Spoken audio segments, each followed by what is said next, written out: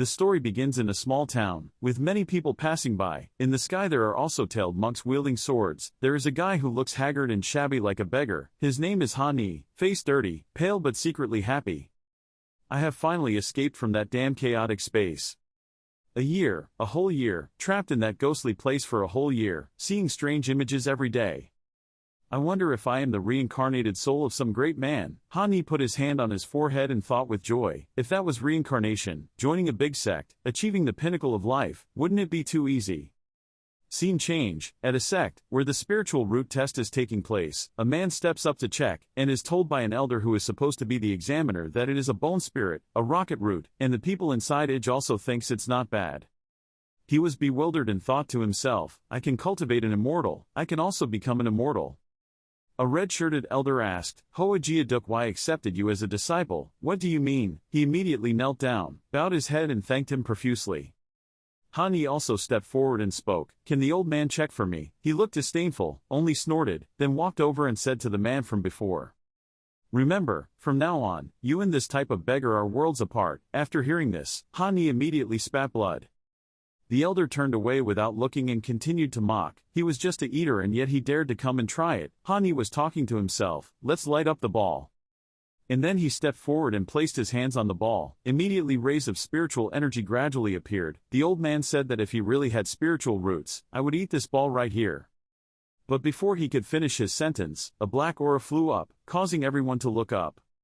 He was also surprised and exclaimed, this is black as ink. Could it be that the heavens gave birth to demon cultivators? But suddenly a white aura appeared. His eyes widened in surprise. No, it can't be black and white, it's a natural path. This is the essence of immortality. Hani with a bewildered look on his face, even though I don't understand anything, it seems like I'm quite formidable, right? Suddenly, the red-shirted elder stepped forward and said to him, this little brother, the fire sect, would like to pay a lot of spirit stones. Suddenly, a tall and burly man stepped forward, pushed away the red-shirted man and pushed his way in, away from you all, giving me some face at Tianquang Sun. I opened a spirit mineral mine. Someone asked, what about this beggar? What a fart, I want this brat to make 10 strings of spiritual weapons for your sect. Another group of people came, some pulled his shirt, some pressed the tall man's head down and threatened him. Hani immediately raised his hand to calm down. Everyone, don't pull my shirt, calm down. But he was secretly pleased, just as I expected. The innate Dao body sounds strong. At this moment, 2 girls stepped forward. The girl in red, with brown hair and 2 plump apricots spoke up. You are both prominent figures, how could you fight with each other over a brother? The other girl in white also added, that's right, our demon sect also wants it. Everyone was surprised why the heavenly desired demon sect was here. Suddenly, Hani resolutely ran towards the 2 girls. Always calling out your name, Sister Fairy, I'm coming to your sect. He thought to himself, these people don't dare to talk when they see these 2 beautiful girls. The Tianlu sect must be the strongest. I decided to hug that leg and see how it feels. The girl then pinched one of his cheeks. Very good brother. Sister will take you away.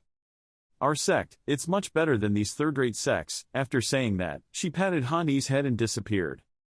A moment later, everyone couldn't remember what happened just now. At this moment, the man who was accepted at first grabbed the red shirt's hem. I can also be a fairy. Please accept me. I am a disciple. And the elder examiner also thought to himself, it's strange how I have the feeling of forgetting something very important. The scene changed. In front of Hani was a cave under the mountains. He asked in bewilderment. This is the sect of the sisters. Suddenly the girl in red used 2 apricots to press on Hani's body and softly said, my good brother, don't you know what sect Tian Duk Ma sect is? I asked more confusedly, that is what kind of sect? The girl said that of course she was a demon cultivator. Both girls, one in front and the other in the back, hugged Hani. You already know that the natural path is the best for dual cultivation. Hani shouted loudly. Then he sat down and quietly said, you 2 fairies, I'm afraid this isn't very good. Those 2 women, each with plump hips, approached him and asked, isn't that good, is there something wrong? The innate Dao body cultivates at lightning speed, which can also help the remaining dual cultivators grow stronger together. This is just for your benefit, little brother. If you return to the sect, it won't take more than 3 days. You will also be exhausted by those people, your life will be sucked dry, you will feel like you are being squeezed to the point of having difficulty breathing. The girl in the red dress kept coming forward and said, "So now, I should let you guys try it first. What if you die by then?" Hani immediately said, "Wait, I'm sick." But that girl didn't intend to take off her shirt and said, "Brother, just kidding, if you're sick, just get treatment." He got even more scared and shouted, "Don't come close to me. I'm gay, I only care about men." That girl didn't believe me and kept getting closer and closer. "Brother, please be careful when you talk, to avoid the situation where I don't eat well." I tried first. She immediately licked my face. He thought like a lost soul. That's it, the body I kept from childhood to adulthood, today it's official. Suddenly she stopped moving. The girl in the back couldn't help but wonder, "Hey, what's wrong? Hurry up and it's my turn." Her whole body began to tremble, thinking in her mind. The aura in her body was surging uncontrollably, as if it wanted to burst out of her body. This is really great, it's so good, it's almost stable, we have to quickly stabilize the situation. Immediately she ran away and said, "My little sister has something to do, you do it first." Seeing that, both of them stood still. Then glanced at each other. Without thinking, the little girl jumped on him. She blushed and said, "But my sister just made a breakthrough before, the heavenly body is really so magical, but just one kiss is effective. Your little brother said if I eat you." Yi is even more worried now. Will he end up losing his life? Mom and Dad, although it happened so suddenly, I'm about to become an adult. Suddenly he couldn't feel anything and wondered why there was no sound. Looking up, I didn't see what she was doing. She immediately covered herself with her hands and said, "Don't touch me. Wait a minute, you rest well, wait for me to come back. Sister, please wait for me." At this time, Hani was alone. He took the opportunity to prepare to slip away. Before she could run, the girl in the red dress just now appeared again. She said seriously, "Little brother, where are you going? This is just the beginning, this time I will definitely eat you up." Just as she kissed him on the cheek, she suddenly turned away and said, "Little sister, let me go." He breathed a sigh of relief, and immediately the girl in a white shirt appeared behind him. I feel like I want to scream, I won't play anymore. After a few rounds of fighting, his face was dull and covered in kiss marks. The other two women were fast asleep. Hani immediately walked over to investigate and said, thinking that something was going on, but the result was just that he was kissed a little. "Sister, are you still awake?" He immediately put on his shirt. I was thinking in my heart that even though they didn't threaten me, it was probably because their realm was low. If what they say is true, in the heavenly desire demon sect, there must be stronger women. Thinking back to that scene, his face seemed bloodless, the situation was dangerous and he thought, he must not escape from here. Suddenly he noticed something about the two girls and wondered, is this a ring? Why didn't he see it before? Without hesitation, he immediately took it and said, this must be the storage ring recorded in the ancient list of the Forbidden Land during the chaos. Then I'll take it away, you have to give me some benefit when you rape me. Hani immediately left. As he walked, he thought, what should we do next? Wandering around is too dangerous. The possibility of joining a sect is more appropriate. But I am an innate Taoist, so I have to keep it a secret. Suddenly a huge figure appeared behind Hani. He called out, this guy, that guy, robber. He turned around and said in disgust, is this true? I just came out of the tiger's den. Every one of you is like that, always causing me bad luck. His eyes now exude a murderous aura. I'm a bit angry. He immediately used his bare hand to swing at him. After a few seconds of being cool, Hani knelt down in front of him and obediently handed over the money and said, Big brother, spare your life, the money is here. Big brother, I only have these things, you can search if you don't believe me. He immediately shook his head and said, I don't need money. The next sentence he said made people stunned, they were thieves. Hearing this sentence, Hani seemed to freeze. He slowly prepared to leave. The other guy immediately followed. He said loudly, knowing in advance that he was really in the heavenly desire demon sect. Hani was chased by the robber. He even swung the baseball and shouted loudly, little brother, stop, wait for someone to help. He panicked and replied, only an idiot would stop. The robber breathed heavily and thought, this little brother, why is he running so fast? He tightly grasped the mace and wondered, I am a cultivator, so why can't I chase away ordinary people? Then he swung the mace at him. He quickly jumped up to dodge the attack. The mace hit straight into a tree root, causing it to crack. Hani looked at the tree under his feet and whispered in his heart, he had to think of a way. He dodged and thought, if it stays like this. Sooner or later we will be caught up. He continued running without stopping to ask himself, but he had been running for nearly an hour, and he didn't feel tired at all.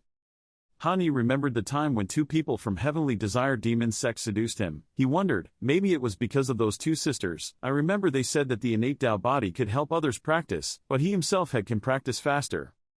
He mobilized his spiritual energy and realized that after being kissed by them, we will also be stronger. The robber thought in surprise, with this breath, he really broke through. He twisted his body to lift the mace above his head, looked closely at him and then thought uncomfortably, no way. He threw the mace at me and shouted, I have to stop him, why don't you just obediently stop and make me happy?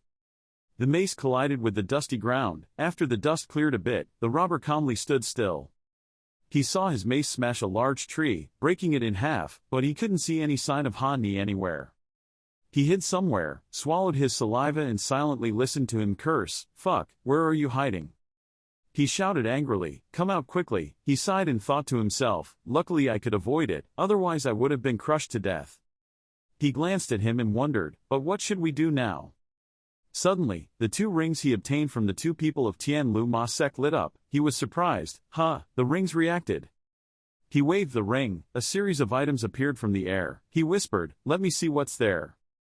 Hani looked at the pile of things, examined each item one by one. This is, Fu Messenger, what is this? It smells so good, isn't there anything useful? It's all thrown away.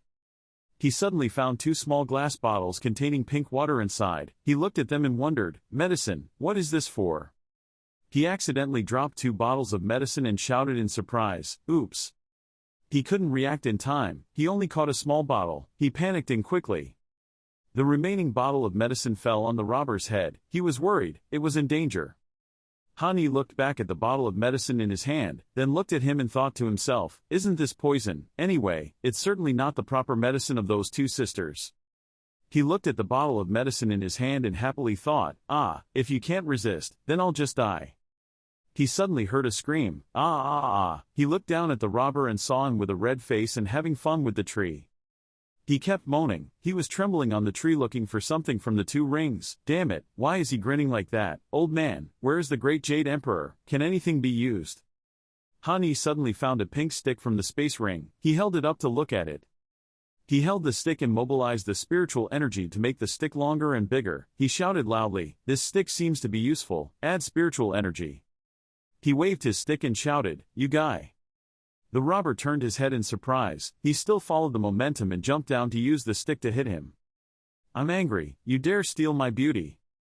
Hani swung the stick and it hit him directly on the top of the head.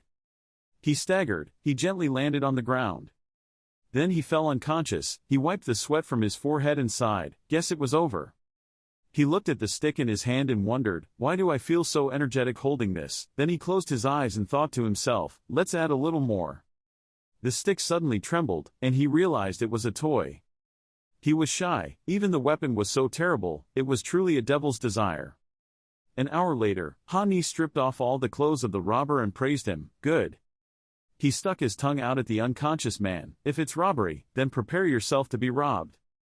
Then he thought, he had to run quickly into the town, escape the range of the Tian Desire demon sect. Fortunately there was some spirit stone in there to survive. Heard that the town had a teleportation array. Go, let's see the other way. 3 days later, in the lower mountains of Tanfan sect, a gatekeeper yawned dejectedly. Suddenly he saw Hani coming this way. He was surprised, Then pointed the spear at him, surprising him, Then he asked loudly, stop, you, where do you come from? He smiled brightly and waved his hand, saying, hello, how are you? I came to pay my respects to the monk. He gritted his teeth and shouted angrily, you, a pervert like you, came here to cause trouble, not to worship a master. He threatened, don't come here again. He couldn't help but answer as he walked, sorry. He thought to himself, I also started cultivating 2 days ago, but my energy is 4 segments, I'm a bit old, not suitable. Passers-by kept whispering, Mom, there's someone dressed strangely there, walking fast, don't look. He still didn't pay attention and whispered, this, how good or bad is this? Hani looked even more strange when wearing the Tianduk Ma Tong's outfit. He spoke in a shy and feminine voice. This big brother, the guard, looked at him with disgust, thinking he was a pervert. Scream, why? But before he could finish speaking, he was knocked out by him. Unexpectedly, he held up 2 shiny gold bars in front of him, saying, "Look here, a poor person like him will of course succumb to temptation. This." He was still trying to suppress his greed, his face was covered in sweat from worry, and Hani still spoke softly, warmly inviting, "Do I really have no hope?" Hearing that, the guard quickly took the 2 gold bars and stuffed them into his pocket. His face revealed a satisfied look. He was not ashamed to say loudly, "Cough cough, I see that even though you were just exhausted, stupid genius, but as they say, try hard and you will succeed, just wait until I call the elders." Then he carefully whispered to him, "But if you are not accepted, then I will accept it." He excitedly replied, "Boss, just call here, everything will be clear." He listened to him and decided to move forward. Today he received a big profit, so he couldn't help but exclaim, "It's so delicious." He suddenly has money. He didn't forget to tell him, "You stay still." He happily returned it. Words, "Okay sir." Now Hani was alone in this place. He absent-mindedly scratched his head, thinking to himself, "Fortunately, there were quite a few things in the rings of those 2 sisters, otherwise it would be really difficult to be a good hero. This is the Purple Immortal Sect, a sect similar in scale to Tien Duc Ma Tong. If you escape here, you probably won't have to worry about the 2 of them for now." He clenched his fists in determination. With such certainty it seemed that in the future he would definitely succeed. My dream was not fake. Suddenly, a woman appeared behind him, deliberately inhaling the scent from his shoulder. He was wandering around when he felt a light breeze on the back of his neck. He couldn't help but shiver and ran away, holding his body tightly with both hands. Looking more closely, we saw that the woman had a good appearance and an attractive body. It seemed like she was a bit confused by Hani's reaction. He stammered and asked, "You, who are you?" she exclaimed. Then she excitedly raised her hand to introduce herself. "Hello brother, my name is Vu Vunhe." Hearing that, he was confused and asked again, "Brother?" Vunhe looked at him with admiring eyes. She happily said in a row, "That's right, I just started not long ago." Senior brother came to announce his name. "Right, so you are older than me, so I have to call senior brother, of course.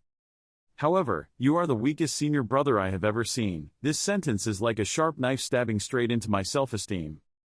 He turned away embarrassedly, trying to hold back his tears. "So I didn't want to please my junior sister," but unexpectedly she grabbed his hand and exclaimed, "Senior brother, wait." She moved closer to him and started doing a strange sniffing act. He couldn't help but wonder at her silly action and asked, You smell something," but didn't get an answer from her. After a while, she left him and vaguely called out, "Brother." He suddenly felt something bad and thought to himself, "I'm dead. Could it be that I'm coming again?" Unexpectedly, she smiled brightly like a flower and complimented him, "Senior brother, you really smell good." Hani's face became more and more uneasy. He felt that this woman was really strange. He looked at her with puzzled eyes, silently scolding her in his heart. "Oh, what the hell? What do you mean? I'm not stupid. What is your robe?" Suddenly, he seemed to realize something. In his mind right now was the vision of 3 tall, dark men with 6-packs posing in front of his eyes. They seemed to be the ones following Vunhe. All 3 of them grimaced and growled. His heart was filled with worry. She must be a big problem. Suddenly, a coughing sound was heard from afar. Hani heard someone's voice and immediately pulled her out. He exclaimed happily, "The elder is well. I am Hani, here to announce the name of the sect." Elder Fawn slowly spoke. "Oh, youth is a good thing, but you must pay attention to the timing." Realizing that the elder misunderstood him, he blushed and explained, "Ahaha, it's not what you think." Elder Fawn sternly scolded Vunhe. "Vu Vunhe, I know you are talented and intelligent, but don't be too arrogant. Don't harass new disciples." She mumbled with a lowered face, "But I just heard the fragrance. It's just fragrant." He frowned and thought, it's all because of ancient ruins. Currently in the sect, there are some disciples that I shouldn't even touch. He stared at him, evaluating him from top to bottom. On the contrary, this child, although his talent is a bit poor, but this strength, I'm afraid he really wants to advance. Children are easy to teach. When you see him looking at you, do you think there is something on my face? Suddenly he came forward and patted his shoulder and said, "I know what's going on. From now on you are an outer disciple of my Quangfeng sect. Later I will have my guard disciple take you to your room. You must practice hard." Seeing that the elder trusted and loved him, he could not hold back his joy and exclaimed, thanking the elder. A while later, at Fu Ha Ken Kwek Cave, Hani put on more serious clothes and sat seriously thinking. Basic knowledge of the exercises, as well as support for Dongfu practice, are exactly what I need right now. However, this technique is a bit low. I didn't understand it at first, but now thinking back, there seemed to be a lot of good things in the forbidden area. He calmed his mind, meditated, cultivated his strength, and thought, joining the sect is indeed the right choice, I am indeed smart. Now, the most urgent task is to quickly increase one's cultivation level. Suddenly the image of Vu Vunhee appeared in his mind. He opened his eyes in surprise, thinking about continuing to speak. That girl felt a bit familiar. Forget it, getting involved with her will only cause more trouble, it's better to draw clear boundaries, just leave it like that. Suddenly there was a knock on the door, he felt somewhat annoyed at being distracted and asked, who was it? He had to stand up and open the door to ask, who is it, I'm busy practicing. Who would have thought that it was Vunhee? She was carrying a shopping bag, holding a blanket and pillow in her hands and said, Senior brother. I want to live with you, is that okay? Hani silently looked into her sparkling, expectant eyes. Then he coldly turned his back, slammed the door and said, no, leaving Vunhee alone outside. Seeing that, she immediately burst into tears, rushed to the door, banging loudly, screaming, Senior brother, open the door, Senior brother, you are in the room, using your body to block the door to avoid this annoying girl, and speak, chase her away, go away, and don't intend to come back again. Hearing him chase her, she immediately cried, Senior brother Ha. I have something to tell you. He nervously placed his hand on his forehead, not knowing how to react to this scene. Finally, he still opened the door and said, I'll give you 5 seconds, say it quickly. When Vunhee saw that he was giving her a chance, her eyes lit up like stars. She coughed a few times to regain her voice. Then she showed an expression like a fairy in need of protection. Her voice became even sweeter, as I said, she wants to move in with you. Her face showed a pitiful look, no, that's okay. Seeing that, he sighed confusedly. Then his expression softened, he gently said, stupid girl, you said so. I will, she happily called him, Senior brother Ha. He approached and gently patted her head, making her heart bloom like a flower garden. But that was just Vunhee's imagination, reality was always cruel, only to see him once again decisively close the door and leave her outside. She was still unconvinced and repeatedly hit the wooden door and shouted, brother, I'm not joking, but you deliberately covered your ears and read a book leisurely. Outside, her screams still echoed, I really like you. Could it be that Senior brother wants to betray his gratitude? He thought to himself, what a problem. After thinking about it, he told himself to keep the door locked, then found something to cover his ear, but he did not expect that a knife suddenly pierced through the door. Luckily, Hani was able to dodge this knife in time. He glared at it, as if he didn't believe what was happening. But things are even more terrifying, because now there's not just one but 3. Even an iron ball was thrown in, successfully punching a large hole in the door. Not only that, fingerprints were also printed on the door.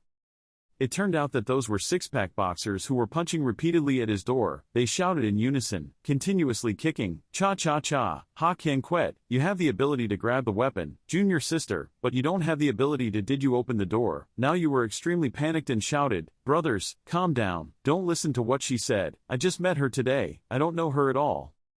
Because he was so helpless, he had to lie down on the ground to avoid those troubles. He was so angry that he cursed, damn it, I've only been in the sect for less than a day, and I've already encountered all sorts of bad things.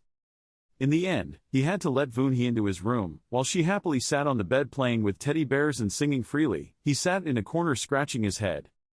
She excitedly sang her favorite song, Dad pulled down, a band got the big enemy compared to him. Da pulled collapsed, a band got the big enemy compared to him. Ah, there's the scent of Senior brother on this pillow. He helplessly snatched the teddy bear from her hand. She seemed to be out of luck and cried out, ah. He coldly asked her, okay, what the hell do you want from me?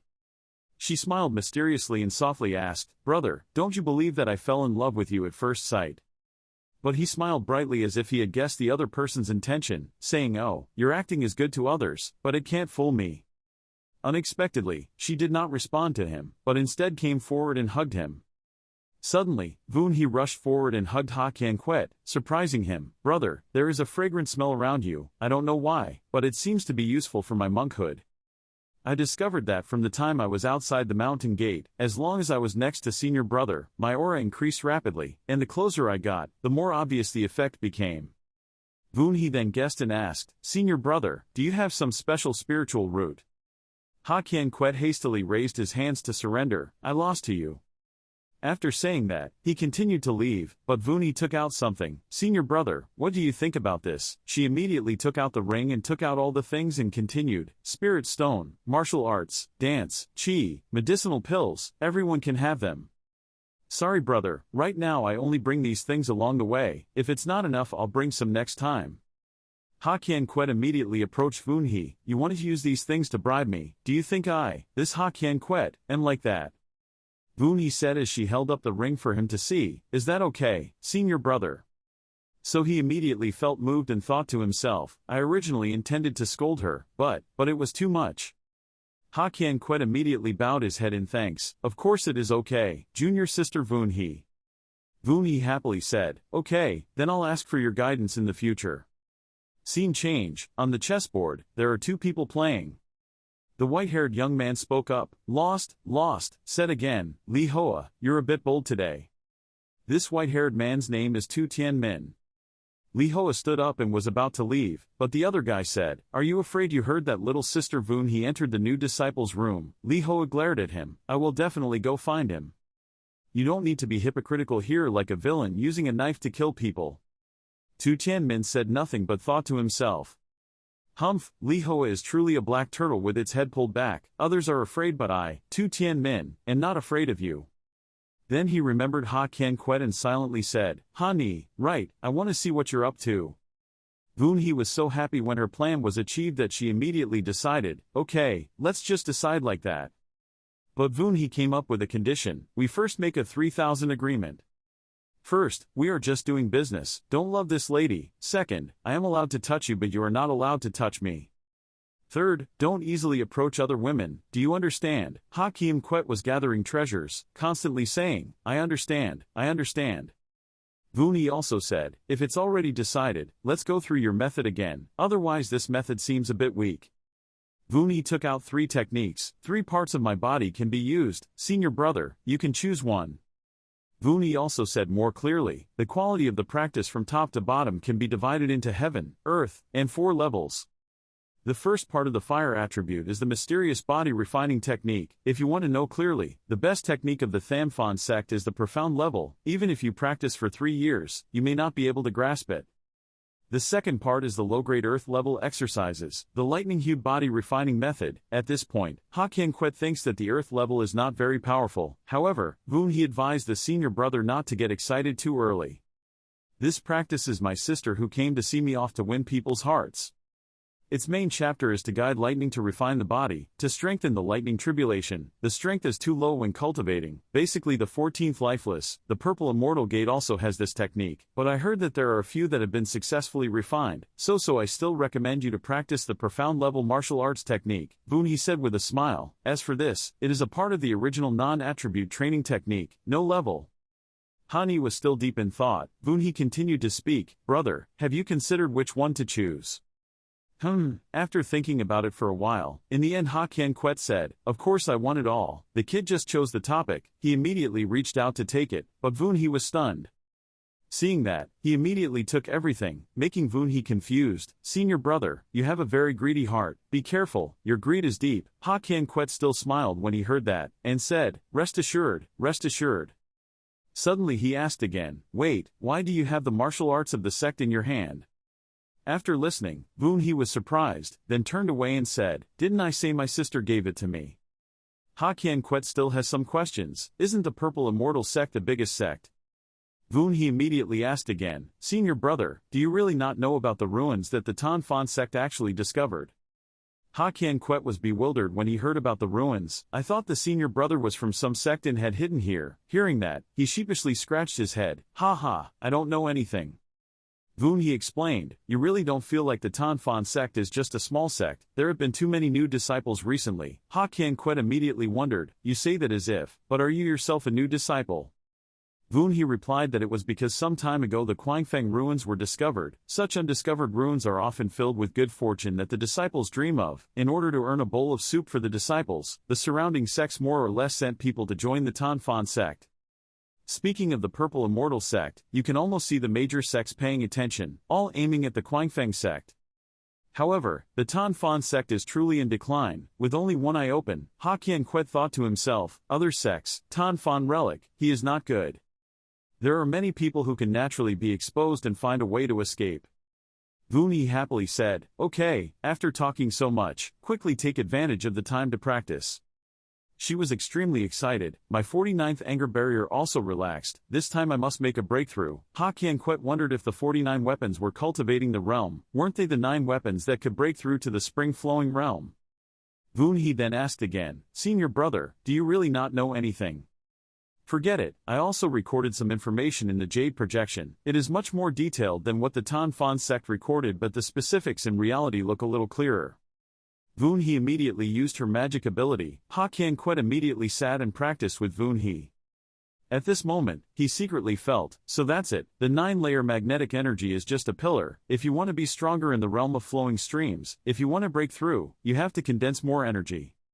Fortunately, Jia is still in the 4-stage Qi cultivation stage. It seems like he has to break through as quickly as possible. 50 weapons were almost firmly in her hands. No wonder she was so excited. Suddenly, Vun He's face turned red. She felt tired and moaned softly, almost done. Vun He moved closer to Ha Qian Quet. In the room, Vun He blushed and silently left. The House of Representatives behind him was still practicing. Waiting for her to leave the door, he slowly opened his eyes as if he knew what she was planning to do. Elsewhere, a big guy is closing his eyes and thinking. Then he said loudly to everyone, listen up in the future, don't be impulsive. Sister Vun He has nothing to do with the new disciple. Remember to find out the situation clearly before doing anything. The others answered loudly, yes sir. While everyone was shouting and swearing to protect Sister Vun He, someone saw Vun He coming out of the room. He called his younger sister. Vun He, who was blushing shyly, turned around and replied, is there anything wrong?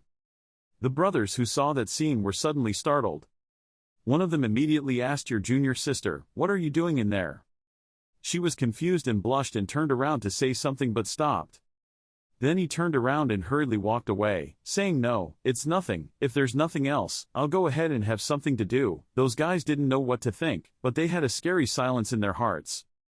They cried in pain. Each of them, said we have to kill that boy, blocking the door to see if he comes out. That little brother has a very delicious butt, boy next door. At this time, Hani inside was having difficulty understanding what the noise outside was. He stretched and shook his head, thinking that it couldn't work. He had to focus and not care about outside things anymore. Xiaxia's hand was holding a number of things at the moment. No matter what she said, she gave me many things, gathered in the extremal technique. This is a stepless technique, but it's a powerful technique. I'm afraid it's not the second one. Then he began to close his eyes and practice the exercises in his mind, memorizing certain sentences. After 1 hour he opened his eyes and shouted 6 paragraphs, I am truly a genius. 2 hours later, he widened his eyes in surprise and said, oh my god, it's already been 9 stops and I've been cultivating so fast. 4 hours later, the House of Representatives again looked surprised and said, 20 weapons, am I the reincarnation of a reincarnated fairy? Then 3 days later he let out a tired sigh. Then why does it take 3 days to reach 50 weapons? Is this any different from them? I'm not level enough. In a moment, 7 days have passed. Outside, those tall brothers were still waiting so long at the door that they grew fungus on their bodies. Suddenly there was the sound of Han Ni opening the door, and those guys immediately returned to their majestic appearance. One of those 3 guys shouted loudly, what have you done to junior sister Vun He? Then he rushed to the House of Representatives and said that if he ate one of my kicks, he wouldn't understand what was going on. What is that? Seeing senior brother rushing at him, Hada immediately raised his hand and slapped him away. Senior brother, wait a moment. With that strike, he immediately flew past his 2 junior brothers. Then the whole person was impaled directly on the rock. At this time, the remaining 2 people called out to Mook brother. There was an incomprehensible guy who quickly said that senior brother Mock didn't have 25 weapons, why couldn't he block 1 attack? Han Ni was confused and didn't know what was going on. He shyly spoke up and told me to wait a minute. Why are you in such a hurry? It's none of my business, I'll go first. But the other guys immediately said loudly and stopped. One person pointed at Han Ni and shouted at the traitor who dared to rebel in the sect. Dare to act so cruelly, you deserve to be guilty. Han Ni's face now looked uncomfortable and he turned around and sarcastically replied, Senior brother, is this trying to punish me? The other guy sensed something was wrong and broke out in a cold sweat, but he still spoke loudly and said, "No, you hit senior brother, you have your head stuck on the rock like that, do you still want to run?"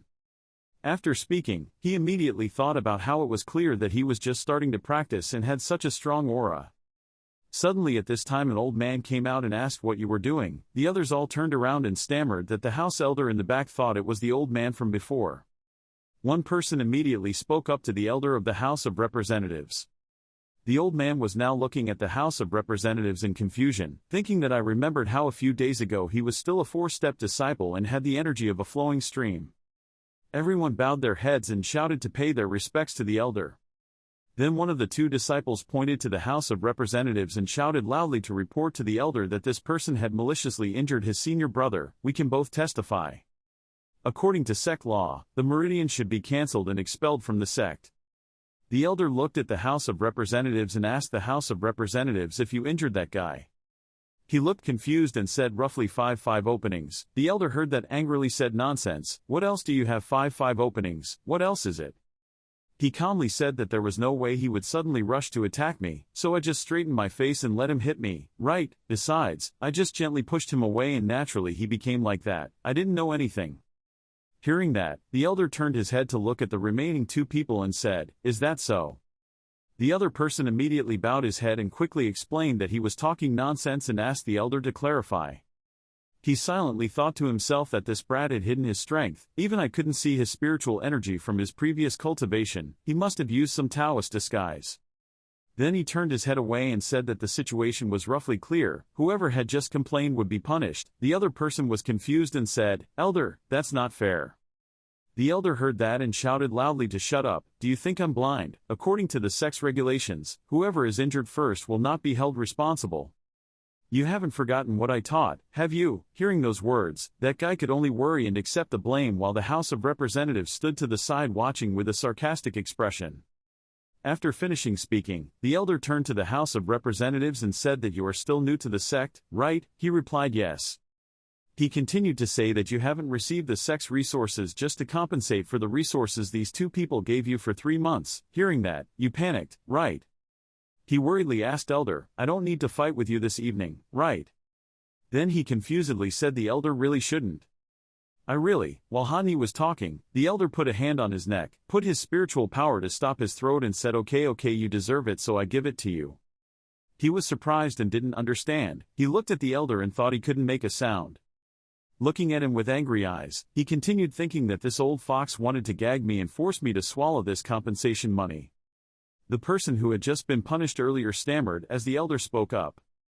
Seeing that, he got angry and turned around and said he still wanted to argue. "Let me give you 1 more year of resources to secretly attack others. You are no different from a villain, you still haven't convinced me." Hearing those words, he only knew how to suffer and cry. Tell your womb that you already know. When the House of Representatives saw that scene, they immediately thought to themselves that this was so troublesome. He felt bad and turned around to leave, thinking it would be best to go first. Behind him, a voice called to the House of Representatives not to run. The person just didn't agree and immediately said loudly that I challenge you to come out and play with me, making him feel so annoying that he could only stay silent.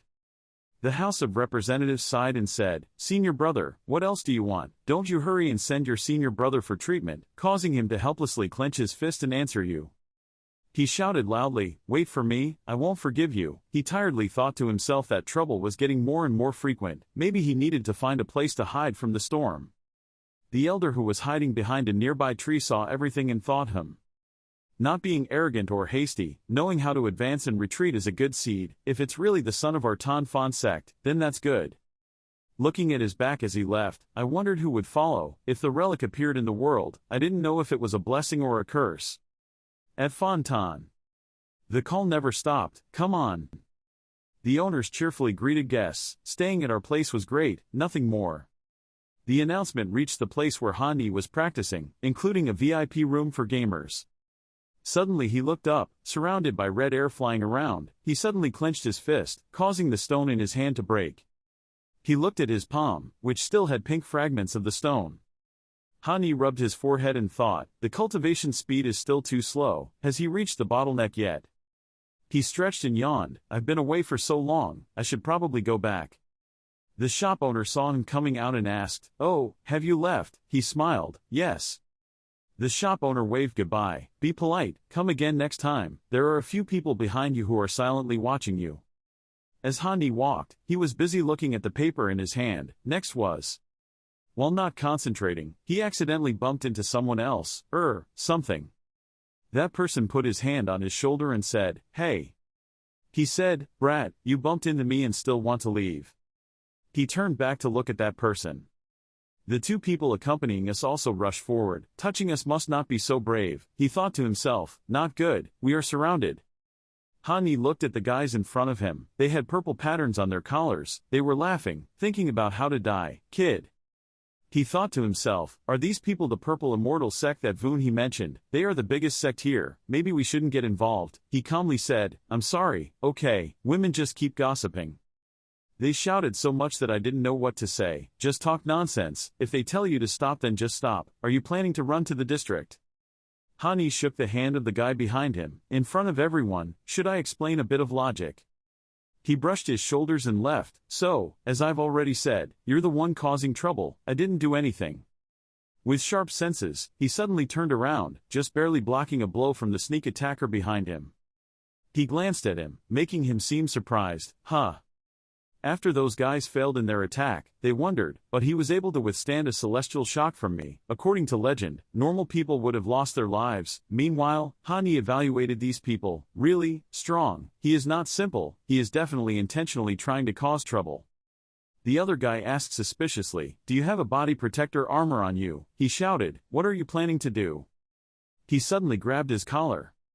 When those guys saw him panicking, they were very satisfied. What to do? Haha, don't do anything, bring the spear on your body, maybe I'll spare a life. You asked, what armor? What's the point? Which armor is here? Those guys still haven't let you go. No, I don't believe it. You take off all your clothes, then show me what you're storing. Suddenly he spoke up, "You guys, don't look down on people too much." Those guys didn't understand what he said. Everyone was bewildered. He laughed, "I actually have a background." The other three people listened and were bewildered. Then they burst out laughing. Ha, panicked. "So tell us, what background do you have, that we should be afraid of?" Now it's Hani's turn to not know what to say. He thought to himself, why weren't they afraid? Could it be that they had already investigated me? No, that couldn't be the case. He hesitated. Those guys were overwhelmed by the water. Hani's expression suddenly became scary serious. "I come from Tianduk Demon Sect." After those guys heard it, their faces changed. Everyone was hesitant. "Oh, Tianduk Demon Sect." Even though those guys were a bit shy in front of him, they still calmed themselves down. Don't believe his innocent words. Do you have any proof?" Hani took out a small bottle and held it up to show off. "Believe it or not, this was given to me by my sister. If I accidentally use it on you." He continued to threaten. "Now what? Do you like it? Let me give you a shot." Those guys are now so scared that their faces are pale. They gritted their teeth and said helplessly, You are very good. Today I will spare one life." He smiled and asked again, "Spare one life for me? Why do you think you have the right to spare my life, while my sister can destroy your purple immortal sect? I'll retaliate against them to the end. I'll find a few sisters and try to reason with you guys. They're bitter, damn it." They left without forgetting to say it again. "Don't cause trouble everywhere, otherwise, things won't end." He propped himself up and watched them leave. When they left, he still looked after them. But after less than a second, his face turned white, he covered his mouth and coughed. He looked at the blood stains that appeared on his hands. This time, Hani grimaced, using his hand to wipe the blood from his mouth. It was too risky. He thought, it was not appropriate to stay here for long. He had to return to Tanfan sect as soon as possible. After thinking about it, he had no choice but to run and make everyone on the street turn to look. Majestic mountain scenery with thousands of steps leading to the top of the mountain outside the Tanfan sect. Hani slowly and tiredly climbed each step. He thought as he walked, just now those people dared to attack directly. If it wasn't for the name Tianduk Demon Sect, I probably would have died a long time ago. He was so worried that he didn't notice two down yet leaning against the tree waiting for him. He spoke. "You stopped," making Hani a little startled. He turned back and asked, "What happened this time?" Tu Tianmon. Tu Tianmin happily replied, "It's nothing, just a warning for you." He glanced lightly and continued, "Stay away from junior sister Vunhe, even though you are a member of the Tianduk demon sect." Hani looked at him wonderingly. "Those people were sent by you." He held a fan to cover his mouth and laughed. "Ha ha ha, what evidence do you have?" Tianmin continued, "Said again, consider it me." Suddenly he turned around and used his fan to point directly at Hani. "What can a person like you do to me?" Tu Tianmin stood under Hani. He pointed the fan directly at his face with a smug look on his face. Hani looked down in bewilderment and said, "Why, I never knew who you were. Why did you do this? If you want to kill me, is that too much?" Tu Tianmin opened the fan and waved it in front of him, with a gentle expression as he replied, "It's too much, it's too much, so what? If not, if you kneel down and bark 3 times and disappear forever in front of senior sister Vunhe, I will leave you alone." This suggestion from Tu Tianmin made Hani speechless and couldn't help but think, this place is full of crazy people, it's best not to get involved with him. Thinking so, he turned around and walked away, not paying attention to him. Seeing that, Tu Tianmin started to get angry. He pointed in his direction and shouted, "The toad still wants to eat the swan." Hani just calmly shook his head, with an unconcerned look on his face. His mouth replied as if letting go of the matter but with an ironic meaning, "Yes, you are shocked. What are you planning to do? What an old man." These words angered Tu Tianmin. He glared at Hani very sharply, feeling like he was about to chop him into 100 pieces right now. Hani's expression at this time was still very calm. His footsteps suddenly stopped, his eyes innocently looked at the fallen tree blocking his path, around it emitted white smoke. The next second, he turned his head and his eyes became scary, his voice was gloomy, "You purple immortals, I'm a bit interested." Tu Tianmin's mouth smiled, revealing 2 rows of bright white teeth, but his eyes looked panicked, his eyebrows slightly furrowed, and suddenly he let out a loud scream and stopped. Elder Fawn appeared from nowhere. As soon as he approached, he angrily asked, "What are you doing?" He sternly pointed at each person's face to be neat. "Sect disciples are forbidden to fight in private. Do I have to repeat it all the time?" Tu Tianmin quickly cut into the role of an obedient disciple. He slowly bowed his head and explained, "Elder Fawn, you misunderstood." He spoke with confidence, saying that this junior brother was shallow in practice, did not grasp the main point, specifically came to ask me for advice. "I'm just helping little junior brother show off his talent, not a fight at all." Hearing that, his eyes immediately turned to look at Hani. As soon as he saw his appearance, he was startled. It was him, on Tu Tianmin's side. As soon as he drowned someone he hated, he immediately became proud, intentionally emphasizing, "Isn't that so, junior brother?" Elder Fawn's expression became more and more serious. "It happened last time too." He just hid these things in his heart and didn't say them out loud. On the outside he still showed a stern warning, "But that's it, so don't attack at the gate of the sect. What's the point? This time, please forgive everyone, you won't have that happen next time." Tu Tianmin replied with a smile, "That's natural, thank you for your tolerance, Elder." Everything seemed to be over, so he asked, "Just like that, I suddenly heard a voice interrupt, wait a minute." Hani quickly approached and bowed before the old senior and said, "Elder, I would like to ask your teacher for a moment, but unfortunately." He did not hesitate to expose the scandal. This senior brother only knows how to eat big and eat all the small. Hani pretended to smile friendly and extended his hand to shake with Tu Tianmin, "So I hope that in the presence of the elders, let me and my senior brother discuss it." On the outside, his expression is still very normal, but deep in his eyes one can see the provocation towards Tu Tianmin, the sex propaganda platform, and the fighting realm. "I think senior brother is definitely not stingy, teacher." The proud smile that was still on Tu Tianmin's lips had disappeared, leaving only extreme boredom. Elder Fawn was bewildered for a moment without saying a word. Here, that surprised expression on his face as well as the mood in his heart. This kid believes in the Tan Fan sect in hiding, although I don't know why are they arguing. If Hani wants to fight him, he will have a big disadvantage. What the hell is that kid thinking?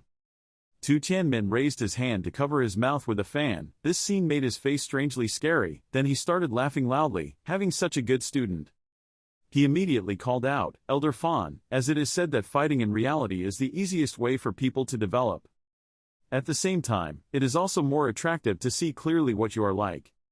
Time gradually passed until that day's duel. Hani and Tu Tianmin stood facing each other on the ring stage surrounded by no matter how many people there were. The crowd kept talking. "Have you heard that Tu Tianmin is about to compete with a disciple who has just entered the sect?" Controversial opinions immediately arose, whether it was real or not. I remember Tu Tianmin had also reached the heavenly scene. Could it be that guy also? As soon as this opinion was put forward, someone immediately objected, "It's nonsense, it's just that all the time, how can you fight death every now and then?" At this time, a voice said, "The problem is that I heard, they fought to win a woman." Tu Tianmin was the one who broke the silence between the two on the stage and the noisy discussions below with a friendly smile. "Junior brother, if you don't have eyes, don't cry until then." Hani did not show any fear, his expression was strangely calm and he even raised his hand to clean his ear. "Brother, you are really no good, if you pee in your pants, I will accept it." Hearing these words, the people below were sarcastic. "This guy Jia Hoa Hani really doesn't know good or bad." In the crowd appeared a person with slender legs wearing black socks and green clogs trying to get used to each person. She said sorry as she walked, so she went up to listen to everyone's judgments about Hani. On the first day she came here, she wanted to kiss Sister Vunhee. A few people noticed her and expressed surprise. "Kang Vunhee, isn't this the #1 beauty? I remember that a group of old men spontaneously organized a support club." She didn't pay too much attention to it, their words were all about wanting to get to the front of the line, so when she saw the person standing in the way, she politely asked for permission. Could this senior brother give way for a bit? As soon as he passed through the crowd, Vunhee quickly ran behind Hani, with a panicked look on his face, calling out, "Brother Hani, what are you doing?" He tilted his head slightly and replied indifferently, "What I do has nothing to do with you." As soon as he said this, he successfully angered Vunhee. He was speechless. "You."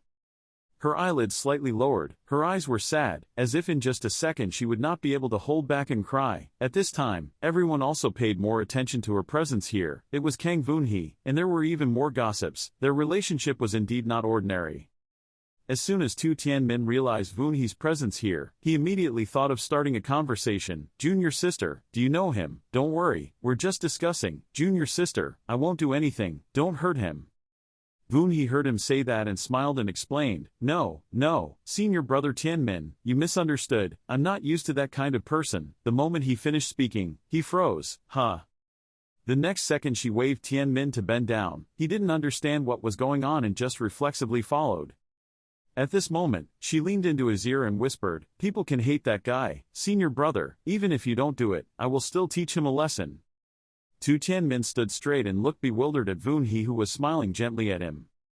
Then he quickly regained his composure, turned to look at Hani and pledged, "If junior sister said so, I would not hold back anymore."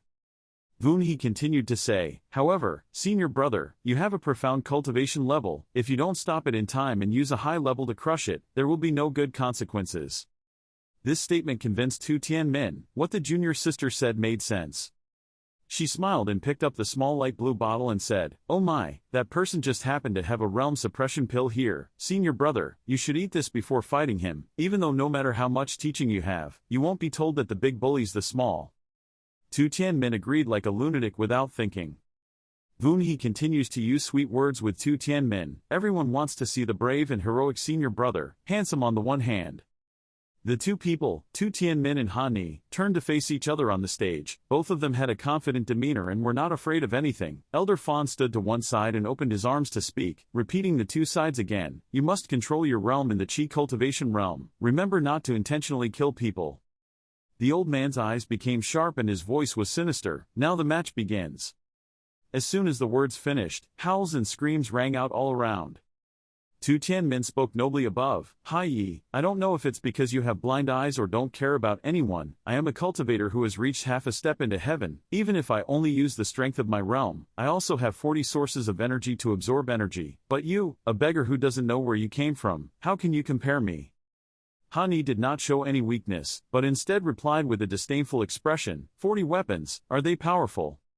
Hearing these words, Tu Tianmin couldn't help but laugh, then let out a sarcastic word, "Frog at the bottom of the well, little brother, you should strike first, otherwise you won't even know you died like that." Hani did not refuse this suggestion and immediately applied his energy. A blue swirling air appeared in his palm. In his next action, he clenched the hand he was doing and smiled. His senior brother thanked him for giving in. This makes Tu Tianmin secretly think, "You are truly being looked down upon. In front of junior sister Vunhee, I think I'm giving you some dignity." As soon as he opened his eyes, waiting for him was a powerful punch from Hani. Tu Tianmin certainly didn't have time to react. He successfully attacked straight into the center of his face, causing him to barely utter the word "you." Even the fan that was inseparable from him gradually slipped out of his hand. While that fan was still floating in the air, Tu Tianmin was thrown quite a distance. Finally he hit the goal straight. This scene made everyone there gasp in surprise. It seemed that victory was in the palm of Han Ni's hand because Elder Fawn had begun to announce that at the end of the contest, the winner was Ha. Tu Tianmin quickly interrupted him at the last minute. Wait a minute. He looked at Han Ni with eyes full of hatred. The punch was so strong that he had to cover his face with his hands, but the pain still could not stop his mouth from constantly making excuses. No matter, it was him sneak attack. I am too, have not prepared in advance. Han Ni said in a confident voice, it was just an exchange of experiences, but if senior brother still wanted to continue, then so be it. His eyes gently looked at Tu Tianmin. Senior brother has a special saying for you, do you know? Only Tu Tianmin knows how much that look conveys contempt for him. His next words are even more fiery and victorious. I advise you to go home and herd the ducks. The anger in his heart was rising more and more, causing him to rush forward like a moth, intending to scratch Han Ni with his hands, but this intention was quickly failed because of his spectacular turn, easily dodging his hands, is grabbing me. Unable to attack Han Ni, the anger in his heart was not released, making him so angry that his teeth were clenched, his eyes were filled with tears of indignation. If it weren't for you sneak attack, you trash, how can a trash like you defeat me? Actually, Tu Tianmin's heart is in turmoil right now. How could it be like that? How could his speed be faster than mine? He was truly defeated by the harsh truth. Han Ni did not hesitate to raise his foot and kick Tu Tianmin's stomach very hard. Tu Tianmin was lying on the fighting floor, constantly screaming in pain. The more people looked and talked, the more excited he became. Tu Tianmin was beaten again. Is this guy Han Ni really that powerful? No, maybe that guy will give in. No matter how good it is, there's no way I can buy it. Han Ni spoke. I said, brother, can you stop? His voice became even lower as he got closer to Tu Tianmin's ear. Are you really 40 weapons? In fact, I only have 72 weapons. This sentence is too damaging. It doesn't matter. It only made Tu Tianmin stunned but also made his face turn pale with tears forming in his eyes. His eyes turned white and said, you. Then lie helplessly on the floor. His eyes suddenly lit up again. It turned out that she must have seen Vunhe on the side looking at him with an innocent face, looking like she was worried. Tu Tianmin's ego is overflowing, his teeth are clenched, just a little bit will be enough to become a precept. Even if it is 72 weapons, it is just a master and not an opponent. Thinking so, he immediately stood up and attacked like a hungry tiger, attacking Han Ni randomly. He used his hand to gently block his attack and secretly felt strange. The force changed greatly. No, this guy uses aura gathering stage, no one noticed. Seeing his bewildered expression, Tu Tianmin immediately felt proud. What's wrong? Wasn't he very majestic just now? Suddenly he stopped, his face became softer. Because of this negligent action, he was attacked by the House of Representatives. He backed away a bit then put his hand on his chest, his face bowed slightly as if he was having health problems. Vunhe was stunned at first, then smiled slightly. Has it already begun? In her heart, she denounced her own previous actions towards Tu Tianmin, the pill that I gave him before. In fact, it suppresses the realm very well, but it also has side effects. But if you have reached the energy-gathering realm or above. Suddenly Tu Tianmin called Han Ni with an overly gentle tone, junior brother.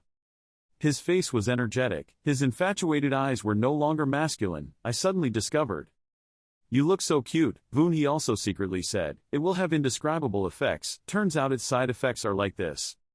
Tu Tianmin used the medicine given by Vunhe, so he was in a state of infatuation with Han Ni and frantically ran after him. Junior brother, you didn't do anything wrong by hitting me. On the contrary, it made me feel very comfortable. Han Ni broke out in sweat and had to run away. Damn, are you crazy? From Tu Tianmin's perspective, Han Ni looks very cute. Seriously, brother, he suddenly bullies people. Tu Tianmin pounced and wanted to hug Han Ni, but Han Ni quickly twisted to avoid it. Come and have fun with me, don't touch me, ah.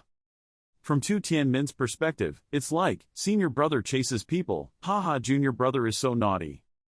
Suddenly he felt like he was still a little conscious, he thought to himself, but I clearly used the force of the spring stream, why could he still run? Furthermore, there is a sharp pain in my chest, what does it mean? Han Ni thought for a moment then reached into his shirt as if preparing to take out something. Damn, what kind of evil method is he using? If it's like that, don't blame me for being cruel. Then he took out a big stick. Everyone around oh. Elder Fawn could only bow his head and touch his forehead. What weapon are you picking up? Wu Vun, he said with admiring eyes, still having this kind of weapon. Senior brother is indeed a very interesting person. Hani beat Tu Tianmin to a pulp. Damn it, lie down for me, I'll beat you to death. But Tu Tianmin is extremely happy. Beat me freely, junior brother, come on, hurry up. Tu Tianmin's perspective, Hani seems to be caressing him. Are you satisfied now, senior brother Tianmin? He's so happy. He was exhausted and out of breath while he lay on the ground happily filled with love. The victory belonged to Hani. Everyone cheered and applauded. It's great that senior brother Ha won. Hani, expressionless, walked straight closer to her. Wu Vun, he looked shy and said, Senior brother, you're too close, people are embarrassed, everyone is still watching. Hani didn't say much and pulled her away. Stop pretending, follow me quickly. Wu Vun, he knew that, so she had to accept it without protesting. He. Arriving at Hani's Dongfu, in response to Hani's question, she could only hug her pillow and act innocent. So, just now Tu Tianmin became like that. What did you do? She showed off her cute and innocent expression. Yes, so you owe me a favor, otherwise you definitely won't be able to fight back, right? Hearing that, Hani's heart exploded. Favor, do you know what you have caused? How much trouble will it give me? Wu Vun, he replied lamely. Hey! Brother, do you want to be with Vuni forever, or should Vuni protect you? Hani could only scratch his head. No need, but she continued to say, Brother, is it necessary for you to refuse so bluntly? Wu Vun, he pointed at her cheek and made a cat face. I really don't understand people's feelings. Forget it, brother. If in the future you also plan to enter the Tan Fan Tai relic, you must be careful. Hearing that, Hani looked at her and asked, Is it because Tu Tianmin will kill me? She replied, Yes, Tu Tian sect has many tricks. If senior brother gets injured because of me, I will be very sad. He couldn't hear clearly and asked again, what did you say? No one didn't say anything. Having finished speaking, she pushed Hani away. Hurry up, let's practice together, I still have gifts to give to senior brother. He patted her head and replied, I refuse, it's useless, you don't have to pretend anymore. She came closer, puffed out her chest and hit him with her hand. Accept it, they specially prepared it for you, brother, there's no need to be too suspicious, I've been tormented enough by you lately. Wu Vun, he looked sulky. Humph, senior brother is a big idiot who doesn't even see money blindly. Hani stood and stroked his head thoughtfully, saying, So, you just talked about that relic. In the end, what did it have? A red rope appeared from behind, tying Hani's whole body, making him bewildered and not understanding what was going on. Being kicked to the ground by her, he cried out in panic, Monk, junior sister. What are you planning to do? She held the rope in her hand and looked at him and replied, Brother, I didn't notice before, your buttocks were still sticking up. He lay on the ground sweating, his tone was no longer calm, he could not maintain his dignity. Junior sister, even if I have a mighty man today, you suddenly love me, this kind of thing cannot be rushed. First, both sides need to cultivate feelings. Wu Vun, he pulled the rope tightly and said sulkily, What are you thinking, brother? You can defeat everything thanks to my intelligence. So why are you tying me up? I don't have that hobby, she shyly replied. This. Because halfway through practicing before, I don't know why my body had a strange feeling. I felt that if I continued, I was afraid something bad would happen. Hani lay on the ground in panic. She continued, so this time I tied you up in case something unexpected happened. Hani only knew that he was helpless. The only thing that was unforeseen was you. It was only right that you had to be tied up. After that, Wu Vun, he lay down on Hani's body, making him cry. In the end, he broke two weapons. Hani had to grit his teeth and bear it. Huan no longer pure. She looked at the House of Representatives and thought, This idiot, why do I have a strange feeling? In my heart, I felt like I wanted to urge myself to practice with my senior brother, or was it because I absorbed the elixir that I gave to Tu Tianmin? Oh no, I have to go outside to calm down a bit. Then she walked away, leaving Hani lying on the ground. Lying on the ground and crying, if this happens many times, there will definitely be a problem. While being tied up, he suddenly discovered that the rope was loose. When he finished, he untied himself and stood up, wondering why his back was so wet. Did she sweat a lot while cultivating? He thought back to what happened just now. This time he was lucky to win against Tu Tianmin, not to mention him, even Vun, he tied him up arbitrarily. The opponent's true strength is still a mystery. If I encounter him next time, I don't know what will happen next. In the end, it's because I'm too weak. Phew, after breathing a sigh of relief, Hani woke up again. Worrying too much is useless, the urgent thing now is to improve your cultivation as soon as possible. Calm down. Hani took out a card, held it in his hand and thought, I have almost finished learning the techniques of the Tanfan sect. Tu Tian sect is so big. The high-level techniques of course will not few. The possibilities of the profound level are very difficult to compare and surpass. If that's the case, you can only choose this low-grade earth-level technique. Thunder Emperor's world training technique. Is it really as dangerous as Vunhi says? Then try it to know. Then he used it to gather its power to create many lightning bolts around. A sleeping watchman was suddenly startled by a bolt of lightning from the sky. When Vu Vunhi saw something unusual, he rushed in and opened the door. Senior brother had just been hit this way by mistake. Are you okay? She was worried, but seeing Hani's appearance, she had to laugh. Hani saw that and asked, What is that? Why are you laughing? Ha ha ha, senior brother, have you studied Buddhism? Ha ha ha ha. Hani's head is bald without a single hair left. What Buddhism? What Buddhism? Look in the mirror, brother. See for yourself. Ha! He held the heart-shaped mirror and looked in panic. Green beans, where is my hair? I want to become stronger, not bald. Vu Vunhi next to him laughed until tears flowed from his eyes. She had to comfort him. Brother, it's okay. I have a special elixir to grow hair. I promise to get your hair back overnight. Hearing that, he was overjoyed. Wow, thank you, sister. You are the kindest person to me in the world. You happily ran away. Then I will go first. Wait a minute, is there a place here where I can actually fight without danger? He asked. Do you want to practice real combat skills? So it's best to accept some sect quests. The danger level of sect quests can be controlled. Basically you just need to choose the difficulty level. If it suits you, it's still relatively safe. There aren't many missions left, but don't take on missions that are too far away. I'll practice with you in the next few days. The next day, Hani stepped out and everyone looked, but only he didn't know that his hair had grown as long as a girl's, so he still calmly went looking for the mission, saying it was very close. However, where is the location of this mission? He intended to seek help from everyone around him. Hey, don't touch me. But when he turned around and saw Hani, he immediately said warmly, Senior brother, I have something to ask you. Okay, I'll tell you what I know right away. Well, thank you, I just want to know, that guy happily said. Don't be impatient, it's still early, junior sister, maybe we can find a place to have breakfast and chat a bit. After hearing from his junior sister, he seemed to have discovered it. Could it be?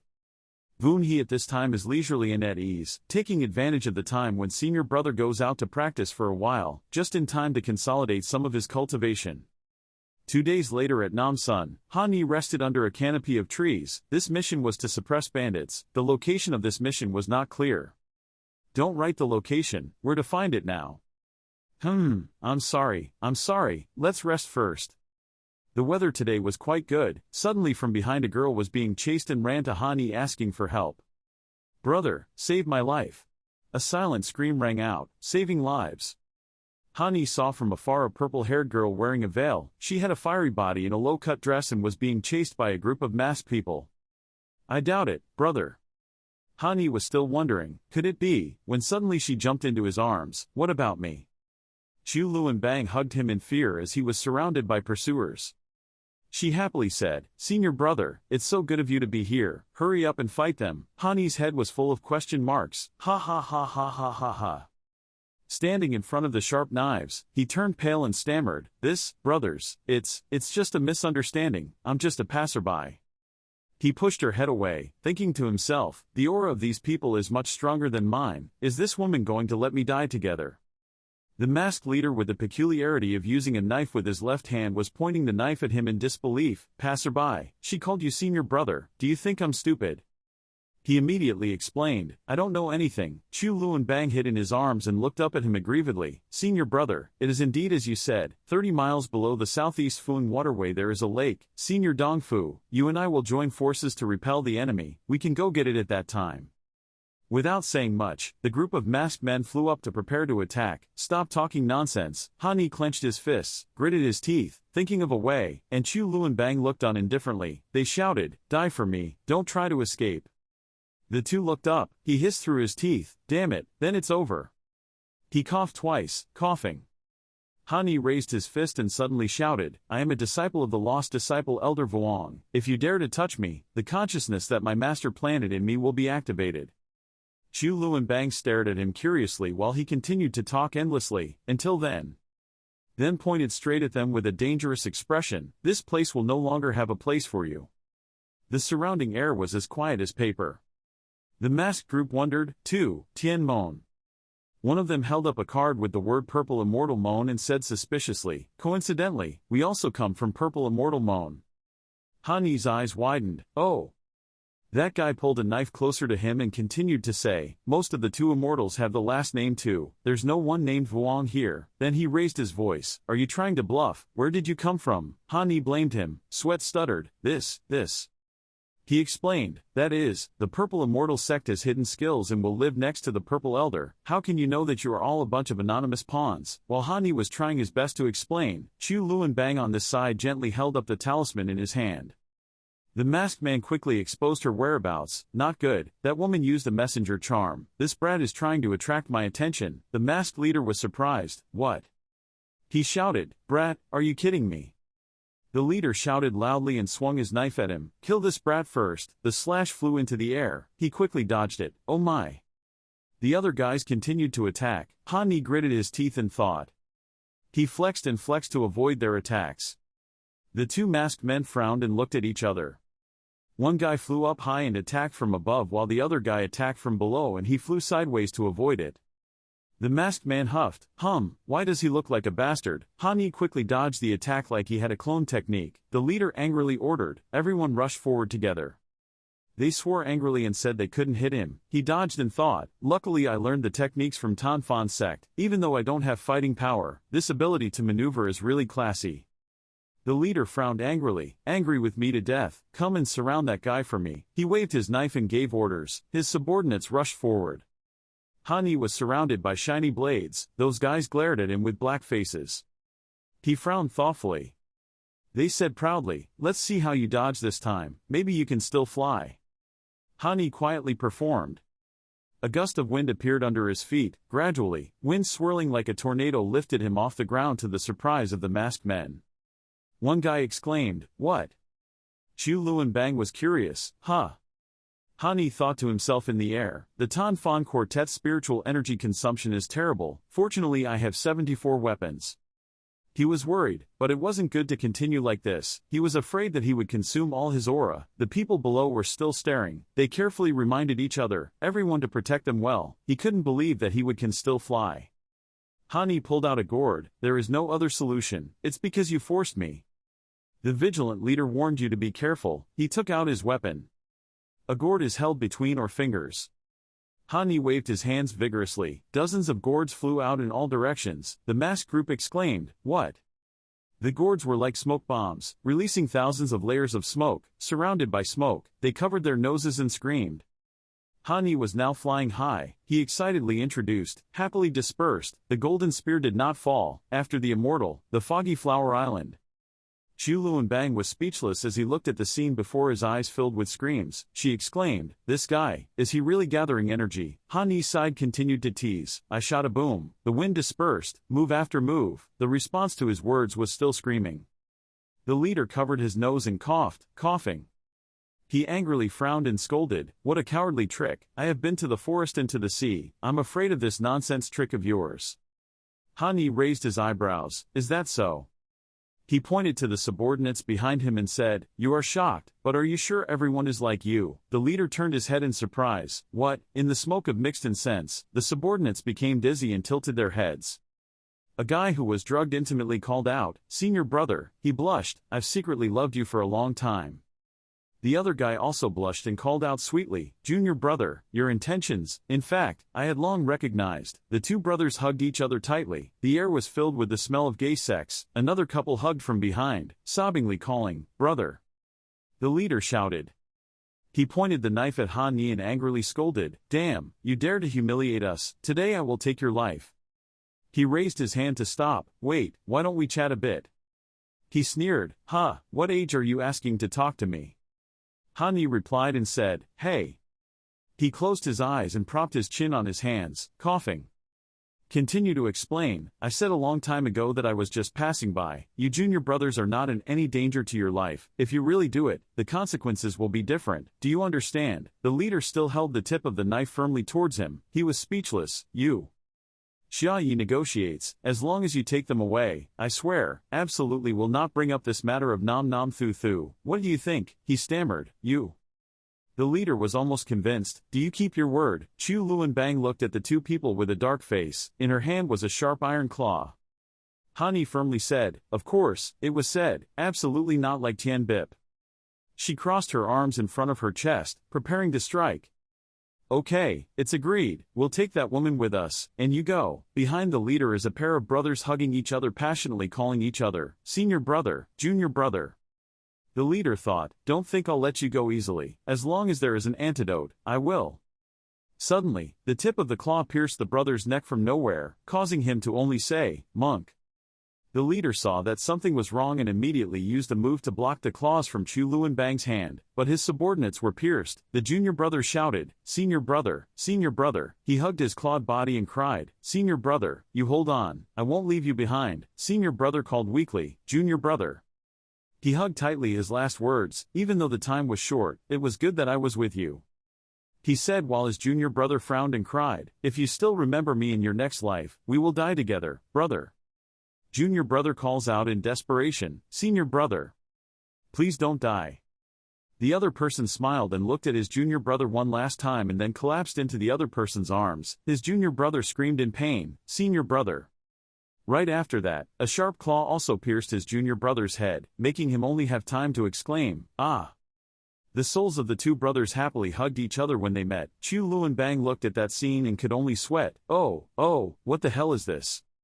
The leader raised the tip of the knife and blocked a claw. His angry eyes were full of blood and scolded, you guys, this pair of male and female dogs, how dare you?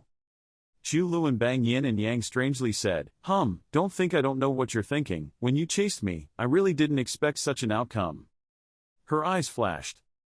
The leader turned to Han Yi, you're very good, I knew from the beginning you were doing something like Tian Fip. He wondered, Han Yi seemed to understand but also didn't quite understand. Where is this? Who am I? He immediately confessed, hey wait, I really don't know her. The leader brandished a knife. You're not bluffing anymore. He screamed, I have to kill you. Kill that bastard. Avenge my brothers in heaven. He shouted, it's so unfair. Ah. When the tip of the knife was just about to strike, he could only think, he couldn't die like this. The distance from the cave was still too great. He immediately flew back and dodged, the force of the knife's tip piercing between his legs, puncturing the ground below. The two of them chased and ran. Ha Yi's face turned pale. Little sister, help me. He looked around and saw that her figure had disappeared. Ah. He clenched his fists and cried, thinking, isn't that right? That woman ran away. Unbeknownst to Han Yi, from behind, a knife was coming at him. The sound of a knife piercing flesh. The fight between the masked man and Han Yi had not ended yet. He gave a final blow, slashing him in the back, shocking him. Blood flowed out profusely. He tried to whisper, reaching out his hand to ask for help, sister, save me, then fell down, uttering the last sentence, revenge, give me. The hidden person was satisfied when he completed the task, turned back to look at him one last time. An atmosphere gathering guy was dead. That woman probably didn't run far either. Everyone left, leaving Han Yi there alone. It seemed he was still alive. His finger moved, writing something in blood on the ground. Not far away in the forest, Chu Luanbang was trying to run far away to escape that guy. Running a long distance made her tired and panting. Stopped for a moment to rest. As she turned back, she saw a very familiar person, Han Yi. Her face darkened, trying to clear her name. I was not wrong. Her mouth said so, but in her heart she was extremely scared. Her hands clenched and trembled. In this cultivating world, she could only believe in herself. Before she could finish her sentence, the anonymous guy who had been chasing her had come from somewhere. He was holding a sword in the bushes and shouting loudly, startling her, he found you. She was surprised and wanted to continue running, but before she could run far, the other side spoke up, holding a sword in front of her, threatening her, where to run. Not letting her recover from that threat, the guy swung a sword at her, hissed, try running again. Seeing the sword approaching her, she screamed, then fell down. Her actions made the anonymous guy visibly surprised. Because he didn't understand what was going on, he let out a sigh. I didn't say anything more because Chu Luanbang used a beauty trick to attract that guy. He can't stand the sight of you. You take off your mask and I see you're delicious too. He continued embarrassedly, making her extremely confused, if only before he died. Taking advantage of his lack of concentration, she threw a few iron balls at the other guy's face, causing him to grimace in discomfort and show his attitude. But when he saw them, he was surprised, his eyes widened. What? Thunder and lightning. Maintaining the same position as before, she waved her hand, a stream of purple-pink light just like her personality surrounded the guy, attacking him, making him cry out ah ah ah. Being attacked by that light, the guy grimaced and asked her, You are from the Xuanqi sect. Soon realizing, he covered his eyes, screaming, My eyes, fuck you, fuck you. Despite his screams, she turned to look at him, then thought to herself, now is clearly a good opportunity to escape, but it's already reached the limit. She let out a small sound. That faceless guy kept screaming ah ah ah ah, then turned to look at her in surprise. What's wrong? Why don't you run? It seemed he realized something, cunningly continued, it seems that the move just now is your last trump card. Chu and Bang remained motionless, listening to his chatter. Neither of us can move right now, but I am Dong Tian Realm, I will definitely recover before you. She didn't understand what he said, replied a perfunctory sound. From behind him, Hani had been standing there for a long time. That guy continued to talk without stopping. I will torture you from head to toe again, make you regret working against us, and survive, then death. Suddenly there was a noise from behind him. He was surprised, let out a loud noise. Only then did Hani speak up. You all couldn't move, is that so? He heard you, the person he just killed, standing here talking. He was extremely shocked. Looking at him like that, he smiled and replied, it seems like we came at the right time. When Vu Vun he saw Hani lying there crying, she thought that senior brother was very likely to be found by the dead immortal. Who knows, maybe next time, he will have a bad fate. She kindly placed an amulet on him and said, give him a protective body as an offering, hoping that brother will be safe and sound. Hani slowly walked towards the other two people. The faceless man was surprised, looking at him with half an eye. Why aren't you dead? Just a gathering of energy, you should have died 800 times. He smirked and replied, maybe I'm a genius.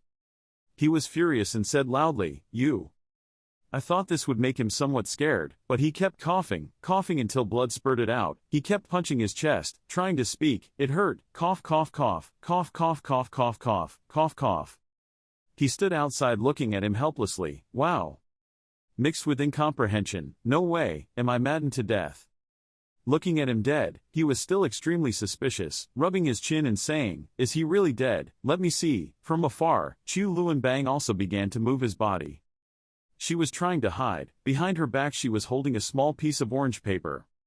Waiting for the right opportunity, she dropped the piece of paper. Not having flown far, it seemed someone had discovered the papers and destroyed them. She turned back to look. It turned out that Hani had soon discovered the strangeness of her and that piece of paper with only a very light strength. He looked at her, dissatisfied. In front of my secret, I still dared to spread the news. Don't you know my current situation? She was worried about whether she should ask him this question or not, so she boldly asked him once, Zi Qi Dong Lai, are you from the Tan Fan sect or the Tu Tian sect? He laughed off her question. Pretend to be angry and say, is it important for me to be here? She scratched her head. Sorry, he continued, from beginning to end I said I was a passerby. Chu Luan Bang turned away, closed his eyes. Muster up the courage to be cute and beg you, it's all just a misunderstanding, lack of courage, can you release me? Hearing her say that, he asked in a harsh voice, making her tremble, you, say, what? She couldn't stand anymore and fell straight back. She tried to regain her composure and continued to persuade him. This time it seemed more sincere. If you spare my life, you can do whatever you want to me. After speaking, he moved closer towards her, making her extremely embarrassed. His face suddenly relaxed. He smiled and said, Hee, whatever you do, I see you, still completely confused. She didn't seem to understand what he meant, then suddenly realized something. Her face turned red, extremely rude but still tried to say, those things are not okay. Then he continued talking. He smiled, looking dangerous. That thing, what are you talking about? His hand began to move closer towards her. This scared her and she screamed, no. Chu Luan Bang was so ugly that he couldn't take it anymore, shouted loudly, no, you are not allowed to come here. If you dare to touch me, I will kill you. I will definitely kill you first and then I will kill myself. Yes, okay, that's right, so don't touch me. After speaking, her whole face turned red. She covered her face, asking herself, what happened to me? My heart is beating so fast. Meanwhile, Han stood outside, crossed his arms and sighed. Standing for a while, many thoughts occurred to him. It was possible to release a hidden weapon to injure Dong Tian-kan. 8% could also be called having an identity, and before that there was also a message sent. If it was true, if you kill her, you will definitely get into trouble. He walked towards her, intending to ask if she was okay. Before he could say anything, she refused, waving her hands to chase him away. "Ah, I can't stay here, I don't need it, I only like girls, stop." He was confused, decided to change his personality so that she would calm down soon. He growled, raised his fist. "Okay, shut up." She just turned away. "Yes." He decided to go down to the water and set conditions to negotiate with her. "You just don't tell me what happened here, don't bother me, I'll let you go." She looked at her finger, deliberately making a small cut to let blood flow out. Then brought it forward, extremely determined. Chu Luan Bang swore on my blood to never tell what happened today. Han Yi looked at those drops of blood that were gradually flying into the sky. She looked at him with worry, but he would turn into heaven and agree to the oath. Who exactly is he? He seemed satisfied. Since that was the case, what happened before would be erased, leaving her stunned, audibly. As soon as he turned away, he quickly turned back, rubbed his head shyly and told her, "But if your wound is not treated quickly, it will soon be life-threatening." After he finished speaking, she blushed, tried not to look at his face and replied, "Don't worry about it." Suddenly he approached her, picked her up, making her feel embarrassed. What? Obviously he still wants to do that. He whispered in her ear, "I'm doing charity, give you a chance, deal with it yourself." Hearing those words, her mind was spinning. This stupid guy said something. Suddenly she felt herself entering another land. He began to explain. Here, damaged meridians also begin to be treated by spiritual energy. His hands were on her body, gradually dragging down, at this speed, never heard of before. She also deliberately stood on tiptoe. Moreover, perhaps it was possible. It seemed like she was extremely satisfied being here. Wandering for a while, she and he were lying under a large tree. She woke up first and saw him lying on her lap. Suddenly rubbing her head, thinking to herself, not only did she heal her wound, but she also easily broke through to the cave. Finally what happened? She felt embarrassed. Moreover, there was some emotion inside. Lying for a while, Han Yi also woke up and found himself lying on the other person's lap. He woke up startled, pretended to yawn. He turned around and asked her worriedly, "Are you feeling better? I'll go first." Suddenly she held his sleeve, making him extremely surprised, not understanding what her action meant. She looked at him urgently. "Hey, hug me again." Chu Luan Bang looked at Han Yi shyly and then pulled her shirt back, making him extremely confused by her action. He was annoyed, then said, "What are you thinking? You've already taken advantage of it and you're still trying to take advantage of it." She blushed, looked at him and said loudly, "Don't you want to take advantage? Am I not worth the money?" While he seemed extremely indifferent to what she said, "Have you and I just met? It's been a long time, there's no way I could give it to you for free, and you just lied to me, I haven't calculated it yet." She hugged her shoulders, looked pitiful and continued, I mean I'm still 1 point away from a breakthrough, so I want, again." Having said this, she seemed to realize that she had gone a bit too far. She was embarrassed and turned away. Stupid, what are you talking about?" And he stood outside to see her state, soon satisfied, seems to have regained consciousness. Suddenly his eyes narrowed, it seemed he realized something. "Just don't be like those two demon sisters, don't rush forward, otherwise, you can only destroy her." He soon adjusted his face to its normal state and said, "Now that I have saved you twice, it's time to talk about the reward." She was scared, hugged herself, that was no good, constantly mentioning that made him extremely uncomfortable. He frowned, raised his fist, "How many more times do you want to say that? I'm a bit bitter, that's it." Regaining his composure, he spoke first. "Earlier you mentioned Dongfu fortune-telling, don't you remember?" You were dumbfounded, seemed regretful but still replied, "I understand, follow me." Suddenly he realized something, let out a scream and turned away, only having time to say, "Wait a minute," leaving her confused and wondering what happened to him there alone. She looked at him doing something. She thought to herself, only half of the level of Toy Stream can be on par with Dong Tian Realm, and there is a special physical condition that I just heard about for the first time. She frowned. Was it him? Is he a great figure of Dai Tong sect? He struggled for a while, then clicked on it, found it, happily like a child finding a lost favorite toy. as expected of Tu Tianmon, it's delicious, you've made a fortune. Seeing him like that, you're helpless. I take back what I said earlier. The weather today is beautiful, the sun is just enough to shine through the trees on the side of the road. On the way, they passed an extremely clear, rushing waterfall. The sound makes people extremely comfortable and pleasant. After walking for a while, he raised his hand to cover himself so he could see clearly ahead. He asked her if there were any caves nearby. She pointed forward. Look there. Inside the waterfall, there is an extremely prominent glowing yellow pattern. Hani rubbed her chin, thoughtfully thinking, this is. Seeing that he didn't seem to notice, she proudly said, you don't understand. After all, I am also a disciple of the Xuan Qi Sect's Qi Refining Palace Master. Although this trace is chaotic and chapterless, at a glance I recognized its spiritual pattern. Specifically, I said you don't understand. In short, there are 3 spiritual patterns next to this that are used to open the door of the cave palace. In addition to the secret passage inside the cave palace, we will find the 3rd path, can open the Dongfu door. She paused for a moment before continuing, but, because I was harassed by those people just now. The secret underwater text in Dongfu is difficult for me to solve. That clear blue water stream continues to pour down. That yellow pattern still shines brightly despite people's worries. Hani saw that Chu Luanbang didn't seem to want to go in there and open that thing, so he immediately volunteered and ran into that stream of water, letting me. Seeing that he had entered, she was confused, so she quickly chased after him, breathing heavily and saying, "Hey, leave it to me, I need some time to unlock it." Even though she was discouraging him, he raised his hand forward to feel. Seeing a little movement, he decided to pull out the sword, making her extremely scared. "Here, what are you doing?" Hani held the sword with both hands. He made a decisive blow at that place, making her extremely surprised. "This is spiritual writing. How do you know? Have you studied spiritual writing?" He was still indifferent, coldly telling her that he had not studied, but it felt different. She was upset. She didn't continue to say, but she thought to herself, what kind of monster are you? Seeing the jade green stone in front of him, he touched it and said, "It's a great jade stone, so can I open it now? How can I use this stone?" She looked at him and explained, "The great jade immortal body can definitely become a physical fairy king, that's why it's called the immortal king body.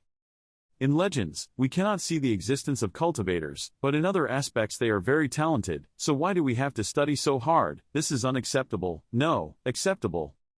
He looked at her extremely confused. Her face darkened. He raised his hand to rub his eyes and regain composure. "Tell me, do you want to join our Xuan Qi sect? Xuan Qi sect is one of the 3 major sects here. As long as you are willing to participate, the master will accept you as a teacher, inner disciple." He rubbed his hair and acted cool. "I don't have time." He walked closer to her. Compared to the others, she saw him, was startled, and let out a gasp. At this time he continued, "I don't have time, I'm in the water now, give me something to breathe." She was upset and said it over. I know, don't come close to me." After agreeing to Chu Luanbang's proposal, Han Yi and her went into the water and swam somewhere, always holding the pearl in his hand. Arriving at the door of a large underwater cave, he touched down and began to walk inside. He seemed worried and asked, "Hey, the senior you're talking about, maybe it's him." Appearing in front of her and him was a figure wearing a black cloak, somewhat similar to before. After Han Yi and Chu Luanbang entered, they encountered a person wearing a black cloak sitting on a stone pedestal practicing. The moment they looked at that person, they were both stunned. Chu Luanbang spoke, "Here." Before their eyes was a gray skeleton with spots and blood stains still visible on it. She was skeptical, it had been gone for a long time. At this time, he voiced his question, "But why were the bones black? Was this guy poisoned and died?" After hearing what he said, she broke out in a cold sweat and exclaimed, "Hey, good or bad, I'm still at his place." She said, "This senior probably died in the Namsun Vu region with the poisonous bones of the Vu clan." Looking closely, you can see that there are large blood stains on this person's skeleton, which at first glance looks extremely scary. She analyzed again, if her cultivation base wasn't enough, I'm afraid these bones would have turned to ashes. At this moment, a blood-red pearl appeared in the middle of the skeleton's chest, causing her to exclaim in surprise, "Huh, a little bit." She bent down and reached out to take the pearl, but he behind her looked at her somewhat suspiciously. Holding the pearl in her hand, she seemed to realize what it was and spoke, "This is it." Seeing the pearl, he stated his judgment about it. It was a nadan. She interrupted him to deny. No, it was just solidified spiritual energy. The object had not yet been completely formed. It must be a fake or a half-step of knitting. Realizing something, they both raised their heads to look at the skeleton. She spoke silently, halfway through weaving the knitting needle. Here, in the eastern profound region, there is only comparison with the purple immortal gate, such a character in such a small place. He stroked his chin suspiciously. I remember this is only useful for people who are about to break through to the end of their realm, right? As soon as he finished speaking, she silently spoke, Hani, I don't think so. I'll give you the rest of the pills he took away, okay? He put his hands on his head, with a dazed attitude, leisurely saying, why, at this time Nadan has no effect on people, right? She coldly snorted in response to him, who needs you to worry, taking it back will definitely be useful later. She questioned him in return, when entering the Tan Fan sect, you must have as many trump cards as possible, on the contrary, it is you, this is not needed, right? He raised his voice and asked her, do you also know about that relic? She glanced at him and softly spoke, I know what you are thinking, Xuan Qi sect is the three great sects, of course we have to go there, as long as you join Xuan Qi sect, I guarantee you will also be happy, have a reputation. He broke out in a cold sweat and hurriedly gave up, or better yet. Two pale pink streaks of joy appeared on her face. She thought to herself, that's great, like this, Master will definitely be able to smoothly enter the pill formation stage. Hani stroked his chin in silence, then he clasped his hands and bowed to the bones, gently and politely saying, today Hani has received the relics of his predecessors, he is very grateful in his heart, I hope that you all the sacred heavenly altar has long since rested, undisturbed. Hani reached out to pick up the relics left behind by the skeleton. At this moment, Chu Luanbang's eyes also turned towards him. She puffed her cheeks and thought to herself, he still knows the level of politeness, he was clearly a pervert just now, only knowing how to take advantage, even though I took the initiative. She coldly snorted in her heart and thought, I don't care. She looked at him with a startled look, and urged in her voice, okay, we should go back too. He was startled as if he remembered something, still rubbing his chin, telling her, wait a minute, the things he pointed out in the world show that he is an alchemist, if these books are useful. She let out a sound of doubt, then heard him say, wow, I feel like I'm about to turn into ash, in short, I'll take it first. Her eyes flashed with a trace of surprise and disgust. She exclaimed, this is something she doesn't know. Then he raised his voice and wondered excitedly, maybe the bones were also taken away. At this time, her face also turned a little pale, her whole face showed reluctance. His actions made her feel that she was I'm speechless and don't know what to say.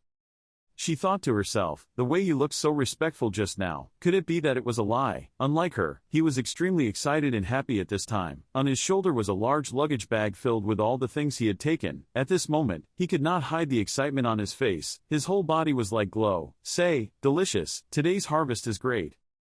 She raised her hand to support her forehead, her whole face filled with reluctance, telling him, no matter how big this senior storage space is, it won't be a waste for you. Huangfeng sect relics, what if there's something good inside that you can't catch?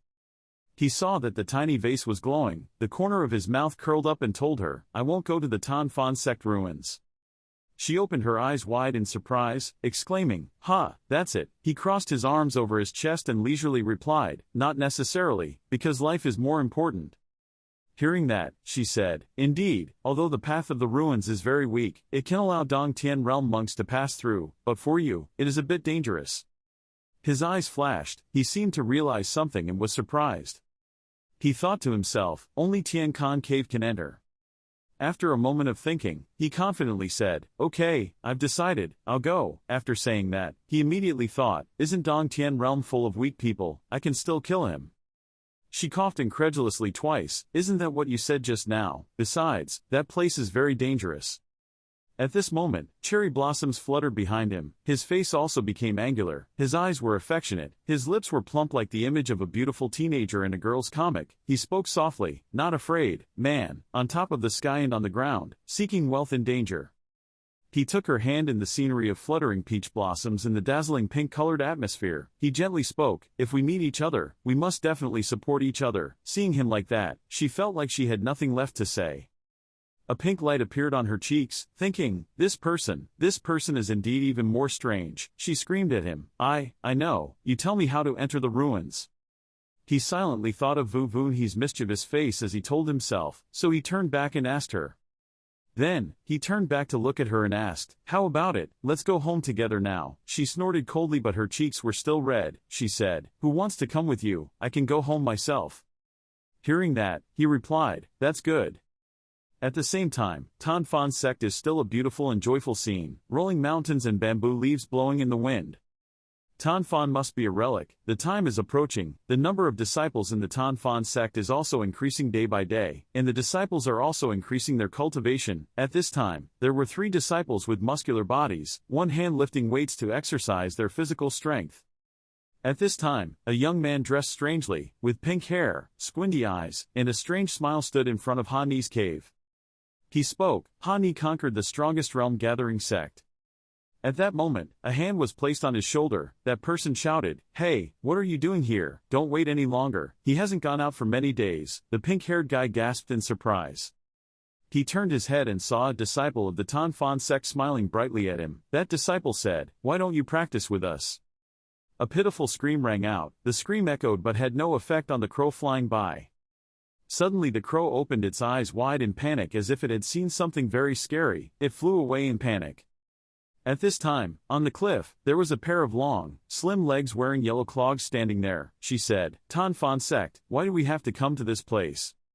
On this side, the bird seemed to be surrounded by a stream of air. For a moment, it seemed to be sucked dry and fell with a chirping sound.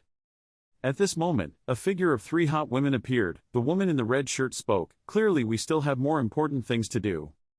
Inside the Tan Fan sect, Nguyen Tam and her junior sister were entering. Wherever they went, the Tan Fan sect disciples looked at them. All the male disciples of the Tan Fan sect had confused looks on their faces. Her ears were red. Nguyen Tam looked around. Her dislike was clear on her beautiful face. She said, "This place stinks." Her sister also put her hands on her hips and pouted. "That's right, I don't want to hear it all."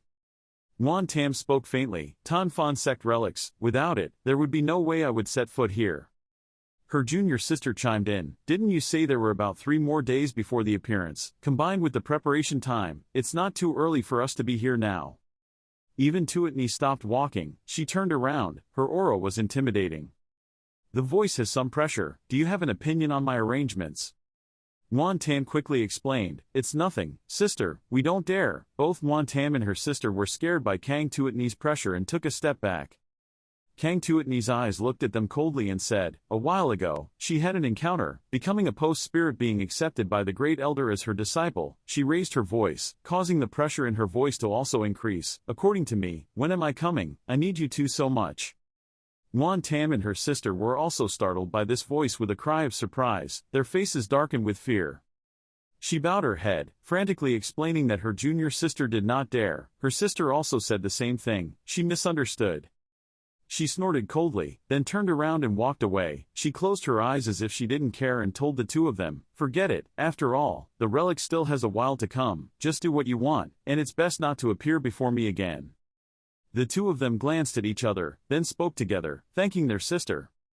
With Kang Tuatni's agreement, they happily quickly flew away. They thought, "Anyway, we can't enter the ruins. Compared to that, if we find that person, no matter how many ruins there are, it's still worth it, unworthy."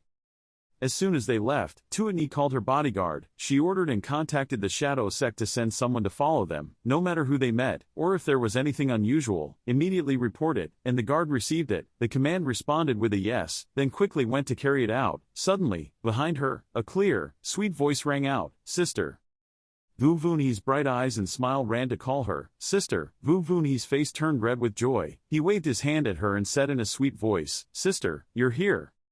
Vu Vunhe ran to her and swooped into her arms. She softly called out, "Little sister." Vu Vunhe rubbed her cheeks happily to express her nostalgia. "Sister, I miss you so much." Tuatni gently stroked her little sister's head. She gently said, "Little sister, how are you doing in the Tan Fan sect?" Hearing her sister's question, Vu Vunhe put on an arrogant expression and told her, "That's it, every day is about cultivating, and most people here are also very boring." Seeing her younger sister like that, she smiled gently. Her tone was a bit happy, like that. Having said that, Vu Vunhe stopped and thought, except for that idiot. Seeing that her sister did not continue to speak, she smiled slightly and wondered. At this time, Vu Vunhe said again, "By the way, sister, let me take you around for a tour." She replied, "You still have a lot of work to do." On this side, Hani's face darkened, his eyes showed fatigue. He lay on the floor, surrounded by blackened pieces of spiritual stone. He muttered to himself, 90 weapons. All the spirit stones were consumed. He frowned. Was 90 energy the limit? It was time to break through the stream. At this moment, he imagined himself kicking away a disciple of the Tu Tian sect and thinking, now normally it can be compared to the early Dong Tian period, but in the Tan Fan sect, there are no relics of Dong Tian. Suddenly he stood up, not right, not to be underestimated. He opened the door and thought, winning is not easy. So we still need to prepare many trump cards, and at this time, disciples from other sects have also come to the Tan Fan sect. At this moment, a surprised call rang out, "Ah, you're finally out." He looked over in surprise and saw Vu Vun He. Seeing him looking at her, she happily continued, clearly she had just returned, again in seclusion. How many places do people have to live? He smiled and replied to her, why would you just guess randomly? Her face was cold, her voice also increased a bit of pressure and anger, guessing randomly, do you know how many times I've looked for you? He suddenly avoided her eyes and smiled. He said, don't you have the magic weapon to break through the cave? Why did you go directly in? She replied angrily, of course I did that a long time ago, but every time I see you I'm cultivating, if no, I would have stepped on your face. She continued to say uncomfortably, it was clearly a bit worse, until today, she was still stuck in the 49 paths of Qi, just cultivating Qi and still not obeying. He felt like a criminal on trial, silently shed 2 tears, speechless. At this time, he spoke in a comforting voice, okay, calm down, I'm not at the right place, Tan Van's sight can continue later, right? She crossed her arms over her chest and turned away, pouting angrily. Later, she said, I want to say, there is a better method, rather, Tan Van's relics on this trip, you have to stay with me. Then she closed her eyes to hide her emotions. She said, besides, after it's over I have to leave. He didn't hear clearly, so he asked again, what did you say? She shyly shouted, nothing. By the way, do you intend to register for the competition? By that time, all the relics will be gone, isn't it funny?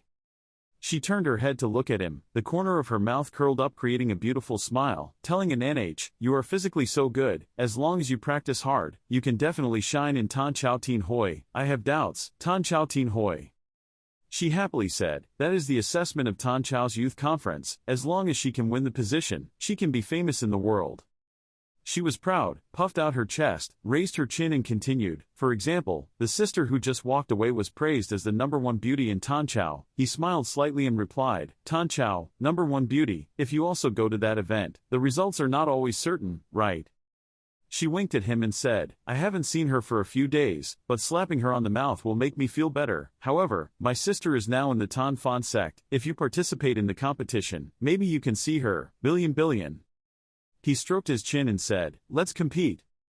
He continued, in other words, he thought about the eyes staring at him, maybe he would compete, but what if it was too obvious? In the stands are 2 disciples of the 2 sects, now they are preparing to confront each other, the sects compete. At this time, under the stands, everyone had a smile and excitement on their faces, everyone shouted at the same time, let's fight, let him taste some of his power. The resounding shouts made the competition stand out, the fighting becomes more spirited. This competition was specially organized for Tan Fan Relic. It seems that this place has become a martial arts gathering place for students of other sects. Above the observation deck, there were the figures of 3 people. They leisurely looked down at the ring. The first person was Tu Tian sect young master Tu Dao Nyet. He held his chin in one hand and looked at Kang Tuat He, a playful smile hanging on the corner of his mouth. He asked, Tuat He, who do you think will win this match? The second person was Tian Duk Ma Sek Saint Kang Tuat He. She half closed her eyes, looking unconcerned and replied, don't you already know how much weight my subordinate has? He held his chin and smiled, saying, ha, that's why I asked for your opinion. My purple immortal sect already has many relics, this match has no meaning to me. She had a cold face and didn't speak. At this moment, he smirked, looked at her, and spoke, however, if you have time to walk with me, I know a few places where you won't feel any problem. Which topic is correct? She squinted her eyes, a trace of disgust flashed in her eyes, coldly snorted, humph, Lord Tu doesn't need to worry anymore. At this moment, Vu Vun He spoke, the winner has been decided. Hearing that, Kang Tuat He looked across the stage. Under the stands, Elder Fan raised his hand and shouted, the winner, Tu Long Dao. Tu Dao Nyet was proud. How is it, my disciple Tu Tian? It was so easy to win. Kang Tuat He remained silent and did not speak.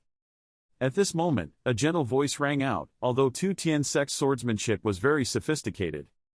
Tuat He was startled, turned her head and saw Chu Luan Bang. Then Chu Luan Bang continued, but that was also because the competition could not use poison or hidden weapons, otherwise, the result would be difficult to predict. Hearing that, she smiled and said to Chu Luanbang, "You're here." Chu Luanbang replied, "Yes." As he finished speaking, Elder Fan's voice rang out again. He shouted, "The next match is Trong Tien Tong, Tianj Tuk Win." Suddenly, the whole stadium echoed with shouts, "Come on, let's fight." Elder Fan continued, "Fighting against the Tan Fan sect." Tu Down Yet was surprised. Deep Chao Trong Tien Tong also came to participate. He continued, meaningfully, Trong Tien sect is good at defending, and at the same time has powerful recovery power. Normal people really can't do anything to them. He coldly snorted, if you resist he will have a headache, not knowing who Tan Fan will send to fight. At this moment, Elder Fan also introduced the representative of the Tan Fan sect. He shouted loudly, "Ha Ni." When Ha Ni stepped into the ring, Vu Vun he exclaimed in surprise, "Huh." In the middle of the ring, Ha Ni and Tianj Tuk Win looked at each other. Chu Luanbang saw him and immediately realized it was him. Elder Fan stood between the two of them and stated the rules of the contest. The destination was stop, no shooting was allowed. Elder Don Fan shouted, so the competition began. Tu Down Yet showed a disgusted expression and waved his hand, saying, "Half a step is flowing, why waste it, fight quickly and get out." Different from Tu Down Yet's attitude, Vu Vun he was excited and secretly cheered for Ha Ni to beat him. Even Kang Tuat Ni saw it and was suspicious. Tianj Tuk Win clasped his hands and bowed, "Trong Tien Sek Tianj Tuk Win, please give me instructions." Ha Ni also returned the favor. Tan Fan sent Ha Ni to teach him how to dare, or his senior brother should do it first. As soon as he finished speaking, Tianj Tuk Win shouted, "Then I will," without being polite. Ha Ni also got ready.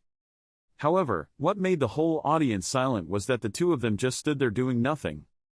Vu Vun he was even more excited at this time. She said, "What are you waiting for? You guys hurry up and fight that bitch." She thought to herself, that guy must have seen the fighting style before. Defense, surely the opponent only knows how to defend, not attack.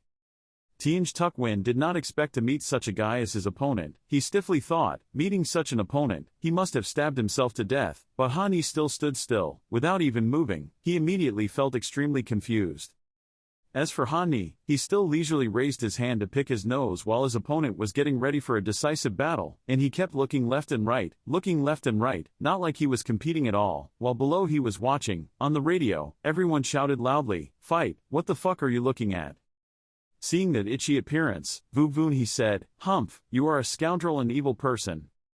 Elder Fan standing outside saw two people in the stands. One raised his hand and then stood still while the other, more strange, just stood there, picking his nose and looking around, making him so angry that he immediately pointed at him. The other two then shouted, "What are you two doing so slowly? If both sides still do not attack, you will be judged as losers." Tianj Tuk Win looked at Ha Ni, his eyebrows furrowed as Elder Fan reminded him, so why didn't he react? So he just stood still as before. In his mind he thought, why didn't he fight, even intentionally revealing loopholes to me? Ha Ni still looked the same as before, picking his nose and whistling, not paying attention to anyone, looking sloppy. The more Tianj Tuk Win thought about it, the more wrong he felt. The people who could stand here couldn't be the ones waiting, being free. He is definitely trying to lure me into action. Let's evaluate, if he makes a move. Tianj Tuk Win immediately raised his arms and launched a move and said, "At Dream Sword Wen." Ha Ni's face was still calm. As soon as that move hit him, he reached out and lightly flicked it, and the move immediately swung in the other direction. Seeing that, Tianj Tuk Win immediately stepped back, a few meters away from Ha Ni. Suddenly Ha Ni slapped his hand. His eyes seemed clear. He said, "Ah, I see," pretending to make a move, then came closer to calculate the time. "Right."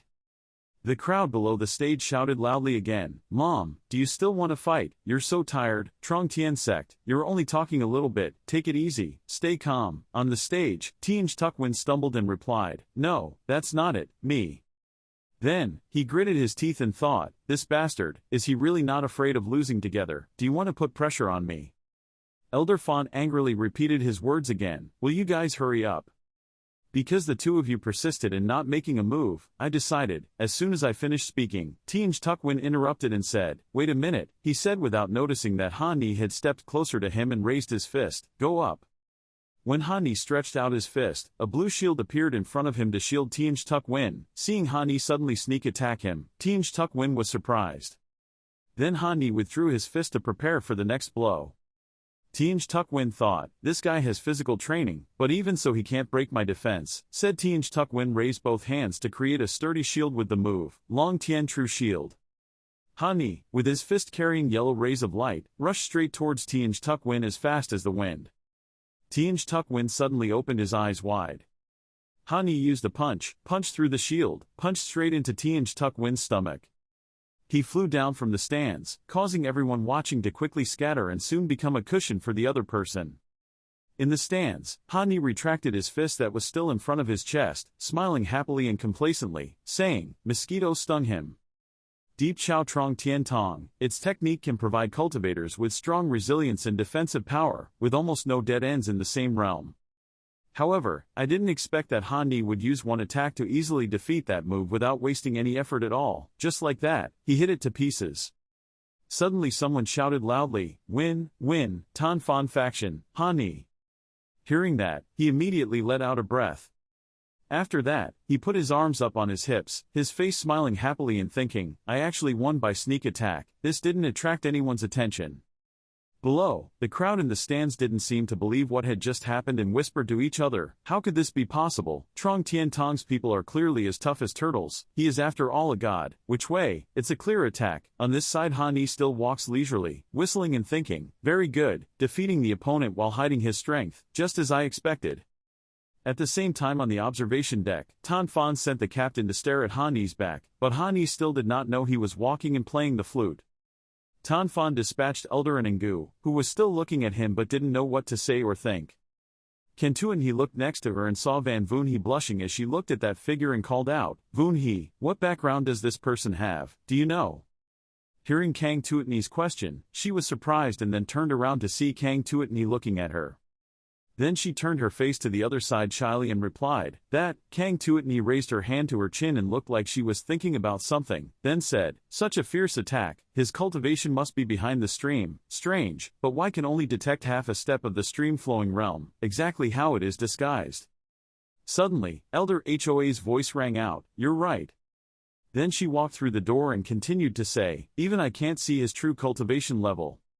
Hearing that, Vu Voon He immediately turned around and asked happily, "Elder Hoa, why are you here?" She immediately laughed, "Ha ha."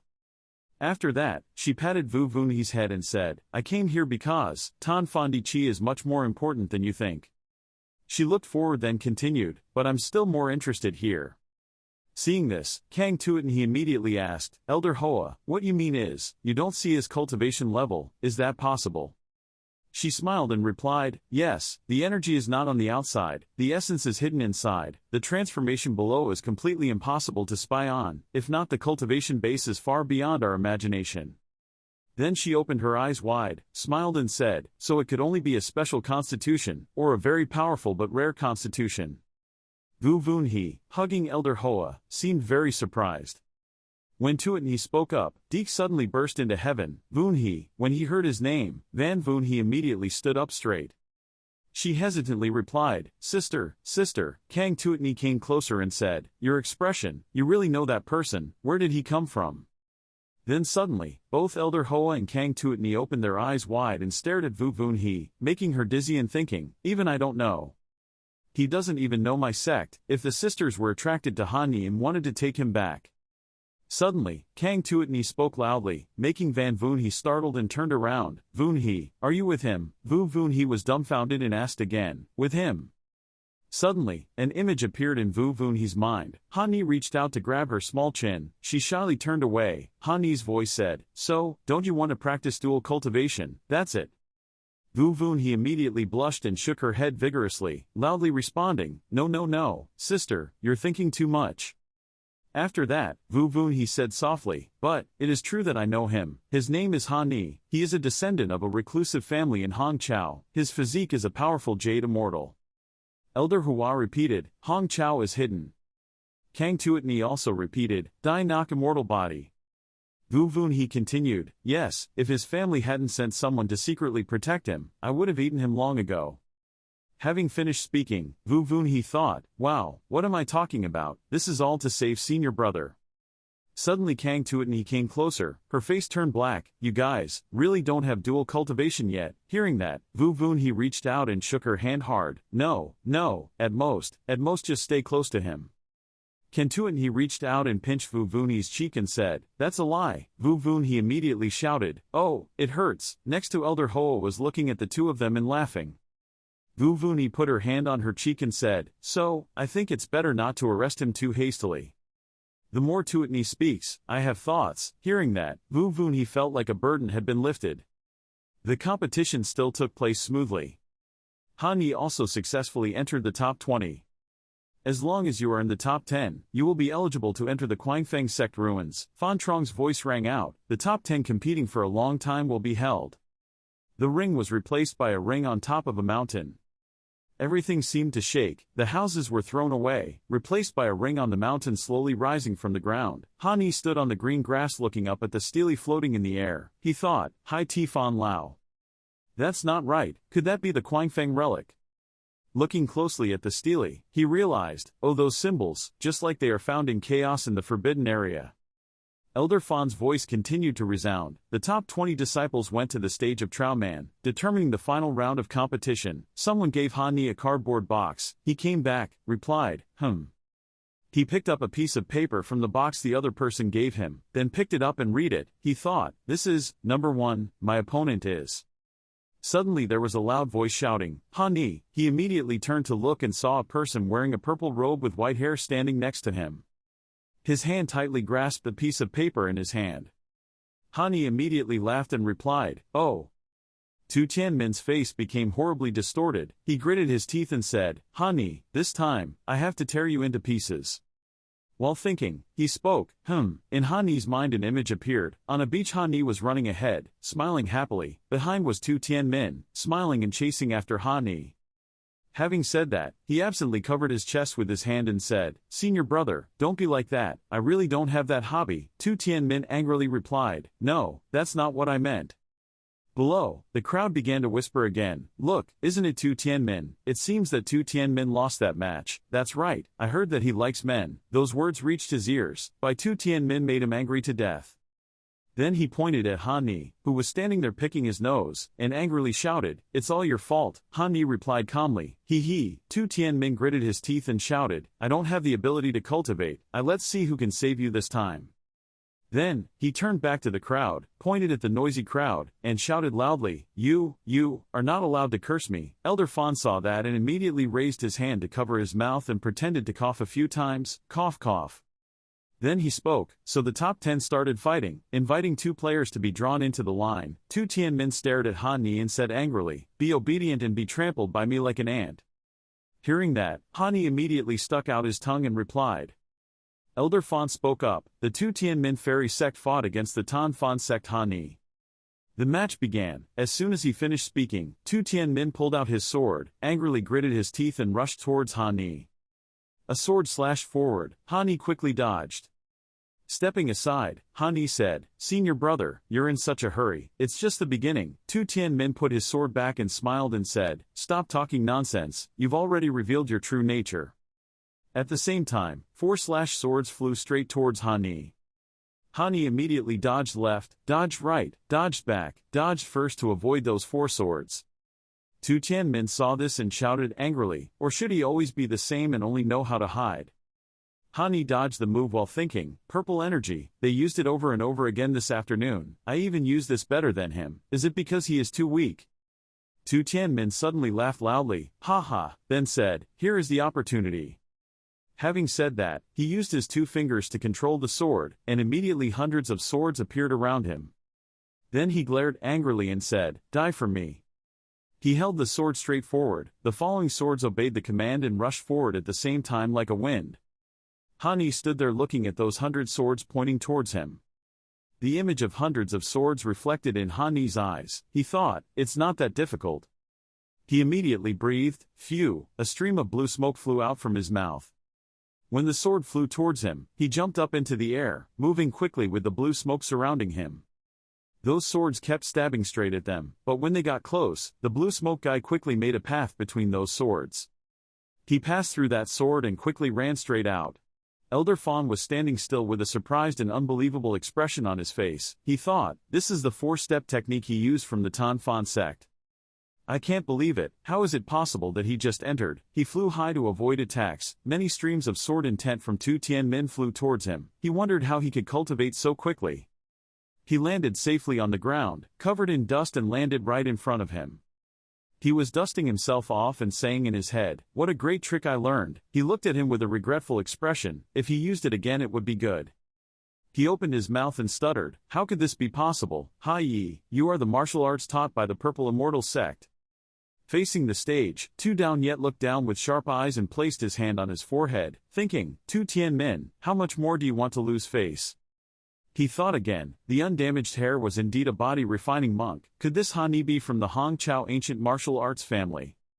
Cantuan he pondered and mixed it with a bit of indifference. Looking at the stage next to her was Wu Vun he with sparkling eyes and a red face cheering for Han Ni. Under the stage, Tu Tianmin seemed crazy, covering his face and laughing loudly.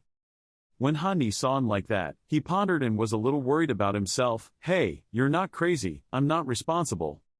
He covered his face with a red face and bright heart-shaped eyes with a wicked smile on his mouth. As expected, only you are valuable when I defeat you. He happily showed an evil face and rushed towards him. As long as I defeat you I can do whatever I want to you. He was indifferent. Wait a minute, something is very wrong. He suddenly thought and was a little surprised. Perhaps the medicinal pill had not yet finished its effect. He swung his hand and slapped him hard on the cheek with a loud slap that made him dizzy and he pondered, if not right he was probably at the point where his strength was flowing. He covered his face and tried to stand up straight. After being knocked down by you that day, I thought a lot and wanted you to taste failure. He suddenly remembered the image from the past. He was blushing with an evil breath. His right hand was holding a photo of Han Ni's chubby and round face. His left hand was holding his photo close to his face. I was always. With a gloomy expression, his hand reached behind his belt and took 3 explosives stuck between his fingers. He moved his hand holding the explosive back, quickly gained momentum with a smug smile on his face, and threw it at him. He had been waiting for this day. Elder Fawn looked at the stage in surprise and shock and shouted loudly, waiting to stop. Those 3 explosives rushed straight at him like lightning, but he put his hand out in front of him and then the whole arena exploded so loudly that the whole arena burst into flames. He said with a startled and slightly surprised expression, you. He choked on the smoke, coughed and his whole body was covered in dust, still keeping his hands in front of him. Luckily, the old man was quick. Elder Fawn was full of anxiety and rushed straight in front of him. Tu Tianmin had violated the rules of using hidden weapons, so this round. Tu Daonyet stood up from the stands with a face full of confidence and a bit of complacency with his hands behind his back. It was Han Ni who was the first person to leave the ring according to the rule that he should have lost. Tu Tianmin opened his mouth in bewilderment while Elder Fawn and Han Ni looked thoughtful and glanced at him. Wu Vun he was bewildered while Kang Tuatni was thoughtful and everyone's faces were filled with panic and surprise from the stands looking towards Tu Daonyet. On the ground were broken bricks. Tu Niet Dao pointed at Han Ni and said, I believe everyone saw that before the explosion, this Han Ni left the ring, so he lost, already. While Elder Fawn was still confused, Tu Niet Dao glared at him, making him afraid to look. At this time, the audience was still discussing and Han Ni was not arguing. He thought to himself, even though I have a good personality I don't want to cause trouble. But the name in this purple fairy gate. Why is it such trash? Tu Niet Dao said, he just threw away Hoan He's piece, making him fear whether such a coward is worthy of standing here. Why don't you guys quickly conclude that he lost, delaying other people's time? Elder Fawn is afraid. Here, his hands trembled, the old man announced that the winner was. At this moment, Chu Luan Bang shouted, wait a minute. She sat down and picked up the brick to look at it, following the scorch marks left on the yard, and the smell of smoke after the explosion. She turned around. I used the Xuan Qi Sex Qi Refining Hall Master's personal assurance.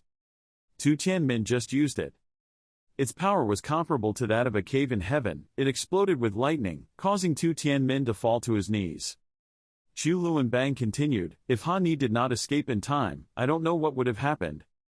Tu Tianmin violated the rules of using hidden weapons. Tu Tianmin collapsed on the ground with an expression of disbelief on his face, so I think he lost. At this time, the audience began to discuss again. Tu Daonyet could only stand and watch. He was silent for a while then said, okay, if we in Kai Tong said so. He said, it's good even if we lose the Purple Immortal sect. Elder Fawn spoke up, so, the result, the winner is Han Ni.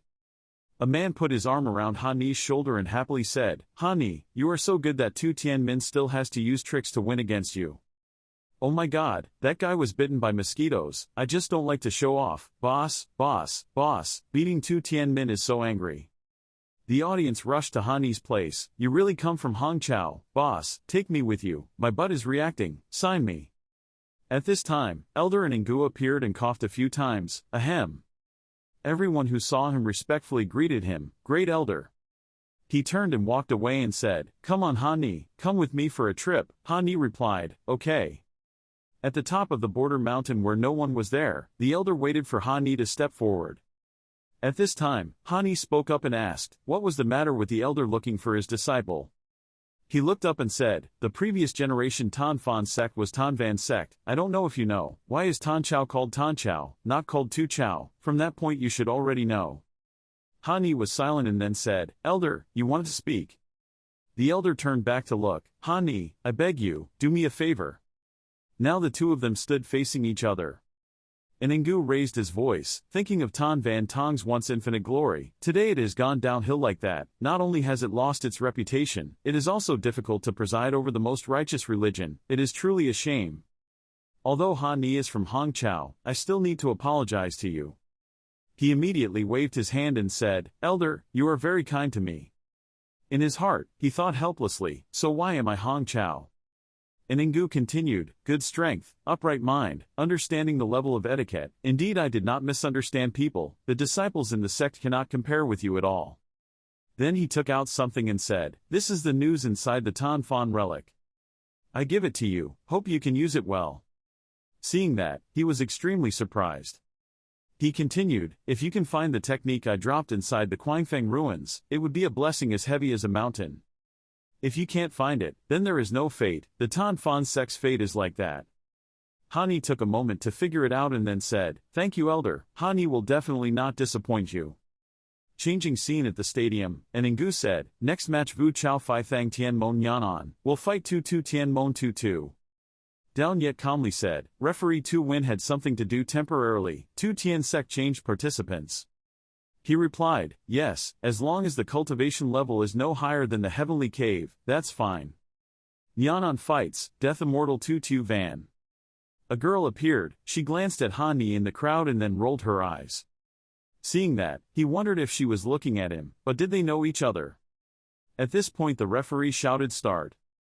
Han Ni told himself, forget about watching the fight first, Vu Chao Fai Thang Tian sect is said to be the same sect as Tian Luk Ma sect, but in the sect are all men. A contestant teased and opened his mouth, Nyanan, seeing his sister so beautiful, I don't know if there is any meaning to dual cultivation.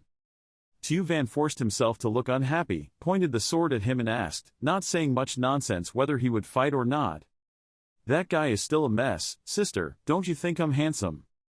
Han Ni outside felt like he was going to vomit, this damn thing made him want to vomit. But the people next to him were extremely excited and so handsome. Suddenly he realized something, wait, could it be magic? Nyanan said, that's right, why do we have to kill, my sister, why don't you have fun with me? Tu Van replied with a dangerous face. Immediately she decisively used her sword to cut his hands. He fell down. The whole person began to tremble angrily, gritting his teeth and cursing, damn this child, how dare you? She didn't stop there, she raised her sword and said, head, that guy was scared to death and said, wait a minute, I admit defeat. Don't kill me. The official immediately shouted, winner. Tu Van suddenly said, wait, now the competition is simply choosing the top 10, if so to save time. The rest of you, come up together. Her eyes turned towards Han Ni. Martyr Nyet was smiling mysteriously, he was thinking to himself, yes, that was it, offend as many people as possible. Tu Van was standing with her back to the crowd, behind her was the voice of the leader with a tuft of red hair standing up like a broom, he said, there's no need to finish it. The group of people behind kept talking, don't let this bitch talk loudly, come on, but she remained silent and said nothing. At this time, a man put his arm around Han Ni's shoulder and said with tears in his eyes, Junior brother Ha, let's go up to avenge big brother. He was startled and forced a smile and replied, I'm not going up. But after that, he was also the one who was tense and worried, reluctantly stepping into the battle step by step. Below was the echoing voice of his comrades behind him, brother House of Representatives, try harder. Behind him, the voices of his accomplices echoed into the stands. "Come on, go ahead and skewer that woman to death." With an extremely angry look, the big wild star still said. As for Hani, he was hiding behind some people laughing and saying, "Okay, let's stand back and watch." Tu Van began to pull out her sword. It had an extremely mysterious purple color, and the shiny blade was enough to scare the opponent. She pulled out her sword and just one slash sent everyone flying out of the ring without wasting any effort. Tu Van appeared extremely proud after the sword strike. She did not even glance at those people even a little. She originally did not put those people in her eyes. Hani, behind him, looked extremely surprised at what was happening in front of him. He couldn't believe his eyes. Wow, this is the death energy of the East. It's more powerful than Tu Tien Min, much. Just like that, Hani looked at Tu Van and she calmly walked past. Suddenly Tu Van spoke towards Hani. "You are Hani, right?" Hani was so surprised that he didn't know what to say. "Huh." Tu Van continued to say, "As expected of a shameless person, even the weapons are so wretched." Hani couldn't help but scream, "Huh, there's something wrong with this stick. Thick and hard, thick and strong. What a good weapon. What about this stick? Don't insult it. Weapon, that's my VIP. There's something wrong here." He thought to himself, "Oh, wait a minute. What did she just say? What did I just say?" But in complete contrast to Hani's attitude, Tu Van was no longer calm, but she was very angry at his words. "You bastard, today, I must have a win or lose with you." Hearing that, Hani immediately put down his weapon and raised his hands to show surrender, not wanting to fight. Then the winner is here. Tu Van couldn't help but be surprised. She couldn't believe what she just heard. Huh? At that moment, Hani immediately ran to save him, leaving the angry Tu Van behind. He thought to himself, "This crazy woman, I probably can't win. I shouldn't show my strength, just because of such things." A voice echoed from behind, "The winner, Tu Van." While running, his foot suddenly hit a purple light, causing him to stop. When he stopped, he looked up as if he couldn't believe his eyes. Standing above was Tu Van, who was operating the formation in her hand. With an extremely proud look on her face, she said, "Where are you going?" Hani thought in panic, seal or barrier, this woman. What she was operating also made Lao and Gu scared and break out in a cold sweat. After hearing her, she immediately said in a harsh voice, "This is my business with Hong Chao. You are not allowed to interfere from the outside. All I know is, yes." It seemed like maintaining the formation took quite a bit of her strength, so she just wanted to fight quickly, and was a bit reluctant when she was forced to activate her profound energy, and had to fight quickly. Tu Van immediately pulled out his sword, unleashed his attack and shouted at the same time, relying on Hong Chao's background to cause a stir. At least he had to dare to endure it. Hani's side seemed surprised by her anger. To say it, I won't admit it. Luckily Hani was able to block her attack, but he was somewhat panicked and asked her, "What did I say, sister, please tell me." After blocking that attack, she immediately pulled back her sword. Hani used his stick to counterattack, but it was unsuccessful. He thought to himself, "The attack is too strong. Isn't she just a middle stage stream, even stronger than the peak stream? Is this the main character?" She continued to throw the next move at you. You have some skills. I don't know if you can block my swords." Hani continued to try to block the sword, then he shouted, "No way." He thought to himself, "It's hard to win if you give in like that. You have to find her weakness." Next were her attacks and his blocks. I suddenly realized something. Wait. She was breathing more and more rapidly. It seemed like she was wasting a lot of energy. She seemed to be breathing harder and harder. Tu Van also seems to be losing strength, probably consuming too much of her spiritual energy. At that moment, it seemed like she also saw his weakness. Moreover, with this body style, he didn't seem to be good at close combat. Hani put his feet on the tile floor and looked into the distance. "Friend, you have lost." Tu Van's eyes narrowed in worry, then she raised her sword. Behind her, the swords flew up and down from nowhere, rushing towards him. Hani observed. He jumped up and flew away from that place. A magical ball is gradually forming in his hand. "Friend, have you heard the magic palm descend?" Hani raised his hand holding the orb to where the girl stood. "Today let me tell you who is the young king of fire. We want to win or lose. You cast the orb." Tu Van's face turned purple in front of her, a purple effect. The ball rushed down to her. At the same time Tu Van's purple circle grew larger around her. The magic collided with each other, so the two forces pushed back towards the two people so great that everyone's face turned purple and he vomited blood. A little bit was splashed on her face and mouth. Chu and Bang watched the fierce battle and broke out in sweat, while Tu Tianmin raised his hand to his face and smiled happily. The impact at this moment caused Tu Van to be pushed back, while Han Ni, who was high up, lost his senses and fell down. Kang Tuat and he and Vu Vun he looked down to watch. Vun he put her hands in front of her face and closed her eyes. "Seen your brother." After losing his balance and falling, he lowered his legs and sat down, keeping the force of pushing back and landing safely on the ground. His eyes shrank as if he couldn't accept the truth. Damn it. Tu Van's face darkened and he stood still, holding the sword. He thought, although he could repel her, he was still not defeated. Han Ni waved his hand away angrily. "I can admit defeat on this one." Tu Van's face darkened. He raised his hand and clenched it into a mysterious fist, saying, "No. You win." After saying that, she turned around and walked away, leaving him full of question marks and a look of incomprehension. She was so strange. She was speechless and suddenly put her hand on her heart, blushing and thinking, "Strange, what's going on? It seems like she just drank his blood, but why?" She clenched her fist, the shackles suddenly loosened, her heart tightened. Tu Tianmin frowned and crossed his arms, looking at him wondering why he didn't die. Why is it so difficult to find death? Then he cursed in his head, "Fuck you." At the end of the battle, two people came to Han Ni to express their love and admiration for their idols. One guy's hair stood up and complimented him. "Your brother is so powerful." Then he smiled shyly and raised his hand in front of him, looking benevolent and lucky. "Just luck."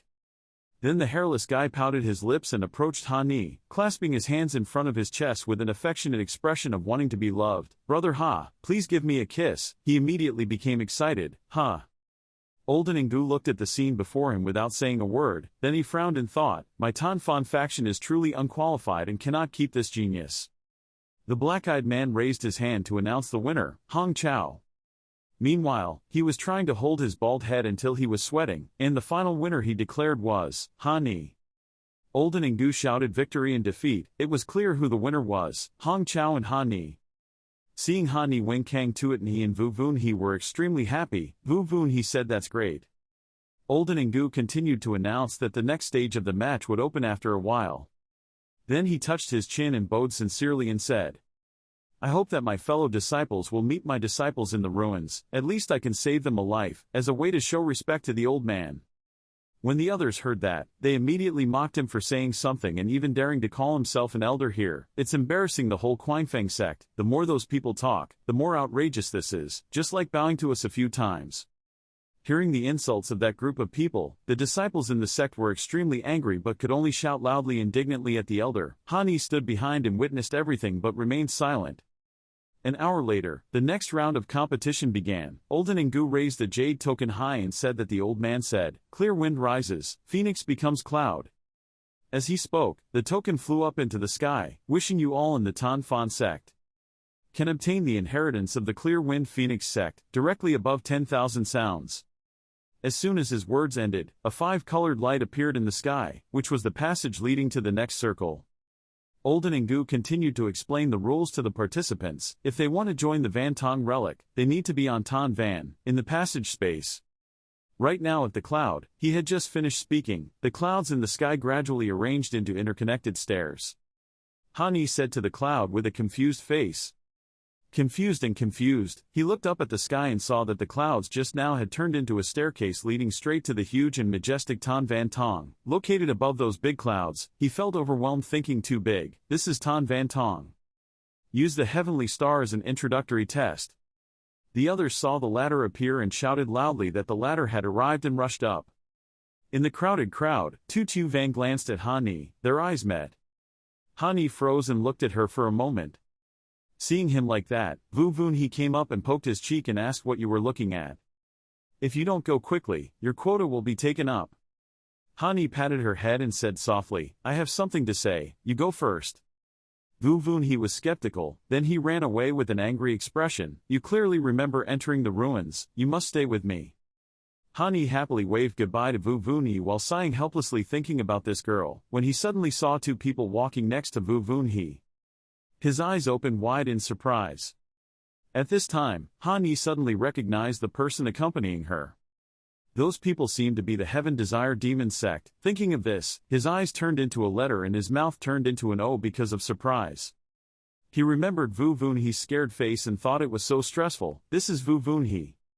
As soon as he thought of this, Hani immediately didn't want to think about the next part and forget it. Thinking about it further was useless. The top priority this time is to escape.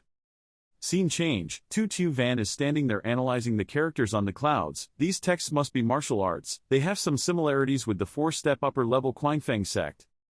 She raised her eyes and looked up. The higher she went, the smaller the clouds became, the smaller the passage became. Being on the 45th floor, relying on the self-training base below in the Eastern Heaven realm, is extremely difficult, except for being able to qualify to reach. She was thinking intently when a man came from afar and interrupted her thoughts. That man is La Tham from Ma Mon. La Tham said with a smiling face, that young lady doesn't need me. The distance from my demon gate is too short, and it also consumes a lot of aura. Using my cultivation base, I can move up to 30 meters. How can I climb as high as the clouds? He suddenly glared, and by the way, he must have forgotten. Then he smiled very evilly and said that this was left over by the Quanfeng sect from previous generations. They probably knew something about martial arts. It's better to grab them and ask them to find out. When everyone there heard La Tham say that, they all froze in surprise and confusion. After that, La Tham spread his hands out in front. He smiled smugly and proudly announced his plan. The Tan Fan sect can know some special techniques. Just catch them and ask, listen. So, Vu Vun He in the back couldn't help but be startled and suddenly exclaimed, "Ha!" A few foolish people around saw that his words were somewhat reasonable, so they were not afraid of early death but were chatting loudly. Yes, maybe they knew something. It's not very good to attack now. What are you afraid of? What? After this time, the Quanfeng sect will be divided. Seeing their mouths go further and further away, she was confused, struggling to stop them. Wait a minute. The loud and soft whispers of the group reached Tu Van's ears. She smiled gently and mockingly. Her tone was slightly ironic. Humph, it's as you said. Why are the disciples of the Tan Fan sect still struggling at a level below 10? It's absolutely ridiculous. All of them were angry at her words and went crazy, competing to criticize her. What did you say? Don't think we competed well before. We're not like you. We didn't do anything. There's no way to sneak in here. Vu Vuni's eyes glanced at her standing not far away, with a suspicious look on her face. Then she thought, Tu Van, why is it her? She ignored the judgments of those unworthy people. Her hand gently tucked a strand of hair behind her ear. Her face still remained proud. Whatever you say. After speaking, her pupils moved in another direction, as if she had discovered something interesting. Without any hesitation, she decisively jumped down in front of the surprised eyes of everyone around. Not forgetting to leave a contemptuous message. Hi, you guys try your best, continue to cheer, go. With her grace and flexibility, she skillfully glides through the clouds, gently jumping from one cloud to another. While dancing, she attentively observed the surrounding situation, seriously speculating about the strange writing on the clouds. Sure enough, these are lines, and should be a type of technique that helps ascend to heaven. Tu Van's footsteps suddenly stopped when she saw Hani's back in the clouds below. She noticed him. A doubt arose in her heart. Oh, he hasn't left yet. Immediately after that, she jumped down, her eyes still lingering on him, curious as to what he was looking up at in the sky. Perhaps he had already discovered it. Her eyes also turned to the direction he was looking at, wanting to see what Hani was intently observing all this time. Feeling someone approaching him, he turned his head and noticed Tu Van. Seeing that she didn't say a word, he spoke first, demanding, "What's wrong?" This behavior of hers made him feel confused, but he didn't bother to wonder. He just whispered softly, "Monster." At the same time, behind him appeared a suspicious figure reaching out his finger at her. "Took my brother." His tone was dark and scary. "Senior brother." Before he could react, the other person's two hands immediately pinched his cheeks, transforming his face into many different shapes. He cried out, "Ah!" It turned out that the figure of that suspicious person was none other than Vu Vun He. Although she had a smile on her lips, she was extremely frustrated and annoyed with the man in front of her, trying to pinch his cheeks like squeezing them. "Dumpling, very good. You already knew that we would eventually be able to return, right? And you dared not tell me, but just left like that." He knew he accidentally angered her and hesitantly explained, "That is." Without giving him a chance to explain, she screamed like a child asking for candy, "Senior brother, you are too much," and he gently rubbed his red cheeks from being pulled in pain by her, then cried silently in his heart.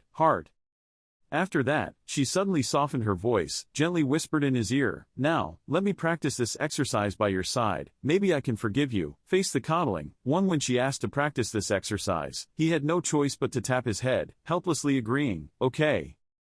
finally successfully coaxing him to practice the exercises with her. She was overjoyed, hugged his arm tightly and kept rubbing her cheek against Han's shoulder, her tone of satisfaction in satisfaction. Hee, very good. Suddenly, from somewhere, a female voice interrupted the two people's conversation. That in front of them was Chu Luan Bang, timidly holding his elbow, shyly turning to the side, confused and saying, "That's it." After hesitating for a while, she finally blurted out her thoughts. Her face was red and she didn't dare to face him directly. "Hani, can you let me live with you?" After speaking, her sweet eyes secretly moved towards him, gently observing his expression and waiting for Hani's answer. Unexpectedly, there would come a day when Chu Luan Bang would make that suggestion again. Their faces were extremely surprised, their whole bodies stopped for a few seconds. The atmosphere also became quiet because of that. It seemed that at this moment she noticed that there was another girl holding his arm. She exclaimed in shock, "Ah!"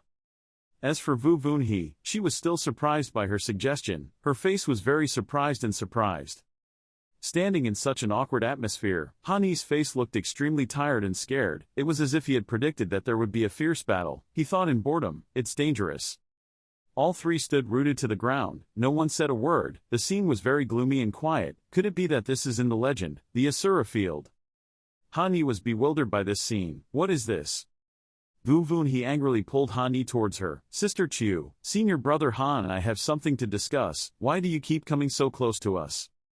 Chu Luan Bang was surprised and said again, "Vu Vunhe, did you know?" Vu Vunhe also asked in surprise, "Could it be that Sister Chu, you too?" Unexpectedly, both of us knew. You too. Hani was so upset that he had to cover the mouths of those two people. "Please shut up for me." Even so, the two of you, Vu Vunhe and Chu Luan Bang, still kept talking. "But, senior brother, please explain quickly." Don't. Chu Van is so tired of the situation in front of him. The relationship between the opposite sex is so chaotic. He is truly scum. Some people are still discussing to find a way, how to go up. Hani was annoyed and taught Vu Vunhe and Chu Luan Bang to avoid causing more trouble. "Listen carefully, I don't want to be beaten by everyone anymore. Both of you should stay away from me." The two of them nodded in agreement. "Yes." But Chu Luan Bang still hasn't given up. I just want to practice by your side, okay?" Hani resolutely refused. "No way." Chu Luan Bang cried in pain. "Hoo." Taking the opportunity, Vu Vunhe approached Hani and whispered softly, "Senior brother I'll sit next to you, is that okay?" Hani hesitated a bit, not knowing how to say, this. Chu Luan Bang was upset because his attitude towards the two people was too different. The attitude gap was too much. Vu Vunhe nodded arrogantly, yes. She took out a ring and gave it to him. "Brother, consider these things as given to you by me." Hani opened his eyes wide at this treasure falling from the sky. Oh. Attitude turned 180 degrees, smiling and running like a puppy to please Vu Vunhe. "Junior sister, please sit. Don't say sit next to me, you can sit on me too." Vu Vunhe was pleased when she learned that the plan was successful. Chu Luan Bang was even more upset. She almost forgot that man's nature, he is a bad guy, far away. Not willing to be weak, she also took out 10 crystals and gave them to Hani. "Hey Hani, I have 10 high-grade spirit stones here, can you?" Seeing Chu Luan Bang's actions, Vu Vunhe proudly replied to her, "Sister Chu, if you give him anything, he won't take it. To my senior brother, it's very special." But before she could finish her sentence, Hani immediately ran towards Chu Luan Bang. She angrily cursed, "You." At this moment on the other side, Lawan and Gu was looking at the chaotic situation of the three of them through a mirror. He was helpless before this scene. It seems like the words in the clouds have been discovered. Next you will be able to perceive the spiritual power. Seeing Hani practicing, he was curious about his ability. Maybe he just started and stopped moving. Probably, his comprehension of the exercises was not good. Over here, Hani is concentrating on cultivating. "I have long remembered the techniques in the clouds, but why do I always have a strange feeling?"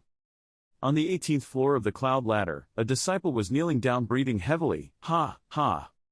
He had found the space path of the 18th floor. No, the 18th floor was the limit. No problem, that must be it. Without hesitation, he entered the space tunnel in front of him. The other disciples had already discovered that something was wrong. "Hey, do you see anything? The space tunnel seems to be getting smaller." Everyone was surprised and asked again, "What could it be?" There is a limit to the space that people can pass through. As quotas decrease, the doors also become smaller. Everyone gets into arguments, it's all about other people, you bastards, it's obvious that we came first, get out, stop pushing. Hani didn't understand why the clouds above were clashing with each other, what was so fierce up there, a few people were kicked down. At this moment, someone called him, hey, that name.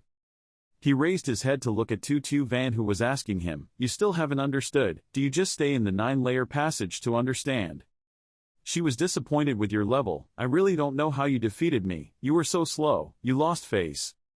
Tu Van arrogantly flipped his hair and turned away, humph. Hani looked at her actions bewilderedly, not understanding what she was saying. Vu Vun he is currently sitting quietly studying the practice, this practice, Q Jia Tan Van. However, the technique is not complete, on the contrary, the 4 steps of Tan Fan Sek can be used to support each other. Hani spoke next to her, each time the rattan ladder probably had a pattern of techniques, go up and try it. Vu Vun he nodded, yes, the 3 of them looked at each other and smiled. At Lao and Gu's place, the clouds were swirling together, he looked up in surprise when he saw this, after such a long time, someone had already broken through the 45th floor. 46 floors up, Tu Van landed on a cloud. Although it's a bit difficult, I can finally stand here. She looked up at the dark sky and discovered thunder and lightning, thunderstorm cloud. There is wind above, could it be lightning? That's not right, it's just ordinary lightning, but it's not something the cave below can block. At this time, 3 people appeared behind her, La Tham and 2 teammates. She was still studying the phenomenon before her eyes, in other words, the 54th floor where the next space passage was located. Is our limit. As soon as the 3 people appeared, without hesitation they flew towards the dark sky in front of them. Tu Van just stood quietly thinking about something. On the side of the 3 Hani people, Chu Luan Bang opened his mouth, hey! She was extremely happy, worthy of being a great jade immortal, she did not expect that the technique she had comprehended would be so effective. Vu Vuni couldn't help but scream, how much longer do you want to understand, you've clearly already understood it. Hani just remained silent and did not react, unfortunately, the feeling was still a bit worse. He stood up and said, there was a strong wind above, be careful, let's go. Vu Vun he and Chu Luan Bang both answered in unison, yes. After half an hour, a subordinate reported to Lao Gu, the elder, that the space passage was about to close. He instructed his subordinate, go make arrangements, and let the other sects arrange rooms for you. The subordinate respectfully obeyed, yes. Lao Gu was still thinking about Hani. 54 flights of stairs, Chu Luan Bang asked. It seemed that the people who had come before had passed through the passage and entered the ruins. Vu Vun he said in fear, the thunder and lightning and storms above seemed like there was no way to break through. Hani decided to let the 2 of them take the lead. In that case, the 2 of you go in first, I want to carefully observe the Dang Tien the technique. Chu Luan Bang asked suspiciously, what do you want to do? Vu Vun he angrily pulled Chu Luan Bang's hand away. He seemed to want to challenge the higher clouds, but there was no such thing. Most likely he saw a good thing and wanted to monopolize it alone. Hani angrily retorted, don't slander me, I'm not that kind of person. Vu Vun he didn't care and stuck her tongue out to tease him, lazily said, and didn't play with you anymore. Before entering the space tunnel, she also turned back to instruct Hani, don't forget to promise me before, after entering, quickly reunite. Hani feels annoyed, talking too much. He sat down again to continue practicing. It seems that the other thing is the same technique, carried out according to the quality of the ground stored in the clouds. A blue light surrounded him.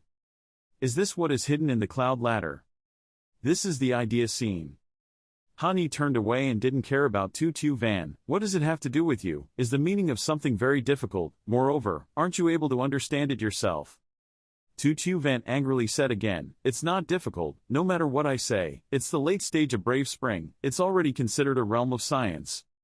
Forget it, you really hid your cultivation, right? No wonder I lost to you.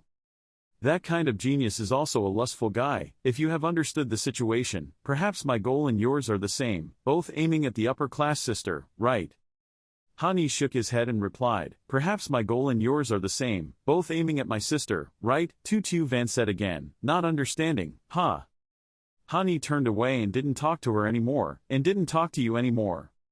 She raised her hand and wanted to hold back and ask, wait, where do you want to go? He still didn't stop and replied, I'll go into the space tunnel of this level and that's enough. Tu Chu Van was so angry that he couldn't say anything. He shouted, "You, leave, you coward.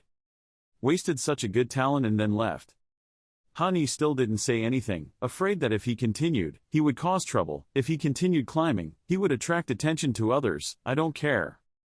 He touched the space path, but suddenly, the space path seemed to be pushing him away. No matter what he did, he couldn't enter. He stood there struggling for a while, not knowing what to do. Oh, no. Why is the passage getting darker and darker, continuously shrinking? Is there still a limit on the number of people? Leave, the lower passage is fine, you turn back down and don't continue going up. On the 45th floor, Hani screamed and tried to hold on. His gait stopped, but it was too late, the passage was closed. 36th floor, still unable to make it, he fell face down on the ground. Did he close so quickly to reincarnate? 9th floor, nothing, Hani exclaimed in disbelief. Not a shadow of a person, is that right? I'm not the only one who can't get in. According to the order, there's still a chance, so I immediately jumped up. Below the square, Olden Ngu is waiting. Hani. Floor 54, thunder and lightning surround, the House of Representatives must overcome. If I can't enter the ruins, I will be at a big disadvantage. He took out a pill and swallowed it. Eating it would probably restore a lot of energy. He rushed forward and shouted, "Accept my challenge, Loy Van A." Lightning struck him directly. "I don't believe that thunder can stop me." "You take out a few more pills. I also brought a lot of chi recovery pills. I will give you a good fight." Floor 63, beaten to a pulp, but Hani did not falter and encouraged himself. "Damn, it hurts like hell. Luckily I got to the top. I thought I was going to die." You turn towards the passage, next just go in. But life is not like a dream. Just like before, the passage of time slowly shrinks before his eyes. Hani raised his middle finger and cursed, continuing to take more medicine. "I don't believe it. Today I have to hand over all my assets here. I can't even enter this Tan Van site." A moment later, lightning and thunder continued to strike, but luckily he had a layer of protection outside. If Tan Van stays at a higher level, the techniques will be more perfect, so will the mental level, but time is running out. The only thing to do is rush up and just comprehend it. Hani used all his strength. Don't underestimate the innate body. At this moment a bolt of lightning sneaked up on him. He quickly caught it and used lightning to destroy the lightning. On the 72nd floor, he lay exhausted on the ground, crawling little by little towards the passageway. Just a little bit more, just a little bit more. Just a little longer. Suddenly he slipped and fell out of the clouds. After Hani was exhausted and fell backwards, at this moment he fell freely, his mouth was heartless. "I don't mind, how could it end like that?" Suddenly Hani saw something. This is a rune. Then he understood, so that's it.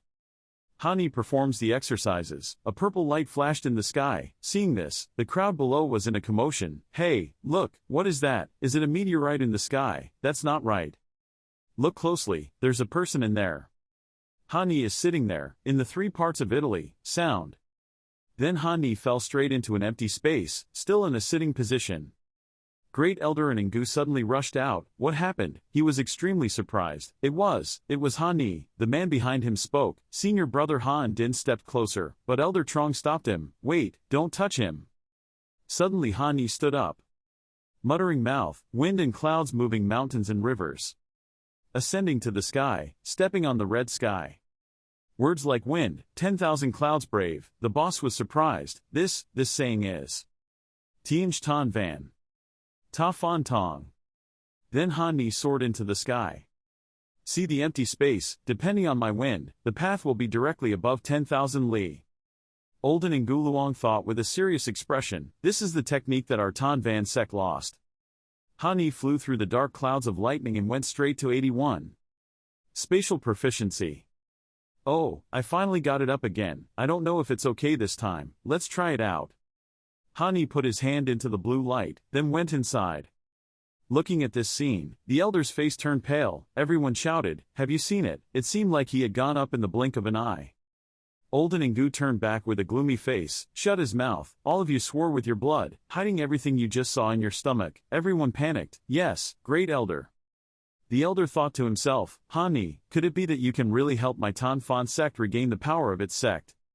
In another place, Hani is lying on a tree holding his face. It's broken, it's broken. Just now it seemed like the colors were a bit too exaggerated. I said I had to be a little more modest, really. Hani noticed a blue marble-shaped object. What is this?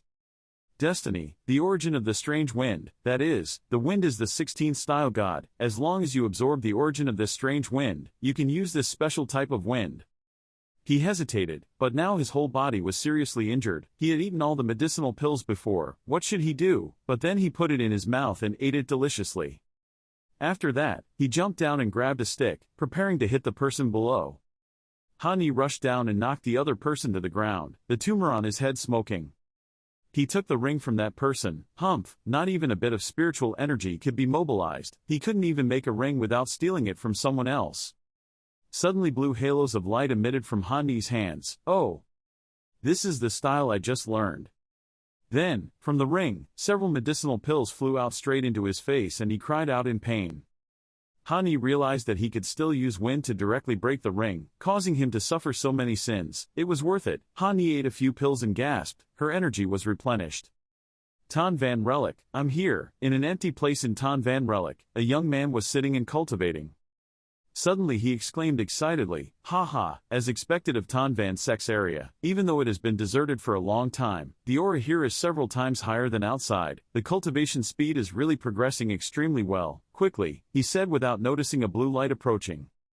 Suddenly, another teenager appeared behind him. Hey, it startled him. Ah! The young man reminded him, "Why are you running around alone? The sect has asked you." He said we should gather and act together. He said there was a mysterious thief nearby who chose a few fellow monks to attack. Until now dozens of people still haven't caught him. The teenager replied, "Isn't that terrible?" This person continued to say, "Yes, what's more scary is that the men he chose to attack, it was said that standing behind him and blowing a breath into his ear would cause him to faint, and when he woke up, he wouldn't be able to see his underwear anymore. Absolutely he has been humiliated." The other boy said, "That is not a thief but a pervert." Hani on the tree heard everything. The other two left. He jumped down. His face was miserable. His heart was broken, tears streaming down his face. It wasn't just to earn an extra income outside. Okay, is it that bad? It's not a pervert. Hani raised his hand. A green aura emitted from his hand. Although it was still unclear how to use this wind specifically, the attack was not bad. He took out the map to look at it. The news had already spread. Next, he probably wouldn't be able to sit idle anymore. Luckily, Mr. Trong had given him the map before. It was better to go and get some luck. Hani noticed a house ahead. Oh, there's a building there. Let me take a look. It's the Tan Van Sek's Dan room. He looked inside. There was a sound of arguing. Is your Yen sect so domineering? Today Tan Van Dan will not give in to anything he says. The red-haired man pointed his knife at the person wearing a blindfold and said, "Do you think the old man will be afraid of you?" The blindfolded man smiled sarcastically. "Ha, isn't this matter based on strength?" Making the red-haired man's blood boil. "Brothers, the most people of the demon sect, must kill them first." Hani was hiding behind the door thinking, "Are you fighting? I have to hide first." Suddenly I saw the blue box in the middle. Oh, that small box over there is what they want to fight for. There's Dan Van's medicinal pill. Looking at it, I know it's a good deal. Unfortunately, my wound hasn't fully recovered yet. There are too many people here, looking for an opportunity to steal it. Hani was observing and suddenly the medicinal pill flew up and rushed towards him. Hani looked at the medicinal pill in his hand in bewilderment. Being found idle. A group of people stared at Hani. He hesitated, then ran away. The group of people immediately chased after him. This kid is red, right? He wants the fisherman to benefit, so he must first steal the medicinal pills. Hani ran and explained, "It's too unfair, I was just passing by. If you want it, I'll give it back to you." After saying that, Hani threw the medicine away. He threw the medicine out. The medicinal pill flew to the roof. After a while, the medicinal pill was smashed over and over again on the roof and fell into Hani's hands. "I'm back." Hani awkwardly explained, "Cough cough, everyone don't be angry." Then he took out his stick and knocked the pill away. "You go away." Hani threw the medicinal pill away, then it returned to his hand. Hani threw it again, it came back again, and continued like that many times. In the end, Hani didn't throw it away anymore, but thought to herself, the medicinal pill that has been around for a long time will give birth to spiritual wisdom. Could it be that the Tan Van pill saw my physical condition and begged me to eat it? After thinking about it, Hani went to the door, stopped to say goodbye. Hani turned around and smiled and said, "You guys saw it." I don't need it, it has nothing to do with me. Han Yi was talking when suddenly the medicinal pill flew straight into his mouth. Han Yi's head was full of question marks. A group of people looked at Han Yi with gloomy eyes. Has Tan Van Pil been eaten by this kid? Do they think we are monkeys or something to joke like that? Han Yi collapsed. Why? The others still continued, and were robbed by that guy. Han Yi is too helpless to stand up. What's wrong? I've eaten, aren't you convinced? With a disdainful look on your face, even Tu Tu Van of Tu Tien sect is not my opponent, just relying on you. Do you still want to point me out? After hearing this, everyone looked surprised and fell silent, not knowing what to say. Han Yi turned away, thinking to himself, luckily they weren't on the same side. A few of them were fine. If they went up together, with their current condition, they absolutely couldn't fight back. Or should I sneak attack a few guys first? No, I can't completely control my anger, once they see I'm showing off my prestige. While thinking, the blindfolded young man suddenly attacked. Han Yi turned around and saw that, so he kicked the other guy and flew away. The other people were surprised. Oh my god, the demon's movements were seen through in the blink of an eye. But no one knew that Han Yi was breathing a sigh of relief in his heart. As expected, assassins all like to sneak attack. Luckily he guessed a lot and got it right. Han Yi raised his voice. Hey, you saw everything, right? Pointing at those people, he said, no one else is convinced, this is his end. The red-haired guy was angry. You brat, but his accomplices stopped him. Boss, calm down. Han Yi turned away satisfied, walked a bit. When he didn't see anyone, he jumped up and ran. While they hadn't had time to react, he sped up and ran. How could that kid run away in the blink of an eye without even seeing his shadow? He didn't have time to chase after him. Running so fast is truly Hong Chao's genius. Han Yi ran quickly through the trees. Suddenly felt something was wrong.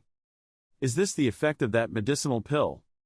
Riding the clouds and riding the wind, wasn't that a bit too much? A tower appeared in front of him. He thought in panic, it was over. He couldn't stop at all. He was hit. Han Yi used his strength to open the door, then swung it a few times before stopping. He breathed a sigh of relief. Han Yi looked around. Where am I? Could it be that I'm trying to get some treasure? Wherever my unlucky constitution goes, I'm in trouble, right?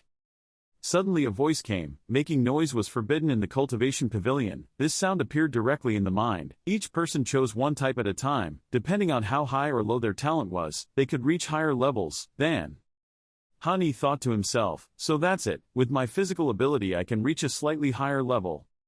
Han Yi stepped forward. The sound still echoed in his head. Cultivating chi of 9 turns, with hope to attack, full of chi, peak physical training martial arts master, inheritance level gifted disciple, can reach the peak. After listening to it, he thought to himself, it's worthy of being an innate Taoist body, but with the fullness of energy in that voice, right now I'm still stuck in the 33 Tao energy, unable to overcome it. I still think is already a limit. While going to Han Yi, he met La Tham. He looked at Han Yi with contemptuous eyes. Oh. Even a guy like you can reach the 2nd floor. On the 2nd floor there are currently 2 people, La Tham and one other person. La Tham spoke up. Why are you here? Aren't the qualities of ordinary practicing monks all those of a bunch of chickens? Han Yi stuck out his tongue. He's too busy, need you to take care of it, go find your technique. La Tham was provoked by Han Yi and said loudly, you brat, you two come forward, you two, fighting is forbidden here. This person is from the Hidden Sword sect. His name is Wing Khan. He smiled and continued, of course, I'm very happy to see you take action, and then get kicked out by being banned from this place. Hearing that, La Tham snorted. Han Yi was about to go to the 3rd floor. Wing Khan said, do you want to go to the 3rd floor? I advise you to give up. We also tried but we couldn't go up. The alert requirement for the 3rd floor is very high. Han Yi approached the door to go up. La Tham laughed sarcastically when he heard that. Let him try, after all he is a Hong Chao genius. Waiting for him to fly out, La Tham had not finished his sentence when Han Yi's hand passed through the door. The other 2 were surprised, especially La Tham, whose face turned pale. Han Yi walked past. Ha. I'm sorry, you put on an arrogant, provocative face. It seems that my talent seems to be a bit stronger than yours. La Tham trembled. You, how is that possible? You're clearly just a body refiner. Han Yi laughed out loud. I think you should still focus on finding books. He was so angry that his fists were shaking. This horrible bastard. Wing Khan spoke up. Now you stand there gritting your teeth, feeling like you've lost your dignity, wanting to find him to settle the matter. Then your Yemen are really domineering. Lotham angrily turned his head, wondering if your heart is so big and immense. On the third floor of the Gong Dharma Pavilion, Xia Yi looked at the book with sparkling eyes. The third floor had so many commercial-grade martial arts techniques. If they were left outside, they were all things that the great powers fought for, together. With excitement and curiosity, Han Yi went to the fourth floor. So what treasure was on the upper floor? On the fourth floor of the Gong Dharma Pavilion, Han Yi showed an extremely surprised expression. This is a heavenly martial skill, really powerful, worthy of being called Tan Van Relic. Han Yi happily picked up the book and kissed it. He had just met those people. They were probably all excellent people in various sects, but could only be on the second floor. Luckily, he was an innate Taoist who could direct them up to the fourth floor. Han Yi went down with regret. It's a pity that there are so many good letters and I can only take part of them away. Sigh, forget it. If you get it, then get out quickly. When he got down to the second floor, he met Lotham again. He was angry. Hey, kid, you're very arrogant, right? You got something good on the third floor. Han Yi responded with a disdainful expression. Is it necessary to tell you? Could it be that your sect can't even take out intermediate-level martial arts flags? He even added another sentence, asked sarcastically. No. Lotham frowned. This brat. Han Yi provoked. Do you want to move? If you are not afraid of being provoked to the point of being restrained, then come here. Lotham was very angry but still tried to endure. You wait, let me see how you got out of this Gong Fa Pavilion. He turned around and walked out. Now take the time to think about the line to spare your life. Hearing that, Han Yi just smiled. Seeing that, Wing Khan meant to remind. Yimam's power is very large. Lotham resenting you to provoke him is not the best policy. After speaking, he introduced himself to Han Yi. I am Wing Khan, the Hidden Sword sect. I really like to make friends. Come with me out later. I can guarantee your safety. Hearing that, Han Yi seemed unconcerned, waved his hand. Great power, no need. He remained silent and said nothing. Han Yi went out to the main door of the Kong Fa Pavilion and saw a group of people waiting. Lotham spoke up. Han Yi, hand over the practice. I can still give you a way to live. Han Yi smiled coldly. Lotham smiled and pointed at Han Yi. You rotten boy, you continue to be arrogant. I tell you, quickly bring out what you got. Now when you grow up, it's very difficult to fly. While he was speaking, Han Yi passed by with a blue light, the wind returned, and the cloud cleared. He cried out in disbelief. What? Han Yi proudly said. The speed at which he wanted to escape now was basically unstoppable. By everyone, just like that Han Yi ran away. Lotham couldn't do anything and was extremely angry. Behind him, Wing Khan frowned. Let him escape. He already knew that he would probably attack him directly. Han Yi was running and thinking, that guy Wing Khan, he said he wanted to help me. Didn't he take advantage of the chaos and play a trick on me? He thought I was stupid. Suddenly something appeared ahead. Oh! In the central square in the middle of the forest, there is a large banyan tree. Up there is probably the legacy stone stele of the Tan Van sect. Vu Vun He and the others are probably also there. Han Yi quickly hid behind the bushes. Oh, someone is coming. A group of people are chasing the white-haired girl. You won't be able to escape this time. Hand over what you stole. Tu Chu Van. Han Yi was hiding behind a bush, bewilderedly thinking, Tu Chu Van, isn't she a member of Tu Tian sect? Why is she being chased and killed by others? Tu Chu Van hugged her body in pain and thought, there are too many people, if I can't escape. She performed the purple immortal seal, the method of exploding energy. Those people were scared. How could that be? Isn't that a secret that cannot be passed on to the outside of the Xuan Qi sect? She looked coldly and said, disappearing. Suddenly, the group of people just disappeared into the triangle and exploded.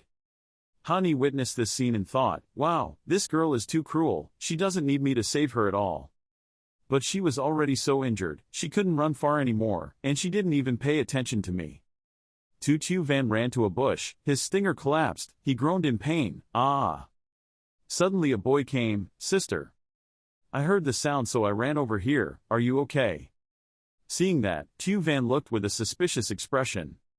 Han Yi followed along to see what was going on. There was a melon to eat. The boy held out his hand. Sister, let me help her up. Nian Tu Van swung his sword and slashed the boy's face. The boy was bewildered. Sister. Then he showed a strange smile. He took off his mask. It was Hop Tu Luong. He smiled and said, Ha, awesome, my little 100-variable true soldier. It was the first time I was recognized so quickly. Unfortunately, your strength is very weak right now. What can you do? Tu Van forced a smile and said, "The disguise is not bad, but unfortunately you have a foul smell that cannot be removed." He smiled and said, "With your current state, don't even threaten me, even you yourself will be blown up." Tu Luong looked coldly, fanning one eye. It's a pity for this beautiful little face, but even if only the body remains, I'm not." Although Tu Van's body had a few injuries, she still managed to stand up, holding the sword tightly, pointing it at the ground and angrily shouting, "Hop Tu Luong." He smiled and held the fan to cover his mouth and laughed mockingly. "Hey duh, don't call out so loudly, nowadays there is no one who can even pick up a sword." Then he raised his fan and waved that magical stream towards her. "See." The unprepared umbrella suddenly jumped aside, and it went straight into the bushes. There was a cry. The three people who were listening to the story were suddenly hit by the poisonous gas from his fan, causing their faces to faint, nausea, and discomfort, and they collapsed to the ground after being hit. Tu Van inexplicably shouted angrily, "What exactly do you want?" He still had a mocking look covering his mouth, dressed in skin and skin. His eyes suddenly narrowed mysteriously. These central disciples of the Tian Dao sect and the head of the Tian Dao sect were actually framed by your Tu Van and their bodies were injured. She didn't understand what he meant. She held her sword back in a ready-to-fight position. "Hop Tu Luong, are you trying to start a war with my purple immortal sect?" He raised his head and laughed loudly with delight. "Ha ha, ha ha, so what? I'm not afraid of your mortal immortal sect, okay?" Then he approached her, placing her hands on her hips and standing majestically, frowning, "Not to mention I could find you." She suddenly turned away. He spoke darkly in her ear, "Luckily it was thanks to a relative of yours." The image of a white-haired young man appeared in Tu Luong's memory and he proudly told me that when going up the stairs, he silently transmitted his voice to me. Said he didn't want to see anyone get out alive. She vaguely guessed that it was Martyr Nyet. Suddenly a great pressure was placed on Tu Van's body. "Ah." Tu Luong smiled smugly. "Oh right, maybe you can feel it, right? How about this? This is my special medicine from Phi Thang Tian sect." At this time, Tu Van's body became hot. She lay her shirt tightly on her chest, breathing heavily. He said sheepishly, "He obviously has such a beautiful body, why do he keep fighting and killing all day? I see, you don't understand it all." Tu Van trembled and used his remaining strength to slash the sword past him, but he gritted his teeth and dodged it and shouted, "Ah you." Suddenly a voice spoke up. Why was he in such a hurry? Tu Van widened his eyes and looked ahead in surprise when he saw Han Ni holding a stick on his shoulder. Hop Tu Luong was surprised and wondered, "Are you?" He smiled gently and taught, "Hey kid, have you heard of Tan Fan Dai's famous thief?" Tu Luong couldn't stand that look and shouted, "Who are you? Fly to the ferry gate to do work, those thieves get out." The words made Han Ni laugh and ask, "Do you have a problem with your ears? I said it was a thief, of course he came to rob you." His eyes warned him to add, in addition, the stick containing Han Ni's divine weapon pointed straight through his fan, suddenly surprising him. He had no time to react. "Ah." Then he immediately pulled the stick back to its original place and added, "If you want to prevent poisoning, I won't give you time to do so." Hop Tu Luong trembled. He knelt down on both knees and trembled as he spoke, "Monk, body trainer, martial arts master." Then he passed out. After finishing dealing with him, Han Ni turned his head to look at Tu Van, who had been sitting all this time. He used a stick to lift her chin. He did not come closer because she was still covered in poison from that bastard Hop Tu Luong. He pouted and glanced over. Strangely, if logically he hit the eyelashes, he would have completely lost his mind or something. Tu Van lost patience. "I tell you. If you talk so much, are you still a man? Can you please detoxify me?" As she spoke, she opened up a part of her shirt, making Han Ni startled and looked at her in shock before she could understand anything. "Wait, calm down, we've only met a few times, and half of her bust is already visible before my eyes." He wondered, wasn't that person just now who would rather die than submit to that brat? She trembled and shyly closed her eyes and replied, "Because you are different from them." After that, Tu Van seemed to regain his senses, turned around to look at Han Ni, then covered the part that made him shiver and startled. Then she shouted, "So talkative, shouldn't you first make me be your concubine? Now that I've given you a chance, are you afraid?" He was bewildered, helpless, not understanding her as she raised her hand and pointed at him. "When did we say that?" Tu Van put his hands on his thighs shyly and looked extremely adorable. Unless you have a high-grade antidote pill on you, otherwise I will deal with you. Hani leaned back awkwardly and said calmly. The cute girl shyly touched her cheeks and eyes, turning around and saying, if I said so, are you still like that? It's such an insult, or am I going to die to feel happy? But he still calmly put his hand in a V shape on his chin and looked up to the sky, thinking, high-quality detoxifying pill. Then from somewhere he held the red pill in his hand and stood in front of her, looking down and confiding. A while ago, I was lucky enough to pass by Tan Fan Relics Dan Duong and stole a few things. As soon as I finished speaking, he looked at her and saw that she had a strange expression, so he asked, what's wrong with you? Probably because of the sudden close distance between the two of them and the poison she was exposed to, she blushed, her eyes turned dizzy as if she felt a strange attraction from him. She shouted, ah! When Tu Van received the antidote, she suddenly changed completely. She immediately turned back. Hani turned around and crossed his arms, thinking about something. Suddenly he smiled and touched his hands together. He smiled and wanted a little benefit. Your poison has been cured. Am I considered to have saved you twice? I want a little benefit. No problem. Tu Van held a tower in his hand. From it emitted a dark gray aura.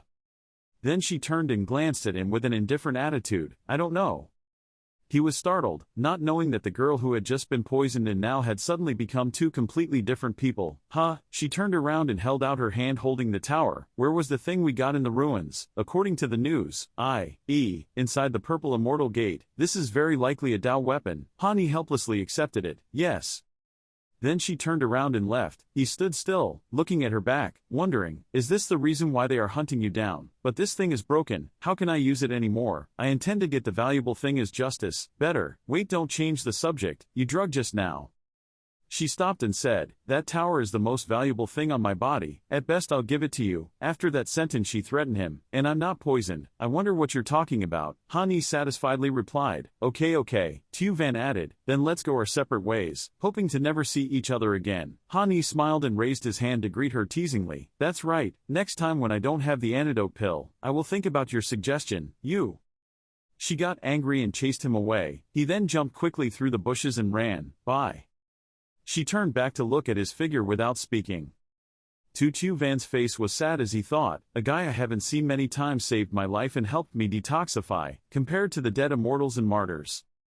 She held the sword tightly in her hand and was worried, but it seemed like he didn't cut the knife for Hop Tu Luong, in case Hop Tu Luong took revenge and returned to the Tian Thang immortal sect, taking the life of the Tian Dao sect disciple, the head of the Tian sect, and the demon gate all blame it on Hani. He basically won't be able to resist. She shook her head. That's not right, I'm not because of him, I'm just afraid of the people who will cling to me in the future. She accidentally looked to the side where Hop Tu Luong fainted just now, startled and exclaimed, oh! The pupils in her eyes shrank in surprise, she could no longer see. Looking at his green outfit on the ground without his body, she couldn't believe her eyes. When did Kim Zen escape his body? In another area of the sky, someone's scream rang out, causing birds to fly away. Vu Vu, he sulkily clenched her fists. Humph! Why is this relic so big? I don't know where senior brother Ha ran to. Chu Luan Bang turned to look at her and analyzed. Vu He. At least the good things here that the previous person left behind are quite a lot. This trip seems to have no disadvantages. Then she added, as for Hani, let's go to the practice square to try the exercises. Vu He replied crying. Okay. Then she squinted her eyes as if she discovered something. Oh well. Hani raised her hand from the bushes. Hello, she shouted happily. Senior brother. She whined and ran to hug him. Hoo, senior brother. Hani looked at her kindly and affectionately. Okay. Suddenly she was stunned and noticed something strange. Oh, it smelled like another woman. She angrily grabbed his shirt with both hands and shook it, causing him to sweat in fear. Very good, I said that after entering the site, we would quickly gather, so you ran to find a female receptionist, didn't you? He raised his hand to tell her to calm down. Then he explained, well, it was just a little trouble. If it were two people, they would always be together during this time, right? She angrily closed her eyes, puffed her cheeks and crossed her arms. There was no one like him. That's right. After entering the ruins we were all teleported to random places, just in time to meet Sister Chu, so we should act together. Stop. Only then did Chu Luan Bang pay attention and ask, Hani, you said you accidentally encountered some trouble. Then she explained further, now the sects have basically formed groups, the outside world still doesn't know. Knowing the situation inside, she recounted her suspicions about him. During this time, we all heard several murderers robbing people. especially I heard that there is a perverted thief who specializes in shameless sneak attacks. Have you seen Hani? She added. It seems to be a gay guy. The words that pierced his heart made him nervous, sweat flowed, he choked, coughed, no see, then he remembered, that's right, on the way out we picked up a lot of good things, you guys, see if you need it. Wu Vuni's eyes widened and sparkled with anticipation while Chu Luanbang waved his hand and refused, there's no need, we'll go everywhere and have a lot to gain, he replied, let me try. The two girls widened their eyes and opened their mouths, speechless. On the ground was a pile of things that Hani had stolen. Chu Bang asked, what kind of things did you put in your ring? Then she wondered helplessly, oh, isn't this the weapon of the master of the heavenly sword? What? This is a semi-mythical weapon. That thief is probably not him. Hani scratched his head shyly. What is this? Something happened. Then he suddenly remembered. That's right. Do you know the weapon? She took the sword of the leader of the Tian Dao sect to examine it, then asked again, Dao weapon, that thing is not seen in the entire East Xuan Chao, maybe this life has nothing to do with us, she doubtfully realized, could it be that you? He sweated, waved his hand and said, no, I was just asking, he thought, no wonder Tu Tu Van was chased and killed by so many people, so it turned out to be something like that. All this time, Wu Vunhe has been sitting and looking at the things with wide eyes and joy and humor in her arms. Senior brother, these are the things that the center disciples only have. There are so many things to choose from, it's really nice. Then he came closer and kindly leaned into her ear and whispered, I'm so happy, don't say it out loud. She was happy and loved life and smiled and replied, I promise I won't say it out loud. Ha Chi said to Wu Vunhe, do you still want to feel more comfortable? No. The two people talking seemed very happy but Chu Luanbang didn't seem that happy, her face was helpless to listen to the other two talking. The conversation hasn't ended yet, Hani continued speaking in a slightly teasing tone, but I let you feel comfortable like that, shouldn't I also let senior brother relax a little more? Wu Vunhe replied with a pampered voice, I'm in a hurry but I still want to feel more comfortable, he continued with that teasing tone, TSK, I'm really a naughty little girl, she replied that big brother would be a big naughty one. Chu Luanbang couldn't bear it anymore, her face scowled angrily and shouted loudly to the two of you, if Hani gets something, then share it, if you share it, I'll also have to give you some in return. Hani and Wu Vunhe looked stunned, she looked at Chu Luanbang with a puzzled face and then threw Hani a long spear. Before he could react, he reached out to take the spear and asked what it was. Chu Luanbang smiled and explained to him that you don't have any convenient weapons, right? This long spear is also considered a good mysterious weapon, so it should suit you very well. Hani looked at the spear and replied, Then he looked up and continued to say no. Really? Before he could finish his sentence, Wu Vunhe interjected and smiled and said she actually wanted to give him the long spear and then this long spear could be exchanged for many better things, right? Hani opened his mouth and replied, oh so that's it. Chu Luanbang heard that, his face couldn't hide his anger, his hands clenched into fists, his eyes closed, he gritted his teeth, listening to Wu Vunhe's words. When he was approached, she continued to speak, but my place also has a long spear that's not bad and is free for you. Chu Luanbang got angry and somewhat nervously threw a jade pendant over to Hani and said okay, you two stop acting, I'll give this jade pendant to you as well. He smiled and then stretched out his hand to grab the jade pendant. Chu Luanbang looked at the two people who were looking at him with thoughtful expressions and then spoke up and said that it was true that the two choirs and assistants were cooperating with each other to oppress me. After that, the three people happily held the division conference of the entire jungle, filled with a joyful atmosphere.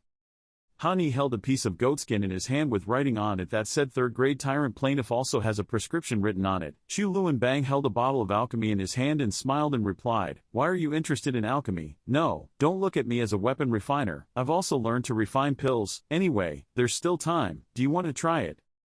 She continued, but don't think it's simple, alchemy requires accumulating experience. Of course, if you ask me, I might be able to tell you with compassion. He doesn't seem to care much about her words, his eyes still focused on the instruction sheet, his hands fiddled with the alchemy pot for a while, then he spoke up and finished refining. Chu Luanbang heard the look of disbelief on his face and immediately exclaimed. Hani calmly replied that he was done practicing.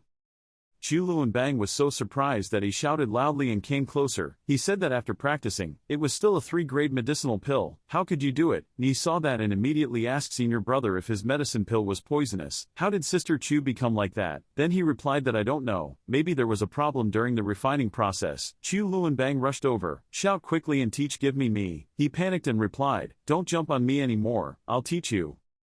So the two of them entered the process of alchemy and made a cooing sound. Vu Vun he stood looking at the two not knowing what to say. While refining the alchemy, Han Yi thought to himself that he should still seal his alchemy technique in Chu Luan ice. It's crazy, if I let someone else eat it, I'd be crazy too. Meanwhile, in another place, the Falun Gong Square, people were sitting around a very large stone stele. Tu Vu was also sitting around meditating with his eyes closed, thinking that indeed, you don't have to be naturally talented to learn the techniques of Tan Van Tong. The techniques of the Tan Fan sect have been passed down through a lineage. There are strange miracles and they are easier to comprehend because our sect must be successful. How can we rely on an outsider for life and death? At this time, Han Yi was at the alchemy place and suddenly felt something. Why did he feel like someone was looking at him? Tan Van's martial arts arena is in this large square. In the middle, a barrier covers large and small stone stele surrounding the largest stele that monks can choose based on their own abilities. The person sitting in front of the selected stone stele can go inside and practice. In front of them, the predecessor's original spirit will appear and then perform martial arts. After understanding it, they can continue straight to the center of up to 9 floors. After a while of moving, Han Yi stopped and spoke to Tan Van Dien martial arts arena. Suddenly there was a voice saying it was Chu Luan Bang. She tiredly said wait for me. Han Yi and Vu Vun he didn't move and looked at her but didn't say anything. She was tired and panting as she spoke, almost forgetting this place. He replied, who told you to practice alchemy until you forget heaven and earth? You always say I still want. Vu Vun he continued Sister Chu's choreography, more and more beautiful. After saying that, Han Yi and she did the same teasing action again. Chu Luan Bang, she shouted, you too. Suddenly a stream of spiritual energy radiated from Tu Van's body. She slowly opened her eyes. A loud voice appeared. The first person to comprehend heavenly-level martial arts was Tu Van. When the others saw this, La Tham sighed in regret. Tu Vu was worried and thought that I could not stand by and watch the sex inheritance being taken away by others, not to mention there were still many greedy and petty people in here. As for Wing Kan, his eyes turned red and he gritted his teeth. If Han Yi hadn't harmed me, that martial skill would be mine now. Han Yi, you deserve to die. Other people were also talking loudly. Tu Van remained silent, thinking that he had felt the breath of the House of Representatives just now. Suddenly she was embarrassed and thought to herself, why should I think about his business? On the other side, an illusion in the stone stele was telling Han Yi I can't teach you, making him surprised and confused. Other illusory images also gradually appeared, one by one continuing to speak. Sigh, I can't teach you. Ido can't teach, can't teach. Ah, there are people in the world like those in legends who Io cannot teach. Han Yi was confused and said wait, is this your pre-installation process? Why can't you teach it? You can just add any martial skill, otherwise we won't be able to enter the innermost stone stele.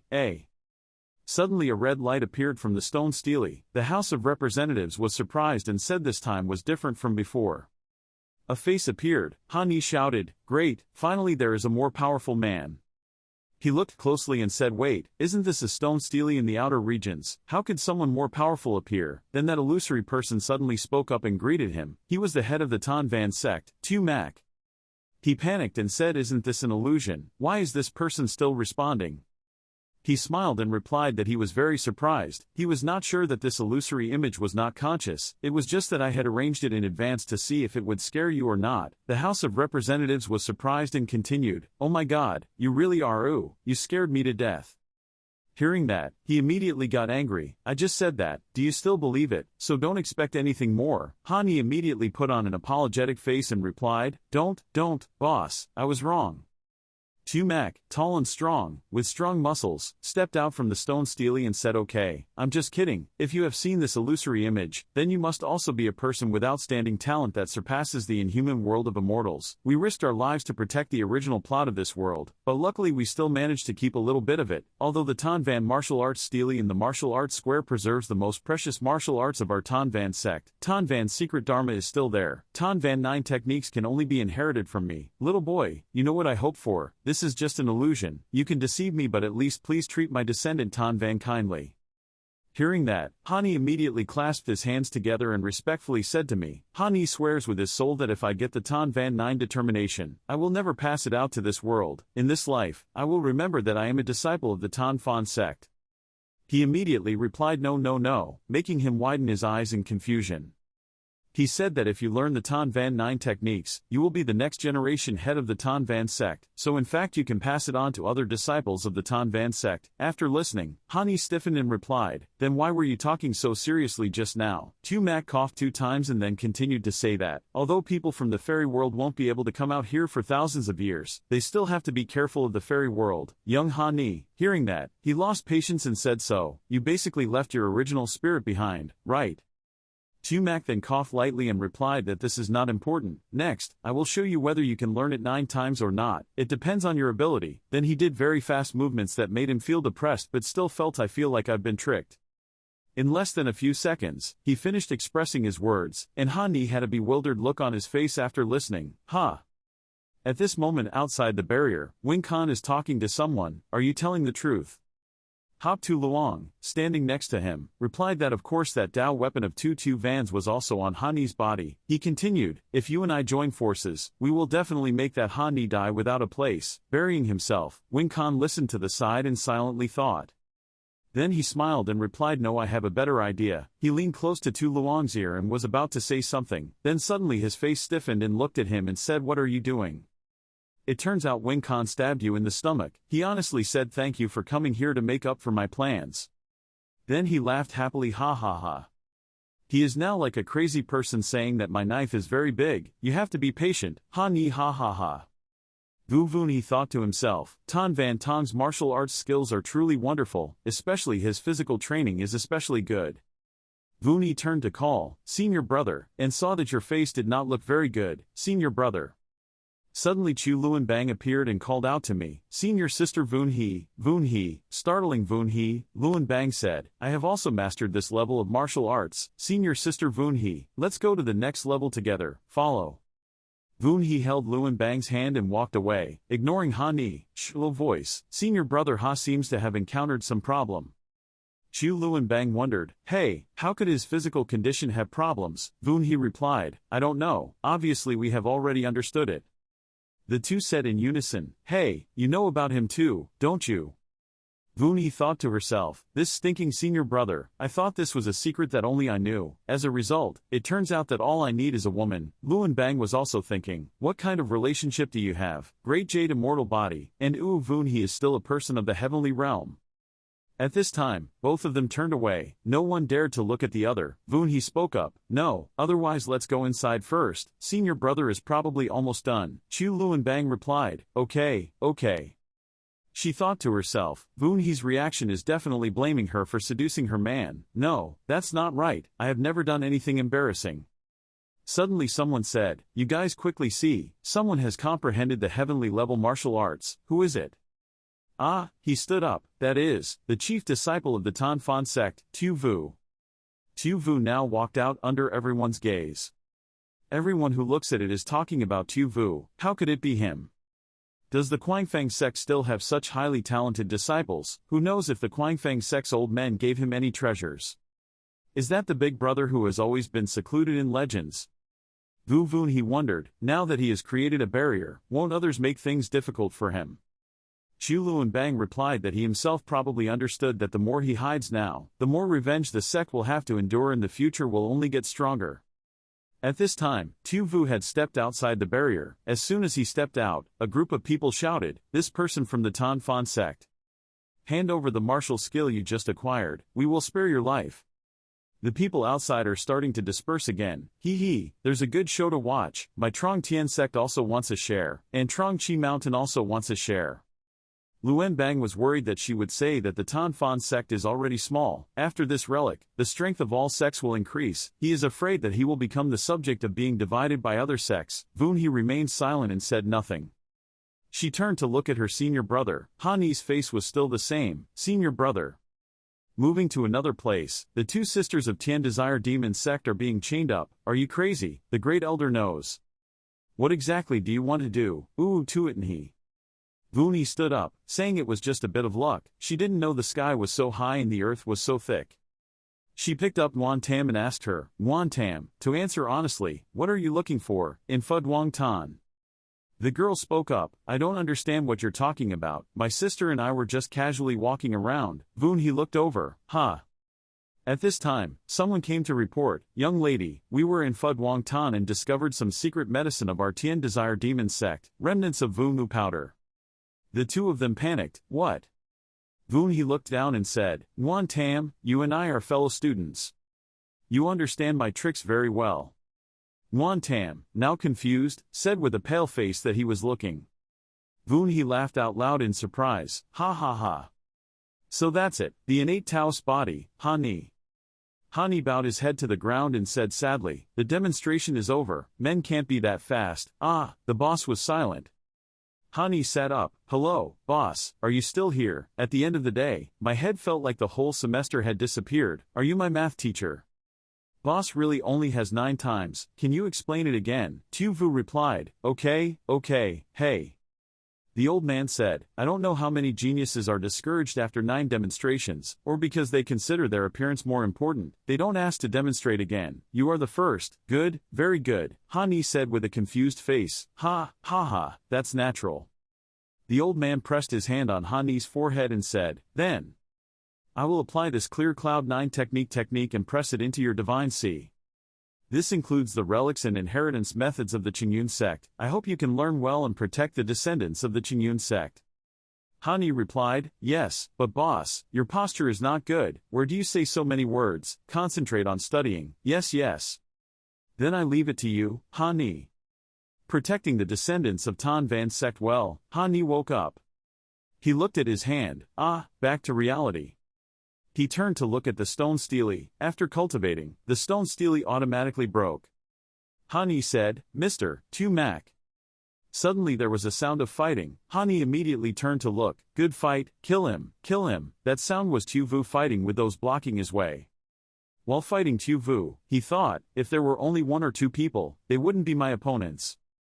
But if you keep getting beaten like that must also be protected. The Tan Van technique absolutely cannot be given to losers like this. Damn it, beat him to death." There were 2 people standing there watching. La Tham said to Wing Khan, "I have done as you said, sent someone to tease him. Are you sure that will make Ha Ni take action?" Wing Khan replied, "Of course, I have finished negotiating with other major sects, but, you sect disciples are too weak. Other than those dirty tricks, it has been so long. Take that guy down." "Hey, that's just an appetizer." At this moment, La Tham picked up the sword and he sighed loudly. At this time Tu Vu also turned back. Chu Lu and Bang stood in front of everyone and said, "I represent the clear mystical energy." What La Tham said, my sect did not know, nor did I intend to join forces to destroy Ha Ni. The ruins are closing. Disciples of the mysterious air sect are not allowed to participate in disputes. Prepare to leave quickly. Hearing this, everyone left disappointed. She also gave us a sign and left quickly. La Tham was stunned. This was not like what Wing Khan said. He turned to look but didn't expect him to run away. Perhaps he was intentionally letting me show up. He was angry. "You guys are all damned." Seeing this, the people around him immediately advised him, "Big brother should still stop. The current situation is not beneficial for us." Ha Ni stood looking at him and thought, strangely, La Tham's appearance did not look like he wanted to kill the senior brother of the Tan Fan sect behind me. Could it be that he intentionally lured me out here? But the conflict between me and La Tham is not too severe. It's not necessarily a fight between you and me. La Tham got angry. "Hey, you bastard, this time it's on you." He suddenly coughed continuously, making Ha Ni surprised. Then he held his throat and foamed at the mouth. His eyes rolled wide and he fell to the ground, vomiting blood. Everyone around gathered to see. "What happened? Senior brother, how are you?" La Tham. He vomited blood and lay there motionless. While Ha Ni still didn't know what happened, Wing Khan appeared again. "Ha Ni, you are very evil. You dare to publicly poison and kill La Tham." On the surface, he pretended to be innocent in criticizing Ha Ni, but inside he was extremely pleased. "La Tham just publicized the fact that you changed your disguise to rob a treasure, but you actually killed someone. You really don't care about people's lives. How cruel, how cruel." Ha Ni calmly replied, "Openly killing people, I am not yet this stupid. I can benefit from this situation, everyone knows it. On the contrary, at this time you jumped out in time like that, so, it's not clear what to say." Tu Vu stood behind and said, "Brother Ha Ni, thank you for your good intentions. This matter is up to me. It has nothing to do with you. They made things difficult for me. They came for me. You don't have to Before he could finish speaking, Han Ni continued, okay, looking at your appearance, you must be Tu Mac's descendant. If it weren't for him asking me to say a few words to you, I wouldn't be too lazy to care. Besides, it seems now, it's clear that Wing Kan is intentionally criticizing himself. Han Ni had his sword pointed at by the people around him. Little man Han Ni, today, I will kill you here to avenge my senior brother. Suddenly from nowhere came all three people, Chu Luan Bang, Vu Vun He, and Tu Tu Van. Sorry, you couldn't kill him today. Because, we are still there, we will not let you take action against senior brother. Wing Kan's heart immediately felt uneasy. This damn mongrel, I don't know what he did. Not only did he favor Vun He but also. But now you are completely at the banquet table. He continues to show off his hypocrisy in front of everyone. Is this the attitude of the three great sects of Qing Chao, covering up a crazy murderer to continue to commit evil? This is truly outrageous. So Wing Kan, today I have to take off this person's disguise. Tian Dao sect, Trong Tian sect, Phi Thang Tian sect, and the disciples of other large and small sects, my incompetent little brother, just got the news that the missing people of all sects died at the hands of Ha Ni. And the evidence is in his reserve ring. Wing Kan pointed straight at Han Ni's face and affirmed, Han Ni, do you have any more excuses? Han Ni was sweating and immediately thought, the people of the Heavenly Knife sect who were chasing the dead were out of luck. Their things were indeed in his reserve ring, but how did Wing Kan know? Besides, those people were killed by Hop Tu Luong. Could it be that Hop Tu Luong cooperated with him? Wing Kan had many plans in mind. He smirked, clearly showing a sinister look. Hee Han Ni, now, what else can you do? You absolutely did not think you can purify your kindness and also as the real killer. Hop Tu Luong has been permanently silenced by me. If it weren't for the three great sects protecting you, I would have wasted so much effort and would have torn you apart myself.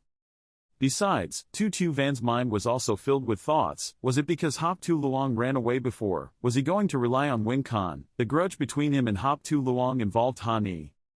Wing Kan approached with a sinister face, said less nonsense, otherwise obediently open the ring's restriction. Let us check, otherwise we are about to attack. Chu Luan Bang and Vuni planned to take action.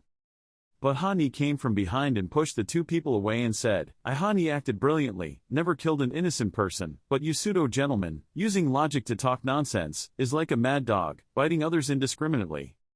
Returning to the previous story, Han Ni raised his middle finger and stuck out his tongue to tease Wing Kan, pretending like this, it is truly worthy of being called a puppet, a king, a murderer. Make Wing Kan extremely angry, you. Ha Yi continued to say, didn't you already dislike me and want to kill me, give you a chance to duel? Han Ni pointed the three-pointed stick straight at him.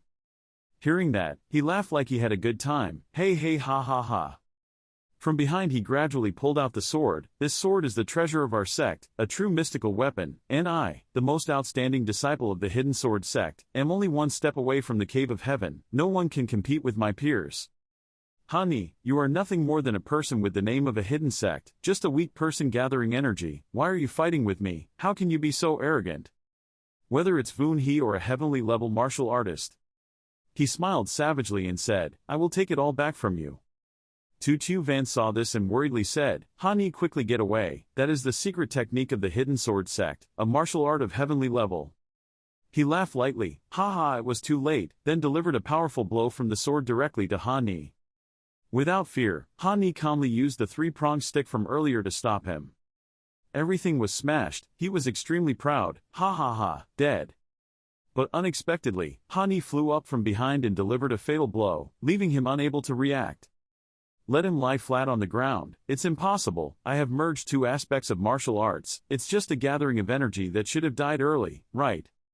You cannot avoid it. Wing Kan did not know that, after going through Heavenly Ascension, Tan Van Dan, Heavenly Grade Martial Arts and even Tu Mac's instructions, Han Ni had long understood that the realm of 9 parts of Wind's meaning, just one part was missing, perfect. The speed at this time cannot be compared to anyone else. Han Ni was unharmed, 2 points of mind, very difficult. Han Ni began to think, what to do now, not to implicate Wu Vun He and the others, and if Wing Kan continues to meddle endlessly. If I'm seen by other sect elders, I'm done. Do I need to kill him? Hearing that something was wrong, Han Ni turned his head to look. The monument was about to close. People around were frantically running after it. The name Wing Kan continues to provoke. Han Ni, you cowardly hide your cultivation level. Consider me unlucky this time. But, you don't dare to kill me, right? You don't dare to kill me at all. Wait until the ruins close, I will run out, I will definitely unite with other sect masters, and confirm that you killed you, haha, but I won't kill you, I will keep you until the day I get married to Voon-hee. Voon-hee here always cares about Han-ni, senior brother like that will be found by them to cause trouble. Chu Luan Bang and Tu Van also thought to themselves, Han-ni has never attacked anyone. Once the martyrs are not here, these people will listen to me in front of my eyes. But after going out and taking advantage of this opportunity, Han-ni will be avenged. Tu Van suddenly called everyone. The disciples of Tu Tianmon obeyed the order. The Clear Wind ruins were about to close. Everyone quickly left the ruins, not to stay. Wing Khan's senior brothers also quickly left. Senior brother Wing Khan, quickly take senior brother out to find the old sect leader. We can't beat him, so run quickly and invite the elders to rule over justice. Here, let's go quickly, that's right, don't bring trouble to yourself, let's go quickly. Chu Luan Bang called Han-ni's name. He turned back to where she and Tu Vu were standing. They will definitely not let you go. I will go ask my master to accept me as a disciple, maybe I will. Tu Vu also added that today's matter is all up to me, brother, I will definitely do it. Han-ni looked like he didn't know anything. What are you confused about? It's nothing to bother about. Han-ni smiled and continued, don't forget, I come from Hongqiao, I won't say anything else, but there are many ways to save my life. If you want to leave them, you can't do anything to me. Ah, that's right, here is the inheritance seal of the Tan Van sect, given to me by a person named Tu Mac. After giving it to Tu Vu, he waved goodbye. Do you remember that there are similar stone stele in the Tan Van Fan sect? Using this, you can open the stone stele's prohibition, which contains the inheritance that Tan Van left behind, enough for the Tan Fan sect to stand firmly here. Tu Vu was surprised but also wondered, Han-ni, why do you? Han-ni replied, there was no way. Who told you elders to beg me? Tu Vu bowed his head to the ground and bowed to Han-ni, a disciple of Tan Fan sect. He will definitely remember the great kindness of brother Ha.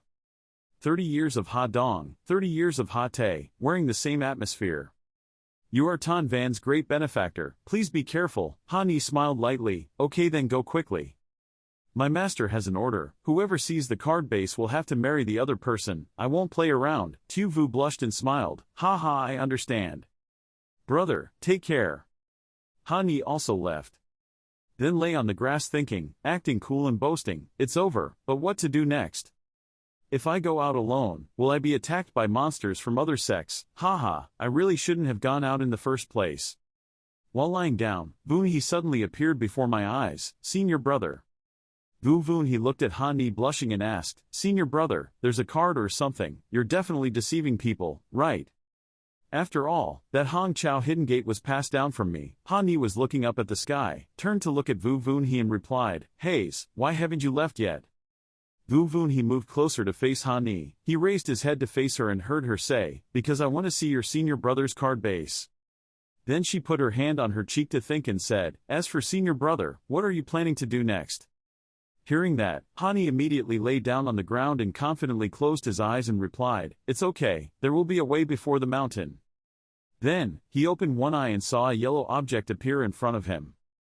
Voon-hee turned that object towards him and said, this is an unbreakable talisman, unless a great condensing pill realm takes action, otherwise just activating this talisman can run 10,000 miles away, completely possible, help him run away, it's just time to activate, he has to capture the moment they lose their minds.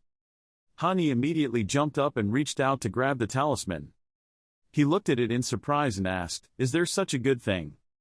Then he looked at Voon-hee with a suspicious expression. He asked, aren't you still asking for money? Voon-hee replied loudly, do you normally see me as that kind of person? Han-ni smiled, then stuffed the talisman into his shirt and replied, thank you.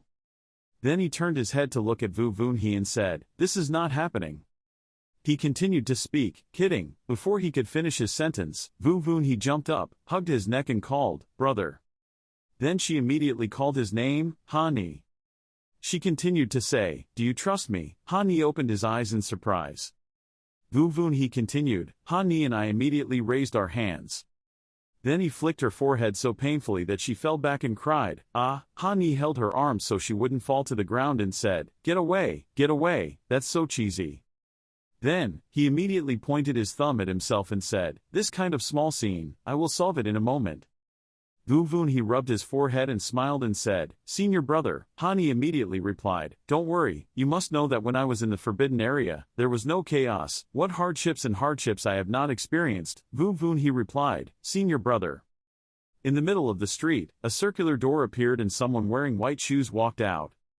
There was a shout, "It's Hani, you step out of the gate." That voice continued to echo, "Look, he's coming out."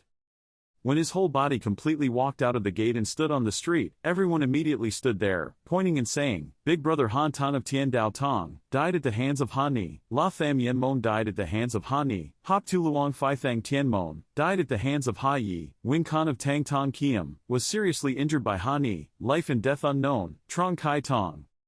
Before the words were finished, a thunderous voice rang out, "Hani Hong Chao, come out here to die." Hearing the voice, everyone immediately stood aside to make way. From nowhere, 3 more people appeared, upright atmosphere. The one taking the lead is the elder of the Hidden Sword sect. Hearing that, Hani immediately looked up at him. Elder Wei looked at Hani angrily and said, "Little boy Hani." He opened his mouth wide and shouted, "You dare to hurt our disciple Wing Khan, do you know your crime?" When Hani saw this, his face turned pale. Then, he quickly jumped back. Raising his eyes to look at him, he felt that the spiritual energy was so strong. Suddenly there was a hand covering his body. Tan Fan sent the chief to stand in front of Hani and spoke up, "Elder Wei, calm down, this matter has not been decided yet, you can listen to Hani and see what's going on." Hearing this, Elder Wei became even angrier and shouted, "Shut up." After saying that, he used his power, a layer of yellow light appeared. He replied, "Tan Fan sent you. If you dare to block in front of me, I will crush you all." The old man glared and continued, "The one who protects Hani, kill without mercy." A gray smoke appeared. Olden Ngu immediately said, "Everyone, please give an Ngu some face." Elder Wei replied, "An Ngu, what kind of face do you have? A person from Hong Chao, who really intends to bring the entire Tan Fan sect to protect him." Olden Ngu replied, "This." He looked at the person in front and thought, "Hani has a favor with our sect, I absolutely cannot give up." Hani was quietly listening to the conversation of the 2 leaders of the other 2 sects. Hani immediately spoke up, "Old Manon, you are too naive. Tan Fan sent you, I took away all your bases, no need for these puppet men to act, you will all die on your own, even coming out here to protect me, it's ridiculous." Lawan Ngu immediately changed his face and turned around calling your name, Hani. He smiled and said, "What you mean is that as long as I let you handle it, I won't attack the Tan Fan sect, right?" On the surface, there is a good reason, but in reality it is ultimately for the sake of the disciples of his sect, or is it coveting someone's precious treasure? Do you know Tan Van Dan? Olden Ngu turned his head to look at Hani. His voice continued, "I'm here." Hearing that, the man behind Elder Wei immediately looked at Hani in surprise. Elder Wei looked at Hani and continued, "Heaven-level martial arts techniques are very rare. We also have Tan Van Tong passed down from the Tan Van sect, but I just didn't tell you where." Hani spoke up, "In addition, I also found a weapon in the ruins. Did your disciples tell you about these things?" There was a murmuring sound around. "What is it? Dao weapon?" Tu Chu Van was behind the crowd thinking, "Hani, what exactly do you want to do?" Suddenly someone spoke up, "Wild." Having said that, he pulled out his sword and shouted, "Hani, return my son La Tham's life." He raised both hands and 2 swords and rushed forward. Hani thought, "It's over, why did the Teacock sect strike first?" In the distance, there were 3 people standing. Suddenly one of the 3 people cried out, "Sister." Van Vunhe grabbed Kang Tuatni's hand and said as if she wanted to cry, "Sister, sister, can you save him?" But Kang Tuatni just remained silent. Behind Elder Hoa spoke up, "Vunhe, I don't see what he's doing, angering almost all the sects of Tanchao, just to save a great jade immortal substance and offending them, it's very loss." "Listen." So Vunhe immediately shouted, "Sister." Elder Hoa continued, "Besides, in our sect now, we are not that strong." Vunhe said, "But..." Then Elder Hoa held Vunhe's hand to stop her. Vunhe could only cry and call out, "Brother." Chu Luan Bang behind him looked worriedly forward. The thoughts in his heart seemed to call out his name, Hani. Suddenly a sword rushed out to block the other person's incoming sword. He gritted his teeth, then he jumped back a few steps, then he seemed to scream, "What do you want to do?"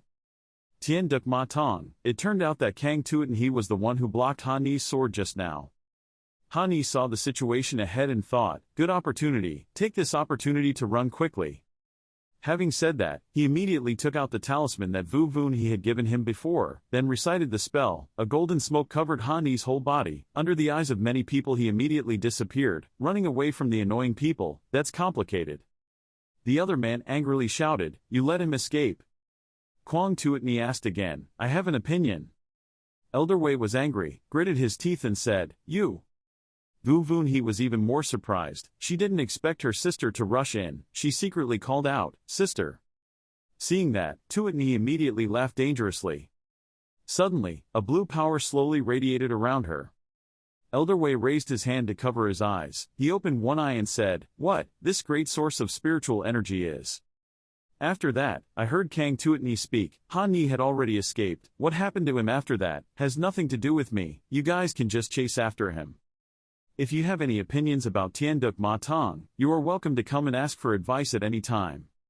The old man with silver hair and cat glasses was surprised and thought, transforming into nothingness, how old is she, and has already reached the realm of turning into nothingness. While Vu Vun he was watching, someone suddenly put their hand on her shoulder. She said, "Ha." Turning around, she saw Elder Hoa and immediately asked, "Elder Hoa, is something wrong?" She smiled and said, "What's going on? Of course I'm back." Vu Vun he replied, "Oh, she thought, looks like there's more inside information here." On this side, when Han Ni ran to another place, his cousin, cough, still, geez, then wiped his mouth with his hand and said, "Damn, this empty spell is too strong." Luckily he escaped. Suddenly there were footsteps approaching. Someone said, "Hello, Han Ni." Hearing that, he immediately turned around. When Tuatni raised her hand to greet him, he replied, "You are the person who saved me just now." Han Ni immediately thought, if the talisman is not clearly broken, there will be no loopholes. But how did she get here? Kang Tuatni smiled and replied, "The first time we met, I was Vu Vunhe's older sister, Kang Tuatni." Han Ni spoke up, "Vu Vunhe's sister, so that's it. She asked you to help me. What a big deal to you?" Kang Tuatni replied, "No. It was I who decided to save you." Han Ni, hey. Tuatni continued, "Anyway, I always pay attention to you." Han Ni replied in surprise, "What do you mean by this?" Kang Tuatni laughed loudly, "Ha." After that, she said, "I heard that your relationship with Vunhe is not bad. Now he seems like a good man." Han Ni replied, "Ha, you really know how to joke. Me and Vunhe actually have nothing, chief." Kang Tuatni continued, "If you were already cultivating with Nguyen Tan Nguyen Ya, wouldn't you mind having another dual cultivator?" Han Ni suddenly asked again, "Hey." Kang Tuatni licked her lips, his face turned pink and he said, "Killed to death." At night, the crescent moon is hanging in the sky along with thousands of sparkling stars. Han Ni suddenly opened his eyes wide. Then he sat up, looked around, he thought, "Where is this place? I remember just now I was about to run away from Tan Chao." Suddenly, Han Ni suddenly looked forward. In the mist there is a woman taking a bath. She raised one arm and gently rubbed her other arm. Han Ni immediately blushed. Then he stood up and intended to move forward. Suddenly he stopped. He thought, "That's not right. Why didn't I consciously come closer just now? Could it be because of magic?" The person inside stepped out of the bathtub and said, "Oh, can't help it." Kang Tuatni put on a thin black shirt that almost exposed her entire body and said, "Want to enjoy me? Take a bath." Then she blushed and smiled and continued, "If it's already here, then let's see it through. Why run away?" Then she got closer to him, then continued, "Disgusting, maybe you're that kind of person." The man had become a family but left his family without any care. Then she licked her lips, took off his thin outer layer of clothing. She continued, "Or is it?" She raised her hand to touch Han Ni's cheek and said, "I'm serious," and Han Ni was frozen. She licked her lips and continued, "Isn't it worth it?" Right now, outside the room. Vu Vunhe stood outside and worriedly said, "As soon as my sister invited me back, she went into seclusion. Haven't come out here yet." Elder Hoa replied, "Yes, if Vunhe has anything to say, you can tell me, I will help you pass the report to her." Vunhe replied, "Okay." She thought, strange. Suddenly a few people walked over. Elder Hoa, and Vu Vunhe took the opportunity to return. It turned out that the person who came was the Great Elder. Elder Hoa saw this and immediately spoke, "Aya, isn't this the Great Elder? The Great Lord has come. I don't know what instructions he has." The Great Elder pointed his finger at Elder Hoa's faction and shouted, "Don't pretend to be stupid there anymore. Quickly call Kang Tuatni here." She replied, Great Elder, Tuatni is still in seclusion. If there is anything to do, please come another day. The Great Elder gritted his teeth and shouted, Humph, what I learned from Nguyen Tan Nguyen Nha, that man with a special physical condition is in the hands of Kang Tuatni. This matter is related to the survival of the sect. No, having time here is a waste of words with you. Saying that, she raised her hand and a purple ball appeared. Then it gradually got bigger. Elder Hoa suddenly did not think that the Great Elder would take action. Suddenly, a yellow light flew up and crashed strongly into the purple ball. As soon as Tuatni finished taking action, she immediately thought, damn, it was actually that fast. Knowing that, I shouldn't have forgiven Nguyen Tan Nguyen Nha. At the same time, in Kang Tuatni's room, Vu Vun He covered her mouth and said, This is. In front, Han Ni is wearing a wedding dress, eyes closed, hands placed on each other on her stomach surrounded by bright pink flowers. Vu Vun He shouted in surprise, What is this? Then she walked towards Han Ni crying and screaming, Senior brother, please wake up quickly. I felt very strange after you returned, but senior brother clearly ran away. Suddenly, a large hole was punctured in the wall and a yellow light appeared, just as Tuatni had just broken through the wall. She turned around and saw Vu Vun He inside. She asked, Vun He, why are you here? Vun He was so surprised that she opened her mouth and didn't know what to say. The Great Elder shouted angrily, Kang Tuatni, the Purple Immortal Sect Master's Purple Hawk Dharma is attacking the Pill Realm. Only the person possessing the innate Dao body in your room can help Tian Duk Demon Sect maintain its position. If you still deliberately cause trouble, even if you hold the Xuan Bing Dao sword in your hand, I will also represent your father who is in retreat, and the Buddha Dharma is on the spot. When Tuatni heard that, she was a little worried, and Vu Vun He looked at Han Ni lying there, thinking, Innate Dao body, isn't it Dai Nok Immortal body? Dai Nok Immortal body can also be dual cultivated, but only the first time is it useful. The Great Elder repeatedly said, From today onwards, lock that man in the dungeon, all the disciples can practice together with him. Han Ni still lay there. The Great Elder continued, We must squeeze out his last value before he dies. Suddenly a voice rang out, Wait. Lin immediately saw Vu Vun He spread her arms wide in front of Han Ni. She said loudly, I don't know what you are talking about. I understand that Great Elder you are for the sect but. Vu Vun He thought, Innate Dao body, the most suitable physique for dual cultivation in the legend, so senior brother has always hidden this. Tuatni called, Vun He. But she didn't care. She said loudly, But my sister can testify, from the beginning I was targeting him, step by step gaining his trust, capturing him, so. His first time, it's mine. The House of Representatives let out a soft cry, opened his eyes, and in his sight was her silhouette. Vu Vun He sat in front of his bed and said gently, Senior brother, good morning. He lay on the bed and opened his eyes to look at her. She sat in the chair next to the bed and spoke, Senior brother, you just escaped from sister's spell, your mind still hasn't recovered, listen to me. She lowered her head, her eyes lowered, her face turned red and she spoke, Right now, there are hundreds of Tian Duk Demon Sect disciples outside, waiting with you, dual cultivation, that's the thing. He looked at her bewildered. She reached out to touch his head and said, In less than 3 months, it will definitely take your life. She clenched her teeth and spoke, If it were my sister, I could still beg her, but, the Great Elder already knows your physical condition, they will not let you leave. Tears fell from her eyes and said, It's all my fault, it's all my fault. He sat against the wall and rubbed her hair with his hand. She pressed her face into his thigh and spoke, If it wasn't for me. Vu Vun He leaned on his thigh and cried, If I hadn't lied to my sister about red pearls and great pearls, I wouldn't have. Han Ni was silent when he heard her speak, but he wouldn't. She covered her face with tears and spoke, I am a disciple, Tian Duk Demon Sect, I'm sorry from the beginning I lied to you, and now I've made you look like that, it's all my fault. He reached out and pulled her into a hug. The two hugged each other. She blushed and said, Brother, can you trust me one more time? He smiled and nodded. There were still a few drops of water in her eyes. She smiled and said, Senior brother. Suddenly she raised her head and kissed him, making him bewildered. Suddenly she pulled out the sword from behind his back and raised it. As soon as the two kissed, she stabbed the sword into his back, blood splashing out. Han Ni closed his eyes and groaned in pain. Vu Vun He closed her eyes, tears falling and spoke, Senior brother. Drops of blood from the stab wound were continuously falling, forming a pool of blood. At the border of Guangzhou, a chaotic and forbidden area, somewhere behind the trees, a voice rang out, Ha, ha, finally escaped. That was Han Ni's voice. It seemed like he was very tired from running away from Tan Chao. He raised his hand and shouted, "Just run away from Tan Chao. The people of Tianduk Ma sect want to capture you. It won't be that easy anymore." Suddenly he was quiet and remembered Vunhi, but he just didn't know how Vunhi was now. He really didn't know what happened while he was being transformed, what happened during the time he was under the spell. That big sister refused to say whether she lived or died, but if she had, he said it was because of Vunhi that he released me. He would definitely protect Vunhi well.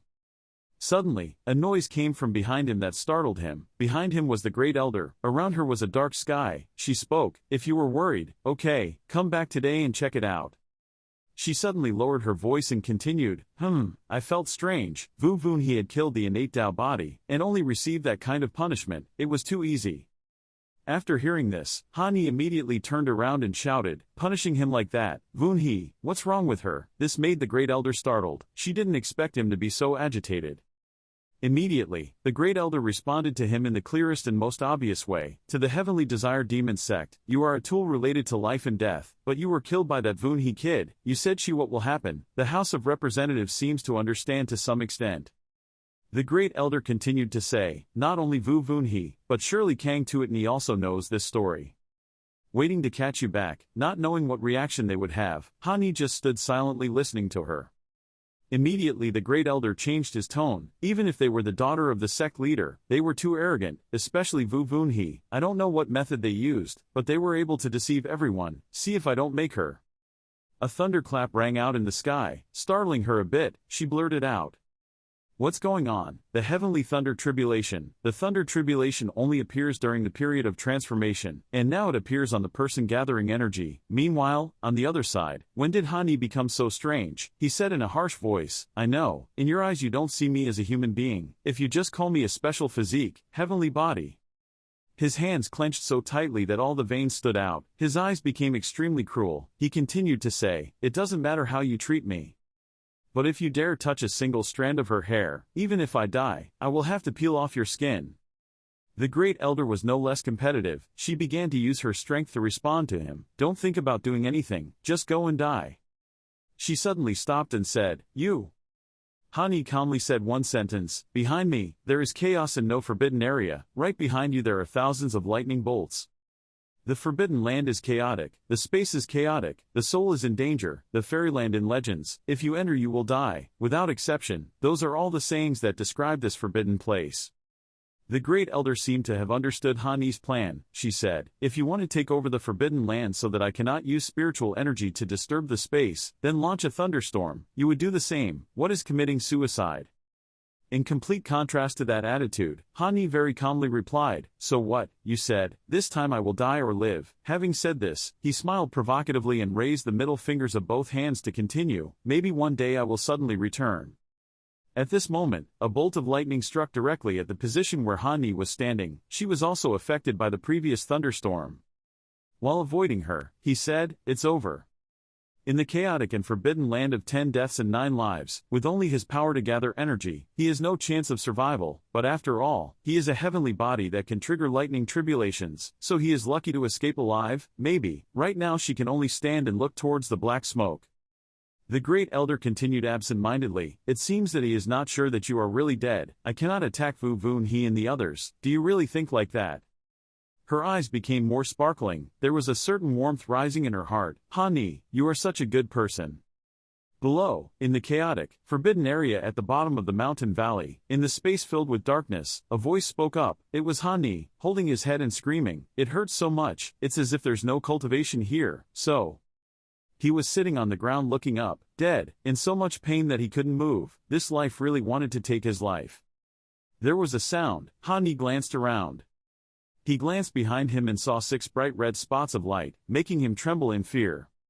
A tiger's paw sticking out seemed very dangerous, but Han Ni was very happy when he saw it. Ha ha ha.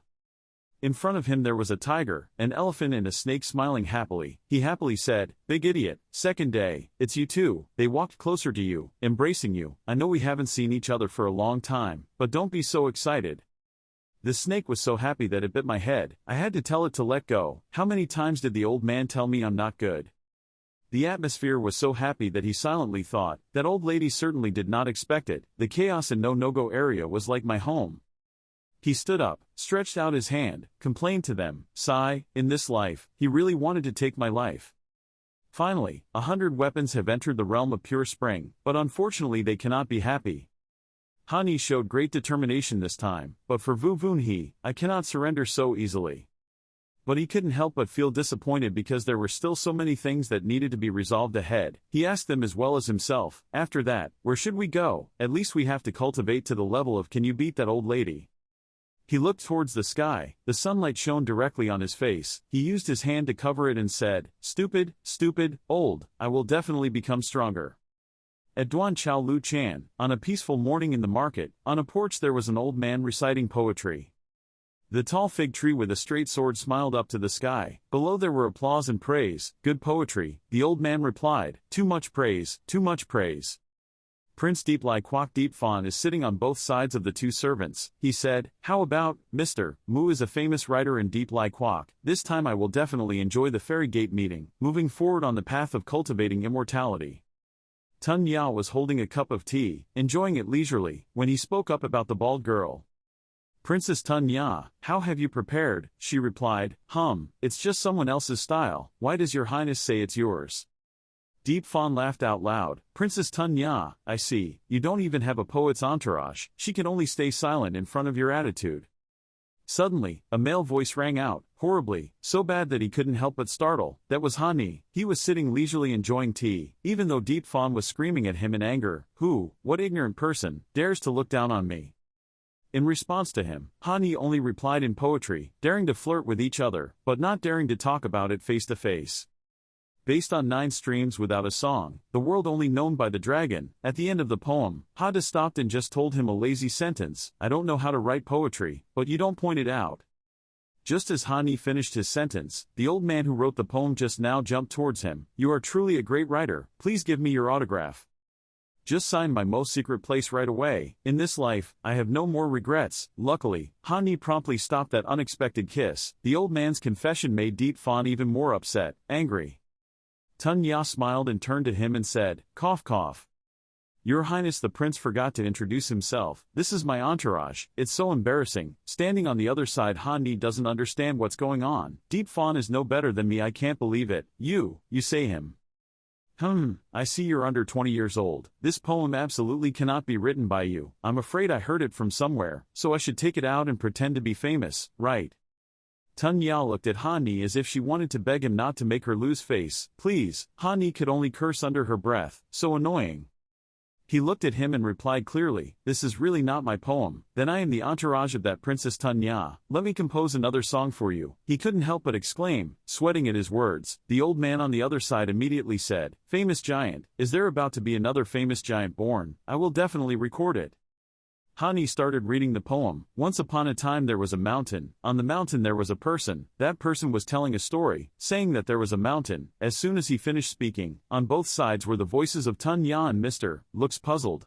That's fine. It doesn't seem that bad and can be accepted." Contrary to the attitude of the other two people, Deep Fawn was very angry. You dare to tease me." Hani thought to himself, "TSK, I don't want to start a fight with ordinary people."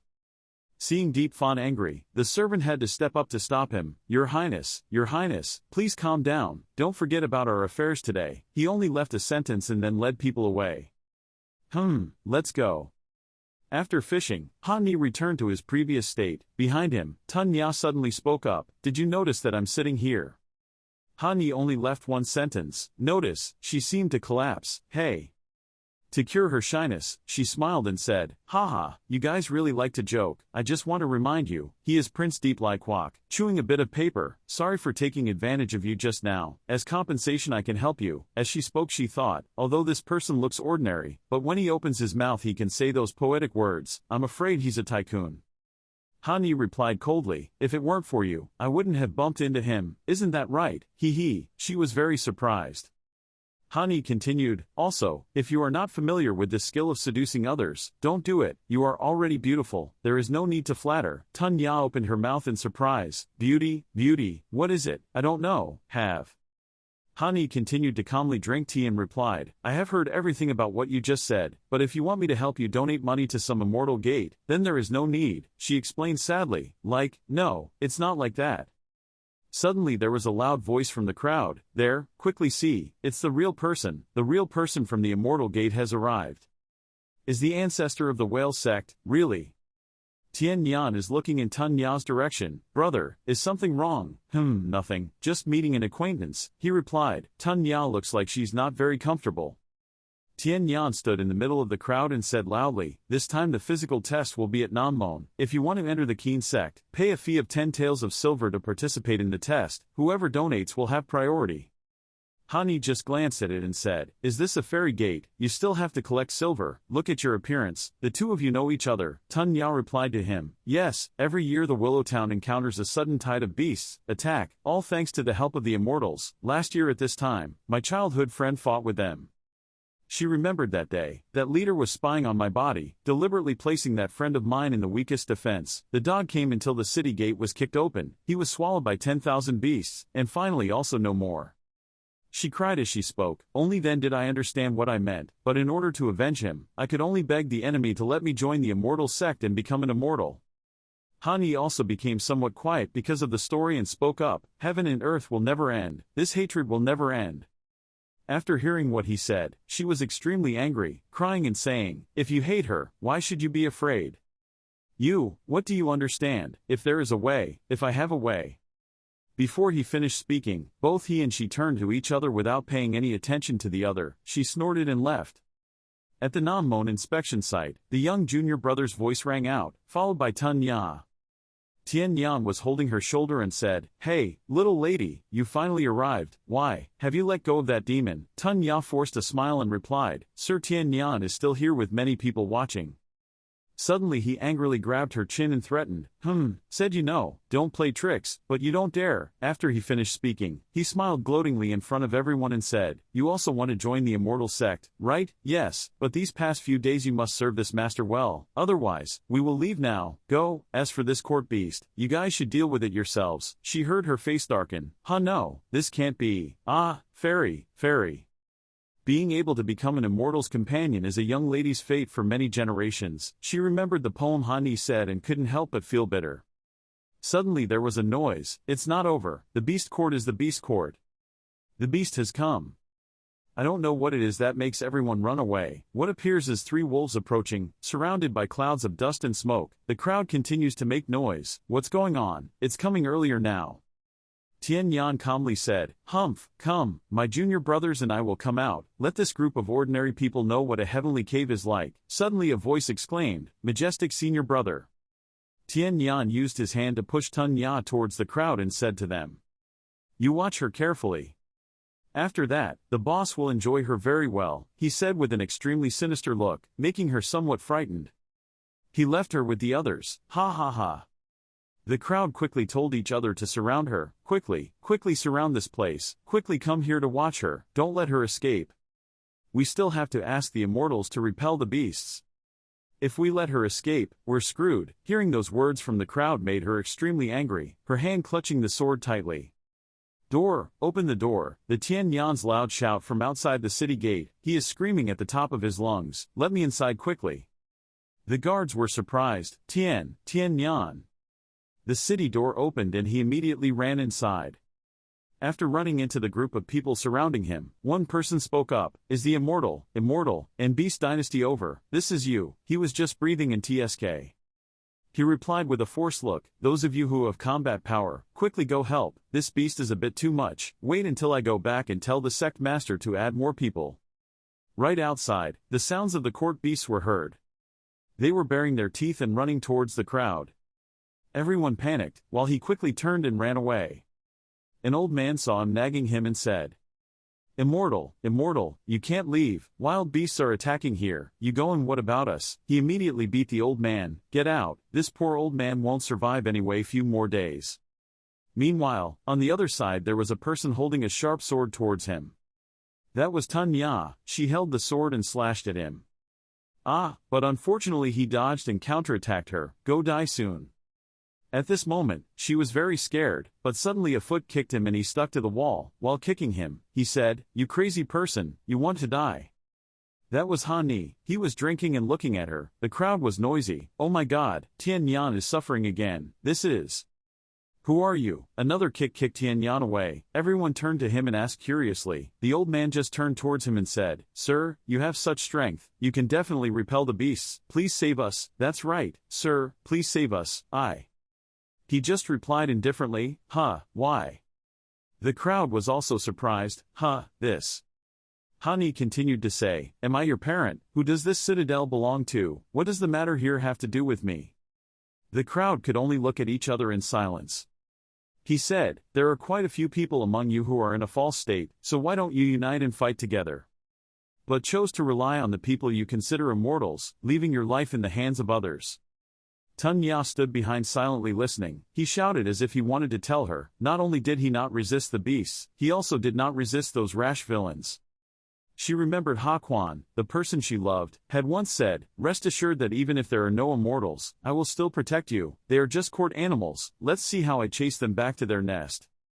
After he finished speaking, everyone was silent. Suddenly someone spoke up, Why, you are so strong, you don't need us to risk our lives, you can handle it too. Isn't this the best way? Why don't you help us? Hani is depressed and really likes to blame others. He thought to himself, Why do I have to say these words to them? Maybe it was because I was angry at someone who didn't fight. Vunhe, why did you save me at that time? I remembered Vunhe. The wild beasts broke through the city gate and rushed in. Child. Who the hell opened the city gate? Hani used his magic to create lightning bolts to stop the beasts, then he took his weapon and made a long sweep, causing all the beasts to fly out and fall to the ground. Tun Ya couldn't believe his ability was so terrible, she just exclaimed, Oh my god. Hani, after fighting, just coldly stood and held the lying beasts and let out a sigh. Suddenly Tun Ya rushed up. The crowd panicked. Wait, what do you want to do? She replied, I have to complete the agreement that the person I love has not been able to do. What's more, what that gentleman said was right, wasn't it? She turned around and said to the crowd behind her.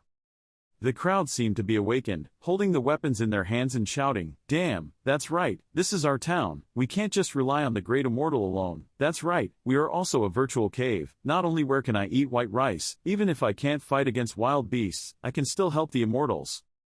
Hani smiled with satisfaction, Hey, you guys can still save yourself if you reconsider yourself. But this time is not like the previous times you encountered, this time it is not said that you can resist. He lifted the stick on his shoulder and turned around to talk to the crowd.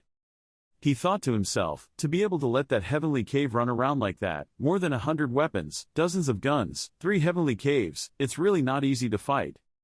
There are 4 huge wild beasts approaching, walking in front of them is the silhouette of a human being. Everyone is surprised at the scene in front of them. Let's see what's coming out here, it looks like a human being. The other person came out wearing the same clothes as Hakuan. He called Tun Ya. His eyes were full of red blood, looking extremely scary, surrounded by dark aura. At this moment, Tun Ya could not help but startled and called, Hakuan. Hakuan stood guarding the demon beasts and ordered anyone who dared to block the way. Tun Ya called out Hakuan.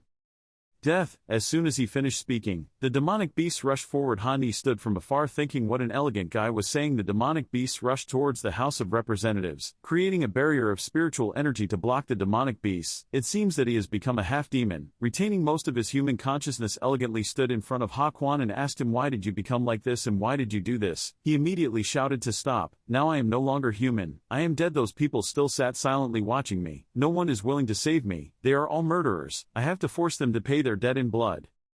Suddenly, there was a sword flying quickly towards Tun Ya. When Hakuan discovered it, he immediately panicked and rushed forward to block the sword. Tun Ya spoke up in panic. There was a laugh that rang out, Ha ha ha, it's true that blood debt is paid with blood. At this time, Tun Ya and Hakuan were surrounded by people dressed in blue. It was said that this time the court was different from previous times, claiming to have sent us specifically to help the civilians in Lutran. So it's your disgusting thing that killed my disciples, even the top disciples of the sect. Hearing that, Hakuan immediately widened his eyes in anger and said that protecting civilians was ridiculous. The other person immediately replied that he did not believe that the whole Lu town relied on us for protection. He created a sword formation and continued, Oh, and that woman is a demon beast, you all die together. Hakuan immediately stood in front of Nya's body to block all the attacks. Seeing this, Tun Ya immediately cried and shouted Hakuan's name. Seeing that scene, the other person laughed and said, "Ha ha ha, it's so ridiculous that this disgusting thing also has feelings for his disciples. He's about to be unable to stand it, so let's give it a final blow." He said loudly that killing the cave heaven realm monster was a great achievement, causing the rest of the people to blush and laugh evilly. Suddenly, the house's injury slashed a disciple's sword and flew out. He panicked and said something. The House of Representatives tightened his grip on the spear and said that if you eliminate love, then eliminate love. Isn't that woman a commoner in your mouth that you need to protect? Besides, how do you know that they are communicating with each other? The top disciple clasped his hands together and smiled and replied that this woman who had been leading disciples in the sect for a long time, was definitely not a good person and was controlled by a half-demon. These many disciples all died miserably at his hands. Killing him was just acting on behalf of the heavens. The top disciple was confused and startled, thinking that this person, who had just been surrounded by 3 heavenly beasts, was now not injured at all. The House of Representatives turned his ear and asked the group of brave men, "When you came here, did you see the guy who breached the wall? It was I who did it. Are you also taking revenge for him?" Hearing that, he immediately panicked, thinking that we can't beat this person. The House of Representatives continued to say that all the immortals, in the mouth of everyone who is responsible for guarding and protecting, arbitrarily oppress people and run around immorally. This is your protector. The other guy immediately replied that if it weren't for us, this group of mortals would soon become food in the mouths of demonic beasts, not to mention that they are just a group of ants who are so powerful. Why should they care about life or death? There. Hani gritted his teeth and was angry that the immortal cultivators don't consider mortals as humans and still want mortals to treat you as gods. He continued, "In the past, I always thought that being a little humble would make the world peaceful, but the result was all the trouble surrounding me. Now, even if I understand it, this thing is much more effective." He angrily clenched his hands and beat the others, screaming, "Ah, it hurts, oh." The top disciple said, "You wait for me, even though we are strong in our sect, we will not forgive you." Looking at them and leaving, the House of Representatives said it was nothing but lost interest. "Notice that you see Tun Ya and Haquan behind you. You should take your hand back." A signal rang out, causing the monsters to retreat. The people there saw it and said the beast had gone and we were saved. "That's great." The House of Representatives turned around and said to Tun Ya, "That's right, I forgot to pay for the wine just now. Please remember to pay for it. It's considered a reward for helping you." Then the House of Representatives turned around and walked away, saying, "Dac Tan Bai Mu Ha Tu Tu," vowing to be an inconvenient lovebird. Haquan looked at his back and asked who that high fairy was. She also looked at him and replied that he happened to meet him in the palace. He was a wandering poet. In Fontan, there are many sects recruiting new disciples. The Dai Dao sect has 4 people recruiting disciples and shouting loudly, looking for people, looking for people." Dai Dao sect, accepting talented disciples. Anyone who wants to become an immortal can try entering.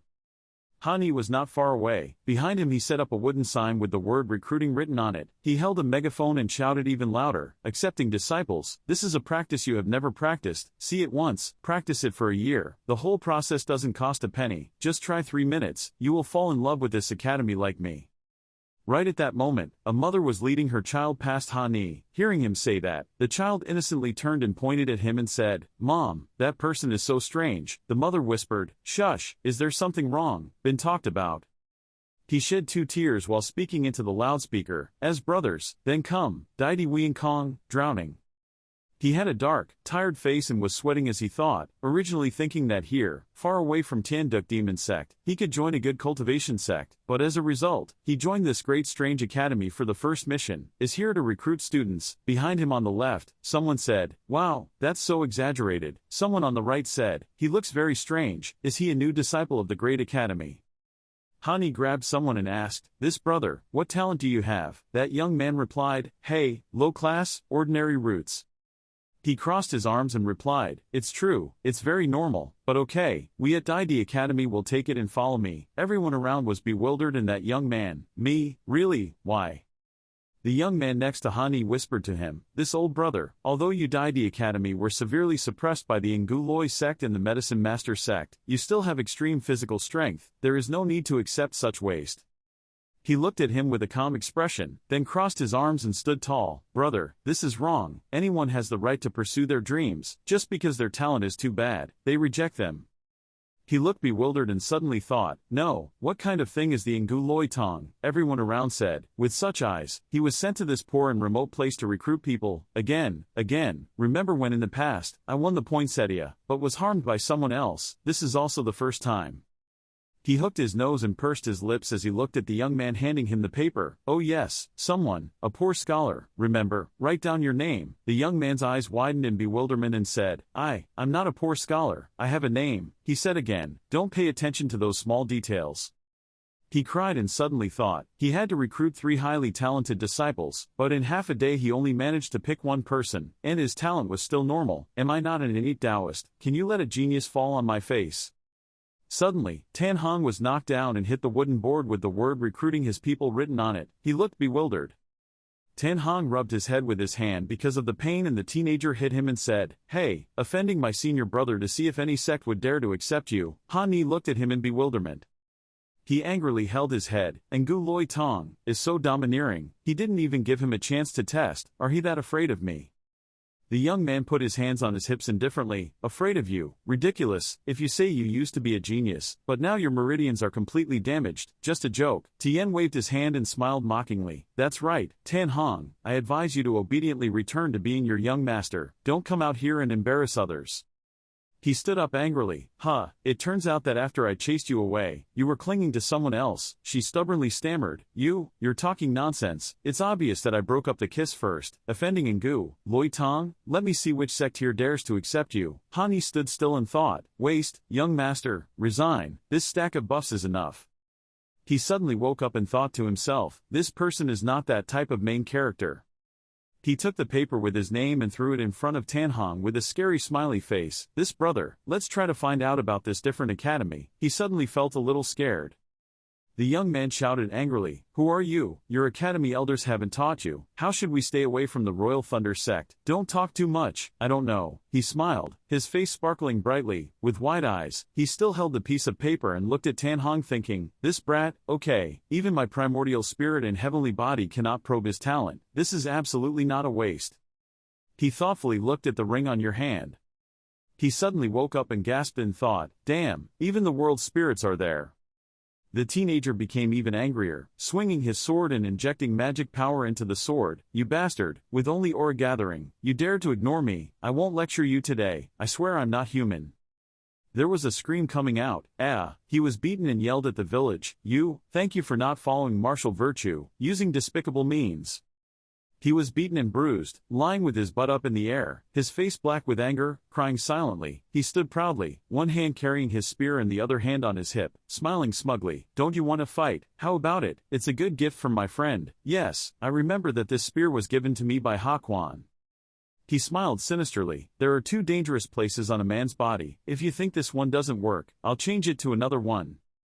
He shouted loudly, name, vulgar cultivator, I don't bother with you, you wait for me. Tien panicked and helped him away. Han Ni stood still and looked at Tan Hong. He let out his anger and shouted, Tien, remember that for me, 30 years of Ha Dong and 30 years of Ha Te, don't let the teenager come along. He was dumbfounded and thought, hey, so the origin of this statement is so shameful.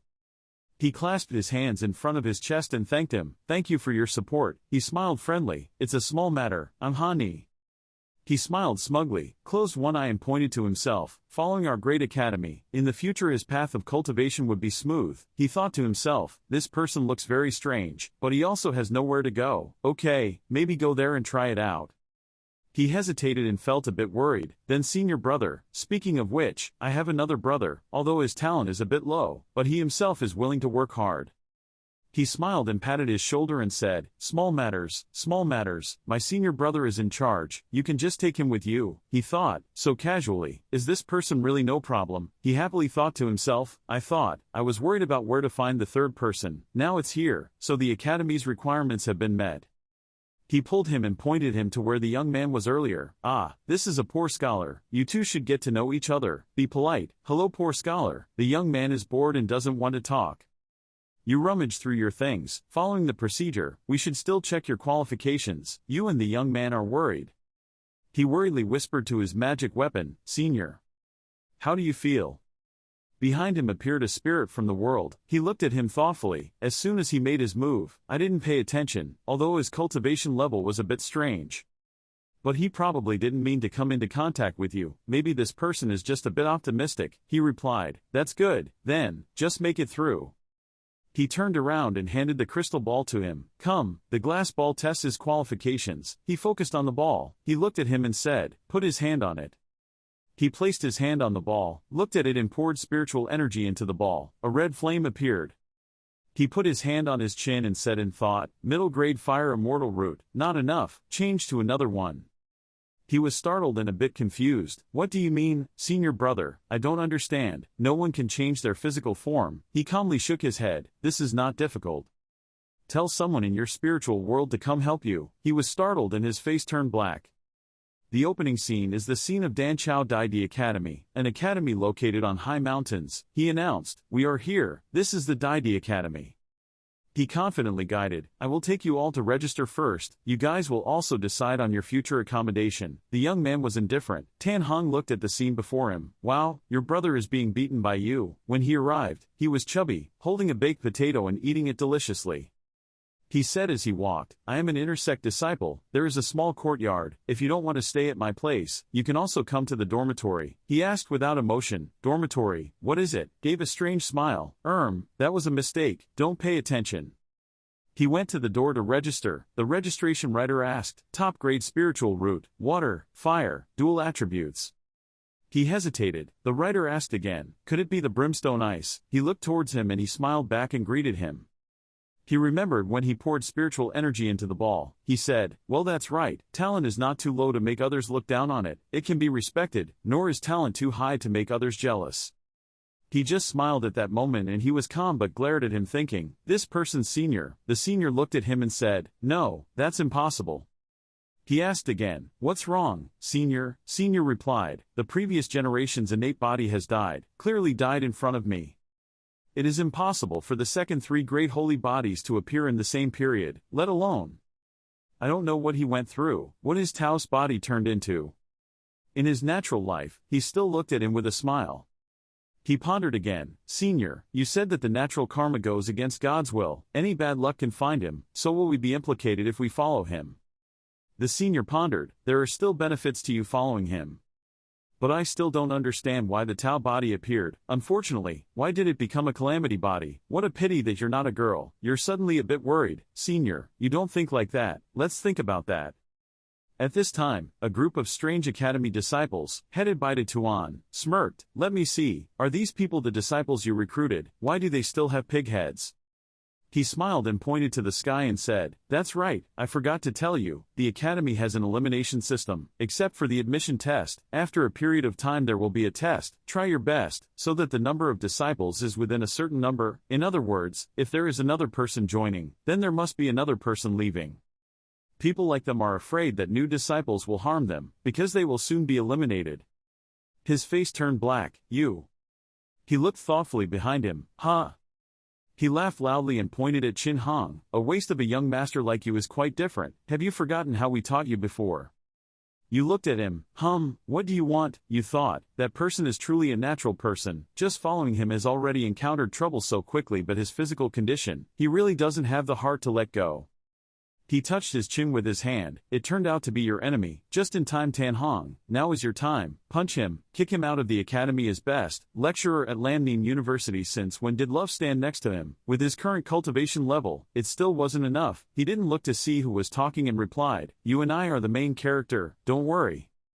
He suddenly thought and widened his eyes and said, nonsense. Lam lecturer. She replied, He turned to look at her, scratching her head. Why are you here? Why are you clasping your hands and leaning back to look at him? I've trained my body to the martial arts master, come to find someone to fight.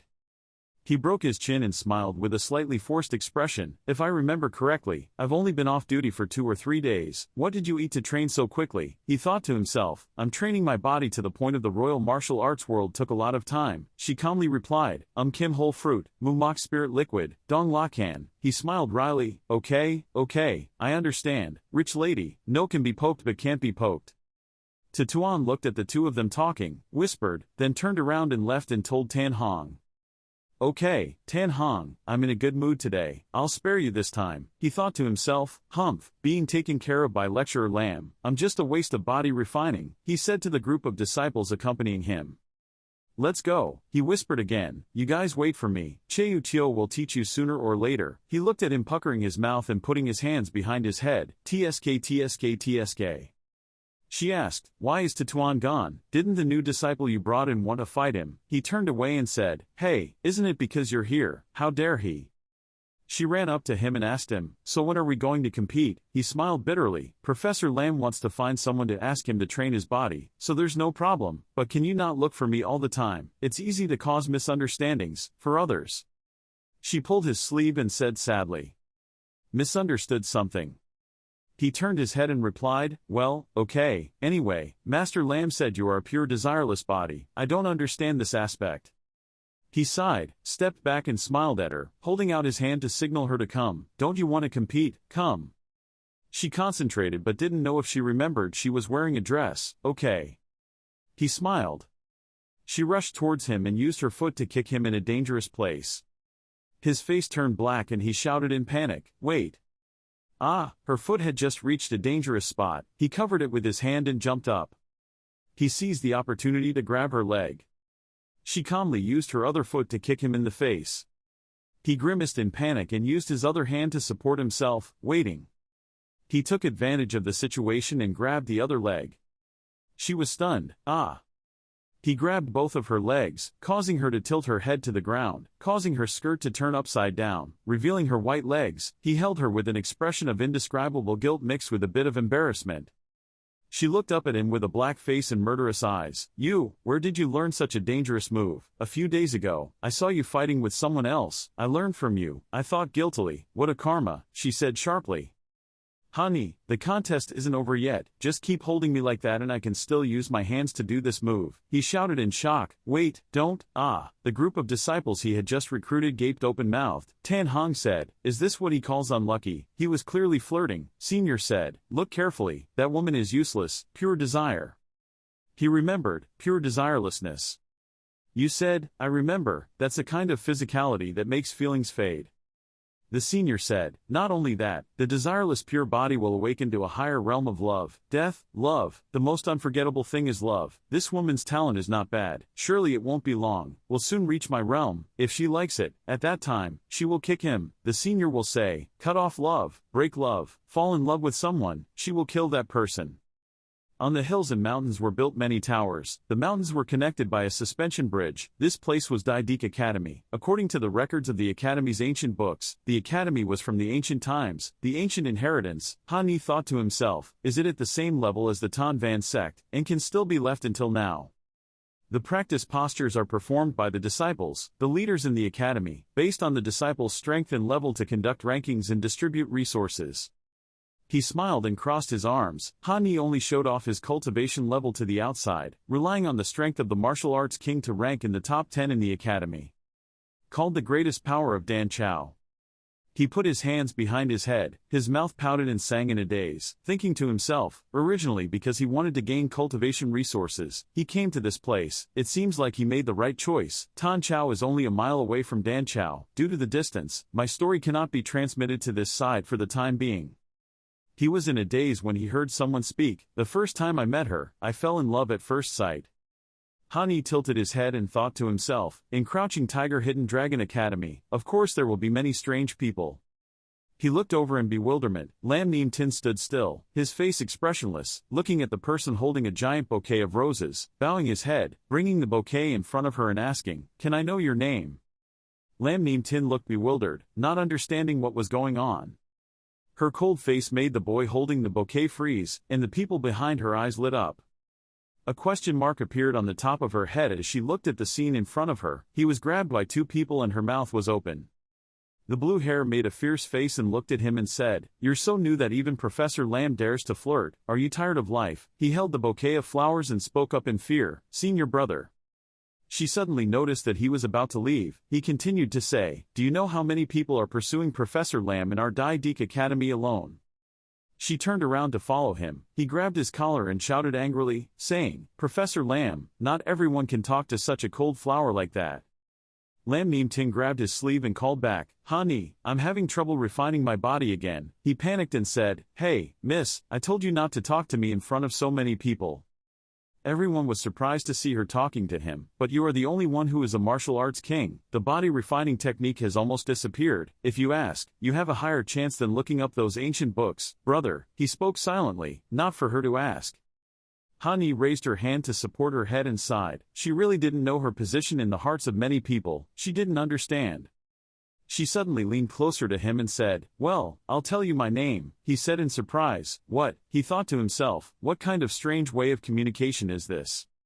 She spoke up with an innocent face, because didn't the person just now also want to know? He raised his hand to his face and scratched his cheekbone and said, "Compared to this, it would be better if you gave me a few more spirit stones," he thought to himself, "or just don't call me in front of many people and cause less trouble for me."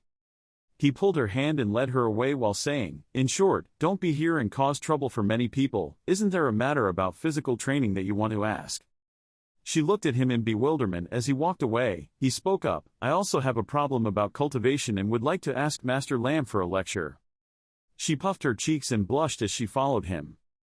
A scale appeared in her mind. She was kicked off the scale by the weight of the spirit stone. "My name is not as good as the spirit stone."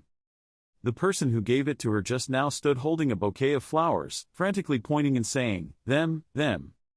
Before he could finish speaking, he was punched by his senior brother. He spoke fiercely, "What are you looking at? That kid won't live much longer," including the kid following him. He also does not want to live comfortably. Hani is in front of a sign named Van Dai. Tan Hong looked at those people with sharp eyes, startling them. He stopped to listen to the other person say, "Have you seen Professor Lam today?" The other person replied, I saw it. She talked to that guy Hani. He held me tightly and thought, in this life we are clearly not by his side, and it also brings bad luck." He opened the door and leaned his hand against the wall, thinking, "Senior, it was senior brother Hani who helped me enter the academy, and we also chose to come to Van Dai to live with other disciples. How can we blame Hani? Is it okay, brother?" The dean of Dai Dik Academy held a piece of paper and said loudly. All new disciples obeyed the order, quickly went to the preaching square to gather. The disciples' exam was about to begin.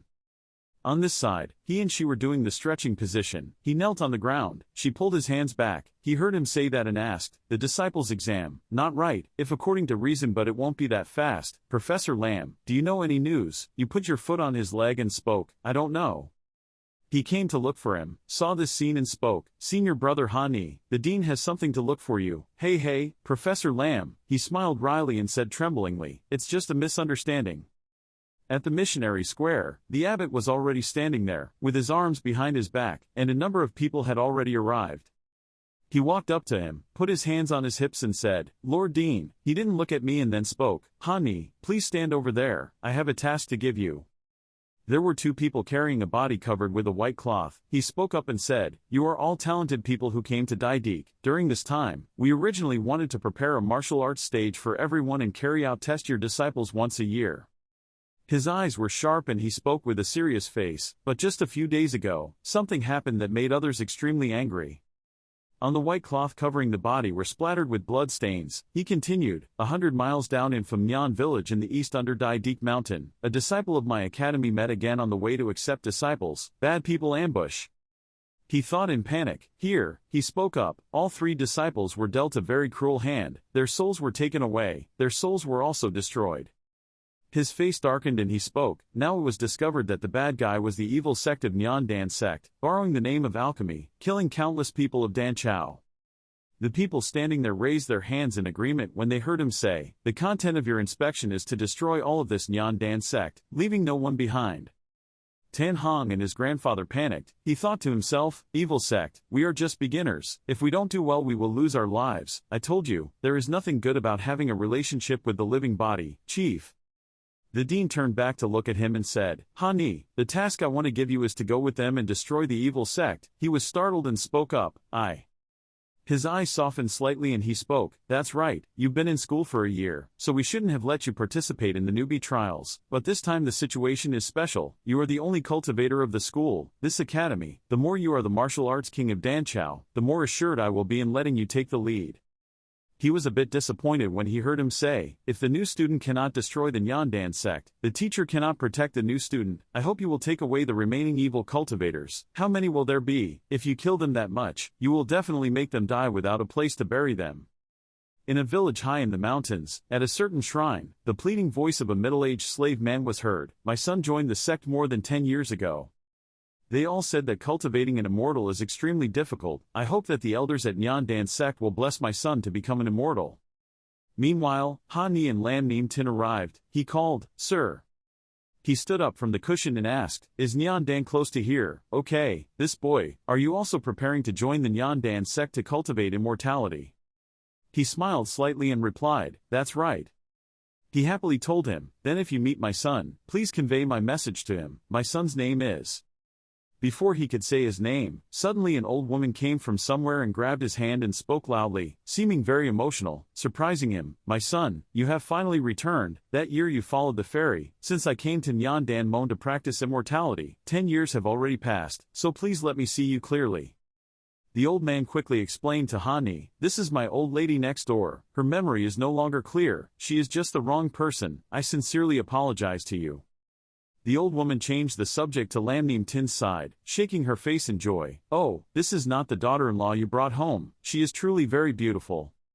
Look at this appearance, this delicate appearance. My son usually doesn't bully you, right? This old lady will be your boss."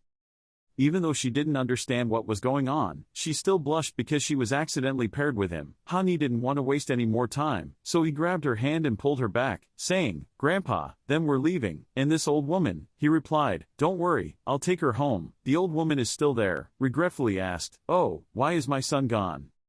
He had no choice but to lie. The two of them had to go to work now. They would come back for dinner in the evening. She happily said, "Oh, then I have to take the time to go home and make delicious food for my son." Seeing what had just happened, he also looked gloomy and thought to himself, the entire village only had old people left. Family members were still burning incense to worship Nyandan Mon. It seemed that Nyandan Mon had left from the beginning. "I fooled quite a few villages and brainwashed them later. Ah."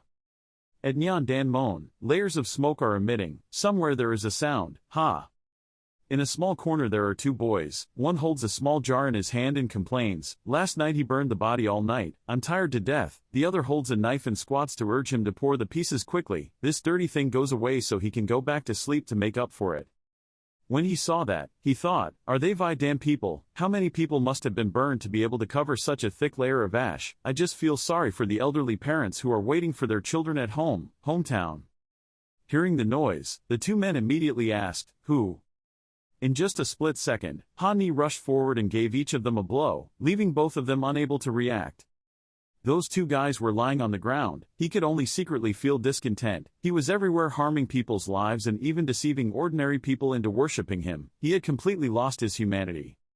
The soldiers at Nyandan Mon discovered and came with weapons. There was an intruder. "Who came here?" He responded with an attitude, "I am a disciple of Dai Dik Academy. Nyandan sect killed our sect's disciples, causing harm to Bakhtin. Now we are serving orders to round up your evil sect." When one of them heard that, he looked down on him, surrounded him, and had a loud temper. "He just killed a few of your disciples to practice Dan. Is it necessary to mobilize so many people to become the raw material for our pill refining? They should feel honored. Aren't those commoners in the pine begging us to take them with us? Ha ha ha." Hani repeated, "Just killing a few disciples to practice Dan, common people. I remember what the great elder once said, being able to become our furnace, becoming a stepping stone on our path of cultivation, that is the birthright honor of your Taoist religion." I thought about it with disdain. Ha, what an honor. Without waiting any longer, he picked up his weapon and shouted. The disciples obeyed, surrounded, set off. Ha. Suddenly, an enemy suddenly rushed in from above and threw blue smoke bullets down at your group, just relying on you guys, wanting to destroy our Nyandan sect. You don't know your strength. Smoke emitted from the bullet was dim. He quickly reminded his teammates, "Everyone be careful of poison, quickly use force to protect your body." Unfortunately, there were people who didn't defend in time, so they got blisters all over their body. "Ah, my face," others moaned, "It hurts so much, I can't stand it anymore, please kill me." Hani also had to admire their tricks. No wonder the previous disciples died at the hands of Nyandan sect. They indeed had the ability to deal with evil cultivators. It seemed like they had to speed up the siege. Darts were launched from all directions towards him, but he quickly struck them all away. How could there be so many poisonous darts? He could only try to take advantage of the changing speed of the wind. Another enemy deliberately played a trick and wanted to attack him from behind. He was proud. Ki, can you escape from the poison darts? Can you escape from this one of mine? The sound of two sharp weapons colliding with each other. He was stunned. What? He calmly said, Ha Tam Kam's martial arts really likes to attack others. He was speechless. You.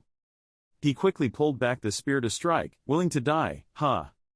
As expected, a thud sounded. The enemy died on the spot in a pool of blood. Another guy saw that the situation wasn't right and then secretly turned away. If it wasn't right, he had to run away first.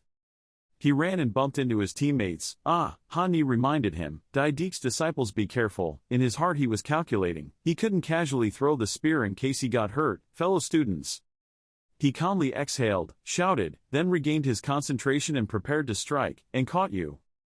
He used all his strength to launch the spear very hard, passing through the place where everyone was standing but not injuring anyone but hitting the target. The enemy received a fatal blow. His organs must have been damaged to the point that blood gushed out from the organs on his face. Han Yi didn't care at all and just calmly walked forward and pulled the spear out of his head. He raised his weapon and said loudly, the elders of the Nyandan sect have been completely destroyed, come on. After a while of shouting, he was now standing quietly alone. One hand was still injured. Han Yi kept staring at that hand without saying anything. His fellow students behind him were constantly chatting, as expected of him being the only martial arts king in our Dai Dik Academy. Looking at this situation, I don't know if he will be able to train as hard as he can in the future, can become a master in the martial arts world. If we win the local rank, our Dai Dik Academy is expected to have an additional vice principal. Lam Nim Tin stood outside, eyes watching him thinking. His breathing seemed to be. Suddenly she grabbed his injured hand and called his name. Han Yi, you performed very well. When he saw her holding his hand, his face froze. She acted cute and shy again. I was very touched. When you see that, you put some question marks in your mind. Really, I came here to learn. She grabbed his hand and placed it on her tree and continued, you see, my heart is beating very strongly. The action just now was a bit tactless, making him confused and panic loudly. What are you doing? Lam Nim Tin didn't understand, so he still put on a blank face and ignored him. Han Yi panicked and retreated loudly, telling everyone not to do that in front of everyone. In Lam Nim Tin's flashback, the extremely handsome Han Yi was looking at her hand. She wondered, but... Suddenly, two men walked towards them. One complimented, Han Yi, you did quite well this time. The two of them were lecturers at the Pandemic Academy. The black-haired lecturer spoke loudly, and the Pandemic disciples listened to his orders. Lam Nim Tin stood next to the two people. The black-haired lecturer announced that Nyan Dan Mon had been destroyed, selling all the items in Nyan Dan Mon. He continued, this place has been converted into a small town, to take care of the remaining elderly people whose children and grandchildren were harmed by the ombudsman. All future expenses will be covered by our Epidemic Academy. The lecturer looked at Han Yi and continued to inform. In addition, the person who killed the most enemies in this assessment was Xia Yi, killed 352 enemies, 1/3 of them were destroyed. In addition, combined with the bait mission, great achievements.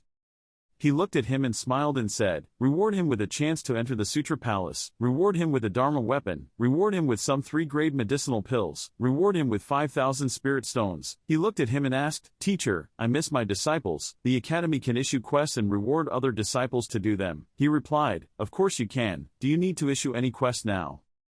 Han Yi replied, yes. In addition to being eligible to enter the capital palace, all other assessment rewards are considered as mission rewards. In addition, I will also provide spiritual weapons and magic tools myself. The mission is... Before he could finish his sentence, the disciples below were already in an uproar, yet they gave so many rewards. It seemed like the task was very difficult. Brother Ha, stop hiding it. It was a task after all. What's up? Ha Yi announced the mission information, immediately making everyone black-faced and silent. The mission was to ask the whole family to disguise themselves and go as the sons and grandsons of the elders in the village for a while, interrupting their thoughts. He continued, being the son or grandson of a strange mortal is probably an insult to you monks. The students of the Pandemic Academy were surprised. Han Yi continued to speak, but now, I honestly feel that it is necessary to do so. Tan Hong walked up and shouted loudly, Senior brother Ha has such a kind heart, junior brother admires me, I accept this mission. One disciple saw this and said, I also accept it, it's not just for the reward, consider it a good deed. Another added, well, an immortal cultivator must have a tolerant heart, why do it, it's an insult, I accept it. Hani is moved, everyone. A moment later, the disciples entered the tunnel together to comfort the elderly.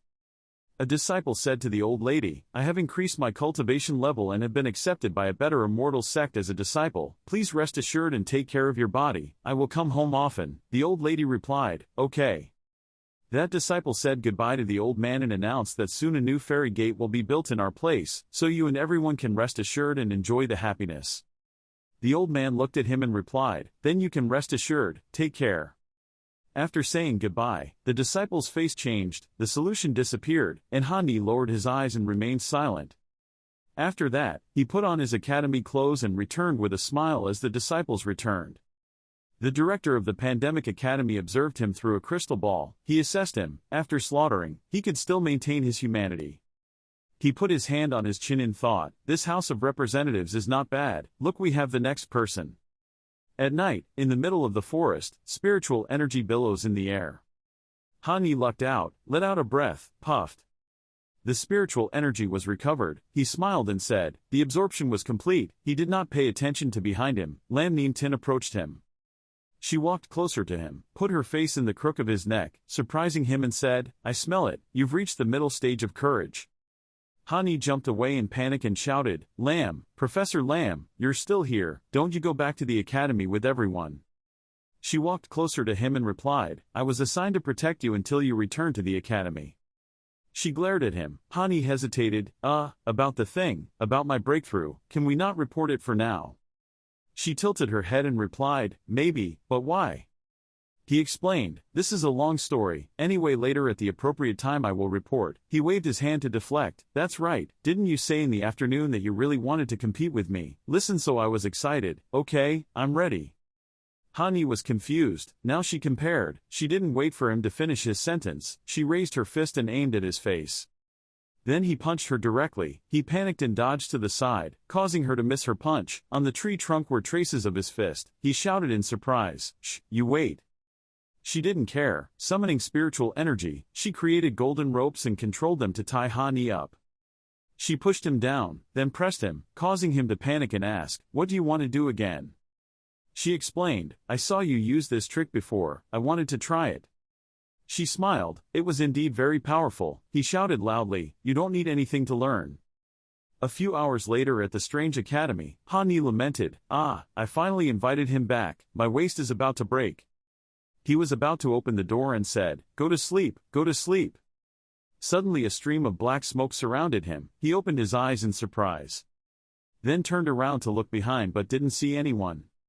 The black smoke gathered into a human figure. He shouted loudly, exhausted, the destruction of my human alchemy academy will have to pay the price. Hani was angry. Oh, Dan Mon deserves to die, doing such a cruel thing to hundreds of relics, not having to withdraw the soul and use the punishment of burning the soul is already enough grace. The shadow said, whether the human Dan sect perishes or not is nothing to me, but the human Dan sect has provided many mortal souls for me to practice for so many years. As their master, you should still remember your old love a little. He gritted his teeth and asked, you are the master who opened the human pill gate, evil, what do you want to do? He repeated the question, what do we want to do? Hani thought to himself, yet he is still alive, still using demonic methods. He told his plans. The deity discovered that your body was not bad, and planned to borrow your body to live another life. He asked in surprise, you want to take my body?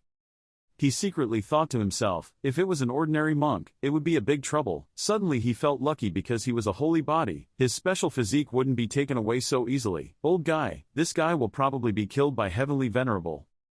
Hani quickly mobilized spiritual energy to surround himself, then ran away while remembering that the Danmon's records had recorded that this old monster 2,000 years ago was the great power of the Dan. The scene is over. If we can't escape, we'll temporarily act deeper, maybe we can take advantage of him. He couldn't run far before he hit him, causing him to crash into a wall. Hani's face hit the wall, blood continuously flowed from his nose and mouth. He let out a sigh, puffing. The evil figure strangled him, lifted him up high and said, wanting to call for reinforcements. He asked, the deity is coming, even your dean can't detect it, do you think you can escape the deity's barrier by relying on your skills? He groaned, oh, I thought about it, when he takes the body, death will be for him.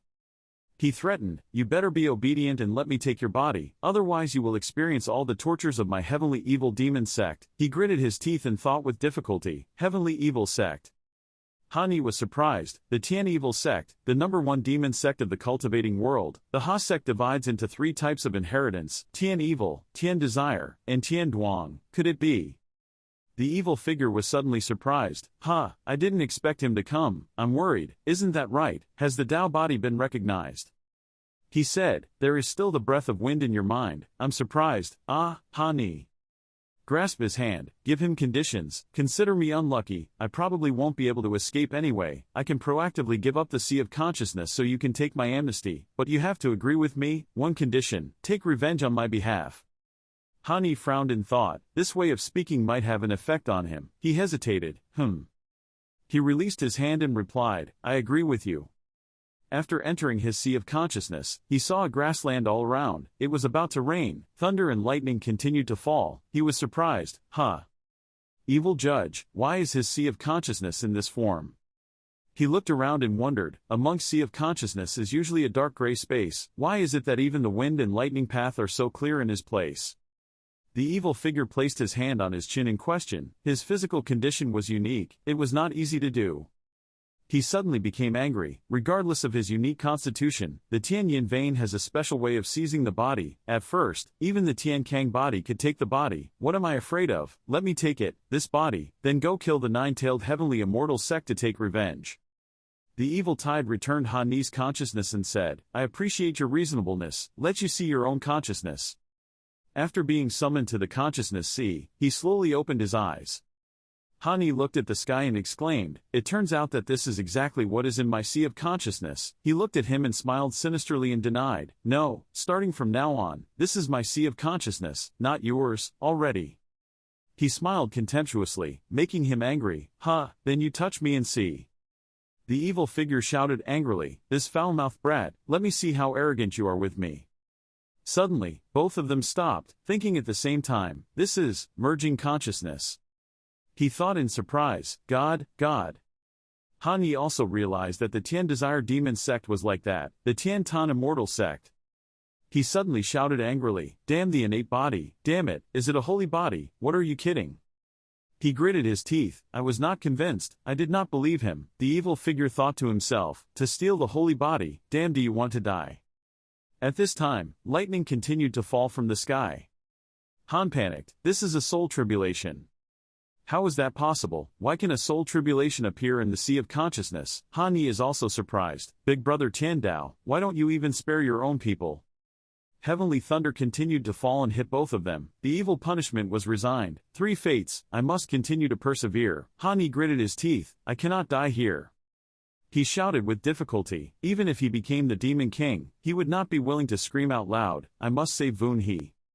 Evil figure shouted loudly, everything can be reversed, I hope, everything still has a chance to change. The two are merged together. A moment later, light flashed. Vu Vun He held his hand and asked, Senior brother, what's wrong? She placed his hand on her face, tilting her head in wonder. Hani called out in surprise, Vun He. Then he hugged her, happily said, that's great, it's great that you're okay. She gently asked him, Hani, do you still trust me again? I'm surprised, sister.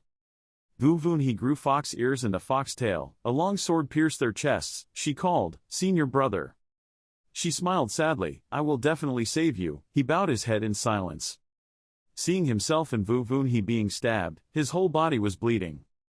Hani looked at her with her eyes closed hesitantly, still, it happened. His hands were stained with fresh blood, he said, Vun He is waiting for me. Hani and Vu Vun He are entangled in love together. Decades later, his body was skinny and weak lying on a stone bed. One person shouted angrily, what's wrong with you guys, why hasn't enough of the holy blood been collected today? A disciple explained, the great elder, because of continuously taking blood for many days, was now about to be exhausted. If he continued, he would be crippled. The girl called the great elder ordered and abandoned him. Go, if you agree with the other 2 girls, then let's take the snail medicine for a while longer and then continue. Hani was forced to take medicine, constantly encouraging himself in his heart, after death there would be nothing left, he couldn't do anything. He remembered Vu Vuni's figure and silently encouraged himself that he had to keep living to have hope. Hundreds of years later, a group of people are continuously torturing and killing countless people. The evil people continue to say loudly, "Today our evil sect massacred 2 citadels again. If you don't get drunk, you won't go home," one person said. "The stubborn old men of the sect would rather die than follow our evil sect. Just looking at it makes us feel troublesome." Another guy continued, "As far as I can see, it won't be long before they will be destroyed. Just destroy it all." They laughed loudly. "At that time, the world will no longer be divided between good and evil. From now on our evil sect will be the righteous path." As soon as they finished speaking, a sword slashed through them, knocking their heads off their necks. Hani coldly killed 2 evil cultivators. A citizen clasped his hands and bowed to him, thanking him for saving his life. He advised everyone to quickly run away and find a place to live. Surrounding Hani were the corpses of evil cultivators. He looked up at the sky and thought, "The world is mixed with good and evil, changing from white to black. Is heaven watching or not?" Suddenly thousands and thousands of sharp spikes pierced his body. "The evil spirit has bewitched you, Hai. Based on your cultivation base, there are less than 1 person in our sect, with countless benefits. Do you want to surrender?" He smirked and replied, "No, go away." Golden light flashed. Sing Sing panicked. "This is not good, he wants to explode, quickly stop him." Maximum light, his body exploded. After that, Hani returned to the real world, panting and panting. After a while, he realized, soul karma, am I already saving my soul karma? Hani stood up, looked around, panted, and turned back. He looked at his hand and realized, it seemed like he had successfully saved his life. Where was the evil? Suddenly, a transparent cube appeared in his mind. He was surprised. This is spirituality. Can I use my spirituality to block space? Hani thought in surprise. While refining chi and courage, cultivating the body moves heaven and earth, but cultivating the soul must lead to destruction. He summoned the spiritual energy in his hand and thought, his soul can continuously jump to so many realms. It seems that the evil spirit has failed to overcome tribulation. Hani shook his head in regret. Senior Evil is truly a good person. Unfortunately, I don't have any incense on my body right now. Sigh. Suddenly, a series of small, invisible ice bars flew around his body. He realized that something was flowing inside. This was part of the evil spirit's memory. He thought happily without noticing someone appearing behind him. A genius in evil bewitching magic. Haha, there's another trump card. Hani thought about it. Even though the limitless exercises, cultivating his own feelings and experiences all had shortcomings, but it was enough. Someone called him, Hani.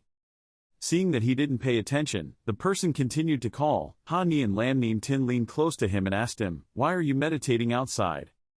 He explained in surprise, "Well, it's a bit stuffy in the room." "Wait, I've already sent you home. Why are you still here?" She remained silent and said nothing.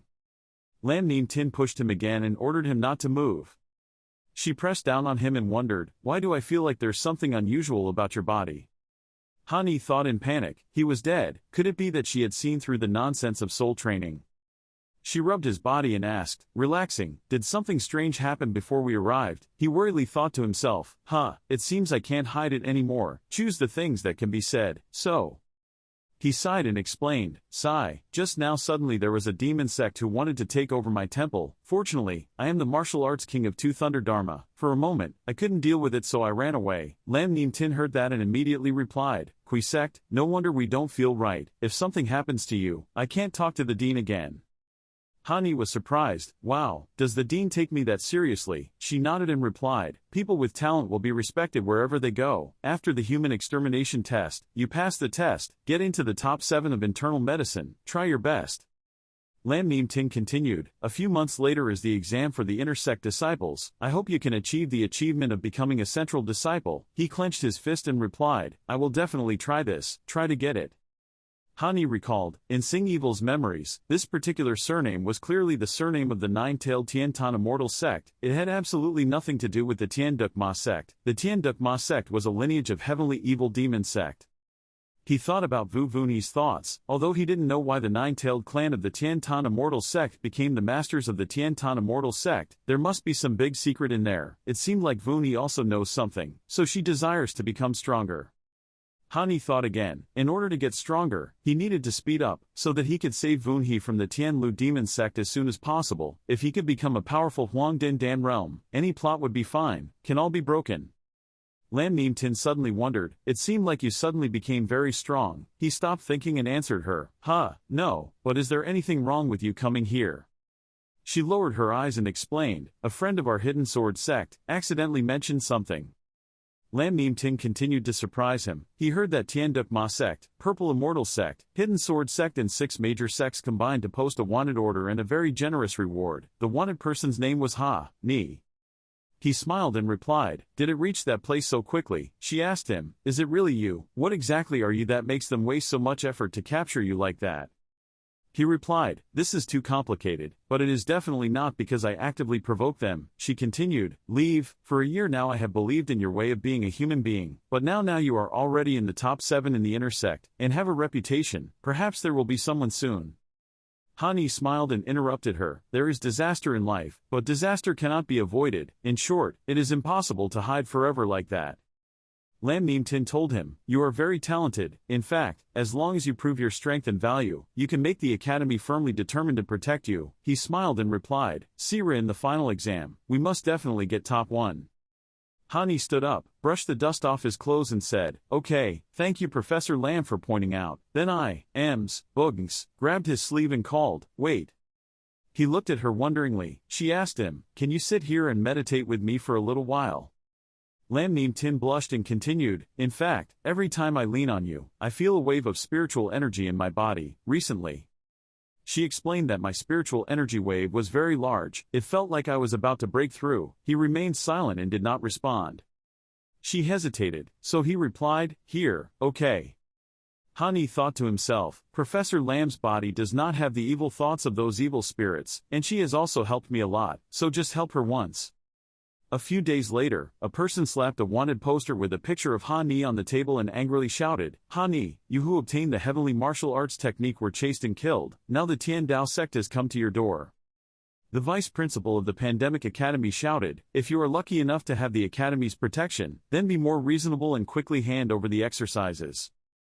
Hani calmly replied, the dean said that this is his own thing. If I agree to give it, the Academy will use equal conditions to exchange. If I do not agree, the Academy will not force me, but anyone who talks about this will be kicked out of the Academy. He frowned threateningly. Could it be that the deputy principal just wanted to target a junior like me, and didn't even listen to the principal's orders? He was madly angry, pointing at him and scolding him. It was really a coincidence. The dean was not here. I'll say it again. Be smart, hand over the things here. I can still handle the Pandemic Academy, protect you. He handed over a blue jade scroll and replied, hoping the vice principal could keep his word. Hani secretly thought to himself, if you are greedy then don't blame me. The practice I learned from the place of evil is not easy to practice at all. Just wait and accept the law of cause and effect. The deputy principal gritted his teeth, turning his soul to destroy the demon sect's martial arts. Leaving was at least one way. He ordered, you speak disrespectfully, face the wall and think for a few days, wait for the inner disciples' exam in a few days, then I will let you out. At that time, there will be a few sentences. The door came hoping that you would know what was wrong and change. He turned around and silently wondered where the dean had gone. A few days later, the principal returned. He angrily scolded the deputy principal. Are you confused? Is there such a thing as a teacher who teaches students like you? The deputy principal explained. Headmaster, it's not the ancient world anymore, the power we see. He can't keep the heavenly level martial arts techniques anyway. Let's just take it away first. It's better than being dealt with. Robber took away.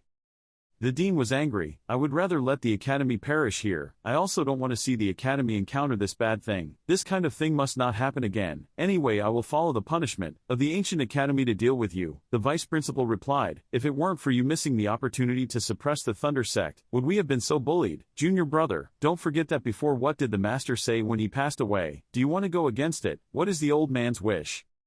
The dean advised, but the master also said, if there is no kindness, the academy is no different from being destroyed. Hani's talent is not ordinary. If trained, he will definitely have great achievements. I advise you to go and apologize to him as soon as possible. The vice principal replied, I will not let the academy be targeted by the sect like that because of a junior he despised. His future is truly full of achievements. I will bow my head and apologize to him. The House of Representatives suddenly performed magic to create purple threads of spiritual energy. These spiritual energies are wrapping around the neck of the demon sect. The deputy pulled her aside and said, "I ask you why the nine-tailed clan can enjoy such a position in the demon sect. Do the heavenly evil demon sect and Tianyin vein still exist?" At this moment, she was still secretly wondering, was this soul force and murderous aura really from evil spirits? Had he already taken over the House of Representatives? Then she immediately spoke up, "Senior, spare my life, specifically like that. We don't know anything, and about the Tianyin vein, we can't find it either." The House of Representatives listened to her coldly and snorted. The next day, I let go of her and walked away. "From now on, you will also work for me. This understanding can be considered as a reward that I give you." Having said that, the deputation immediately passed the spiritual energy into her, thanking the senior for giving the feeling of spiritual energy flowing into her body. In her heart, she thought to herself, "This is the technique that the Tianyin vein has been lost for a long time, is the transformation of the soul and complete annihilation."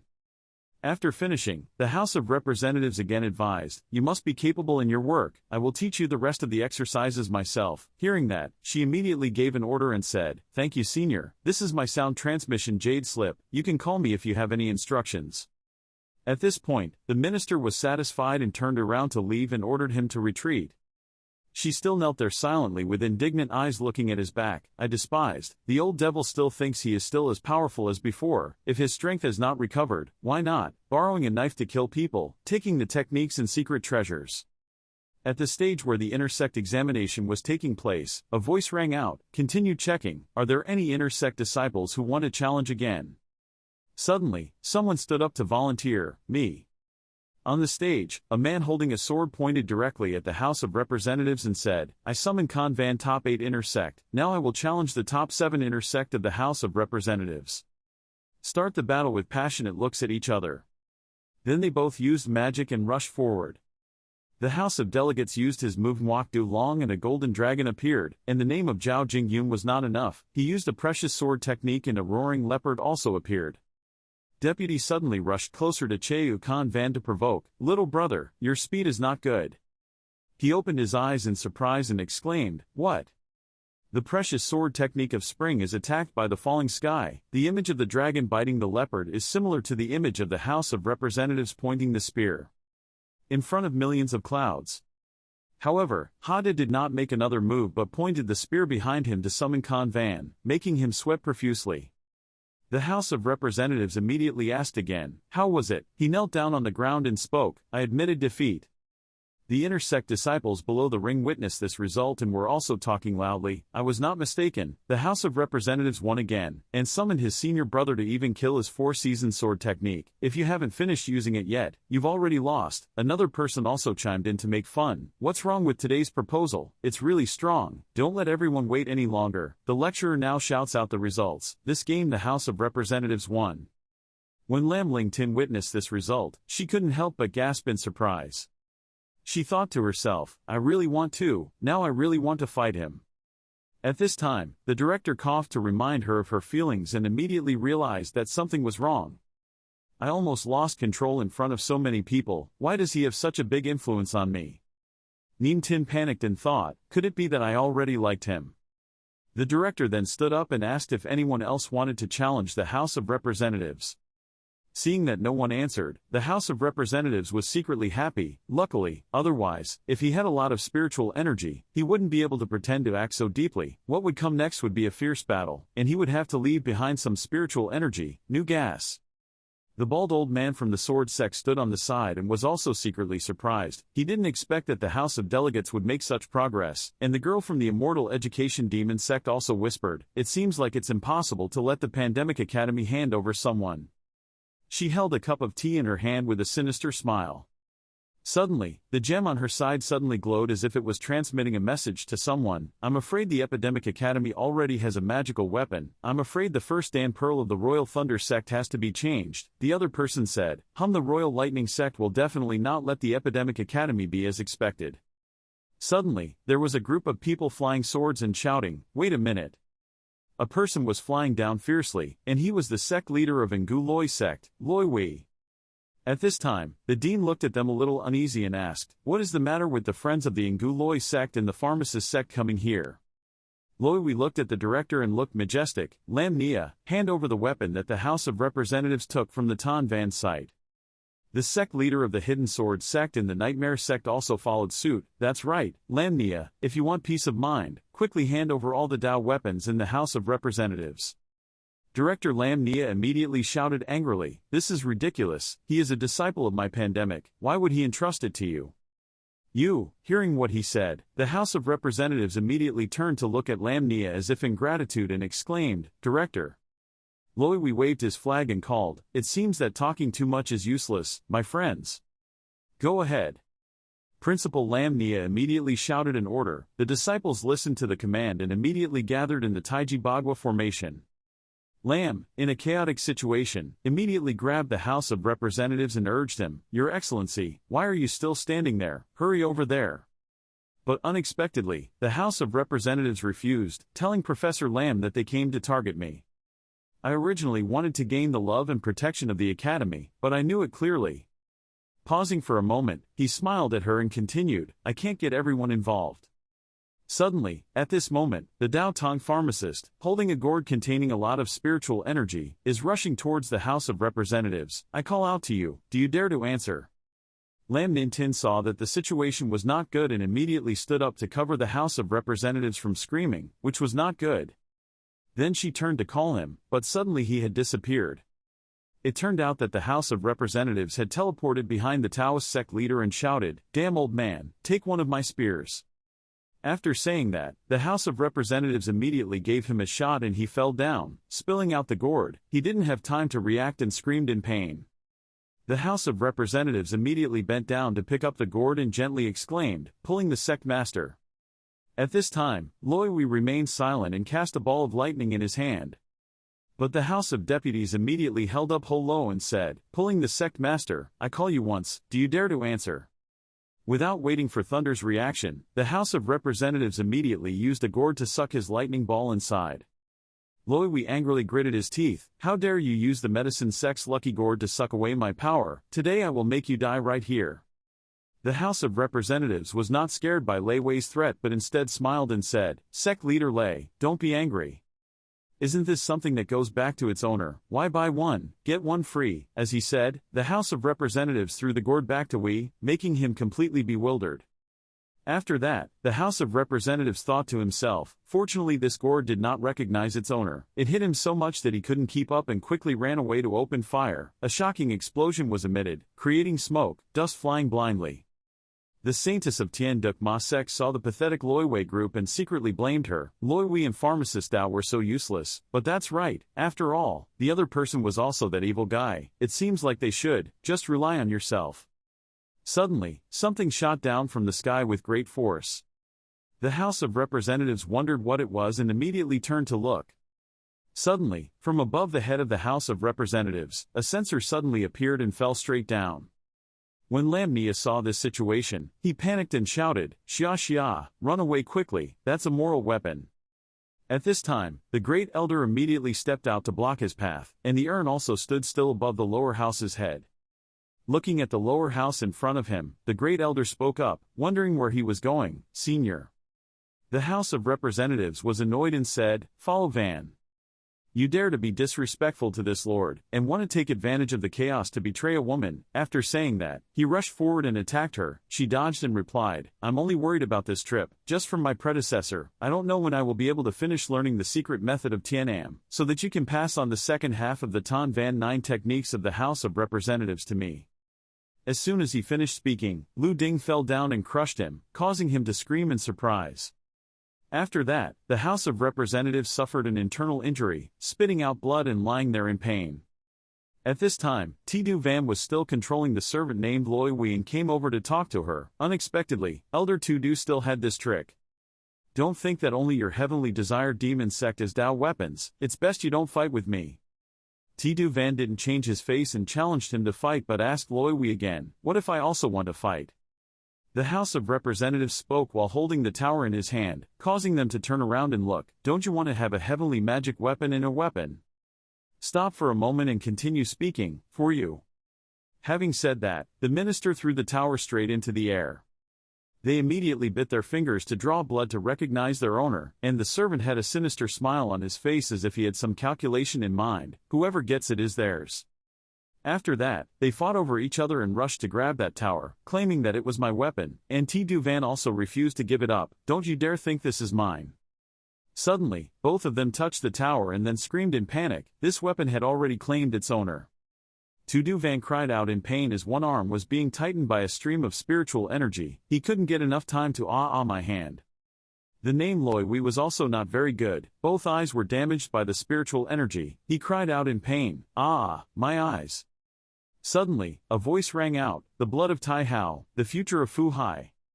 The House of Representatives is still lying there muttering, "I'm unconscious, whose is this sound?" The person who spoke said it was Ngo Yon and Hao Tian, but the House of Delegates said, "Hao Tian, I don't know you, leave it alone, help me spread the news to the director. I left a secret medicine after chewing, revive the academy."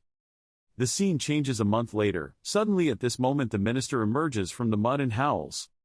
He looked around and wondered, "Where is this? I'm not dead yet, my life is really big, the innate Dao body is really strong, as long as I don't die, I can start over again." The lower house thought to himself, "His spiritual energy is exhausted and his flesh and blood strength is gone, his spiritual power is very little left, the after effects will burn this cultivation." Before I could finish thinking, suddenly an arrow appeared from behind and hit the House of Representatives. He reached out to catch the arrow and turned around to take a look. After that, the House of Representatives immediately shouted angrily, "Who dares to shoot me without eyes, you psycho?" The House of Representatives looked back and saw an entire army standing and looking at him. He also remained silent and looked back at them. In the end, he quickly ran away thinking to himself, "I'm scared to death, I turned out to be immortal, so there's nothing I can do, let's find a place to practice." Seeing the House of Representatives running away, the old general shouted, "How dare a common man dare to scold my general? Shoot him to death for me." The House of Representatives panicked as thousands of arrows were shot at him. He exclaimed in panic, "Hey hey hey." He didn't make any unnecessary movements and used both his hands and his mouth to catch those arrows. Another arrow was pointed at me. The house immediately frowned. "Do you mind? I'm just a passerby. It's useless for you to shoot me. Stop bothering me. We're late." Suddenly an old man jumped out from nowhere and spoke. It turned out to be the Master Tuan Quoc, who had 2 brushes. The soldiers saw him and immediately shouted, "Ah, it's the leader. The leader is about to strike." Then he gently jumped down. The Taoist raised his hand to challenge you, letting the poor Taoist come to coax you. Having said that, he immediately demonstrated his profound martial arts skills and began with a few crazy dance moves. Immediately, the House of Representatives stepped forward, raised his hand and slapped him hard, causing his face to swell and a little blood to leak out from his mouth. He said, "What are you dancing about?" Seeing that the leader was insulted, the general stepped forward to support him and shouted loudly. The leader and the House of Representatives saw this and opened their mouths and thought to themselves, "It's over, it's been a while since we've been able to regain our strong force, they're the ones, defensive reporting is troublesome." The general's eyes were filled with tears of frustration. "Damn it, as the Prime Minister's son, I have never had to endure such humiliation before." The House of Representatives was on the side observing the situation and silently said, "If so many people come at one time, it will be very tiring." Then the general immediately raised his hand to signal, "Where are you?" Hearing this, the House of Representatives immediately took a stance and prepared to attack. However, the general put his hand out first and spoke to the soldiers, but did not hurry to untie Princess Tuan Quoc. The House of Representatives then opened his eyes wide in surprise. "Huh, Princess?" The House of Representatives looked at the 2 guards who were untying the princess and already secretly guessed the current situation. "Is he considering me as the fairy master Tuan Quoc? Do you think you are here to save people? It seems like I've fallen into the struggles of mortals, so unlucky." After being untied, the girl walked towards the House of Representatives. The general also said that our people have also been released. "Master, take care, huh?" After the House of Representatives realized that the general had led his soldiers away, he panicked and exclaimed, "Wait, if you leave it to me, it won't be of any use." After the soldiers left, Princess Tuan Quoc spoke up and said, "Elder brother thanked you for saving me." The House of Representatives was silent and then turned away. He said as he left, "No need to thank me, goodbye," but not letting him leave that easily. The princess immediately lay down and grabbed the House of Representatives' pants. "I know that my elder brother is not from our Tuan Quoc. But the guard and I are separated. I want to ask the master to take me back to Tuan Quoc. I will definitely repay him handsomely in the future. I have a branch of fairy grass here. The House of Representatives didn't pay attention and picked his ears, but he remained calm. Step. The princess hastily continued, the vine-shaped Tian Tao has purple petals on it, flowers blooming at 3 corners. This is not an ordinary thing, only I know where it is. When the House of Representatives heard what she said, he thought to himself, from this girl's description, this herb must be the miracle medicine to cure wounds. It can be considered the top miracle medicine among the 3 types of miracle medicine. Just right, is what I need. After a moment of thinking, the House of Representatives also agreed with the princess. Okay, let's take you home and lead the way. While walking, the princess started a conversation with him. Elder brother is really a good person, isn't he? The mortal's reward is probably fine for you guys, whether or not it is, but you agreed to help a mortal, like me. The House of Representatives didn't pay much attention and immediately said, you've thought too much, I just have to stay here for a while longer, I'm short of money. The princess was now excited and spoke like she had never said before. Brother, I'll tell you, the general just now is the son of the prime minister, coming to win victories. He's small-hearted, afraid of getting into trouble, relying on the fact that there was an immortal cultivator next to him. He let himself do whatever he wanted. That's why I was arrested. That cultivator was extremely evil, using war as an excuse to kill many people, even though he's innocent. Mr. Brother seems to have eliminated harm to the people, but Mr. Brother probably isn't interested in the grudges of mortals. Oh right. What's your name, Mr. Brother? Why did you appear here, brother? I didn't let her finish her annoying and threatening sentence. She said it again and I'm leaving. When she heard what he said, the princess quickly panicked and agreed. Don't go, I won't say anything more. After that, the girl remained silent but seemed very uncomfortable not being able to speak, so she asked again, has the elder brother had lunch yet? Scene change at Vu Chao Station. At this time, the House of Representatives had already entered the room, but the princess knocked on the door and shouted, Master brother, do we have to split up in 2 places? Well, even if there is danger, it will come in time. The princess was helplessly sad and her face fell. Okay, while the House of Representatives whispered, this princess was a typewriter in her previous life, but she was rambling all the way. Holding the tower's weapon in his hand, the House of Delegates said again, it's finally quiet and next time I should study this. At first I ran away, maybe this saved me. He started to approach the tower towards him and say hello, but didn't see any reaction, so the House of Representatives put the tower down and used all kinds of ways to make it respond. Hello, hey, hello. But the princess in the next room heard it and asked, why is the elder brother calling me? The House of Representatives kept trying to figure it out, thinking to himself, there was no reaction. I remember last time it seemed to react to my blood. Thinking so, he immediately dripped drops of blood from his hand onto the tower. Immediately, the tower glowed, and I silently exclaimed in my heart, it's successful, there really is something special about my blood. But it returned to normal as if nothing had happened. Suddenly, there seemed to be a sound coming from the tower. The House of Representatives suddenly had an itchy nose and sneezed. The tower then fell to the side, surprising the House of Representatives. Suddenly there was a voice coming from the tower, do you know how dirty this kid is? Hearing this sound, the House of Representatives was extremely frightened and suddenly exclaimed, what is that? The tower said again, I am Hao Tian, saying that Tai Hao's blood in your body is too little, only a trace of characteristic remains. Ha thought about it and asked, Tai Hao's blood. Top Hao Tian sighed again. Alas, it's been passed down through so many generations, it's normal not to remember. Unfortunately my true body was long ago destroyed in the Great War, now only a small part of my heart remains, does not have much power. The House of Representatives heard this and immediately said, but now because of your appearance, there are many people from the cultivating world chasing me, you have no way to make me stronger, was silent for a moment. Top Hao Tian could only be helpless. No, I'm just a spiritual energy, this is all your disaster, yes. Unconsciously, Top Hao Tian exclaimed again, waiting for a change in blood essence, someone has used the search method to clearly understand your path. The House of Representatives was immediately confused. What? Could it be someone from the Tian Duc demon sect who chased them? This place cannot stay anymore. Let's go quickly. The House of Representatives quickly took the tower and prepared to open the door and leave. But as soon as he stepped out, the House of Representatives saw the princess standing there.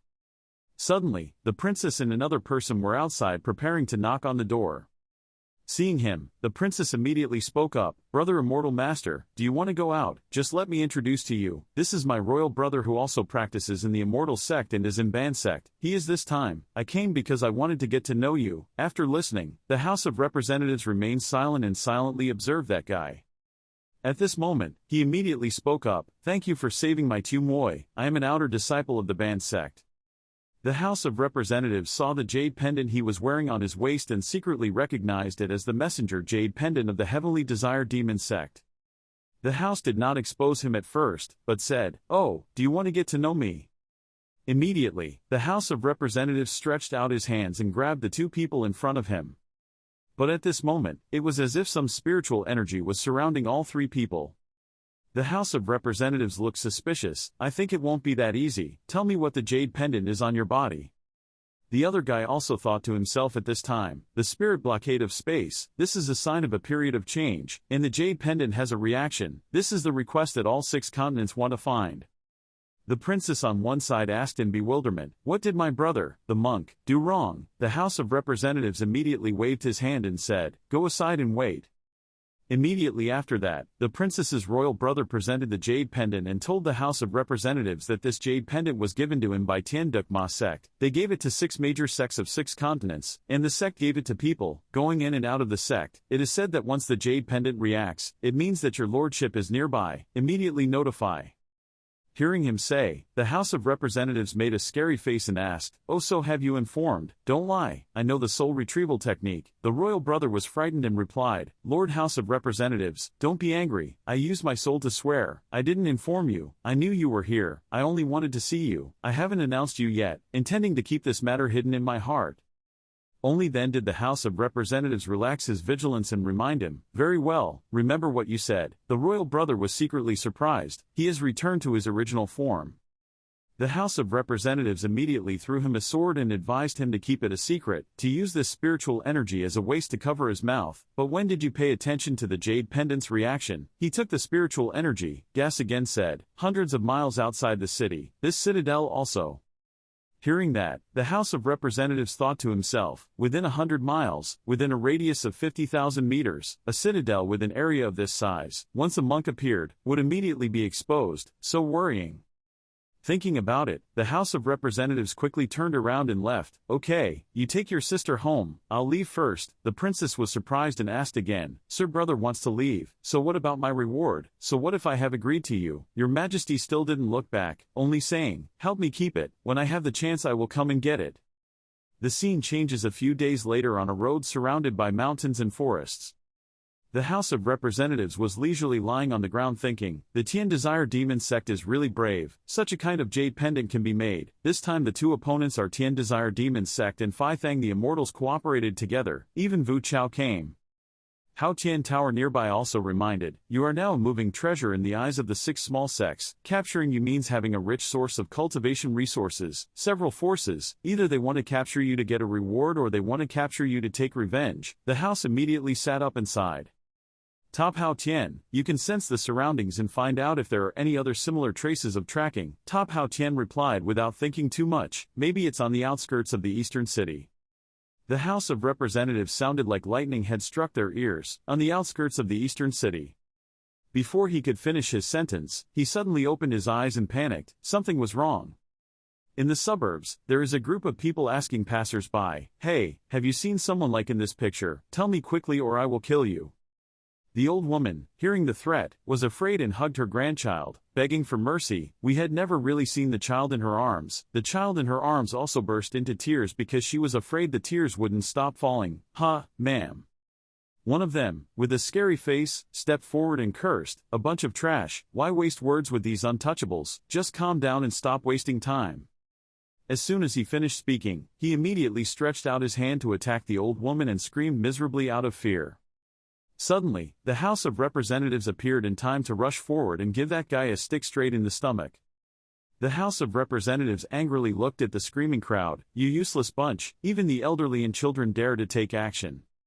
Then the House of Representatives turned to urge the other two to leave here quickly. Hearing that, the old woman quickly pulled her grandchild away and kept saying, thank you, Master."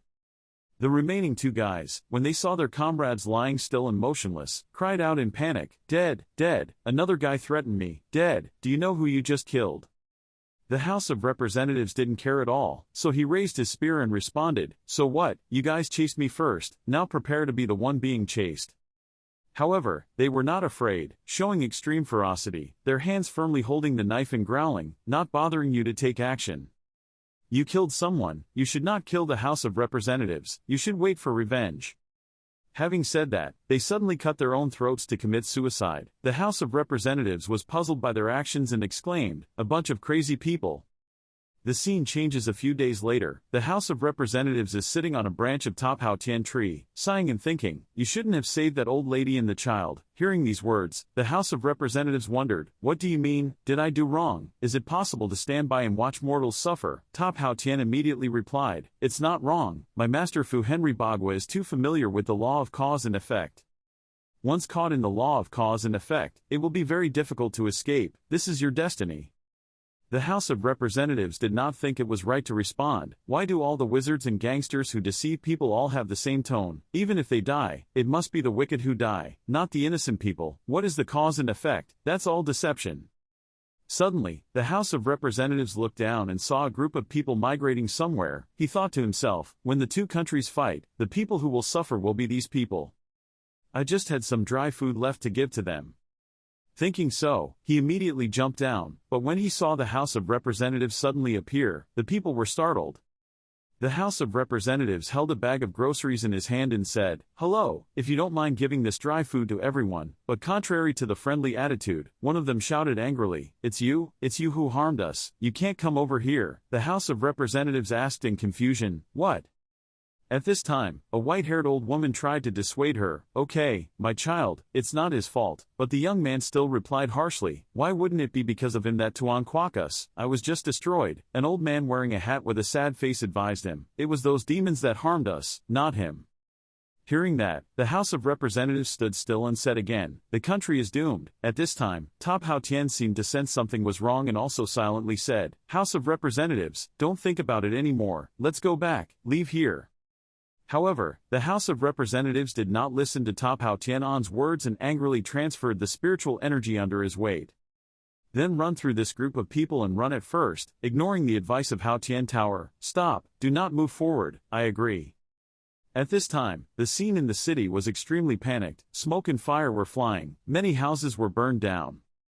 The House of Delegates sat down next to a corpse and observed, it was all cultivators. Was there an evil sect appearing? At this time, Top Hao Tian was nearby and said that the evil sect kills people, one for the sake of blood, two because of their essence. Both their blood essence and essence are still there, they simply died from being murdered. The House of Representatives glanced at the tower and asked Hao Tian, "Top, do you know what this is all about?"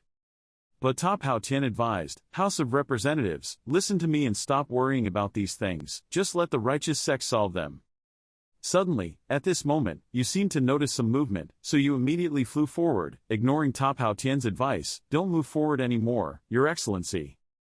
In another place, there was a bald guy holding a sword and intending to kill someone. That person was sitting on the ground muttering incessantly, "Don't do it." The other person was scared and staggered back, begging not to kill me, but the bald guy didn't pay any attention and insisted on raising the sword to his mouth with a savage smile. Suddenly, the minister flew forward and grabbed the man's head, causing him to stand motionless on the spot. The House of Representatives' eyes were angry. On the contrary, I wanted to see what the devil was doing. After speaking, he immediately used soul reading. The House of Representatives looked inside and saw many people kneeling on the ground. On the other side, there is someone tied up in the front.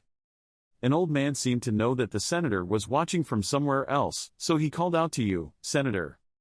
Standing in front of the blinded person, he continued, "I really hope you can see this scene too." The House of Representatives secretly saw that the person who was blinded was the prince. The old man said again, "My son's death was caused by the House of Representatives, who gave orders here. Destroy the Taoist heart, make him become a demon, stop him, and destroy Tuan Quoc." After knowing the outline, the House of Representatives gave the bald guy a hard time. As for the young man who had just been threatened, he sat there trembling in bewilderment. The city was burning fiercely, screams rang out everywhere. The House of Representatives is running to examine the surrounding situation. Then suddenly he stopped in front of a flower branch holding a girl in his arms. He stood there bewildered and sadly exclaimed, Wisteria screaming. It turned out that the girl lying on the ground, still holding a flower branch, was Princess Tuan Kwok. The House of Representatives suddenly knelt down to the ground. Then he raised his hand to touch the princess's head and thought in bewilderment that the surrounding sects, because of the relationship between the Heavenly Desire Demon sect and the Imperial Thunder sect, tacitly accepted this behavior. I saved an old woman and a child but harmed Tuan Kwok as well, I thought, and suddenly tears flowed from the eyes of the House of Representatives. The House of Representatives held the flower branch in his hand and cried in pain. While screaming in anger, the House of Representatives created chaotic streams of spiritual energy, creating a collision. Top Hao Tian felt that the situation was not good and kept urging him, go quickly, there are many monks approaching you, probably coming to kill you, where? Top Hao Tian immediately answered, southeast. Hearing that, the House of Representatives immediately stood up, holding his spear and preparing for a decisive battle. Seeing him so moved, Top Hao Tian couldn't help but exclaim, Your Majesty, what are you trying to do? The House of Representatives glanced in the direction of the enemy and said, What are you doing? Of course, blood debts must be paid with blood. So the House of Representatives began to search for and massacre those monks. Hao Tian Tower worriedly said, Your Excellency, your moral heart is not stable, if you continue, you will really enter the devil, but Hao Tian did not care to refute, your spiritual heart, enter the devil. Hao Tian Top, this is the cause and effect you say, because I have a Taoist body so I deserve to be robbed by others, because I have a Taoist weapon I deserve to be forced to death, because I killed the sect master's son without regard for other people's lives, why are they forcing innocent mortals to take the blame for me, what kind of cause and effect is this? Hao Tian Tower also had no choice but to stay silent, silently listening to his interrogation. At this moment the remaining person was scared at the feet of the House of Representatives, begging, Don't kill me, I just follow my orders here and have never killed anyone. The House of Representatives did not believe what he said, so he raised his spear and thought, This scene is very familiar, when you kill people, why don't you think about their feelings? Having said that, he intended to immediately finish him off, but Top Hao Tian shouted, Stop, I'm not lying. At this moment, a dancer suddenly fell from the sky and stood in front of him. He had difficulty opening his eyes to look at the person in front of him. Looking closely for a moment, the House of Representatives opened his eyes wide in surprise. Voon, he smiled and silently looked at the minister. After a while, she gently called out, Senior brother. Long time no see. Hani was stunned as he looked at Voon's figure in that dazzling light. His face full of eyes looked bewildered at the girl in front of him. His hand was holding the spear tightly and the bolt was hanging down. In that sparkling light, she smiled happily and said, Do you miss me, senior brother? Hani did not dare to believe what he was seeing in front of him. He was afraid that it was all just an illusion to deceive him. He angrily shouted, No, no way, Voon, he could not appear here. Who are you and why do you look like this? The girl in front of him looked at him with an affectionate smile. She walked step by step closer and hugged him. Her warm hug made him stunned and unable to believe that she was really Voon's sister. She smiled brightly and said, It was really my sister. I miss you to death, senior brother. Hani was bewildered, tears still flowing down his cheeks. His voice trembled. He burst into tears and hugged the girl in front of him, chokingly screaming, I miss you too, sorry, because I was weak, I caused you to die, and to this day I still can't save you. Voon smiled gently and comforted senior brother to stop blaming himself. Although this was just a little vitality left in his body, I could see clearly that senior brother had worked very hard. He hugged her tightly and cried, saying, Did I really try my best, being chased and having to run from east to west, I didn't know when I would be able to save you. She smiled and said, It's okay, no matter how long I will wait for you, one day senior brother will defeat all the enemies, then find me, right? He smiled at her and said, Yes, of course. She reached out and touched his cheek, smiling and saying, Brother, you must be having a hard time right now. If you want to cry loudly and cause trouble, then go ahead. Voon's figure gradually disappeared, but her gentle voice still rang out, But you must remember one very important thing until the day we actually meet each other. If you become different from the way you were in the beginning, again, be careful if you bite me. The House of Representatives smiled in response. He suddenly felt as if the knot in his heart had been untied, and he raised his head and smiled brightly. Seeing him smiling so brightly, Top Hao Tian angrily said, Hey, I helped you all the way but it wasn't even worth a little vitality. Hani raised his hand to wipe the tears from his smiling face and said, Yes, in this world, for me, I'm afraid only this is the best medicine to heal. Looking at the scene of corpses everywhere, he asked Hao Tian, "Do we still have a chance to save the people of Tuan Quoc?" Top Hao Tian said that corpses were everywhere, souls were dissolved, resentment was sky-high, normally this place could no longer be saved, but perhaps, the Emperor has the power to defy heaven. Even if he is dead, he can break time to always recover, then rise again. Han Ni looked up at Hao Tian Tower and lamented that wanting me to become Emperor is such a distant goal. He picked up the spear, clenched the spear in his palm. He asked Hao Tian, "Do you know Long Yao Tian, stronger than others? Even while chatting, he can defeat strong enemies. Now I only hope to become someone like that. You can be crazy, you can laugh, you don't have to worry about damn cause and effect, turning the world upside down." Han Ni swung his spear onto his shoulder, raised his head and looked up at the sky, arrogantly saying, "If the earth wants to block me, I will crush it. If the sky wants to block me, I will break the sky." As soon as he finished speaking, the sky suddenly darkened and dark clouds brought thunder and lightning. Seeing this, Top Hao Tian immediately said that it seems like you have finally understood your Tao heart. He smirked and said, "I don't understand what's so moral. I only know that if I keep standing still I won't be able to save Vun He." He swung his spear, his eyes filled with murderous intent and shouted, "Come here." Han Ni slashed each wave of thunder. Top Hao Tian quickly reminded Han Ni to be careful, this is a special disaster. As soon as he finished speaking, he was blown away by a bolt of lightning and fell to the ground. On the side, Top Hao Tian worriedly called out the death god, "Pure spirit thunder, this is a lightning strike aimed at an evil beast, is there something unlucky on him?" Han Ni was confused and said it was unlucky. A thought suddenly flashed through his mind and he spoke up. In his mind, a group of murderous auras and a black figure were smiling with their mouths wide open. He let out a surprised sound. He hugged his chest and said it was the killing intent in his heart just now. Ta Hao Tian quickly said so and quickly let go, so that the purple lightning god will disappear, and the damaging power of the lightning will also gradually weaken. Han Ni closed his eyes and said in a strong voice that although he had evil thoughts in his heart, as long as it was beneficial for me, then I would believe it. Waves of purple and black blood emitted from his right palm. He said, "If you want to kill, I will help you." Immediately hundreds of murderous auras radiated from his body. When Hao Tian Tower saw this, it was like being struck by lightning. He exclaimed that these things were all murderous. Perhaps it is due to the influence of the star body. Han Ni coldly raised his eyes and looked at each stream of murderous aura that quickly turned into hundreds of purple-black swords hovering above his head. Top Hao Tian couldn't help but exclaim in surprise, it was truly murderous. Han Ni's clothes were completely torn from the top. Blue and red gas smoke appeared around Han Ni's body. Those gases surrounded his whole body, yet he actually successfully passed the transformation of Heaven's Sword and ascended to heaven. He really has a measurable future. If he doesn't practice magic, he will end up with dry bones molded into roads. For him, he doesn't know if it's a blessing or a curse. He inhaled the red air. The air began to fade. Hao Tian Tower spoke up to advise. The atmosphere around Han Ni was harmful. If this continued, he would definitely go to hell. He gently opened his eyes to comfort it. It wouldn't happen. He had reached heaven. The state is not yet like that, but unfortunately the body cultivation has not broken through. It is still only the martial King Dao stage, but compared to before, he is a bit stronger. Just starting out, they still have work to complete. Now there's only blue air left. Appearing in front of many Tu-Du family members made them suspicious. Han Ni, how did you get here? Are you Han Ni?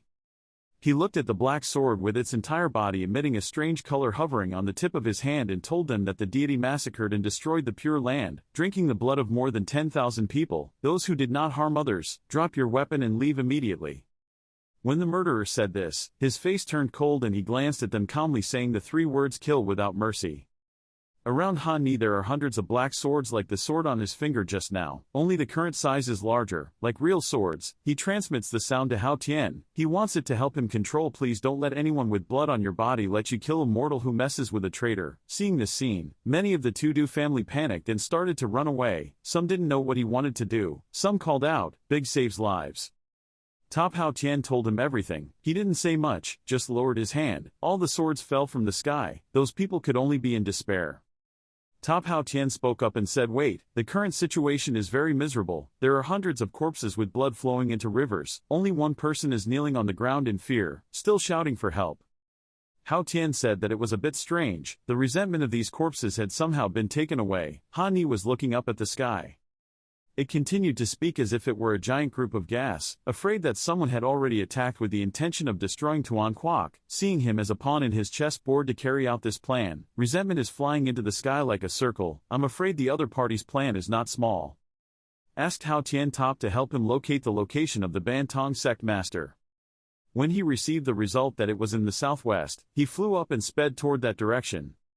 In a certain forest, there were corpses lying around and he was holding the head of Patriarch Bantong. Casually speaking, it seemed that Sect Master Ban must have long considered sacrificing himself, then sent soldiers, destroy the people of Tuan Quoc. He said he must find out what is behind this national destruction. Top Hao Tian said that his sea of consciousness had been restricted by someone else. He heard that and just told him to rest assured, he could avoid it. From the moment he got close to him, he felt that the evil demonic magic had some terrifying and evil memories, and the forbidden demonic magic couldn't do anything. Older brother. He closed his eyes and began to search through his memories, seeing a spherical thing made of flesh, absorbing resentment when he opened his eyes wide in surprise. This was a demon master. Tudu's plan was really good. He pulled the soul of the Bantong sect master out to shatter into pieces, exclaiming that it was a pity that they were in such a hurry to leave. He didn't think that the person who destroyed the Bantong sect would be him. Top Hao Tian also knew that Bantong sect was just a pawn in a time of chaos. There were 3 fellow sects that massacred mortals, and the person behind it was the Tudu family. He turned his eyes to the sky. Now it was no longer a sky full of dark clouds. Rays of sunlight appeared in the sky. He said to himself that he wouldn't let it go either. Now he has changed into another outfit and stands in front of the tombstone pensive without saying anything. Suddenly the Prince of Tuan Quoc appeared behind him. He wrapped a bandage on his head and leaned on a crutch, limping to his side and saying thank you, thanking him for taking revenge for the people of Tuan Quoc. He didn't know what else to comfort him. He just said that as long as he's alive there will be hope. After this great tribulation there will definitely be great blessings. His eyes looked away as if he wanted to escape reality and hesitatingly asked him, "Ha brother," his younger sister. He put his hand on his shoulder and told him to find a place to hide. This place is not suitable for him anymore. Oh yes, please go up and help him. The corners of his eyes were wet with tears but he still looked to you. He smiled slightly and asked him to help him tell her something. Thank you for keeping your promise and protecting Tu Dang La on my behalf. On the long stairs going up the mountain, he used his crutches to walk step by step until he reached the top of the mountain, looking at the person in front of him in amazement. Tears seemed to fall. The person in front leaning against the tree was his sister, the princess of Tuan Quoc. When she discovered someone was coming, she glanced over and saw her royal brother. She smiled sweetly and called him royal brother. At the university, the dean of Dai Dik Academy held a piece of paper and angrily shouted, "Okay, the evil sect of Bantong has been destroyed by Ha Ni. If only for the sake of mortals, he would only dare to take revenge on the cultivating sect." Position. Tan Hong was happy. It turned out that nothing happened to senior brother. That's great, the senior told him. Chin Hong, the path body and path heart have awakened. He replied, isn't this a matter? Why do you look so worried? It's both a good thing and a bad thing. This is the end of the world. I'm afraid I'll never be able to see him again. Lam Neem Tin stands and remembers one person. Ha Ni, where are you now? In Thangchao, north of the Kim Diem sect, he sat on a pile of corpses that he had killed, holding the spear with his right hand and holding it with his left hand. He sat and counted, 77, and there were 2 remaining sects. He walked out of that sect to the forest. He heard the smell of grilled meat and he went deep into the forest and saw the reinforcements sitting and grilling meat to eat and saying, "You guys have to sprinkle spices like this." He got angry and shouted, I say, old brothers on the other side, your relatives are reinforcements, why don't you defend the city and sit here eating grilled meat? Do you know how hard it is for me to eat cold rice these days? People, of course, meat is still grilled here, and spices and chili are also displayed.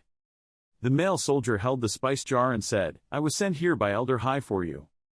He thought, "You sprinkled so much hot chili." He said again, "You kid, you destroyed Ban sect then went to DMDM sect and then went to DMDM sect. What is your purpose? Just destroy your own opinion."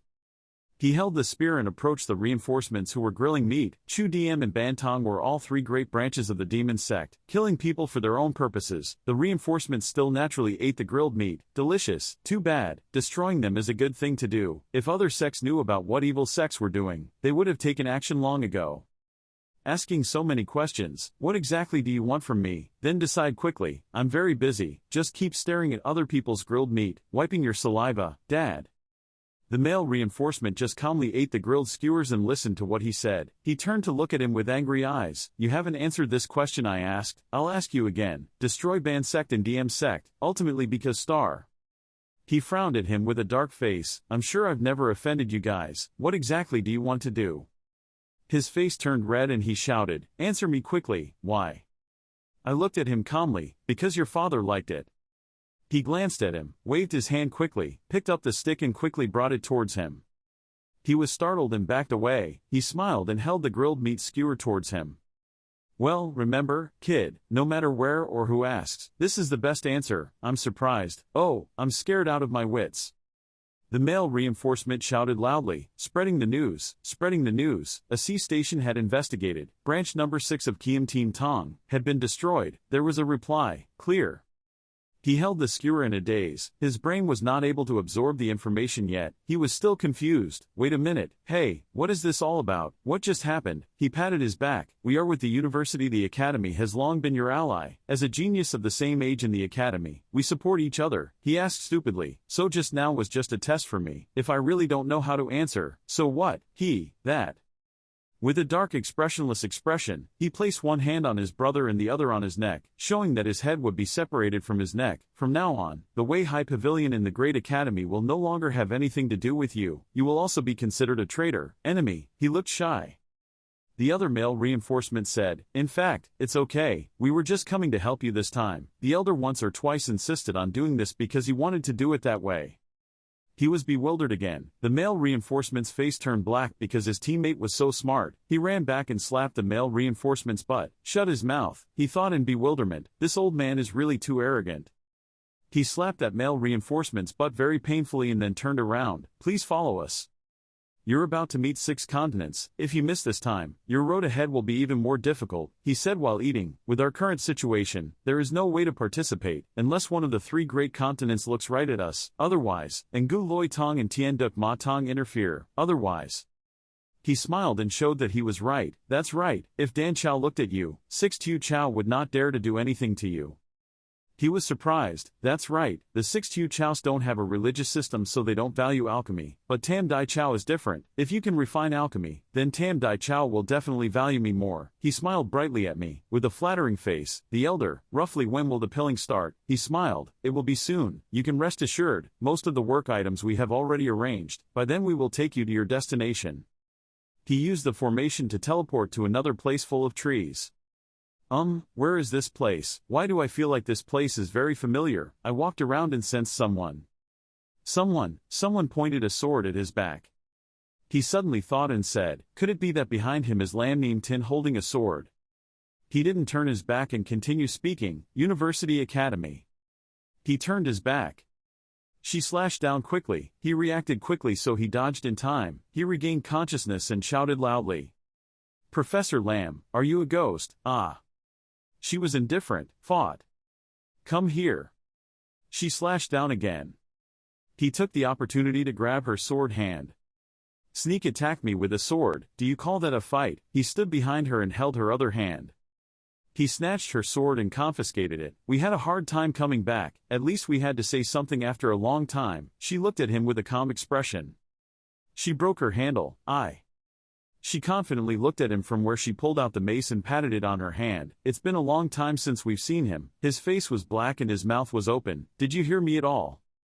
She hit him hard. He was afraid he was lucky, but he dodged in time. Top Hao Tian said to him, "Whoa, your kid is truly blessed but not shallow. This girl has a pure body but no desire. There are signs of awakening but complete, no desire. So what will it be like when awakened?"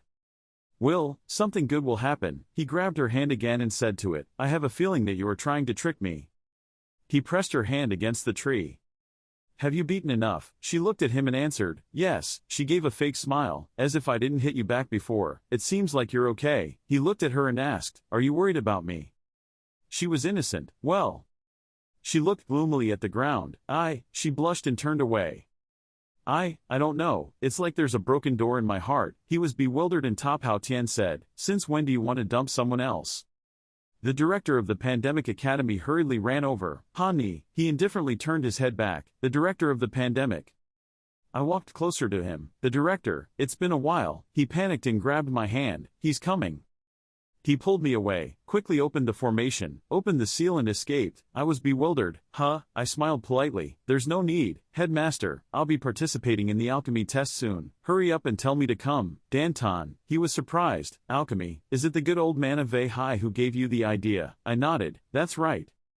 He raised his hand to hold it and thought, Han specializes in martial arts, how would he complete alchemy? And how could Wei Hai Cac think that Han could alchemy, not just empty-handed, come back? Although alchemists are highly respected by the three continents, if they win, they will definitely be protected by the three continents, but... He suddenly discovered, that's right, this time Dan will have someone from the Wei Hai Pavilion as the judge. Even if a great martial arts master meets Dan Sha, he only needs to pass a few levels to be able to attract him. Attention. He put his arm around his shoulder. Okay, I'll go with you. He smiled wryly. Ha ha. At Phi Dong Dan Tan Dan Chow.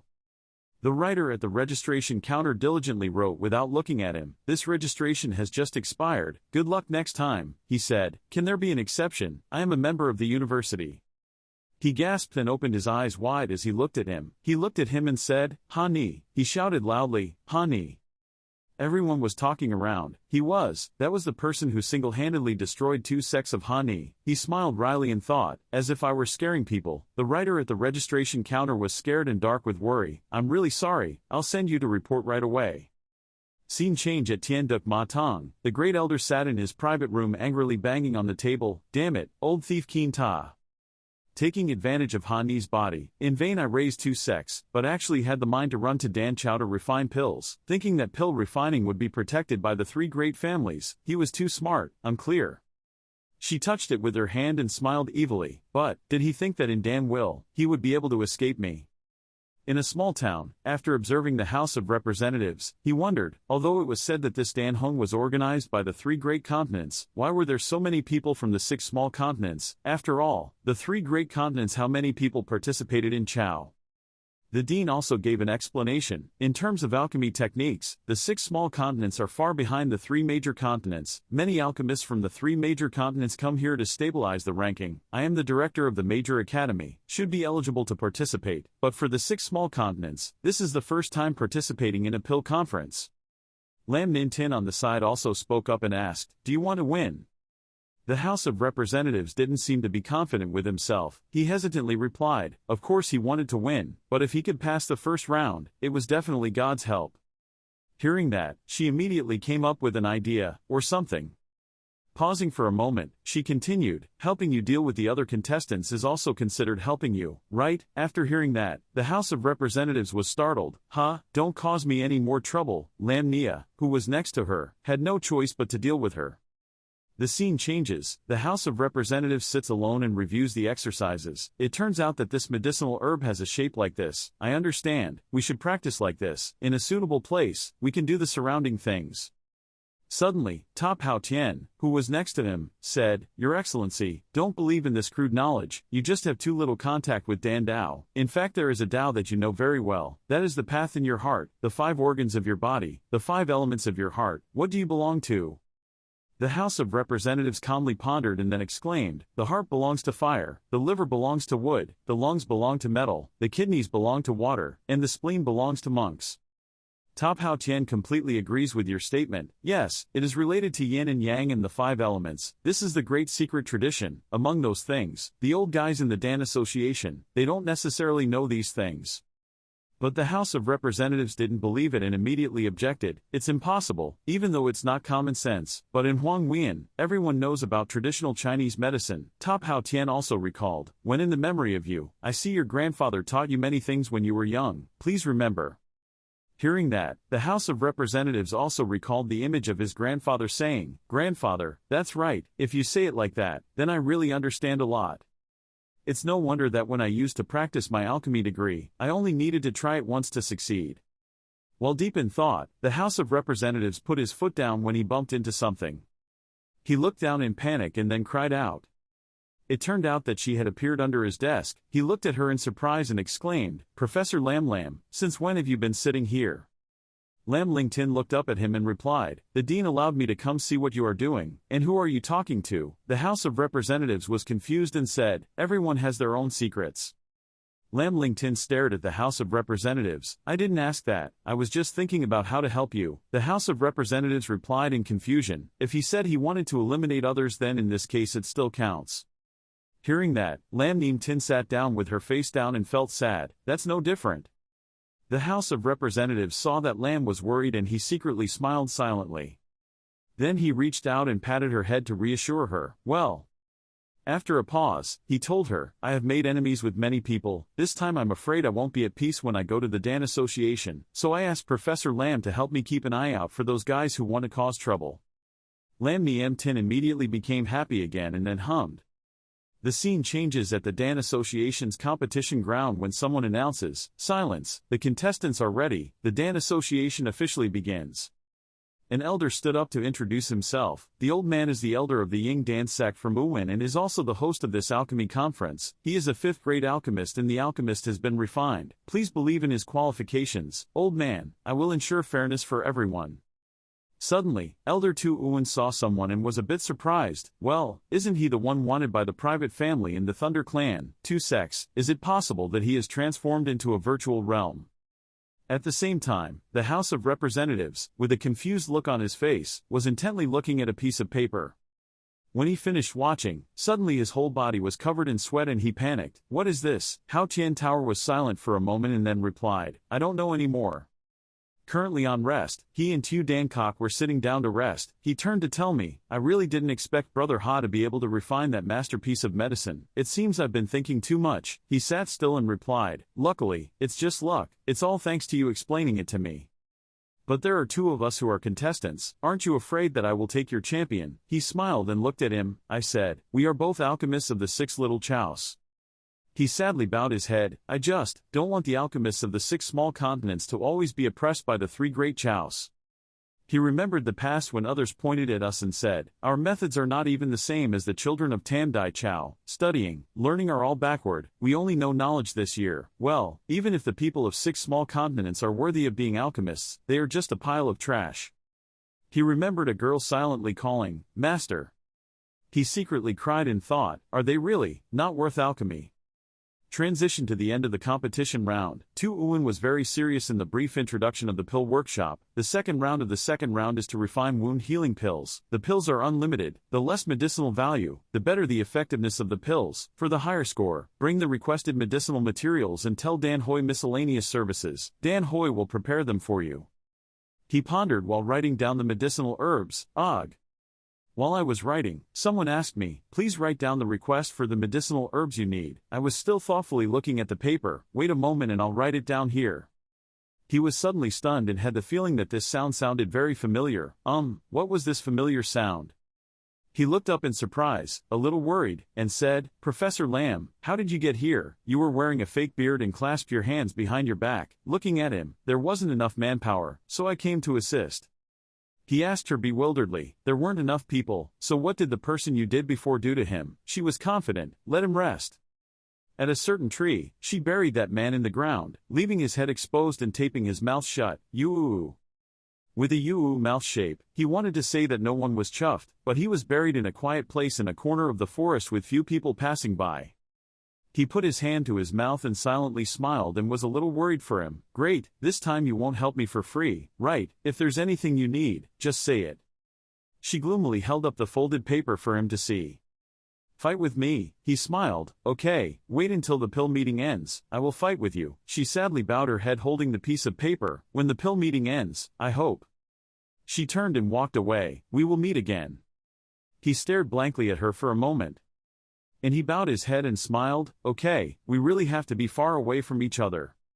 The scene changes to the competition. He is standing in front of the medicinal herbs table and the alchemy furnace. When Top Hao Tianbao, Honey, I see that this place is only the highest grade, and all of these are ordinary grade medicinal herbs. You really want to use them to refine pills later?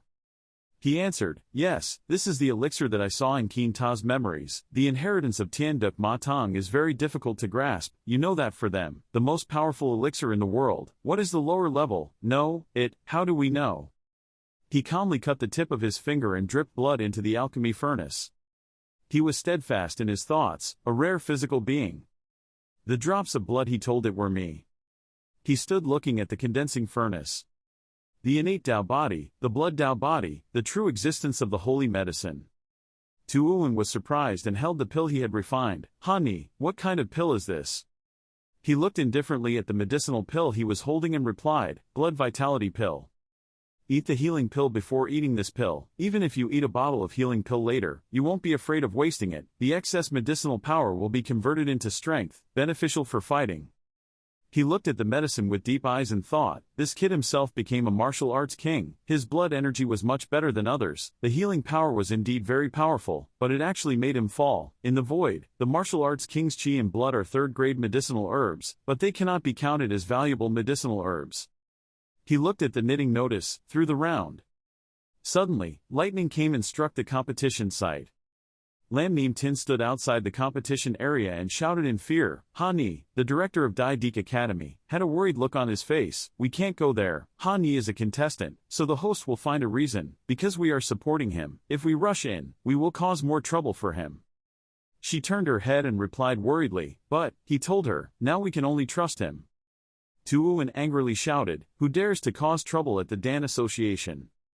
The great elder and Loi, we both landed in front of you and me. She, Senior Tu Uwen, please forgive us for disturbing the Dan Association. He is the person that the Tudu family wants to kill. I hope Senior Tu Uwen can make things easier for us. He continued, our Thunder clan also came for him. Hani crossed his arms and sighed and smiled sarcastically. I thought it was someone who was not so polite. It turned out that I accidentally cut off an arm. Miss Tu Du Van. I also accidentally blinded one. In Mr. Loi Wei's eyes, he thought to himself, even if the great alchemist here still dared to take action, I'm afraid he's lived too long. Top Hao Tian said, Hani, please be careful. She stepped forward, Senior Tu Uwen. She smiled cunningly, the great power of our two families will appear soon. You doing this is no different from opposing us on behalf of the Dan sect. I advise you, Senior, to review the jade slip that informed you. He was startled and worried, holding the jade slip to the words coming from the jade slip. The Loi Toc family and the Tudu family both have a medicine that we really need. There are many geniuses like Han Ni and Tam Dai Chao. We don't need to interfere with their grievances. Let them resolve their grievances themselves. Go. He held the jade slip worriedly, but, the jade slip said, no buts, obey orders. He indifferently said nothing, but Top Hao Tian said, don't you see Ha Yi, the power in your mouth will also be threatened. You will also have to compromise. You have been pursuing the pill realm for a long time, but you have only just after cultivating 5 points, let alone moving forward. It's still a long way to reach a peerless powerhouse. He angrily looked at the jade slip. The old man was a 5th-grade alchemist. He crushed the jade slip. If he made a mistake, he would only be imprisoned for 10 years. Anyway, the medicinal herbs had already reached the sect master. She and he looked at him with angry expressions and gritted their teeth. He continued, you can still return to the sect. The old man wanted to see. He looked at the two of them with a dark face. How did you guys get back after causing chaos in my Dan Association?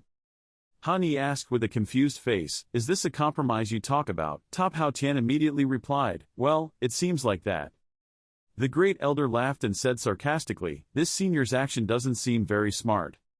That statement made Tu Uwen frown and angrily threaten her. He was in a stance to attack. In his hands were 2 magic balls. If you want to die like that, then the old man will complete it for you. He raised both his hands and a stream of yellow magic light shot past her. There was an explosion. In front of Mr. Tu Uwen's eyes was a thick cloud of smoke in front of a large ancient building, but she was nowhere to be seen. He was surprised. What? The smoke dispersed and a group of people appeared. Great Tu Dujia's hand was raised, indicating that the negotiation had failed. Tu Uwen's eyes widened in surprise and she couldn't believe what she was seeing in front of her eyes. This is great power of the private family and the Thunder clan. The great Tu Dujia smiled complacently and spoke, you all go back, we leave this place to us to handle. The great elder respectfully placed his hands in front of his stomach, thanking his seniors. Then suddenly, great power Tu Dujia lowered his cold eyes and glared at the old man. Makes you scared, worried, not okay, Hani. He was standing far away and suddenly appeared in front of him, causing him to panic. Senior Tu Uwen, I don't want to start a fight with you, why don't we compromise? He shouted, you. On Hani's side, he held up the staff, exclaimed in surprise, and burst into tears. He sent out 2 great powers just to capture a heavenly scene. It was too exaggerated. His eyes suddenly looked down and ordered, Hao Tian, prepare to teleport to escape like last time. He asked inexplicably, okay. Suddenly, from above his head, a yellow chair radiated a sparkling light down to him. Then he turned straight and looked at the great power of the Thunder clan. He had a green gem in his hand. He looked understanding. Don't think I don't know you want to change direction, want to run. Han gritted his teeth in worry. It didn't work, Ha Tian Tower explained. Han, this is blocking the peak of the Dao Qi. It cannot be transmitted. He stomped his feet, preparing to attack. Thu Hoa Huck, from his hand, released a green beam and flew towards Han. Suddenly, someone from the sky blocked the blow of the great power of the Thunder Clan, making him scream in anger. Who was it?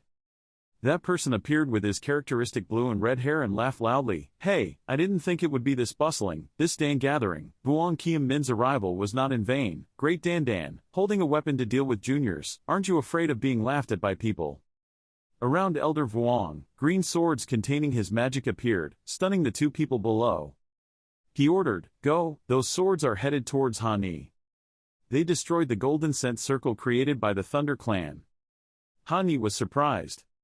Laugh awkwardly, it's broken. The Thunder Clan guy looked at him with red eyes and gritted his teeth. What do you want to do? 3 good sword which Vuong Kiem Keen. Vuong Kiem Min smiled affectionately down. I usually see you guys, but you guys don't want to compete. My hands seem a bit itchy. Then he landed lightly on the ground. Thud. Suddenly Kiem Min looked towards Han Ni and said, you are Han Ni, right? Then he walked over to where he rolled his eyes and touched Han Ni's shoulder in a friendly, loving manner. I've watched a few rounds of your matches, and I've also heard about your glorious deeds. My grandmother Dong Chao is fighting with Elder Ha of the Xuan sect. Do you want to join or not? The unusually friendly look made Han Ni confused as he looked at his hand on his shoulder. He immediately added, hey, if you join, I'll help you get those 2 dog heads. Suddenly, Han Ni's eyes sparkled and looked cute, curling her ass up to praise her. Elder Hao Vuong, he looked complacent, well-behaved, easy to teach children, and after a while he returned home with me. That's it, Vuong Kiem Min smiled happily, but since I fought with the Xuanzong, the sect should also understand a little. It's very simple, there's no need to be burdened, just do it, no matter what, call the elders, we can't even call the sect master, we can't, threaten to kidnap, poison edicts, we have everything to be skilled. In short, we are the only ones who bully people, and people can't bully us. Elder Vuong's moral words made Han Ni's tears fall in streams and he was moved. Hey, I'm not dreaming, right? He ran back and hugged Vuong Min, wanting comfort. Am I joining too late? He placed his hand on Han Ni's head, patting it lovingly. Not too late, not too late. After finishing the brotherly meeting, Han Ni proudly glanced at the great Thunder Clansman. That Thunder Clan guy, I have the Vuong chief here to protect him. You still dare to be rude, now you stand still for Vuong. The elder slapped 10 times quickly. After hearing that, Vuong Kiem Min was startled and looked over in embarrassment. Han Ni, well, your neck is a bit big. Hearing Han Ni act cute 9 times, those 2 words flattered Vuong Min to the sky, making him scratch his head. Not much difference. The Thunder Clan guy had been standing there watching the 2 of them praising each other for their brotherly love scene. He angrily grabbed his hand and thought, damn it, this Sword Alliance guy deliberately rushed out to act as a shield. Who would dare to hit you? You, is that mighty sword cultivator? He sweated as he tried to calm himself down. Fighting in the mystic sect was unreasonable, but his strength was something that great power could not compare to. He cunningly used a quick move with his hands, quickly took care of that brat and fled. Suddenly a source of magic passed through his face, interrupting that dirty train of thought. Kiem Min's voice, hello over there, made him unable to react. He seriously raised 2 fingers, his eyes firmly affirmed, I am a disciple of the Xuan sect over there, why do I still want to fight? The image of him is cool with one eye covered, standing majestically surrounded by sharp swords preparing to attack. Suddenly a voice spoke from far away, don't think of me as invisible. His eyes quickly glanced over, his voice was sarcastic, there were only 2 people. Vuong Kiem Min smiled proudly. Makes the great Tu Dujia's heart jump, why? He quickly jumped over to her. Then hugged her waist affectionately. His love-sick eyes and sweet voice resemble an ancient trap boy. This young lady is, wait until I finish this, let's go have dinner. Han Ni turned to look and saw no one. The place was empty, making him surprised and not knowing what happened. Vuong Kiem Min's disturbing words made great Tu Dujia blush and shyly push him away. Young lady. Then he frowned angrily and shouted, Lao Zu is your father.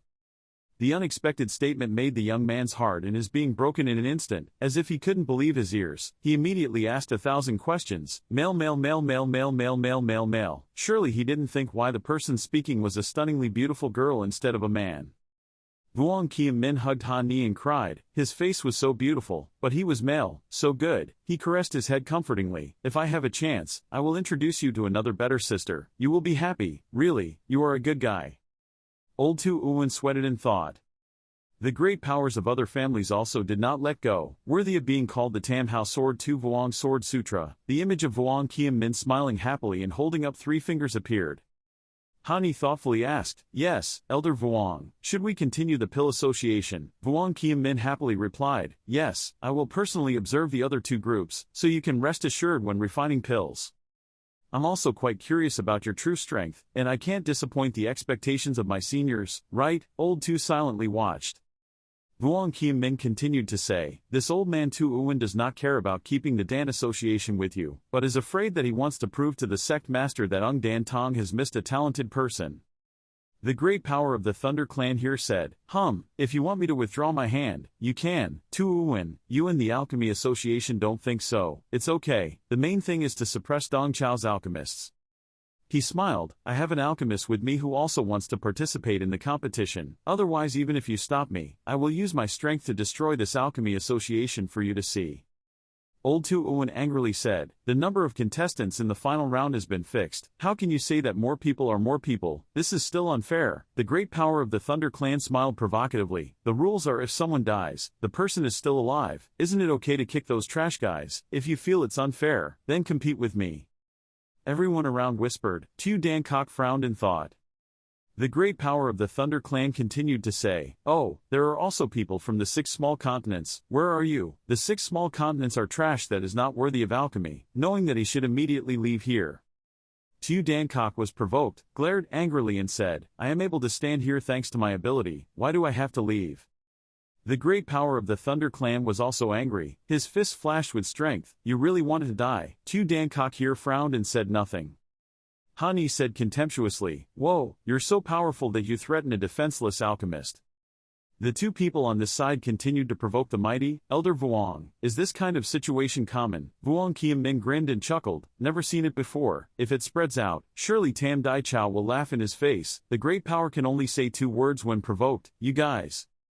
Vuong Kiem Min said to Old Tu Uwen, "Old Tu Uwen, just let him participate. I instead want to see what kind of trick he wants to play." Old Tu Uwen replied, but Vuong Kiem Min interrupted, "In the yard, there are so many people. You are still an alchemist from Dong Chao. You are still afraid of getting the job done, and don't you believe in Hani? Just now I saw that kid from 6 small continents is not bad. Just let him in." Old Tu Uwen accepts, good. He announced that the alchemy conference continued, and the final round of the competition compared the value of the refined elixir and selected the top 10. Tu Dankok took out the pill stove and gratefully said to Hani, "Just now thank you Brother Ha for helping me. Aren't you ready to race now?" Hani replied, "Don't risk your life, I have achieved it. The purpose of participating in the Dan Association is not to practice alchemy. After a while, I can casually practice the 3rd grade to enter the Void Dan and collect enough." He asked in confusion, "But you, facing the threat of great power, still refused to give in. Why did you risk your life so much for the sake of competition?" Oppressed, outside alchemists who want to say that they are from the 6 small continents will definitely be shunned. Once they lose this opportunity, I am afraid that it will be very difficult to have a next time, so. Tu Dankok closed his little finger and ring finger and said, "I can't help but compete." He pushed the pill stove up with both hands and read out loud, 5 turns of heart pill, changing the sky and changing the moon. The magic flow was like a red flame surrounding Tu Dankok. He frowned and concentrated on reciting the mantra. Old Tu Uwen was surprised. Hey, he wanted to refine the life-sacrificial pill. Top Hao Tian said, "Use the power of life to chase the ultimate pill. Use your body to refine the pill. Ask for your life." This is what he wants to find the path of pill. He's not like me. He's the real alchemist. Tu Dankok's hair is white. "Master, what is Dan Dao?" "It's very simple, just refine the best medicinal pills." The image of a woman in white clothes called Master, her long hair flowing in the wind, her hands clasped behind her back speaking, then thinking of a way to take someone else's. "A lot of money is fine." She smiled gently, "Just joking, you have to ask him yourself about this." The woman talked to him as if in a dream. She asked Tu Dankok, "Why did he start alchemy?" Tu Dankok answered in her mind, "Because she wanted to prove that she was not a waste." She continued. He continued to ask, "Why do you continue to refine alchemy?" "Because I want to prove that uncle is not a waste in this field of alchemy." The woman pointed at him and said, in his heart he already had the answer, that was the alchemy path he was pursuing. The master, who could see stars, returned to reality. Tu Dankok with white hair concentrated on reciting the Dharma, a pink halo surrounding the smoking furnace. Hani immediately wondered when he saw it. This was Dan Hung. This is a medicinal pill furnace of at least grade 4 or higher. This time the champion definitely belongs to him. Hao Tian Tower replied, that's right. Suddenly, a bright red flame burst out inside the furnace. The pill stove in Tu Dan Cup's hand shook violently and then exploded in his surprise. What? His eyes widened in disbelief, desperately saying, no. Both old Tu Uwin and Han Ni were also surprised. Tu Dankok blankly looked at the broken pieces. A voice rang out above his head, hey Za, so embarrassing. Loi Wei acted like he didn't mean to influence what just happened, pointing at the pill stove and smiling softly. Accidentally being blown away affected you. The great power of the Thunder Clan chuckled, Humph, this is the final match between Hong Chao and Dong Chao. The wastes of the 6 small continents should not even think about overturning the bet, let alone dare to oppose me. Elder Tu Uwen angrily gritted his teeth, you. He questioned, Loi Yinggu, this is your purpose. Loi Yinggu appeared innocent. Burning the furnace like this is a normal thing, but you can also create such a big temper. I doubt you are right, 5th grade alchemist or not, he said to Loi Wei, you, continue changing the medicine. Loi Wei replied, okay. On this side Han Ni took out a furnace of pills. Loi Wei saw this and asked, Dan Lo Huang Fan, you want it? He immediately replied and loaded the gun. Loi Wei let out a sigh. Han Ni slowly put both hands on the stove. Flames on both sides flared up. He gave the order to light the fire. He pointed a finger at Loi Wei, chanted, open fire.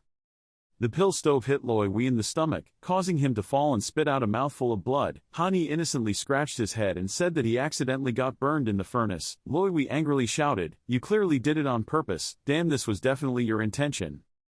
Han Ni picked up the Danfuing stove, and in his mind talked to Hao Tian Tower. Hao Tian, do you have the 4-rank Danfuing in your memory? Hao Tian Tower replied, yes. You are not prepared to destroy the Lan. He said, I am not trying. I want to stir up dust, leaving no place for Min Naguyat Dai. Han Ni, his face full of murderous intent, held Dan Lo Huang Fan and said, I was starting to feel uncomfortable. Old Tu Uwen supported Tu Dankok, who was exhausted. Han Ni asked worriedly, are you okay? Old Tu said, Han Ni, give this kid to me, quickly prepare it for you. The medicinal herbs are just right, and it's still on paper. He put his chin in his hands and thought, no, the level I just practiced was too low. I didn't feel comfortable. I feel like the higher level is more suitable for me. He wondered, Kao Gyai, Fom Gyai medicinal herbs required. Han Ni gave a piece of paper to the old man and said that it was all written on the paper, a total of 24 medicinal herbs. One side was mainly 5 products, the rest were all 4 products. Tu and Lao and Tu Dankok said in unison, 4th grade. The two looked intently at the piece of paper. Old Tu thought, Han Ni wants to refine 4-grade medicinal pills. It can be said that if I seriously refine it, I will not be able to succeed. Furthermore, if I want to refine 3rd-grade medicinal pills, I must have at least half a step of great strength. Only if he can succeed. Han Ni is really sure, but even so. He said to Han Ni, cough, the medicinal ingredients you want are a bit special. Dan Hui can only provide 5 medicinal ingredients. He was surprised, only 5 flavors.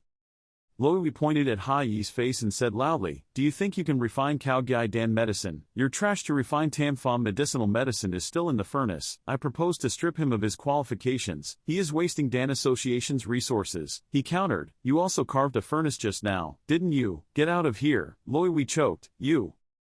Han Ni opened his eyes and stuck out his tongue provocatively. Tu Uwen patted his shoulder and advised him, Han Ni, don't tease him anymore. According to the old rules of the Dan Association, medicinal herbs that are not provided can only be prepared by yourself in advance but cannot be left alone. Leave Dan Hoi's yard. If you don't change your Dan method, then quickly find a way to leave. Tu Dankok gave him a bag of medicine. Brother Ha, these are the 3 medicinal ingredients that are similar to mine. Please take this backup medicine from me. He asked, backup medicine? If I take it then you have to take it. B. Tu Dankok smiled helplessly. I'm afraid I don't have the strength to continue refining in my current situation, so I'll leave this competition to you. Han Ni tightly grasped the medicine bag and accepted. I think 3 flavors, plus 5 flavors of the pill, is far from enough. He picked up the pen and scribbled. The only thing he could do was try it out. After writing, Han Ni held a stack of papers and said to everyone, gentlemen, if anyone can provide the medicinal herbs we need, we will buy them at twice the market price. Everyone around ignored them and scattered. He called back, slow down, don't go, hey. He suddenly discovered it. Han Ni turned his head. Behind him was the great power of the Thunder Clan. He thought, the pressure of great power. The great power chuckled, I'll see what else you can do. He stood there stunned, the ground was full of papers, no one helped him. Hani thought, that's right, under the pressure of great power, how many people dare to take risks? He despaired, because I was too naive. Suddenly, one hand picked up the paper, the other said, I can provide the upper part of Lang La flower. Hani was surprised. Gradually there were many voices around, many people surrounded him and said, I have this in my family's treasury, I will immediately go back home to get it. The dream fairy world has this, in here there are 2 medicinal herbs that I can use, this offer. Lam Nim Tin picked up a piece of paper from afar. She indifferently glanced at the crowd surrounding Hani. The great power of the Thunder Clan is angry and looking for death, Vuong Kiem Min is peaceful, I say this. The fire is so great, it's better to drink a cup of tea with me to eliminate the fire, but if I wasn't afraid of affecting his alchemy, I wouldn't have kept awake. Gradually, more and more people came to Hani, they enthusiastically said, Brother Ha, see if this is the medicine you need, I have this, and I also have it. Hani was a bit awkward surrounded by the crowd, slow down a bit, I still have to bring you money to pay you. They said confidently, Brother Ha, we don't need your money, the 6 small continents will be entrusted to you. Hani's eyes flashed with hope. He sincerely bowed his head and said, thank you.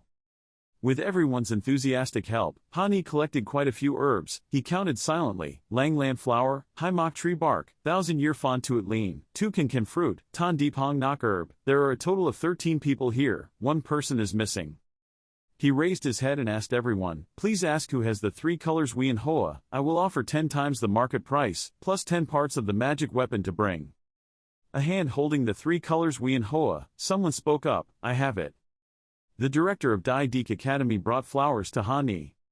He happily accepted the flower branch and asked, Director, are you okay? The director said, just brought it from the academy, don't ask too much, you should quickly refine it, don't waste time. He happily replied, yes.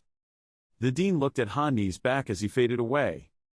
He smiled and said to Lam Nim Tin, Tam Sak Shuen Hoa is the key medicine for your promotion.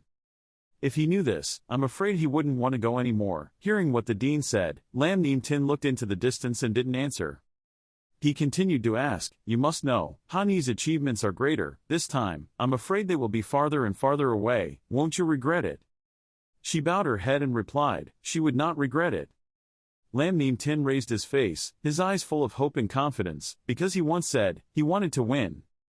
Hani performed the technique with Dan Lo Huang Fan, the furnace flew between his hands, emitting a dazzling golden halo.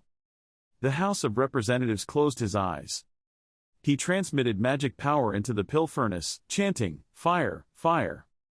Top Hao Tian commented, this is, high fire, Yanda is red, Ween Emperor is emperor, and this fire has a golden color, it is the combination of red-yellow, high fire is the fire of civilization that shines in the dark night, for the alchemy realm of the 6 small continents, in the dark night they longed for light. When the mind is compatible, when one realizes the destiny, this fire appears. Hani closed his eyes and concentrated, as expected of an innate Dao body, it actually has a powerful method to reach the first realm. The pill stove flew into the air, covered with a sparkling yellow halo. Old Tu Uwen suddenly felt something. He shouted at the people standing behind to retreat, all immediately 300 meters away from Dan Hoi Square. Old Tu Uwen was covered in sweat, frowned and analyzed, it was Dan Light. Dan Tripe appeared when the Dan Jia was condensed. Every blue lightning flashes into the sky, a heavenly tribulation will appear. The great power of the Thunder Clan gritted his teeth and thought, the spirit pill saves the tribulation. It seems that killing Ha Yi in this pill assembly is no longer important. Stealing this spirit pill is exactly what I need to do now. Hani clasped his hands in front of his chest and recited the pill. Suddenly he frowned. Blue lightning flashes closer and closer, starting. Hani looked at the green lightning bolts hitting the pill furnace. He gasped, damn it, the pill stove won't be able to resist, come down quickly. Top Hao Tian said, I can only rely on you to make the furnace go down. Hani, go quickly and shake the world. I'm surprised, what?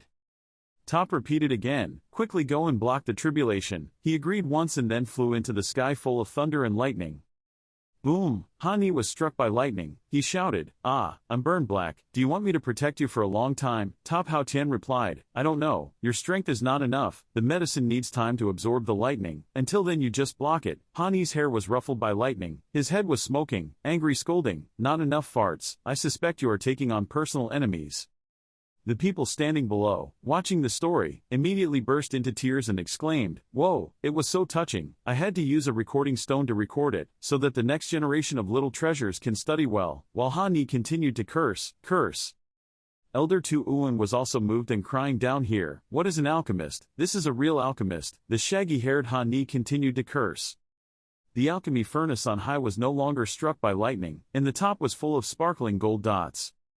He pointed his finger to the sky and wondered, ending, then, what? Top Hao Tian replied, "Maybe that's it." The great power of the Thunder Clan smiled sinisterly, "Ha ha ha ha ha Ni, thank you very much for your gift, this spirit pill will be mine." After saying that, he jumped up to grab it. "Every year from now on I will burn a few bundles of hell money and joss paper for you, ha ha ha." Vuong Qian Min observed him and then laughed and scolded him, "Stupid." The great man did not understand what was happening and turned around to look. The invisible hand unleashed a palm strike that caused the great power to fall face down, coughing. He lay on the ground cursing, "Fuck you, Tu Chao, you're very good." Elder Tu Uwen floated in the air, holding a glowing spirit stone in his hand and said, "Humph, you keep disturbing the alchemy guild. If you dare to meddle with Ha Yi again, I will immediately call all the 5-level alchemists. All of them will no longer refine alchemy, until you comply with my request. My dear, ask for just one." He frowned and said loudly, "Using the transformed head of the Thunder Clan or the Tu-Du family to exchange." Vuong Qian Min flew closer to Old Tu and the two of them looked down from above at the great power of the Thunder Clan. He happily said, "I like this exchange, quickly prepare something to exchange, I can't wait to fight the Xuanzong, let's try, we're also lacking a 5th-grade alchemist." The great power of the Thunder Clan gritted his teeth angrily and was about to use his magic power. "You guys, don't do it." The great power of the Tu-Du family next to him stopped him. "You quickly withdraw your hand, after the alchemy meeting ends, you can do whatever you want, but now you have to improvise." He gritted his teeth, but still. Her eyes flashed with death. "I said, leave." He sweat dropped in acceptance. "Yes." Han Ni watched the two people leave. He pondered, it seems that Tu-Du Jia's great power is not as simple as we thought. Old Tu Uwen landed and looked at Han Ni holding the pill stove and said, "Later we will discuss with them. Han Ni, please briefly introduce your medicinal pills." He held a sparkling jade-colored medicinal pill, smiled and introduced, "This is a bloodline pill. Although it is useless for martial artists who have awakened their acupuncture points, it can supplement a large amount of blood energy for themselves. Users, very good for people who have blood but have not awakened the power of their blood." Old Tu said in horror, "Awaken, the power of blood." He received the medicinal pill surrounded by a blue vortex and carefully evaluated it. "Well, its medicinal properties are indeed so vague. A good bloodline pill, it can be activated to compensate for any shortcomings, a little bit of my lifeblood." Old Tu Uwen held the medicinal pill out in front of everyone to see. They all gasped in admiration. He determined that this type of medicinal pill must cost hundreds of thousands of spirit stones or more. For families with strong bloodlines, generally speaking, this is a priceless thing. Although Fam Gyai is not a 5th-grade medicinal pill, its value surpasses the vast majority of other medicinal pills. He told everyone, this time participating in the Dan Association, "If I can refine the Transcendent Central Stage Elixir, I will report it to my superiors for evaluation." The crowd was happy. Some people gave thumbs up. If nothing happened, 6 small continent Dan Association, Han Ni ranked first. He breathed a sigh of relief. Holding a piece of paper in both hands, this person happily said, "Great, this time at the 6 Small Continent Pill Conference, senior brother ranked first, worthy of being a senior brother, based on his temperament." "Vu Vun," he said with sparkling eyes, "and then I'm afraid I will see him again in 6 small continents." She smiled happily, not knowing if by then they would be able to recognize each other or not. Little Dan Cock said proudly, "You didn't disappoint the 6 little continents, that's great." Old Tu Uwen asked him, "What do you plan to do after the Dan Cock ends?" "The old man has something to discuss with you. Are you willing to become my disciple?" He replied in surprise, But I haven't even become a Dan yet." He closed his eyes and explained, "Because this time in Xia Yi's Dan tribulation, almost everyone couldn't become a Dan. On the other hand, it's impossible to see other people's talents in order, but this old man's talents are very visible, important." Old Tu Uwen pointed to his head and said, "Although there was also another reason, the image of Tu Vuong Kiem Keen appearing made Tu Dan Kok gasp."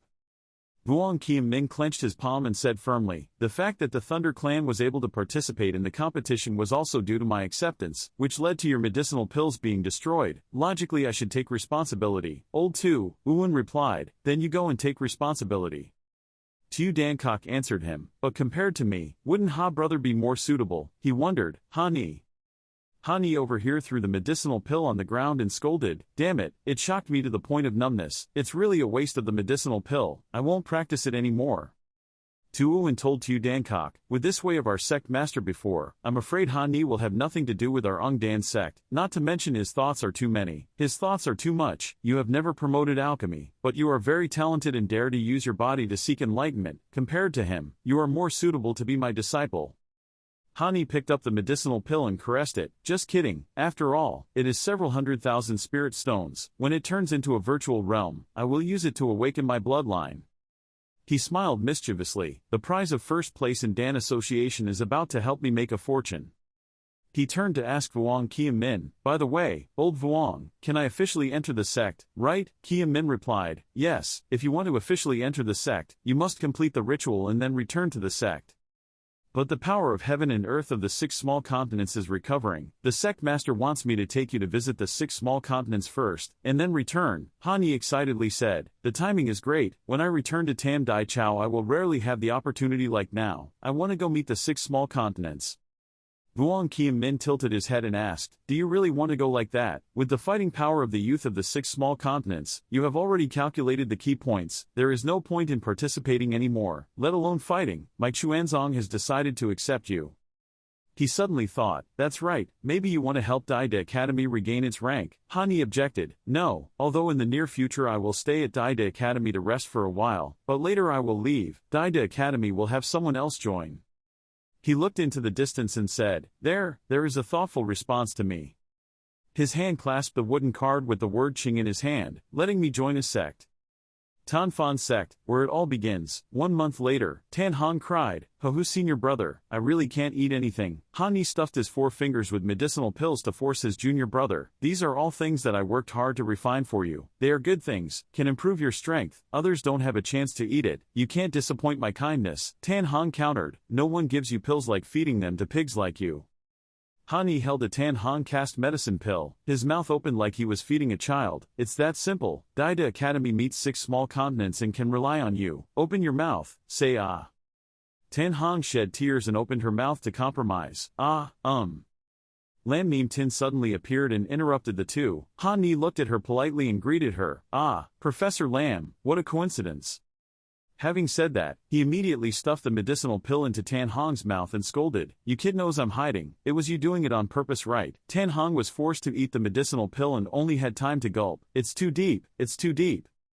Lam Meme Tin heard someone hiding, asked with a dark face, hiding from me, why? Hani broke into a cold sweat, this.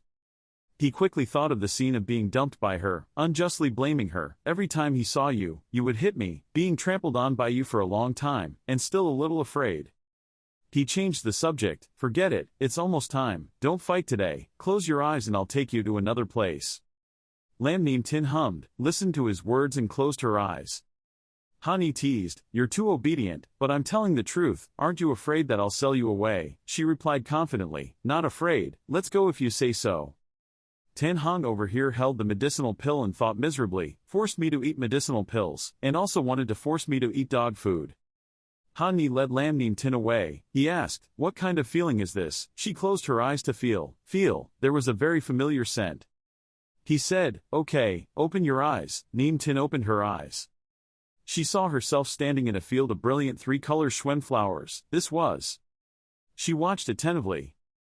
He explained that it was the most important medicinal ingredient of Tam Sak Wien Hoa, the thing she needed so much. I had to force her to ask where the director of Tam Sak Wien Hoa came from, it's just that the 3 colors profound flower is too rare, I really can't find it, so I personally planted the seeds of the 3 colors profound flower. The 3 colors profound flower is made from mutated 3 colors petals, although the probability is extremely low, but this much is probably considered a success. Hani looked at her and smiled slightly after I left.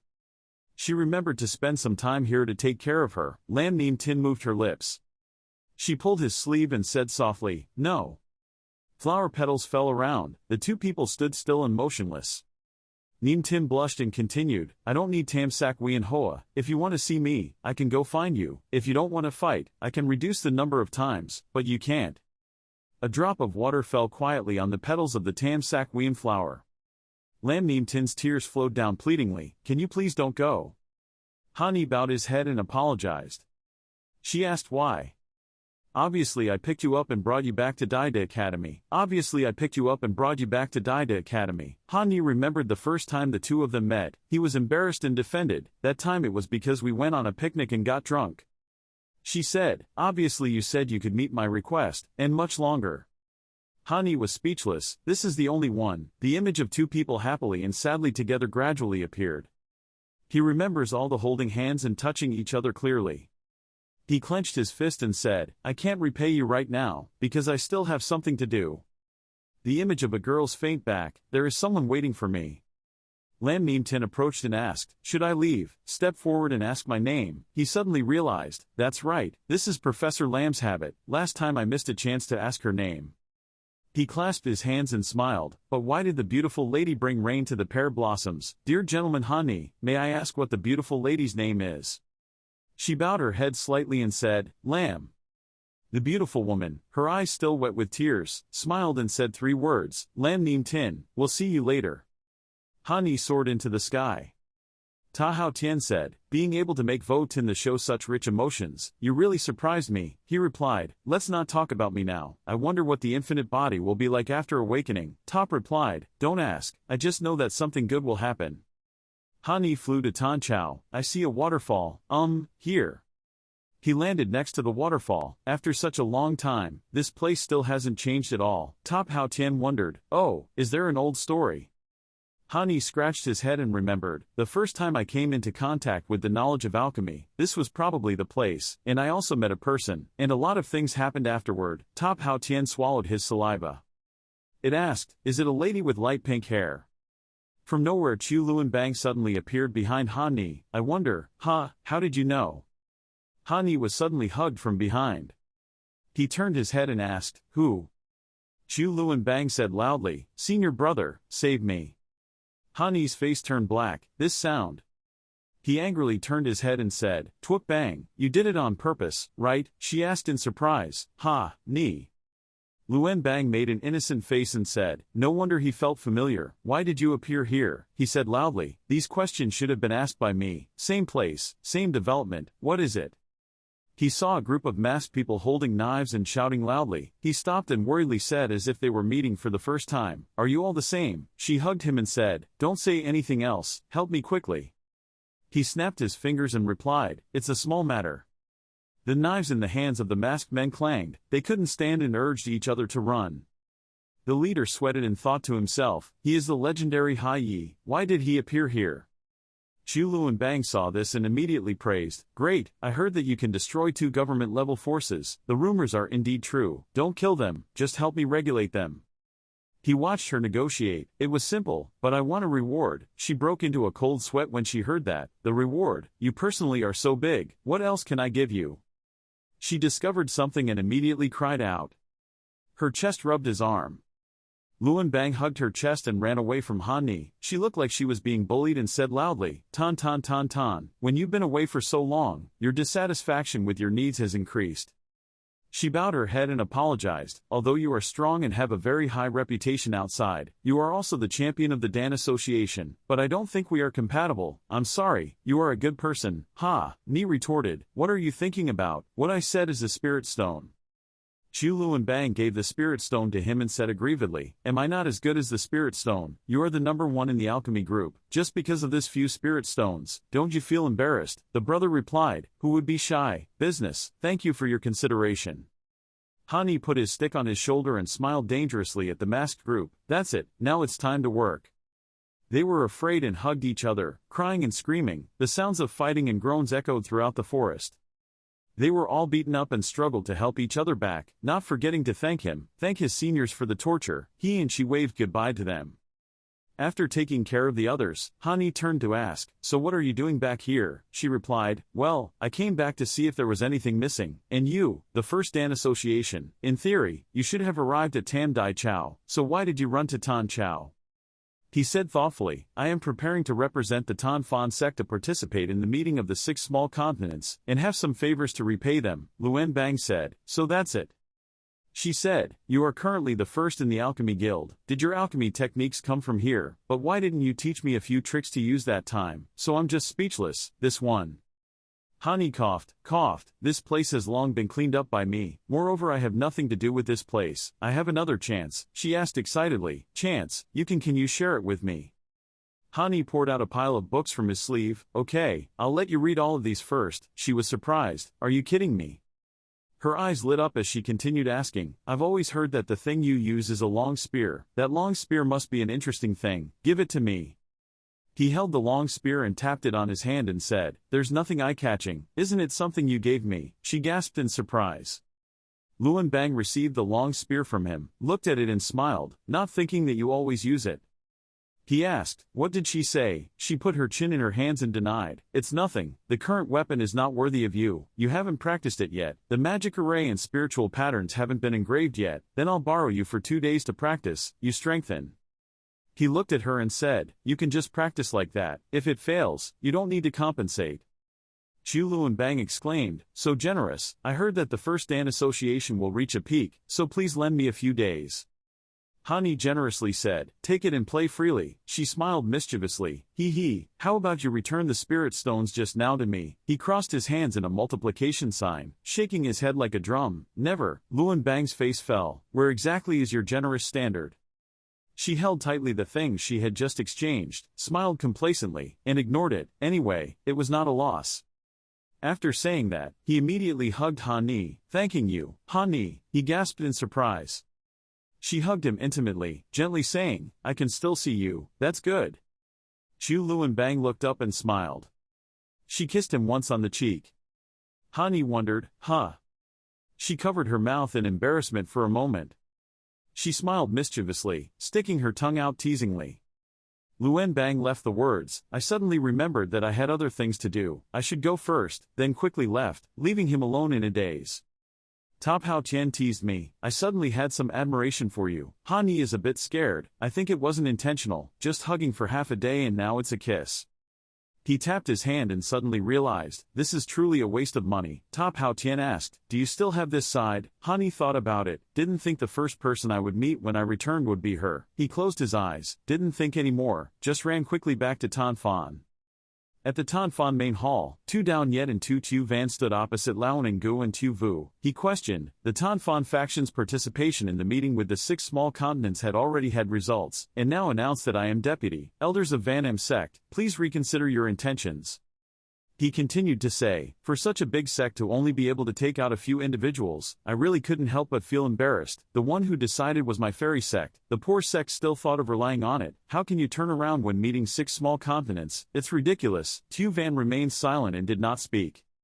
Olden and Gu said, at least let Tu Vu join your purple immortal sect team. Tu Vu said loudly behind him, Eldarin, how is this possible? Tu Down Yet smiled disdainfully. Of course, Tu Vu's strength is very useful to us, but you see how big he is. We just happen to be short of a bag. Tu Vu clenched his fists angrily. Don't be so contemptuous of people. Down Yet is contemptuous. What if I despise people too much? I just came to announce today, there can be no negotiation. At this time, Tu Van spoke up. Brother, you're going too far. He scolded her. Shut up, it's not your turn to talk here. What does going too far mean? Tu Down Yet continues to challenge, if you feel uncomfortable, if you have the courage, come and fight me. The red stick rotated like a pinwheel, flying from nowhere. Tapping directly on Tu Down Yet's cheek made him tilt his head to the side. He clutched his cheek angrily and shouted, Did me? What idiot dares to attack me? Tu Van looked at the person who caused this in surprise. A hand retracted the stick. Hani grasped the stick tightly and calmly said, I haven't heard those perverted requests for a long time. Is the force enough? Tu Van blinked and confirmed, Hani. He approached Tu Down Yet, his whole body radiating an oppressive posture and said, I am your grandfather, what else can I teach him? He stammered, Hani. He introduced himself, I am the representative of the Tan Fan sect participating in the meeting of the 6 small continents, no problem. Olden Ngu and Tu Vu gasped and said in unison, Hani. Tu Down Yet angrily grabbed his shoulder, this place is Vong Hai Palace, the territory of our Tu Tian sect, no matter who you are, you have no right to speak here. Hani looked at him and replied, Identity. His expression became dangerous. I am now speaking to you as an ordinary disciple of the Tanfan sect. I'm afraid there aren't enough words. I'm still teaching Dai Dao Academy, the champion of the 6 sub-prefecture Dan associations, the 3 master Dai Chao Ling Dan, Dao Chen Wien Tong disciple. Choose one you like. Tu Down Yet was crushed by his momentum and could only scream for help. Tu Tu Van saw that his brother was scared and burst out laughing. Ha ha ha. Hani asked curiously, what was so funny? Tu Van smiled softly and replied, hugged, sorry, you are so different from before, I'm a bit unfamiliar. Tu Down Yet was so embarrassed that he became angry and scolded her. Tu Van, shut up. Hani pointed the stick at him and said, the one who should shut up is you. He said seriously, I repeat again, Thong Trai, I am not here to negotiate with you. He continued to hold the stick close to his face and warned, respecting Tu Van's face, I don't mind letting Vong Hai Palace change to a new console. Han requested, quickly apologizing to the Tan Fan sect. Tu Down Yet respectfully refused, wanted me to apologize to them, unless. After that, he was lectured by his brother, his face was swollen like a pig's head, he was beaten until his nose bled, and had difficulty saying sorry, I was wrong. Then he bowed his head to Hani and said, forgive me, I scratched his ears and chased him away, go away. Before leaving, he did not forget to say one thing, I remember this enemy. Hani immediately pointed his stick at him and asked, still wanting to be beaten. Tu Down Yet ran on all fours, he was not afraid of death and said, your father will come back. I saw his silhouette running and commented, running quite fast. Tu Van said to him, thank you, many thanks, worth fighting. He said, don't be polite. She waved goodbye, I have to go. Tu Vu made a gesture to greet Hani, ha brother, long time no see. He replied, let's review the past later. As I said just now, I will quickly represent the Tanfan faction to meet with the 6 small continents. This is to repay everyone's previous kindness. If there is a need to return medicinal pills, everyone can come to me. I will stay in the previous internal cave palace. He stood thoughtfully in front of the cave. The hand touched the door. He remembered that Vu Vun he had told him before, senior brother, you're back. His expression was sad. In his heart he always said, quickly come here and practice together. He always expected Vu Vun he to hold his hand and smile at him. The two of them faced each other, and she gently called out to her brother. Hani is reminiscing about the time he was with his sister Vu Vun he. Then he came out of his illusion, rubbed the back of his neck and said he couldn't believe that nothing had changed in this place. Hao Tian Tower appeared and asked if you had any plans. He quickly replied that he should rest until the evening, he had important things to do. At night, at Tu Tien Mon, Tu Van was standing at the gate as if waiting for someone. There was a noise that startled her and she turned around, pointed her sword at that person and asked who it was. He quickly raised his hand and confessed that it was me, don't be rash. She asked Hani in confusion, today you have offended Tu Tien Mon, how dare you come to this place? He calmly replied that there was nothing to be afraid of offending him, if he had the skills, he would ask him to come to me himself. Then he changed the subject and asked me if I heard that you and he have different fathers, is your relationship not good? She hesitantly replied that when he was little, he was very good to me, but now my brother is too infatuated with strength and power. She then explained further that even though I had said that I would not compete, the sect elders around him kept talking about the world, and now he really regretted not being able to let me die. After hearing her story, he raised his hand to his neck and asked if he needed help. She looked at him with disdain and said, you don't need to worry about these things. You suddenly ran to this place, not just to ask these questions, right? His face turned red, then he raised his hand to rub the back of his neck and shyly said that it was a bit awkward to talk about it. I came here because I wanted to ask you something. Let's go inside and sit down. Her face looked innocent and she asked awkwardly, asked me for help, and went inside to sit. Suddenly she remembered something, her face turned red and she thought that's right, if he wants to participate in the meeting with Luke Tu Chao, he requires his strength to increase, and his physique is very special, so the fastest method is dual practice. She shyly stepped back and wondered how she could casually agree to this kind of thing. She wanted to refuse to the end. After thinking carefully for a while, she decided that it was too inconvenient to say it, but I had to like it, I really wanted to refuse. Seeing that she was hesitating, he shyly said that, reluctantly, we can go. She suddenly regained consciousness and quickly replied no. Not reluctantly. She walked to the door, held out her hand and said, please come in. He also not politely replied thank you. She walked in first and then hesitantly asked him to be straightforward, straight to the point. He still calmly replied of course. Then he happily told me to bring wine and a glass, so I could drink a glass of spirit wine first. She quickly protested that there was no need. He looked up confused and then When he looked up, he saw her taking off her outfit halfway and then seductively asked, "Aren't you getting straight to the point?" He was so scared that he broke the wine glass and then tremblingly asked what the hell was that. He tried to explain that, to Van, it seemed like she misunderstood something. I just wanted to find her to chat, not because of that. She was surprised for a moment, then she turned red and cried out. Her face turned red and she ran out and told me that I had other things to do so I should go first. He watched her run past and said, "Wait, but..." Before he could finish his sentence, she ran out and slammed the door. "I don't understand why you said this is your room." Hao Tian Tower appeared and told Han Ni, "Hao Tian, I feel you are not a man." He glanced at it and told you to shut up. "I said I only came here because I wanted to hide from outsiders." He explained his plan clearly to him. He had just returned to Tanchao and said no one would secretly observe my direction. I wanted to stay here for a while then quietly leave, turning my attention to him. Finally, he continued that he would later conveniently sneak into the Demon Desire sect. He remembered the seductive image from earlier and decided that we had to tell her in advance, otherwise it would be easy to misunderstand. His head kept showing that image, so he decided to drink some wine and told himself, "Forget it, right now." Hao Tian asked again and was reluctant to leave. He firmly said it was because he hid his eyes and ears. Same day and night of the Demon Desire sect. He was secretly hiding in a tree observing a pink-haired girl. Hao Tian alertly told him that Han Ni, there was no need to come any closer if his bloodline was fluctuating. It was estimated that this person had a type of jade pendant that could check your location. If you get close, you will be discovered. The other person will be discovered. Immediately notified urgently. He replied in annoyance, "Damn it, I'm like this but I forgot to have that thing. Quick battle, quick victory." He then quietly advanced and pointed his sword at her neck. The girl screamed in fear. He calmly told me not to move. He still stood there and asked me to give you two options. Either die and have your soul hunted by me directly, or obediently answer my question. I will spare you a way to live. The girl was scared and begged, "Don't kill me, what do you want to ask?" He frowned and asked her how Vu Tuat and he and Vu Hein he were now. She nervously replied that since you left, they have always been locked up in Tan Tam Palace, but since you were late, they must have moved to Tan Chao to prepare for Luke Tiu Chao's meeting. He calmly deduced from her answer that it seemed safe, but what exactly did the Tudu family want to do? Then he asked the Tudu family at Tien Duc Ma Tong if they were doing anything strange. She hesitantly replied yes.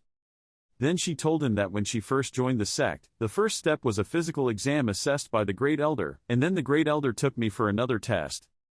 Then she continued that at that time there was a scene that I don't remember clearly. She pushed some kind of evil object into my body. That evil object went around in my body, taking away a lot of its origin. Then I woke up. But the Great Elder showed a disappointed look and said it was not suitable to do it. Hearing that, Top Hao Tian was puzzled and asked, "But it was not appropriate to do it, Han Ni." He pondered for a moment, then asked me to give me a drop of blood and told me my birthday, 8 characters, and place of birth. She felt a bit confused but still answered. As soon as she cut his finger and gave him some blood, she also told him that the calendar of recovery was 51 years old, not yet 14 months old. The hour of birth was born, and Tan Chao Lam Fu Mak Dot was born. He observed the drop of blood and asked Hao Tian if he had discovered anything. It hesitantly replied, "The 8 words are all syllables. The Tudu family refines demons. It seems that it is not to create a simple killing weapon. The magic of using the body to transform into a medicine to reincarnate is a rare type of evil magic. The 8-word pure yin bloodline physique that only women of the upper level can use is able to be used. Demons are in their form and use spiritual energy and whole body blood as medicine. They thought they had come back to life, but they thought it was just a fragment, soul." In the end, it concluded that her bloodline was not qualified. If I guessed correctly, the medicine master was younger than 20, born in Guangzhou. The 8 characters and 6 directions are pure sounds. Although they are not all sounds, they should have a special constitution and bloodline inheritance. In fact, there are people who are extremely suitable for the conditions. He suddenly realized who that person was. Then said it was Hein He. He was surprised and asked the demon master again, causing hundreds of thousands of Tuan Quoc people to die, just because he wanted to kill one person. He angrily clenched his fists and shouted harder. Hao Tian felt uneasy so he called Han Ni. He got angry and said I still thought. The girl was scared when she saw fire surrounding her, so she screamed, "What are you doing? What I said is true, I didn't lie to you." His eyes turned blood red and he continued to say that he was on Vun He. Hao Tian reminded him that it was Han Ni. You can't arbitrarily kill people, keep your original mind. Finally he turned around and left and told me I wanted to erase the memories you saw, and after you're done, you can go. She quickly replied yes, yes. On the way out, he asked Hao Tian, what happened to me just now, why did my mind just want to kill? He despondently told aides, you are affected too much by killing intent, and only you can activate that killing intent. He told me that at that time in Tuan Quoc, you were not afraid of heaven but used your blood energy, you seemed to absorb everything with energy around you. At that time, I thought you had a special innate body, born, seems present. It paused for a moment and then concluded that it was because your bloodline became a demon that appeared. He looked incredulous and asked again that he had become a ghost, but my bloodline was. Hao Tian explained that the current Xuan Wang, having gone through so many great generations, his bloodline had long been mixed. In addition to Tai Hao Qi blood, Yan Huang De blood, there was also demon blood. It continued that in other words, you can choose to be human, also turn into a dragon, or pretend to be a devil. After that, he sincerely said, I hope you can awaken the Tai Hao bloodline in the future, not the demon blood. He sighed and said, don't worry, I don't even intend to activate my human bloodline. Do snakes also have dragon bloodline, but how much does it cost to transform? He frowned and said, but if my magic blood was any better, I would never activate it. Finally, he made up his mind that this time Luke Tu Chao must save Han He. A month later at the Duan Chao border. As Han Ni walked and talked to Hao Tian, there was not a trace of spiritual energy in the air that carried the scent of blood that could not be dispersed. This was the place where the Great War of the Immortals of that year caused the most serious injuries, Star Area. Hao Tian replied that it was true, it was a great battle, causing this cultivator world to bury many powerful people of the Xuanwang level.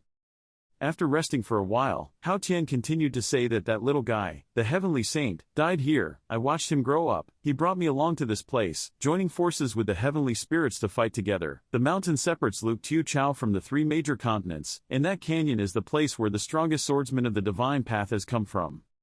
He looked down the cliff and said he didn't expect that so many years had passed, but this sword mark still left behind its divine power. If he were to forcefully fly over, he would definitely die. I'm afraid that the three great continents would create a tower like this. The great world is not small. Then he put his hand to his chin and thought, man, fight heaven and earth. If I can achieve that realm, can I use a spear to poke a giant hole? Suddenly something flew towards him, making him look after it. But luckily he caught it in time. He looked at the red-haired young man and smiled and said, I haven't seen you for a long time, why is my greeting method becoming more and more cruel, Wing Khan? His face softened and then angrily told Tian Yet then chop. Wing Khan said eloquently that if you dare to appear, this time I will definitely make you die at Luke Tu Chao's meeting. He also replied very calmly that when I was still gathering energy, at that time it could also be considered a possibility. Then he frowned and said, but now you have to die here. A man with black hair and bangs stood in front of Wing Khan and said, wait, I am the great elder Tianj Kue of the Hidden Sword Sect. Do you think that my Hidden Sword Sect is blind? Han Yi was dissatisfied with his opinion about what happened, or did someone else beat me, threaten me, and not let me go back? Hidden Sword Sect, you are really unreasonable, right? The guy replied uncomfortably, explaining that the strong are respected. I will see if you are qualified or not.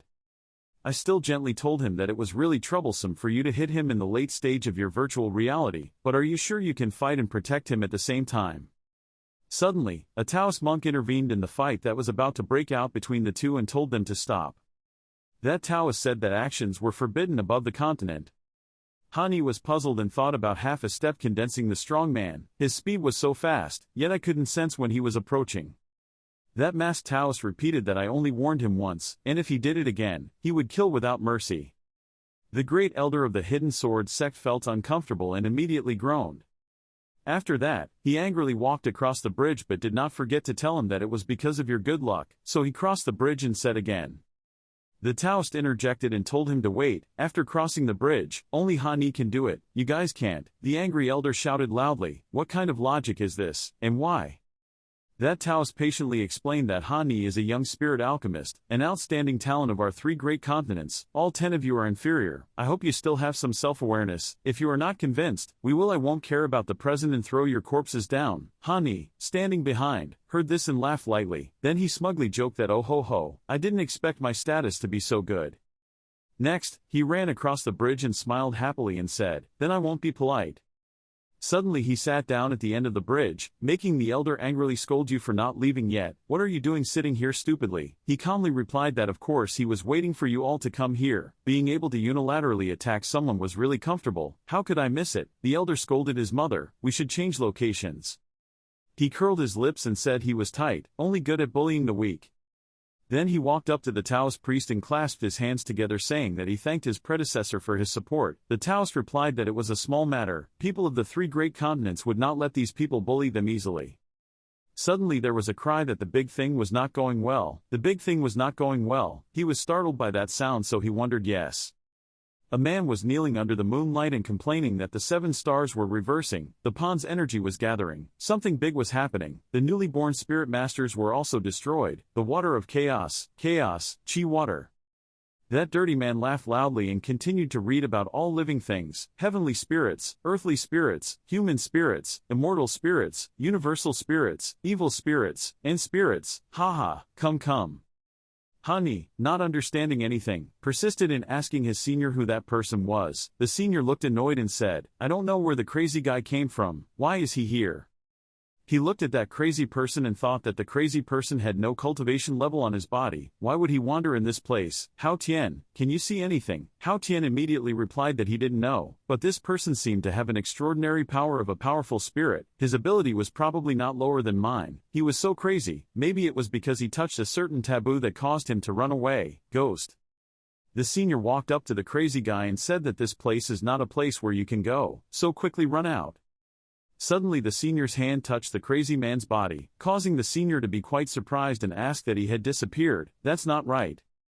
While the senior was still struggling, the crazy guy came in front of Hani and stared at him. He looked at him and continued to say that he was able to connect with the heavens and the earth, connect with the world, and have no desires or pursuits. That was him. I don't understand, so I'm wondering. He continued to say that being a human being is a blessing in the world, because demons also plague the world. Then he knelt down on the ground and continued to not understand. It's not worth it. Later, tears flowed out of his eyes and treasured his heart and soul, all his life, to cut off the gods, the immortals. Why did you protect his face? Your Majesty, behead me. He panicked and asked the emperor again, who to behead? He was so panicked that he called Hao Tian. It also told him not to speak. I was thinking. After thinking for a while, he said that Hai Yi's cause and effect had changed. No matter how he thought about it, he looked like an old man. But why am I so uneasy? Should I break the sky? Suddenly a fire appeared and a shadow of a person kept walking back and forth in front of him. Then there was a voice screaming at the top of its voice. He stood in the middle of that line of people wondering what was going on. He suddenly regained consciousness and wondered, yes, seeing that everything around him seemed peaceful. He asked Hao Tian if the wind had stopped and where was the crazy person just now. He doesn't know what to say and can't answer clearly, but this guy seems to admire you very much. The words he said just now could have been just nonsense, or maybe those words were a divine plan. Do you feel, how? His eyes slightly lowered and he told me he always felt very sad. Night falls inside Dong Tian Citadel. Tu Vu recognized him and immediately exclaimed, isn't this Ha brother? He looked at me and asked me if I had just arrived. Hani also smiled happily and replied that it had been a long time. I was just walking around Dong Tian Citadel, to avoid making the second mistake.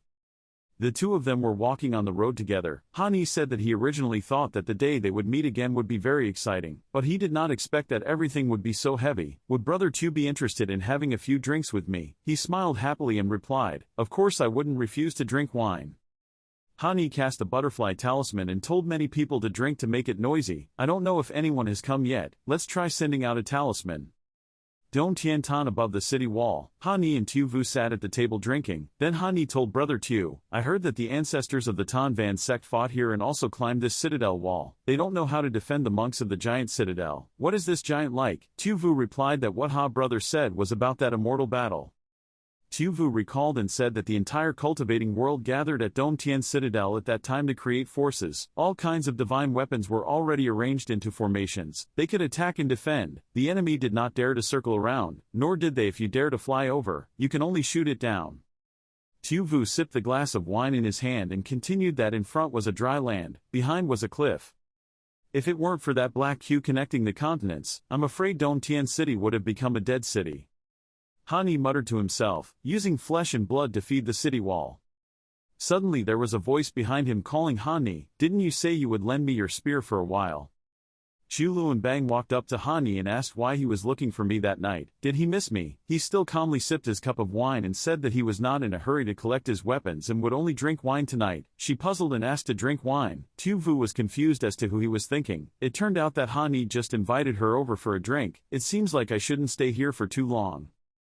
Chu Luanbang, start acting. Maybe your mind is slyly trying to get me drunk and then do something stupid. Next time you should hide it a little better. At a glance you can see through it. It's too much. Easy. Feeling like being a human is not good. You should be a good person. I got angry and told you to calm down. Don't act. There are other people here.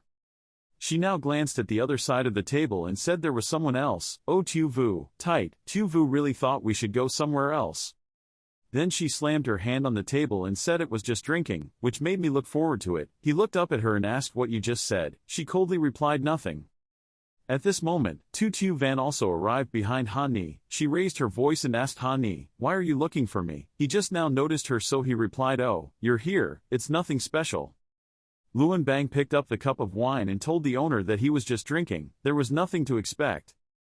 Tu Van flashed lightning in his eyes towards Luanbang and said that you are also here. Ah, what do you mean by looking forward to it? She smiled and replied that expectation is expectation. I am here beyond your expectations. While drinking, Tu Vu thought that the atmosphere was filled with the smell of gunpowder and that going to this place was a mistake. Tan Hong appeared with 2 jars of wine in his hand and called Yahoo. I'm here, brother. I also brought teacher Lam's wine to brew myself, just in time for Lam to lecture. Tu Vu sighed and thought, Mom, you're such a man. Suddenly Tan Hong realized he was being glared at by 2 girls, so he was startled and said He stood there dumbfounded thinking, why was there another woman here? Wouldn't that mean what would happen next? While Tan Hong was busy thinking, Lam Neem Ting came and called Hani. He turned around and exclaimed in surprise, Professor Lam. She patted his head and told him to say my name. Obviously I told you, he awkwardly told Lam Neem Tin, why are you here? I remember you led a team of lecturers. She thought for a moment and then said the lecturer was sick. He naively asked her why it was so sudden. She seriously said I couldn't answer. He also shyly said not really. It hadn't been too long since the last time. Suddenly meeting each other felt a bit awkward. Tu Van thought it wasn't appropriate. There was a problem. As for Luanbang, he also thinks it's very suspicious. 3 men sat in the same direction at the wine table and 3 girls sat in the other 3 directions. They just sat quietly and looked at each other for a while.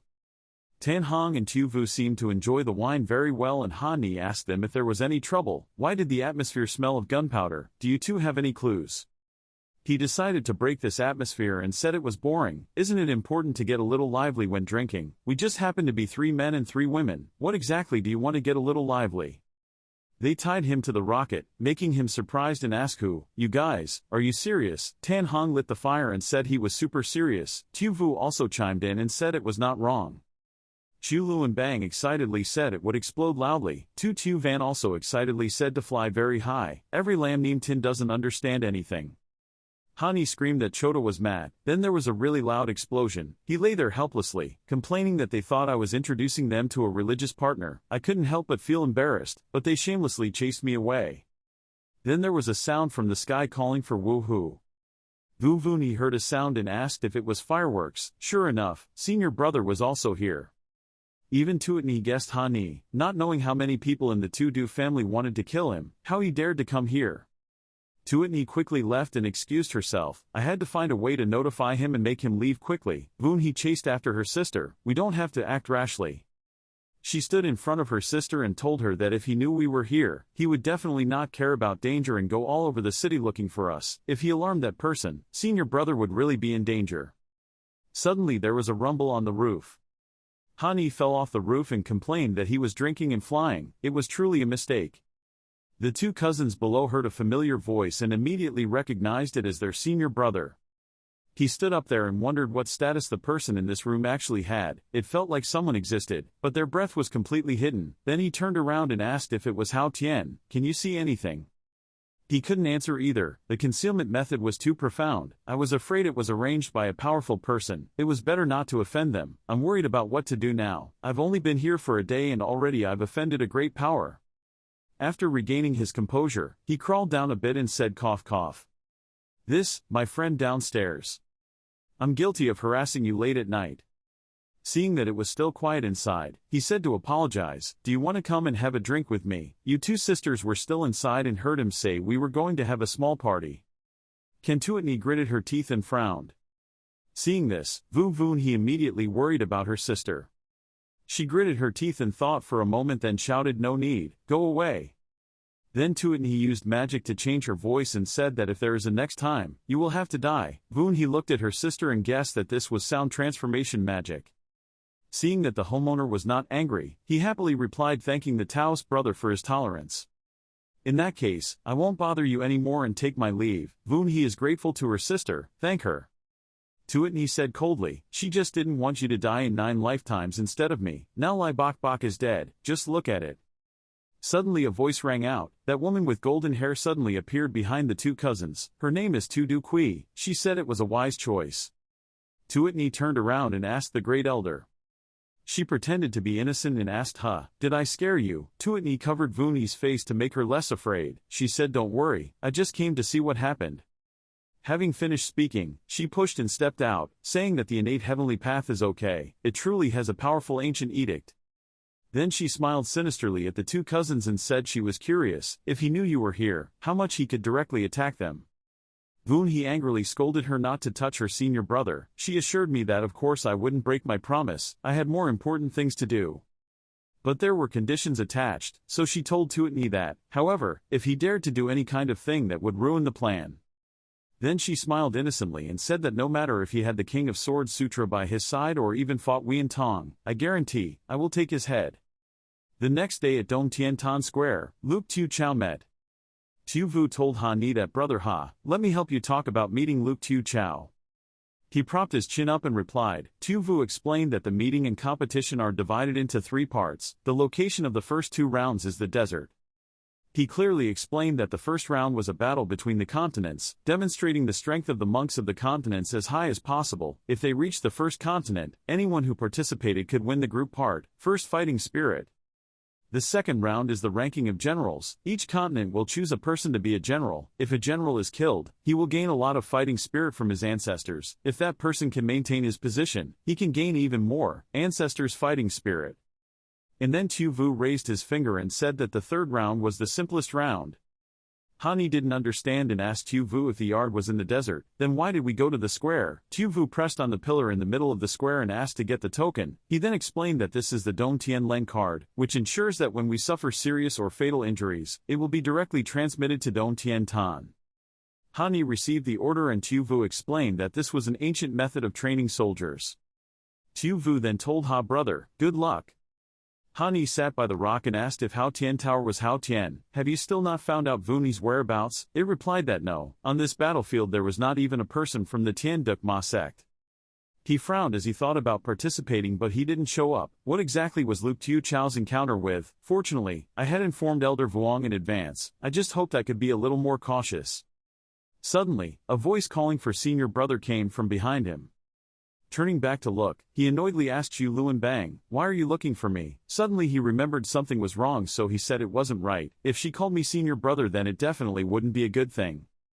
Immediately after that, a group of people appeared chasing her from afar and they kept calling for her to stop. "Stop." She laughed and said to quickly save me. He realized it was too late and cursed. He picked up a stick and asked you, "Is this a way to lure everyone into hatred? How did you do it?" You were still laughing and joking. When they were sent back to the headquarters and left some leftovers behind, I happily helped them clean up. The two of them ran away together and then she criticized him that after that, "Once again I looked for you to save me, so you ran away again. You really lost face." He angrily scolded that my weapon is still with you. I can't hold the whole Dong Tien city's toys. Hearing him say that she was still holding his weapon, she immediately took it out and innocently said, "Whoa, I almost forgot," and took it. He caught the stick and then exclaimed that the feeling was not bad. Next, he frowned and repeated, "Not bad." He jumped up and used the special move Tien Tien One Strike. When the other people saw that he was about to crash the tree down on them, they immediately screamed loudly. Suddenly, when pinned down, it emitted a strange yellow light that made him feel strange, so he said yes. Then the stick suddenly became giant within his reach, making his head full of question marks. He was bewildered, flying in the air, looking at the magnified stick sticking it into the ground. Then he shouted, "Chu Luan Bang, how did you train my spear into Kim Company Bong?" Chu Luanbang happily said to Han Ni, who was bewildered in front of him, I put your long spear into the mysterious stone and drew more patterns. You can make it big or small as you like. Do you think I'm good? He just helplessly looked up at the giant sword in front of him, speechless, and silently lamented. Hao Tian Tower secretly told him, Han Ni, it seems this little girl doesn't know how to read the goods. What she practiced is not as a mysterious stone, but a 2D stone. Han Ni replied despondently, I don't care what it is, I just wonder how much this spear weighs. He continued to explain to Han Ni, a block, no matter how big or small the 2D stone is, the value is still very expensive, and she used it to refine a spear the size of a fist for you. It currently weighs 10,000 pounds. The limit can reach 5,000. 10,000 pounds. Hao Tian Tower just finished speaking, causing Han Ni to startle in surprise and exclaim, 5,000 pounds. How high must one's cultivation base be to be able to hold it up? Han Ni turned pale and turned around to ask Chu Luanbang, by the way, cough, how did you get the mysterious stone? Hearing him ask, she confidently said, thief, I had to research for many years. It's very possible to get that from Master Chu Kim Ko. Chu Luanbang happily pointed to his chest and said proudly, I saw that black stone looked very similar to the profound stone, so I immediately took it and trained it for you. I didn't expect it to be successful, hee. If I knew, my master would not blame me. Suddenly Han Ni touched her shoulder. Chu Luanbang was surprised and wondered, He discouragedly advised her to change the sect. Your master might be holding a cleaver and shooting pigs looking for you. She didn't understand and still looked at him puzzled. The voices of the others shouted again. One of them shouted loudly to provoke his comrades around him, brothers, he is currently unarmed, quickly come with me to counsel him. Hearing that, Han Ni immediately turned his head and raised his hand to stop them. He slyly said, everyone, I have other things to do in a hurry. It's best to let her return the stolen items to everyone. We have no enmity or resentment. There is no reason to fight. Hearing Han Ni say that, Chu Luanbang was surprised and exclaimed, Ha! The people around also put down their swords and spoke more peacefully to each other, speaking rationally. There was really no reason. Before he could finish his sentence, a voice interrupted everyone. The time had already struck. The second round of general scoring begins.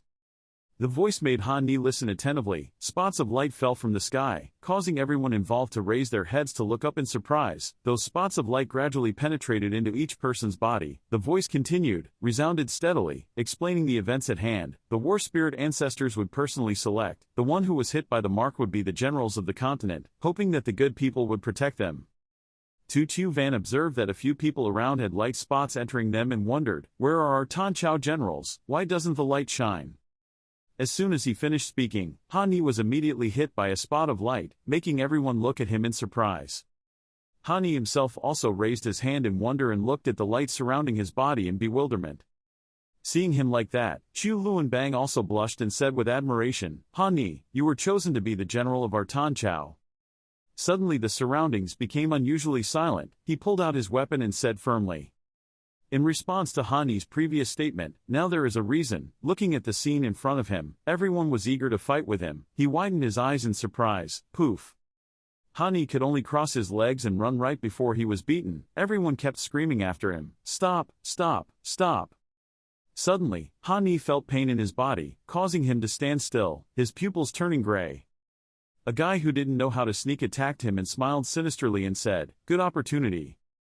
Han Ni was still clutching his chest in pain, thinking, what was wrong with this fighting spirit of his ancestors? Although he felt his strength had increased quite a bit, but with this painful feeling, he suddenly reacted and sent the arrow flying. Thinking of a sneak attack, I excitedly said, swim in here, I'll take care of it all. Then everyone rushed forward together, loud screams disturbing the entire battlefield. Sir, it's inevitable, food is troublesome, Yamero, While fighting Han Ni, she wondered and asked Chu Luanbang standing next to her, why do I feel like I can't finish the fight? Listening to him ask, she answered his question, Han Ni, this champion scoring round has a time limit of 3 hours. Now, if you are knocked unconscious, you will be transferred back to Tiantan and then use the card to fight again. Let's quickly find a place to hide and wait for the time to end to win. Hearing from her how to win without fighting, he immediately took Chu Luanbang's hand and pulled her away. Why didn't you say it earlier? Damn AIS, go quickly. As Han Ni pulled her away she cried out in wonder, what about your weapon? Suddenly, Han Ni picked up Chu Luanbang, looked around and answered, whoever can withdraw, I will bow to you as grandpa. She was still shy because he was holding her, so she blushed and didn't think much about it, asked unconsciously, who? The runner jumped up, not paying attention to her question, and nonchalantly said, "Now running away is the best policy." Chu Luanbang even more shyly shouted, "Wait, let's go, why are you suddenly hugging me?" Hani still didn't let her down but just said gently, "Afraid you wouldn't be able to keep up." After hearing this, Chu Luanbang just remained silent and said nothing more. Hani quickly ran away, leaving the screams behind him. Standing still, childish, realizing his outstanding speed, Chu Luanbang opened her eyes in surprise and turned to look at Hani and asked in wonder, "So fast, is this a speed skill you learned?" The male lead was still concentrating on running away without looking at her, but just responded, Chu Luanbang gradually felt tired. She rested peacefully in Hani's arms. "Don't worry, consider it a bit of enjoyment." Then she fell asleep. Hani was still struggling with pain at this time. "Ha, ha." The voice of Hao Tian Tower appeared and said to him, "Hani, your ancestors' fighting spirit seems to have deeply impacted your acupuncture points, helping you to open up acupuncture points, but this is related to the martial emperor realm. It's because your current strength is not enough that you feel pain. Is there any way to temporarily stop it? It's impossible to stop it. Right now your qi and blood are in the best state. If it stops, a riot of qi, blood, and spiritual qi will come from your Bakhoi acupuncture point, rush straight to the perineum. In other words, once you stop, in the blink of an eye, your little brother's body will immediately explode." Hearing him say that, Hani was stunned. Hani Tower still keeps talking, "Your little brother will become the most beautiful fireworks on this battlefield. Your little brother will not be able to recover anymore. You definitely want to be the factory worker. What's wrong?" Hearing him say that, Hani was so scared that his face turned pale. He asked him back, "So there's no other way?" As expected, Hao Tian Tower still has another way. He said, "That is." When he got out, as soon as he finished speaking, Hani was startled and stopped in place, spitting, knocking Chu Luanbang away, who was sleeping in his arms, causing her to wake up and look at him with a puzzled expression. Hani still remained silent without saying anything. He thought, "Hao Tian, you said it. What does it mean?" Thinking about it, he looked gloomily at Chu Luanbang, who was sitting on the ground. She pouted at him and asked, "What are you doing suddenly?" Vuong Kiem Min stood on the city wall, looked down and asked in wonder, "Where is Hani? I just chatted with my little sister for a day and a night, and when I turned around, I couldn't see him anymore." "Your subordinate walked over to call you, Elder Vuong." Seeing his subordinate coming, Vuong Kiem Min turned around and asked, "Is there any news?" The subordinate walked over and whispered something into his ear. He looked cold and suspicious and asked his subordinate, "Is the investigation clear yet?" The other person certainly replied, with absolute certainty. Vuong Kiem Min wiped the blood on his cheek and thought again. Indeed, just as Hani said, the Tudu family has begun to act. In a small cave, where Hani and Chu Luanbang were staying, he tried to suppress his face to the point that his face was so red that his whole body was filled with smoke. He just meditated silently without saying anything. Seeing him so strange, Chu Luanbang worriedly shouted and asked him, "Hani, why have you become like this?" Hani blushed and shyly raised his hand to stop her from coming closer. "Very complicated," grabbed her, "Now you are not allowed to come near me." Hao Tian Tower mocked him inside, "A man can't say no. Xuan Huang depends on you." Hani was about to be unable to bear it anymore, blushing and said to him, "Stop talking nonsense here, quickly find a way." Chu Luanbang felt that he was so uncomfortable and approached, raising her hand in concern, wondering and asking him, "Are you not allowed to come close, or is it your current situation? It's not appropriate." Hani turned around and said, "Yes, some problems need to be solved." Suddenly he grabbed her shoulder so hard that Chu Luanbang jumped and blushed. Hani lowered her face and called her, "Chu Luanbang." Hearing him call her name, she unconsciously responded worriedly, "What's wrong?" He still didn't care about her words. His face was still red and he had difficulty breathing. "I need your help." Chu Luanbang saw him like that and was even more scared, blushing and stammering, "Help, help, help, do you want?" Before she could finish her sentence, she was turned around by the male lead and said, "Help me protect the law, I want to break through." What he just said made her lose interest and cry out, "Ah!" Then there was a loud, sharp cry. Hani's face was imprinted with Chu Luanbang's hand. The male lead wondered and asked Top Hao Tian, "Why?" He answered him despondently, knowing that he still asked. The two chatted back and forth. Hani angrily told him, "Isn't it because you hurt me? Next time you break through, remember to give priority." Top Hao Tian also argued with him, "I'm not here to help you decide, only if you have a steadfast mind. Opening the martial veins of the martial realm can make contact with things. Your current breakthrough will be much more difficult than you think, but in a short period of time it will require your strength increase." Although your current strength can compete with the virtual transformation, when you encounter the late transformation, it will be enough for you to try your best to defeat it. Only having this evidence to destroy the Tu-Du family's plans is far from enough. Don't you want to save Vu Vunhe? Hearing him say that, he just remained silent and didn't say anything else. After calming down, he was so upset that he sat down to meditate. Once he knew, tell him what to do. Top Hao Tian leisurely guided him, using you to refine alchemy while using fire to dry your whole body. Immediately swallow the bloodline pill. During the process of eliminating impurities, there will be some pain. Hearing him say that, Han Ni responded while using Qigong around his body, I have gone through many hardships in life. Right now it's just a little pain, so what's the point? Come on. A shrill scream rang out, because the scream was so loud it attracted the attention of people outside. Some people heard it and immediately wondered, is there someone killing pigs around here? Another person didn't bother. Pay attention to the other person. Dream, this place is a battlefield. In the cave, Han Ni was writhing in pain and shaking his whole body and asked Top Hao Tian, what do you say? A little pain, it replied him with an obvious look. 100 million points, that's 100 million points. Chu Luan Bang behind him saw white smoke rising from his body, so he worriedly said, this is Lang Yen essence. She was startled and asked the male lead, Han Ni, you are training your body to break through martial arts. Top Hao Tian flew out to remind you, girl, now is a critical time and cannot be disturbed, please keep it quiet. Seeing him, Chu Luan Bang shouted in surprise, the tower can talk, saw you scream, it's so loud it warns, just keep it quiet. Chu Luan Bang can only stay silent and say nothing more.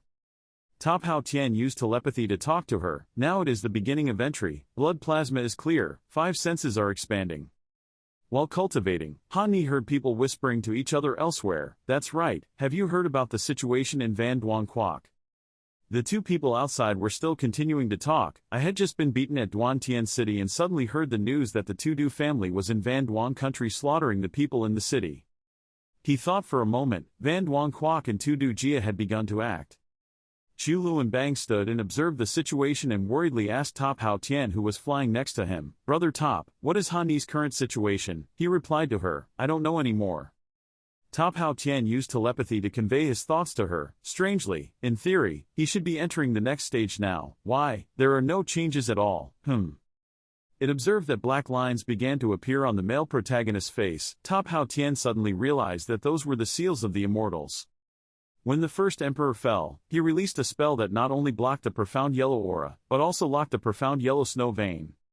Why am I just now discovering that if I break through, my body will die? Hearing that, Chu Luan Bang panicked and exploded. Why is it like this? Is there no way to stop it now? She asked. That just makes it helpless, not knowing how to respond. Currently, there is no solution. As soon as Top Hao Tian answered, Chu Luan Bang's face turned pale. Wouldn't it be Han Ni? Before he could finish his words, he was interrupted by Top Hao Tian. Unless he had died more than once, the tension had changed. Unless he goes through more than 9 lives of vicarious death.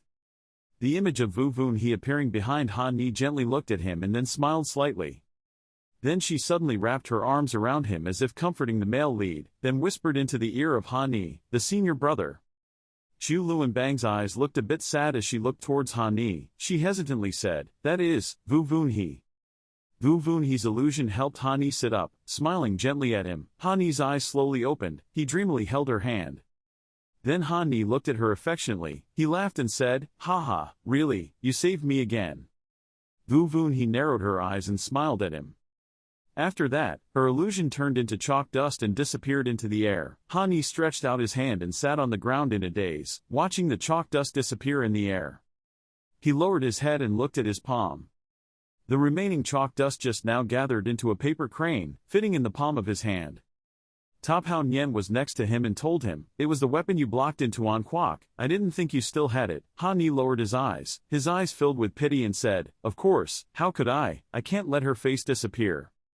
Chu Luan Bang's face turned red. She raised her hand to her chest and clenched it into a fist, softly calling his name, Han Ni. Then she reached out her hand. Patting Han Ni on the shoulder, Chu Luan Bang smiled and said, ha, I didn't expect that I would have the opportunity to see you fail. It's really rare. Han Ni's head had a few black lines flowing. He glanced at her and asked, is that how you comfort others? Chu Luan Bang smiled gently at him and said, the combat medic on you has completely disappeared. It seems safe. Let's take this opportunity to join the big team. Hani stood up and used his hand to brush some dust off his clothes. He said seriously, his eyes determined, there is an evil sect in chaos, I have to go back to Luke 2 continent. Zhu Luanbang shrugged, she closed her eyes and nodded, okay, anyway, you're not participating because of order, right, go quickly. Zhu Luanbang opened his eyes, there was a bit of sadness in his eyes. She looked straight at him and asked, because she wanted to save Vu Vun He. Hani did not look at her, he turned his eyes elsewhere and solemnly replied, yes. Zhu Luanbang looked at Hani's back and said a little hesitantly, if so. She ran to hug Hani tightly from behind, he suddenly opened his eyes wide. Her eyes darkened, Zhu Luanbang whispered behind him, remember to come back alive. Hani smiled, he leaned his head back, glanced at her and said gently, I know. Hani rushed in the air, his face radiated a serious look, he opened his eyes wide and focused on looking in the direction he was going. Hao Nian Tower next to him asked him, are you rushing back to Luke Tu Chao right now? Then, when he heard important news, Hani replied, well, the private family in Vanduang country planned to massacre the people in the city. As soon as Hani landed, he stood helplessly looking at the huge fire that was burning everything. The house in front of him was destroyed by the fire and collapsed. He told Hao Nian Tower, now he can't find it, Vun He, but as long as he successfully stops the demon master, Luang He will definitely be safe. He gritted his teeth and said, even though I knew in advance, I still couldn't change this kind of situation from happening. Suddenly feeling something, Hani raised his head and looked up. A huge force hit where he stood, creating a loud noise. Hani quickly retreated and escaped. Hani looked in the direction he had just attacked and saw Elder Vuong Kiem Min sitting up from the ground. He said, it's unpredictable, last time I only paid attention to the strength of that Thunder Clan's body. Elder Vuong had a wound on his face, he raised his head and looked up into the sky, he gritted his teeth and said angrily, he didn't expect it.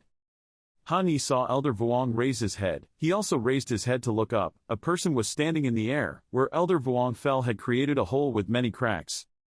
Elder Vuong said, you are the monster, the person Elder Vuong said is the great power of the private family, she held a sword in her hand, her blue eyes looked down proudly. Hani came to help Vuong Kiem Min up, he called out in panic, Elder Vuong. Vuong Kiem Min was surprised by his appearance, looked at him bewildered and asked, Hani, why are you here, run quickly. Elder Vuong stood up, raised his hand to stroke his chest, his eyes looked up at the sky with anger and said, the four great powers of the fourth family, guarding the four directions of Vanduang country, they seem to be using some kind of secret technique, increasing strength, this situation seems to have lost both lead and bait. The great master of the private family narrowed his eyes and stared at Hani, she said, another familiar face has arrived. Then she swung her sword and sent out a line of pink sword energy towards Hani and Elder Vuong. Hani opened his mouth to look at the incoming attack, Elder Vuong pulled out his sword and blocked it in front of Hani, his stern eyes shouted at him, go quickly, you can't help here, otherwise if you stay here you will become a child, his live bait. Having finished speaking, Elder Vuong flew into the air, brandished his sword and crushed the attack of the great master of the fourth family, he shouted loudly, your opponent is me, the great power of the fourth family smirked and looked at Elder Vuong. Top Hao Nian appeared next to him and said to Hani, he was right, great combat power is not something you can interfere with, let's go somewhere else to find an opportunity. Hani's face darkened and his eyes widened, said, but it is clear that Elder Vuong has tried his best, if this battle fails, Luang He will be in even more danger, having come to this step, I don't have the heart to leave.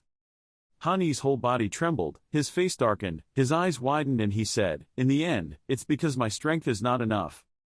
Hani clenched his fists and his whole body trembled as he continued, just like the last time I absorbed blood and energy to fight, but... Hani started to change, he widened his eyes, clenched his teeth, half of his face had changed, one eye turned red, his clenched teeth had appeared a fang, he said to the voice was full of danger, the dead people around were not enough. Hao Nian Top cried out in panic, Hani, calm down, when your emotions lose control, evil thoughts will invade, quickly protect your heart. Hani's body was still trembling, hearing what Hao Nian Tower said, he suddenly woke up, Hani opened his eyes wide and looked at Hao Nian Tower, he said, Dao Tam.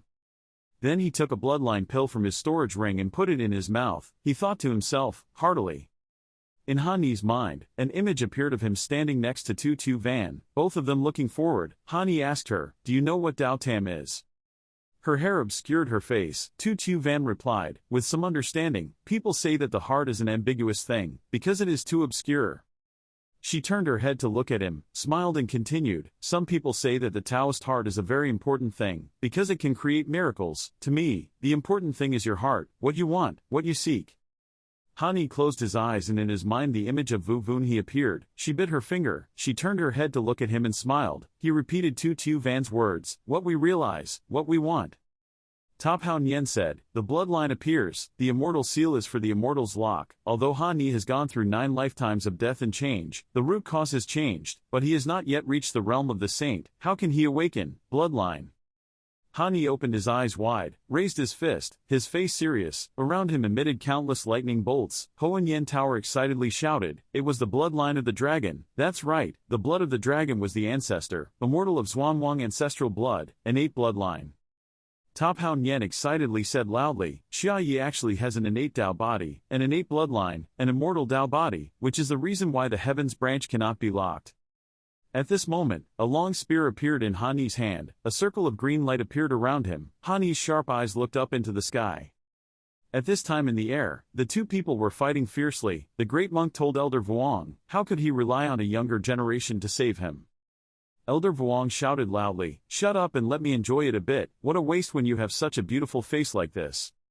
Suddenly the great master of the private family glanced back. Then she hastily retreated to avoid a huge force coming straight up from the ground. Elder Vuong opened his eyes wide in surprise at this power. He glanced down. Elder Vuong said, "Just now, it was Hani."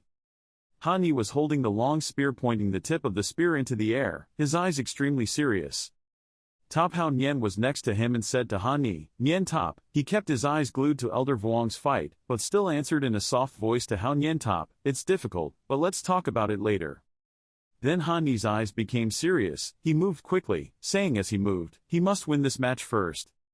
Immediately, Hani, holding a long spear, appeared in front of Elder Vuong. Elder Vuong looked at him and asked, "Hani, what is this power of yours?" Hani's sharp eyes looked forward. He said, "Based on the previous pill training, I had to practice the bloodline pill to forcibly awaken some bloodline power. I'm afraid it won't last long." He glanced at Elder Vuong and said quickly, "Elder Vuong, you should think of a way to break the situation and let me stay and stop him." Elder Vuong smiled and nodded and said, "Okay." The great power of the fourth family angrily gritted his teeth and said, "Damn, you are truly a genius. Unfortunately, you are becoming more and more powerful, so today is the day of your death." Hani raised his spear and rushed towards her, coldly saying, "Are you done talking nonsense?" Immediately after that, he struck down hard, and the great master of the fourth family used his sword to block it. Hani shouted a dragon-shaped magic sound, a force turned into a green dragon and passed into his long spear. Hani shouted loudly, "Dragon strike," then gave a strong blow to the great power of the fourth family. The master of the fourth family raised his sword to block his attack. She gritted her teeth and was a little confused. He also used his own method to increase his strength. The master of the fourth family's palm gathered a pink force. Her eyes were full of murderous intent. She said, "This kid is too strange, the battle cannot be prolonged." The great power of the fourth family shouted loudly. Then she took out a giant pink palm and hit Hani. The giant pink hand hit Hani's body, grabbed him and immediately tightened his fingers. Hani raised his hand to chant blood and dragon magic. The great master of the private family suddenly widened his eyes and exclaimed, "What?" Hani held the spear in his hand and chanted the blood spell, powerfully destroying all things. Immediately the giant hand was broken into many pieces. Hani immediately shouted, transformed, took the 7 stars, and immediately, around him turned into countless spears. Hani's spears surrounded the great power of the private family in the middle.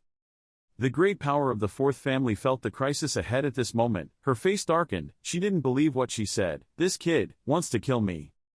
A strong light emitted. Hani's spear suddenly disappeared. A hand appeared and released a purple aura. The 4 elders appeared. She waved her hand and a purple aura surrounded her and the great power of the private family. The 4 elders smirked and said, "Unexpectedly this place was even more interesting than the Heavenly Knife sect." The 4th elder waved his hand to collect his breath. The great power of the 4th family spoke behind her. The 4th elder. Hani frowned and opened his eyes wide to look at the person who had just appeared. In his mind, he thought, the 4 great powers guarding the 4 directions of the 2 families suddenly appeared here. Could it be that the Tian Dao sect is leading the battle line? Failure. The 4 elders waved their hands again, emitting purple spiritual energy. She said, "Boy, you underestimate great power. I'm here to let you know." What is true strength? The four elders raised their hands high, her spiritual energy combined to form a giant. The giant used spiritual energy to hold a great sword and slashed it down. Han Yi raised his spear to block. He was sent flying away. Han Yi tried to clench his teeth, only having time to let out a cry, "Ah!" His whole body was thrown hard into the ground, forming a hole. The soil and rocks in the hole and around were broken into many pieces by the pressure of the blow. The four elders smiled smugly. "You all have to die here." The smoke and dust gradually dispersed. Han Yi lay in the rubble, his head resting on his spear, smiling leisurely and replying, "What you said is very correct, but it seems like you guys are mistaken about something." He smirked and said, "The main character of this battle is not me." Then Elder Vuong appeared. He closed his eyes tightly, both hands grasped and chanted countless swords made of spiritual energy surrounding him. The spiritual energy swords flew straight towards the four elders. The four elders shouted in panic. Those 5 swords were nothing more than Dao weapons. Elder Vuong opened his eyes, smiled and said, "That's right, but unfortunately this sword is not suitable for me. I might as well improve it a bit." Elder Vuong raised his hands high and shouted, "However, using them to kill you is enough." Next, the 5 swords grew larger and flew above Elder Vuong's head, then they combined to radiate colored light, dazzling gold. Elder Vuong shouted loudly, "The great path was magical." The 10,000 swords returned to the sect. The 4 elders and the great powers of the 4th family were surrounded by swords. Around the 2 of them the light of the swords emitted a bright yellow color. A giant yellow force carrying several bolts of lightning struck straight at the 2 surrounded figures in the air. The 2 bodies were blurred and shaken by the sword intent, only the pitiful screams could be heard. After Elder Vuong used a big move to attack the 2 women, he was tired and panting. And the 5 formations of energy were shattered. Elder Vuong stood before and said, "This battle should end here." An angry voice rang out, "Damn it, damn, the power of this sword king is so perverted, he actually sacrificed 5 swords. If it weren't for the 4 elders relying on divine powers and life to assist me, there would have been no chance for me to use my secret technique to escape. We must quickly report the situation to the great elder." Hearing that, Han Yi said, "I think you won't have that chance. Tell me the 4th family's next plan. I will spare you a way to live. I don't know what kind of life to live." Tudu Jia fearlessly smirked and asked, "Do you think I will tell you?" He said coldly, "It's true that I asked too much. But that's not necessarily the case. There's one thing I can tell you." He immediately raised his right hand to use the shape feather technique. "That is your victory. That has no meaning at all." The House of Representatives immediately punched her with a din punch. So she flew straight into the wall and died. The battle in Quan Duan Quoc Tam Dai Chao and Luke Tu Chao continuously provided reinforcements. The Dan sect, Purple Immortal sect, Qi Refining sect, Hidden Sword sect, Tian Dao sect, Yen sect, Xuen sect of fighting. Thousands of gangs perished, 7 great men were seriously injured, and many people fell. The 4 powers of the private family and the evil sect were all destroyed. At this time, the House of Representatives stepped forward to destroy Ma'an. This is the elder of Tiandan sect with 7 powerful people surrounding Tu Tru. The battle situation is actually so dire. But this is not the entire fighting power of the private family. How much strength do they have? It's not that simple. Taking advantage of the demon's reincarnation method, which is an ancient method of describing magic, and deliberately appearing in 6 little continents when the aura is restored, I'm afraid that the person in the family's home will want to revive him again, not small. Will this place really end? I have a feeling. Before I finished speaking, Hao Tian replied, "Rest assured, your resentment has been destroyed. But actually, your internal energy will be exhausted and you need to nurse now." Han Yi replied, "Okay, it's because I'm too stupid." Qian Min was behind and approached Han Yi. He turned around and asked worriedly, "Are the wounds on your body okay?" He said that after eating the old man's flower spirit pill, no major problems happened anymore, just missing a little important spiritual energy. Compared to this, the messenger of 6 small continents was just fine. Give me news. The person you were looking for has appeared. Don Yutan Luan Vo Loi Dai, the referee shouted. Next match. The Qi Refining Sect, the Ice Refining Sect fights, the Demon Desire Sect Vu Yunhe. The 2 sides spoke face to face, slandering me. Sister Zhao, long time no see. As Tuatni finished speaking, she pulled out her sword and jumped straight into attack. She rushed down from above with strong force, with her body delicately and skillfully controlled. The large sword in her hand swung down at extremely fast speed, creating sharp streaks of light around her. On the opposite side, great power Tu Du Jia was in a defensive state. Luan Bang frowned and said, I'm always looking for you, do you know? To it he calmly replied, I know. So I need your help here. Hearing this sentence, she froze. Immediately Luan Bang said, I admit defeat.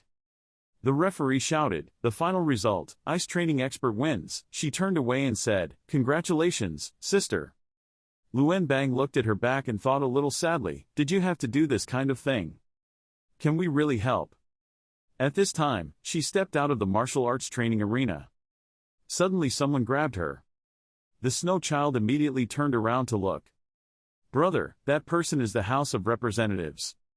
Seeing Vuni's appearance, she wondered, brother, why are you here? So Luong immediately said, I'm coming to take you away. Several major sects already knew about the plot of the Tu family. They would immediately deploy a siege in Duan Tien Tan to suppress the fight. Elder Wien Tong Vuong would help rescue Vu Tuatnhi, so please feel free to leave with me. Her face began to turn red from embarrassment.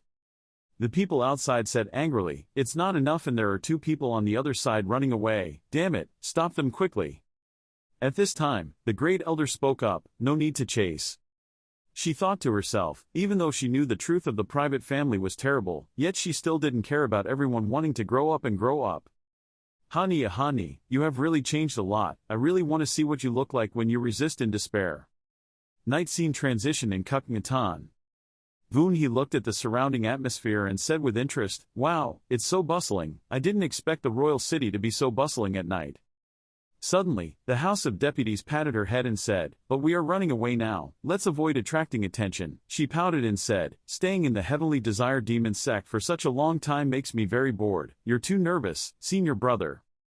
This place is the closest city to Luke Tu Chao and Don Tien City. In the past few days, Luke Tu Chao's meetings will be like celebrating Tet, so eating late at night is not strictly prohibited, just consider this place as a festival. Hearing that, he said with a surprised face, he didn't expect that you even knew about the festival of this place. In her hand she held a book hidden behind her back with a travel guide to Kukngatan. She replied, of course, that's very beneficial. At this time, Han Yi was thinking gloomily, too smoothly, still keeping the small mind at the forefront. Hao Tian, there's nothing wrong with this place. Hao Tian, why haven't you made any move in the past half a day? Seeing that he was strange, she immediately asked, senior brother, what are you so confused about? Suddenly she noticed, it was sugar gourd. I hadn't eaten it for a long time, making me want to eat it so much.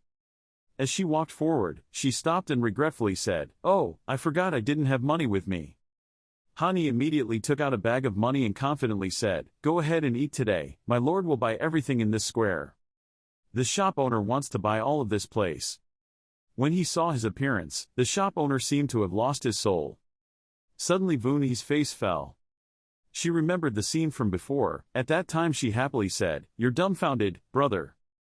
Hey, here you go, eat it quickly. Well, I can eat it, so let's go somewhere else and see, brother. Returning to the present, her face was a bit sad. The scene changes to a traditional communal house where the two of them are now standing next to each other, looking towards the water where paper boats are being floated. She happily said, it's been a long time since I've had fun like this, I'm a bit tired, and he helplessly replied, yes, this time compared to fighting the whole sect alone, it's a bit tiring, eh? Both of them looked up at the sky. Hani said, but, it feels like we are dreaming the same dream, I really met you again. Hearing that she immediately said, it's not a dream, where is the brother? After that, Hani did not hesitate but turned around and said decisively, please run away with me, Vunhi. Find a place where no one can see us, even if it's a deserted forest or mountain, even if it's a rural mountain range, just consider being selfish for once. Wait until it's all over then. Saying this, he seemed to pause for a moment. He wondered to himself, why am I so tired? Hao Tian, seeing something strange about you, Vunhi asked, are you tired, senior brother? He hesitantly said, I'm sorry I don't know why. She immediately said, it's okay, go to sleep, senior brother. Then he laid his head on her thigh. Then she looked up at the sky. In the moonlight, Tu Du Kui's figure appeared. She approached and asked, did you have fun, little princess? In front of Chu Luanbang's eyes was a night sky covered with dark clouds, a crescent moon shining weakly in the sky, but at this moment the bodies of the people in front of her were emitting a dark red aura that looked strange, seemed strange. In her mind, the image of Vu Vunhe whispering in her ear appeared in her mind, "So I have a favor to ask you to do." Thinking about this, she felt a little worried. Her nerves were even more tense at this time. She frowned worriedly, sweat involuntarily rolled down her beautiful cheeks. She thought to herself, in the battle in Van Duong Quoc, Tu Du Jia displayed the atmosphere of a dead fish tearing its net. Using the method of Yang East hitting West, they successfully achieved their goal. Pieces of red silk thread circled in the air. She thought again, in order to hide, the Tu Du family only sent one person, to go to the city closest to Duan Tian Tan to refine the last demon. She walked among the group of people, a strange red aura like death spreading around her body. Besides, the red threads running through their bodies were also intertwined, overlapping each other on her path. Then she thought, Tu Du family's great elder Tu Du Kui, the image of a slender, beautiful hand reaching out, still wrapped in red threads pointing everywhere, that was Tu Du Kui's hand. The precious lady has a beautiful body, a bright smile hanging on the corner of her lips, her sparkling eyes slightly squinting, reaching out her hand wrapped in red to control each other's bodies. Remembering this, she thought again, only one person had completed the citadel. In her mind the image of a gloomy citadel as if covered by thick fog, Kuk Ngatan, had become a citadel of death. Tu Du Kui flew in front of her, her body suddenly stopped. She looked at Tu Du Kui, a trace of worry flashed in her eyes. The pressure was really scary. Was she the cause of Vunhe's despair? Tu Du Kui looked at her, smiling beautifully and calmly, but on the contrary, she was worried and uneasy. Vu Vunhe spoke softly, "Sister Chu, thank you for agreeing to come here." Vu Vunhe turned slightly to look at her, the corner of his lips curled slightly, but his eyes carried a trace of sadness and softly said, "His senior brother, thanks to her." The sun gradually appears behind the mountains, dispelling the dark clouds and white clouds surrounding the blue sky. Warm sunlight shined on Hanyi's face. He gently opened his eyes. When he saw the figure in front of his eyes, he said to himself, "Vunhe, no, this is..." Realizing who the person in front of him was, he jumped up in panic and shouted, "Chu Luanbang, why are you here? Where is Vunhe?" Hearing his question, she bowed her head, lowered her eyes, and softly told him, Vu Vunhe was taken away by the Tu Du family's great powers. She continued, the Tu Du family's plan was on the right track, thanks to the transaction. With that great power, you and Vu Vunhe will have the opportunity to meet each other. She will meet all of the Tu Du family's requests, just in exchange for one last meeting with you. Hanyi looked at her in shock, eyes wide open, mouth open, unable to say a word. Then he bowed his head sadly. Sadness appeared in his eyes. His voice passed through clenched teeth as if he was suppressing it, so that battle couldn't stop the Tu Du family's plan. She spoke sadly, "I'm really useless. Vu Vunhe asked me to take you to hide, but I couldn't think of where to hide. Finally, I brought you back to this place." Her voice was filled with pain, and she was truly sorry. Hearing her say that, he smiled slightly but his face showed sadness that could not be hidden. "Don't say that. I'm afraid that no matter what, I will still choose to return to this place. It can be said that you have done me a great favor." He called Hao Tian Tower to appear and asked it, "Hao Tian, why didn't you show up last night? Did something happen?" Hearing you ask, it also answered you, "Last night, when you just entered Kuk Ngatan, I immediately noticed something unusual. It remembered the image of you talking to Vu Vunhe, but there was silence on your neck. Perhaps a red thread appears around your neck. Then there is a mysterious thread weighing on your life. That is the strength of the late-stage silver pill."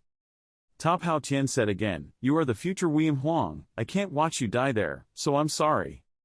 He raised his voice, "Why is everyone apologizing to me? I don't blame you." He smiled sadly. "Did you check with Vunhe in which direction she left?"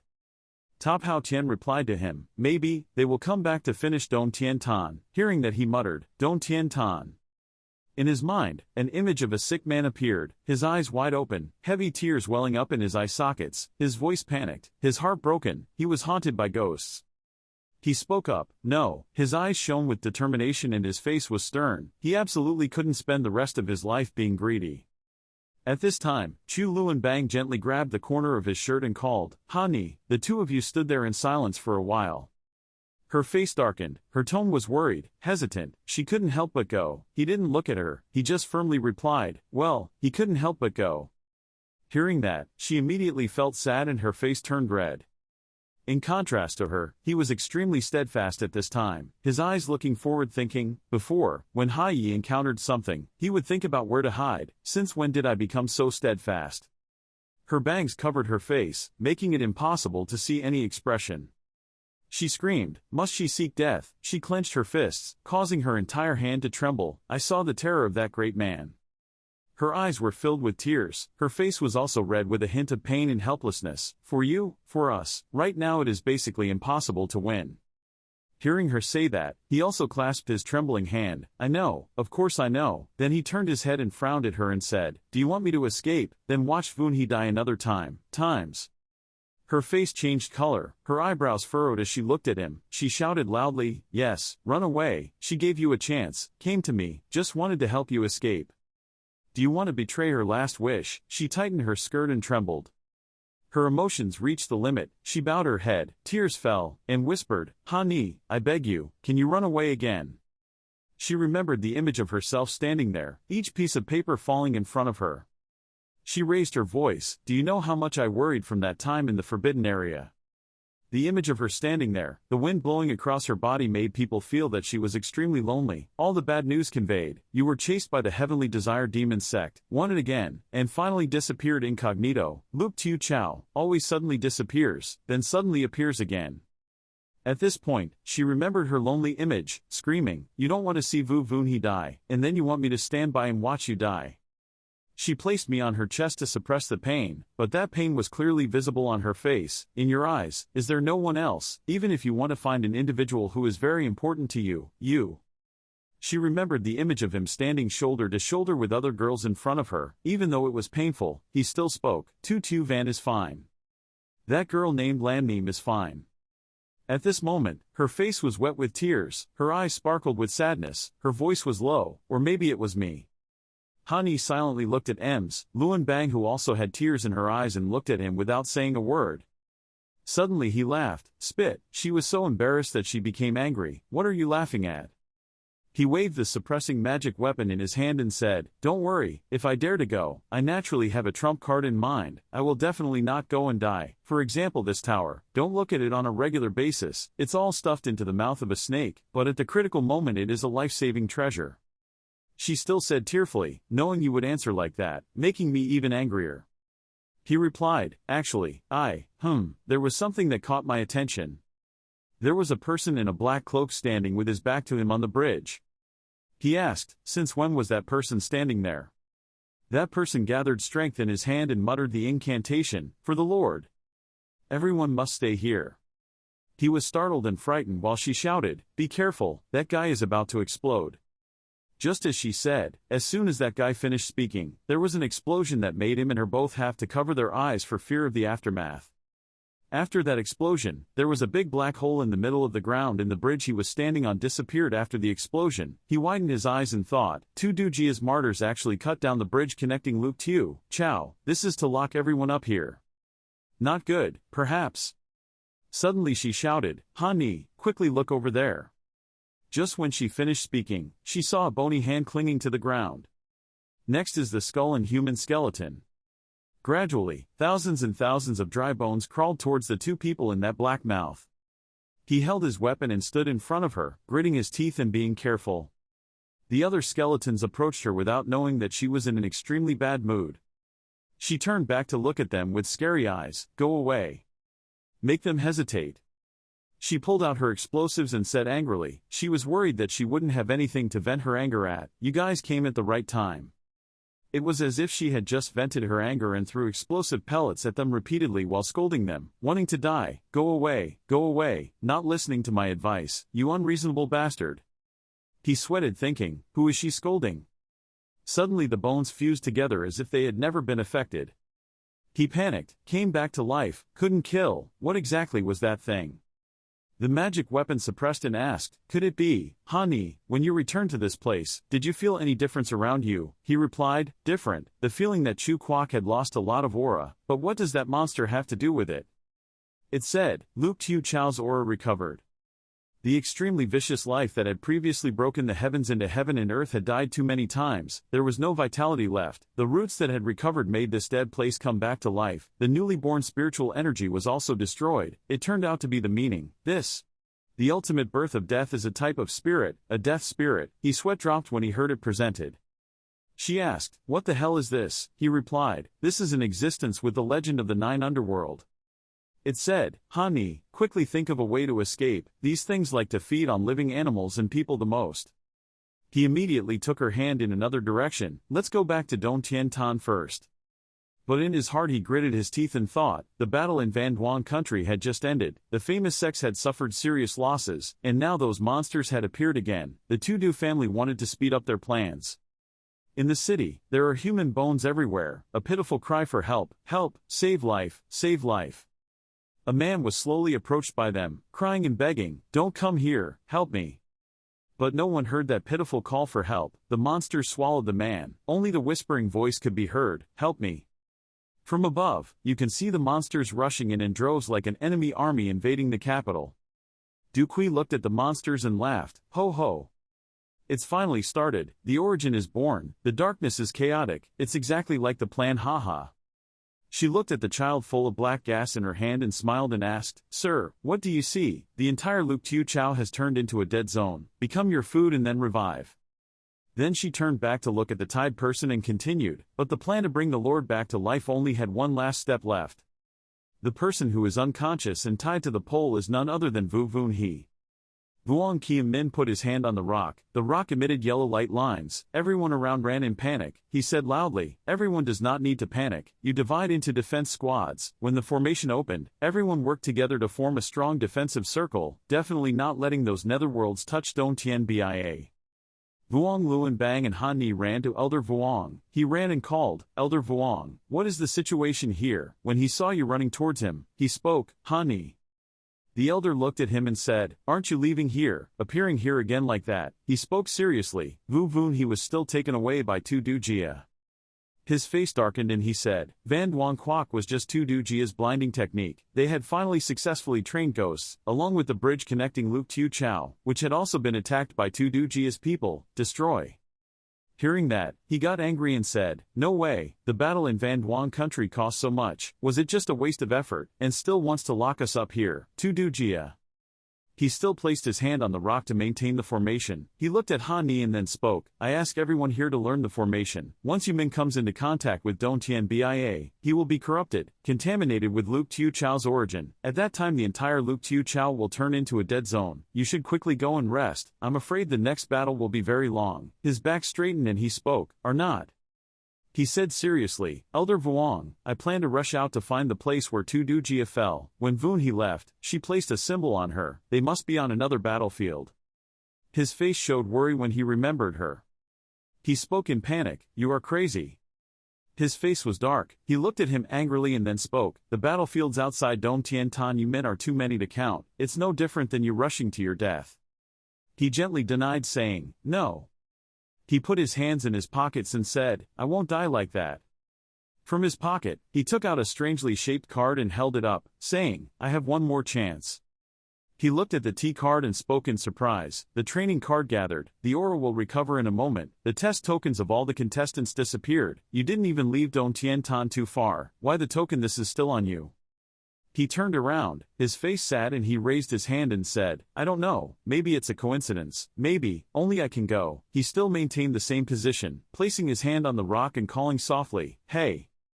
Tu Vu." Lam Neem Tin and Tu Tu Van came. She walked towards him and said, "Han Ni, where do you want to go?" He smiled softly and said, "Go save people." She seriously asked, "To save people? You can't even protect yourself right now, so who can you save?"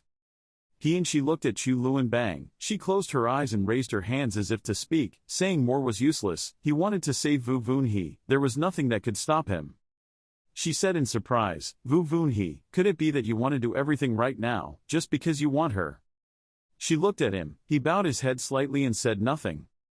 Lam Neem Tin stood behind her, bowed his head and spoke, "Vu Vun He, was that time you said you wanted to find someone?" His cold eyes said, "Yes, capturing Vu Vun He is the key point in Tu Du Jia's plan." 3 people stood looking at him without speaking. Lam Neem Tin walked up to him and asked, "Can you still come back?" He clasped his hands behind his back and smiled slightly, looking at her and replied, "He will definitely return." She smiled gently and said, "Okay, I'll help you." Tu Tu Van darkened his face and spoke, "Don't you know you are helping him die?" She didn't understand and turned around to look at her and said, "Die?" She smiled softly and said, if he could return, why would he want to stop him? She was worried and hesitant to speak, but still. Chu Luan Bang put his hand on his forehead, laughed out loud and said, crazy. Then, her eyes softened slightly and she spoke, she was completely crazy. Hani and Tuvu stood by a lake. The sound of the tower rang out and said to him, Hani, I discovered some things that I don't understand. In the end, you are a person who is greedy for life and is afraid of death, but you are a brave person who is not afraid of death. He looked into the distance and thought, it's been a long time since I escaped, everyone has to change, unlike someone with 5 million and 400 million, not to mention this time I don't have a reason to run away, to save Vunhe, also is to save Luke Tiu Chao. He turned to look at him and said, Brother Ha, the responsibility of saving Luke Tiu Chao still rests on you. I also want to advise you, but I also don't know, inside and outside this city, where exactly is the place, safe. He raised it into a fist and smiled, asking if there was a bit of anger. The two pressed their hands together. He said, if we come back alive, let's drink together again. Tu Vu replied, okay. I looked at him inexplicably. He closed his eyes and smiled. Afterwards, when you fight, you will consume a lot of spiritual energy. To save spiritual energy, let us send you off for the next part of the journey. He panicked and said, how to send me off? He suddenly grabbed my collar and spoke, like this. He used his strength to throw him into the sky and said loudly, please go away. He was so scared that his face turned purple and he shouted. Suddenly he bumped into bloody skeletons and screamed in fear, who is who? This is throwing me out here. The black bullets were flying at a very fast speed. Chu Luan Bang said loudly, Hani, you are so miserable. Suddenly, those skeletons exploded, causing him to startle and speak, pouting. Chu Luan Bang shouted, Hani, in her hand she held 2 pills. She waved her hand and sent the pill flying. The purple aura carrying human bones flew around her. Then she screamed, you bastard, if you die. At this moment, Hani firmly fell into her arms. She received him, but that didn't make him surprised. Wow, he let out a cry. She looked at him solemnly and continued, I will go to your grave and scold you 3,000 times. Hearing that, he couldn't help but wonder, sweating and speaking in doubt, Before he could finish his words, she threw her away. She wrapped her aura around him to protect him and screamed. Then he was thrown away, screaming her name in his heart, Chu Luan Bang. At this moment, Lam Nim Tin raised her sword with both hands, each flower, each petal flying around. She smiled softly and said, stray flowers. Her hand raised the sword and drew a line of golden sword energy, pointing straight at the group of corpses, screaming and beheading. The dust and smoke dissipated, leaving behind her beautiful silhouette. She reached out her arms to hug Han Ni in her arms like a princess hug. Their eyes met. She smiled brightly and said, remember what you promised me. After finishing speaking, she waved her hand and sent him flying into the air. He glanced at her for a moment and silently called her name, Lam Nim Tin. The direction of the flight changed, and he was suddenly startled to see the blood-stained corpses all looking up at him with empty eyes. He closed his eyes and thought, ready to fall. But at that moment, a stream of light purple aura flew in. It was Tu Chi Dong Lai. He absent-mindedly muttered to himself, this is. Just at this moment, he saw Tu Tu Van. She had just shot out that stream of spiritual energy to protect him from the corpses. She said to him, Ha Ni, I still clearly remember the time when you asked me what my heart was, what is right. She looked at him, her hands trembling as she approached him, but he still kept a calm expression. She grabbed the hem of his shirt, tears in her eyes and said, from the beginning, I lost. She turned around and threw him up. She shouted for him to hear, Ha Ni, remember to come back alive. He turned his head to look back and quietly thought of her calling in his head, Tu Tu Van. A blue sword appeared in front of him. He grabbed it and was startled to realize that this was Elder Vuong's flying sword. At this time, Elder Vuong was still casting a spell. Several layers of sweat appeared on his forehead, but a smile still appeared on the corner of his lips. Closing his 2 fingers to control the flying sword, seeing that, his heart couldn't help but be filled with emotions. He thought, Elder Vuong. He now has a more determined face, sharp eyes looking forward, thinking in his heart, everyone wants me to come back alive. After flying for a while, he saw a crowd of corpses coming. He slowly stopped and thought. He flew quite a distance. He did not expect that there would be such a large amount of darkness invading this place. Elder Vuong's flying sword disappeared. He held the weapon and turned around to land on the ground. Then he thought, the only way to kill them all was to seize the moment. As soon as he landed, he was surprised to see a steady foot stepping on the corpse's head, causing it to crumble. He opened his eyes wide and looked at the man with red hair in front of him, exclaiming in surprise, "You are." Wing Khan raised his sword and pointed it straight into the sky, spreading sword energy. He swung his sword and unleashed the move Tian Yet Then Chop. Wherever the sword energy was thrown, the corpses were crushed to pieces. Han Yi spoke, with a bit of doubt in his voice, "Wing Khan." He turned around to look at him, his lips pursed tightly but his hand still did not let go of the long sword. He asked him while the corpse was still rushing towards him, "What if he chased me here? Did he want to secretly stab me?" Hearing that, he snorted coldly, his eyes dark. They moved towards each other, swinging their weapons to smash the corpses that were rushing behind each other. Once finished, he said in a low voice, "If you want to die, I can fulfill it for you." They stood back to back, clutching their weapons. He frowned, his expression solemnly put himself in a fighting state. He said, "But if you die, I wish I could use my own hands to destroy you, but who would have thought that you are Luke's hope, Tu Chao?" He opened his mouth to continue, "Does someone like you still care about Luke Tu Chao?" They brandished their weapons and aimed straight at the corpses. He cut bones and said, "Humph, that old guy died in the battle in Van Duong country because of Luke Tu Chao. I just want him to know that I can also do it." He destroyed the corpses. Hearing that, he couldn't help but frown in doubt. Van Duong Quoc, that great power of yours who died in battle was. The corpses were cut to pieces one by one, bones and rocks flew into the sky following his blade. He choked and replied, "He is my grandfather." Dong Wing Khan remembered the image of his grandfather. The old man was old but upright. He told him, "That old guy, since I was a child, he kept talking in my ear about Gyang Luke Tu Chao mountain in water. He remembered the image of the old man in a meditative posture, sitting in front of the undulating mountains, under the blue sky, and in front of him was a cool stream of water. He knelt in front of me and respectfully bowed his head. He told me, but I didn't really say anything about protection. He told me it was because my heart was too heavy."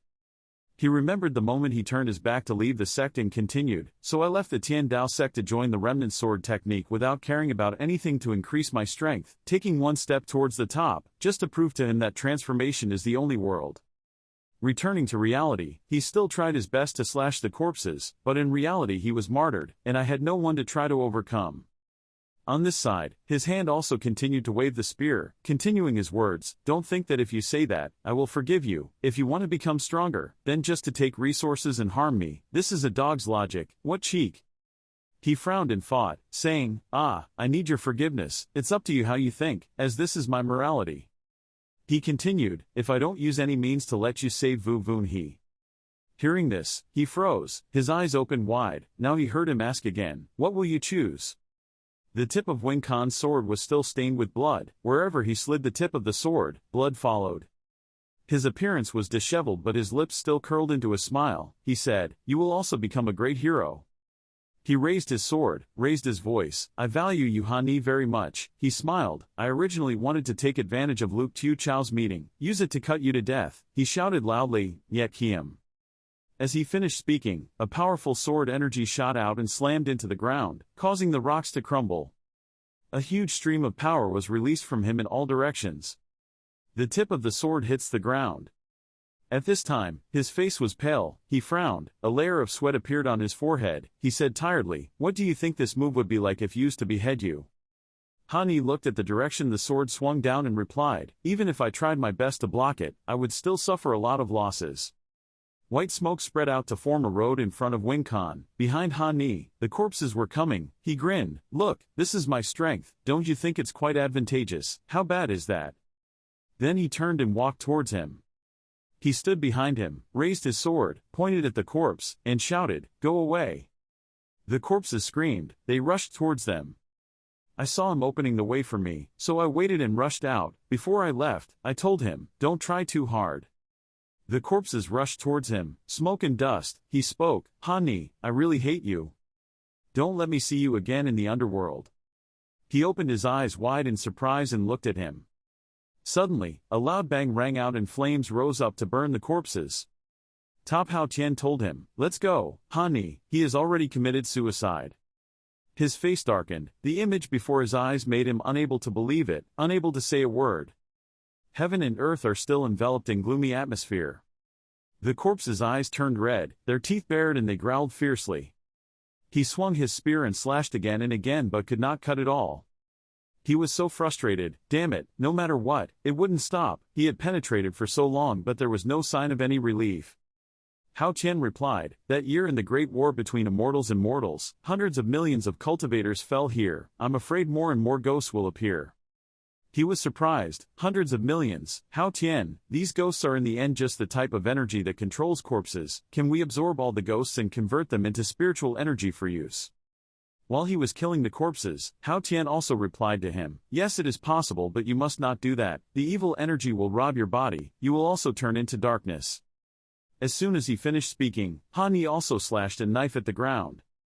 He opened his hand. In his hand was a paper crane.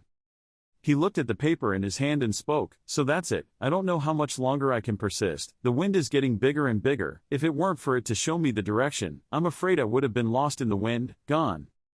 The screams of the corpse rang out. He turned around in panic. But strangely, they seemed scared and simultaneously stopped and retreated. Their actions made him suspicious. Why did they all stop? He continued, they are. A dark shadow appeared above his head, causing him to turn his head in panic, afraid of something.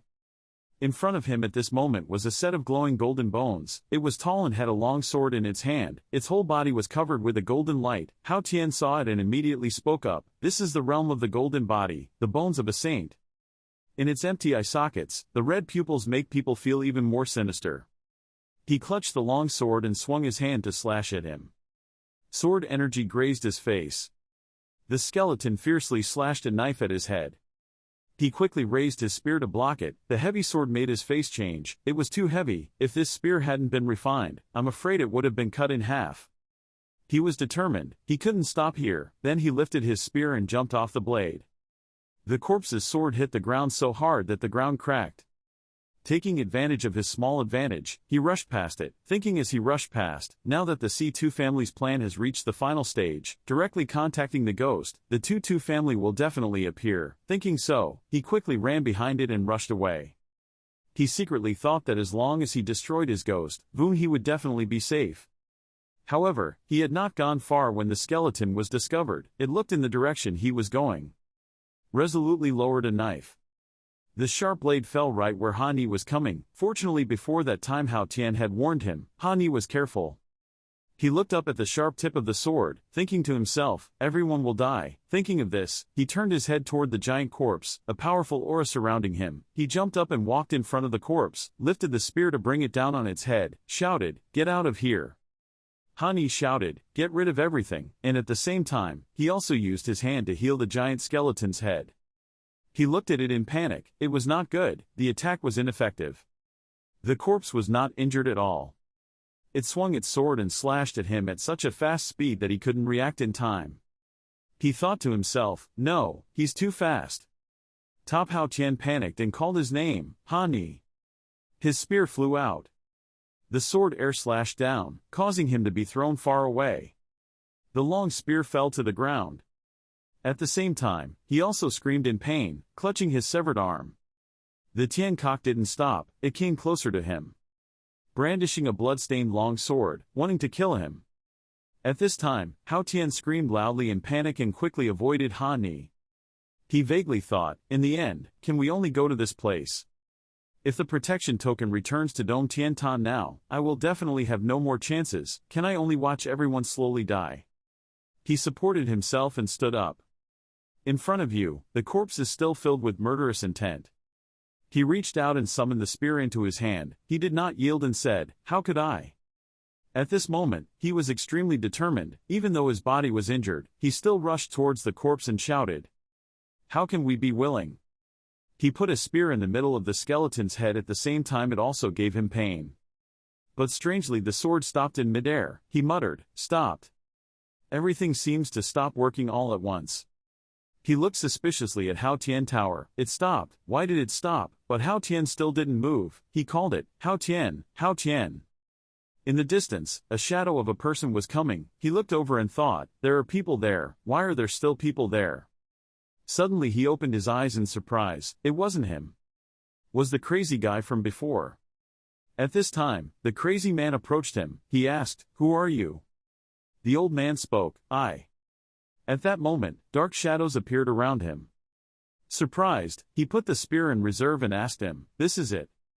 He replied, "We." At this moment the vague black shadow stopped depicting his silhouette. The crazy man also changed, momentarily turning into his old face. He spoke, unable to hide the surprise in his voice, and asked, "What?" His fake eyes looked at him calmly, but he was confused. "What do you say? You guys are me." He gently closed his eyes as if recalling a certain story, answering him, "Cause and effect ends, reincarnation is born again." At this time, the black shadow bearing his image appeared everywhere in many different identities, as if telling the story of countless previous lives. He whispered, "This is the last chance, also the first elimination. Chaos to the end, everything is completely different from the beginning. But this step is still the same." He raised his finger and said, "Is there no way to explain?" Then he put his finger in the middle of his forehead and began to exude power. He said, "Then see for yourself that to humans, those things don't really exist." Then he saw in his memory the image of piled-up corpses, his hand holding Vu Vunhi's body, screaming her name in vain, "Vunhi, Vunhi," but her eyes were still staring. I cried and screamed loudly, "Can't save you even if I sacrifice thousands of lives in the world." The image changed. He saw himself standing on a cliff. Chu Luan Bang hugged him from behind, softly asked, "Do you still have to go? Can't you forget Vu Vunhi?" Then he found himself standing in front of the sex gate, the sharp tip of the sword pointing towards him. Tu Chu Van pointed his sword straight at him and said, "If you happily leave today, you will be my enemy." Next he saw it again, broken swords crashing into the ground. Lam Neem Tin spoke softly, "Hani, the so-called lost love is really for me." At that moment, her eyes became lifeless as she leaned into the giant sword behind her, but she didn't want to forget anything. "The memory ends," he mutters, "memories of hundreds of reincarnations, these things have accepted his incompetence."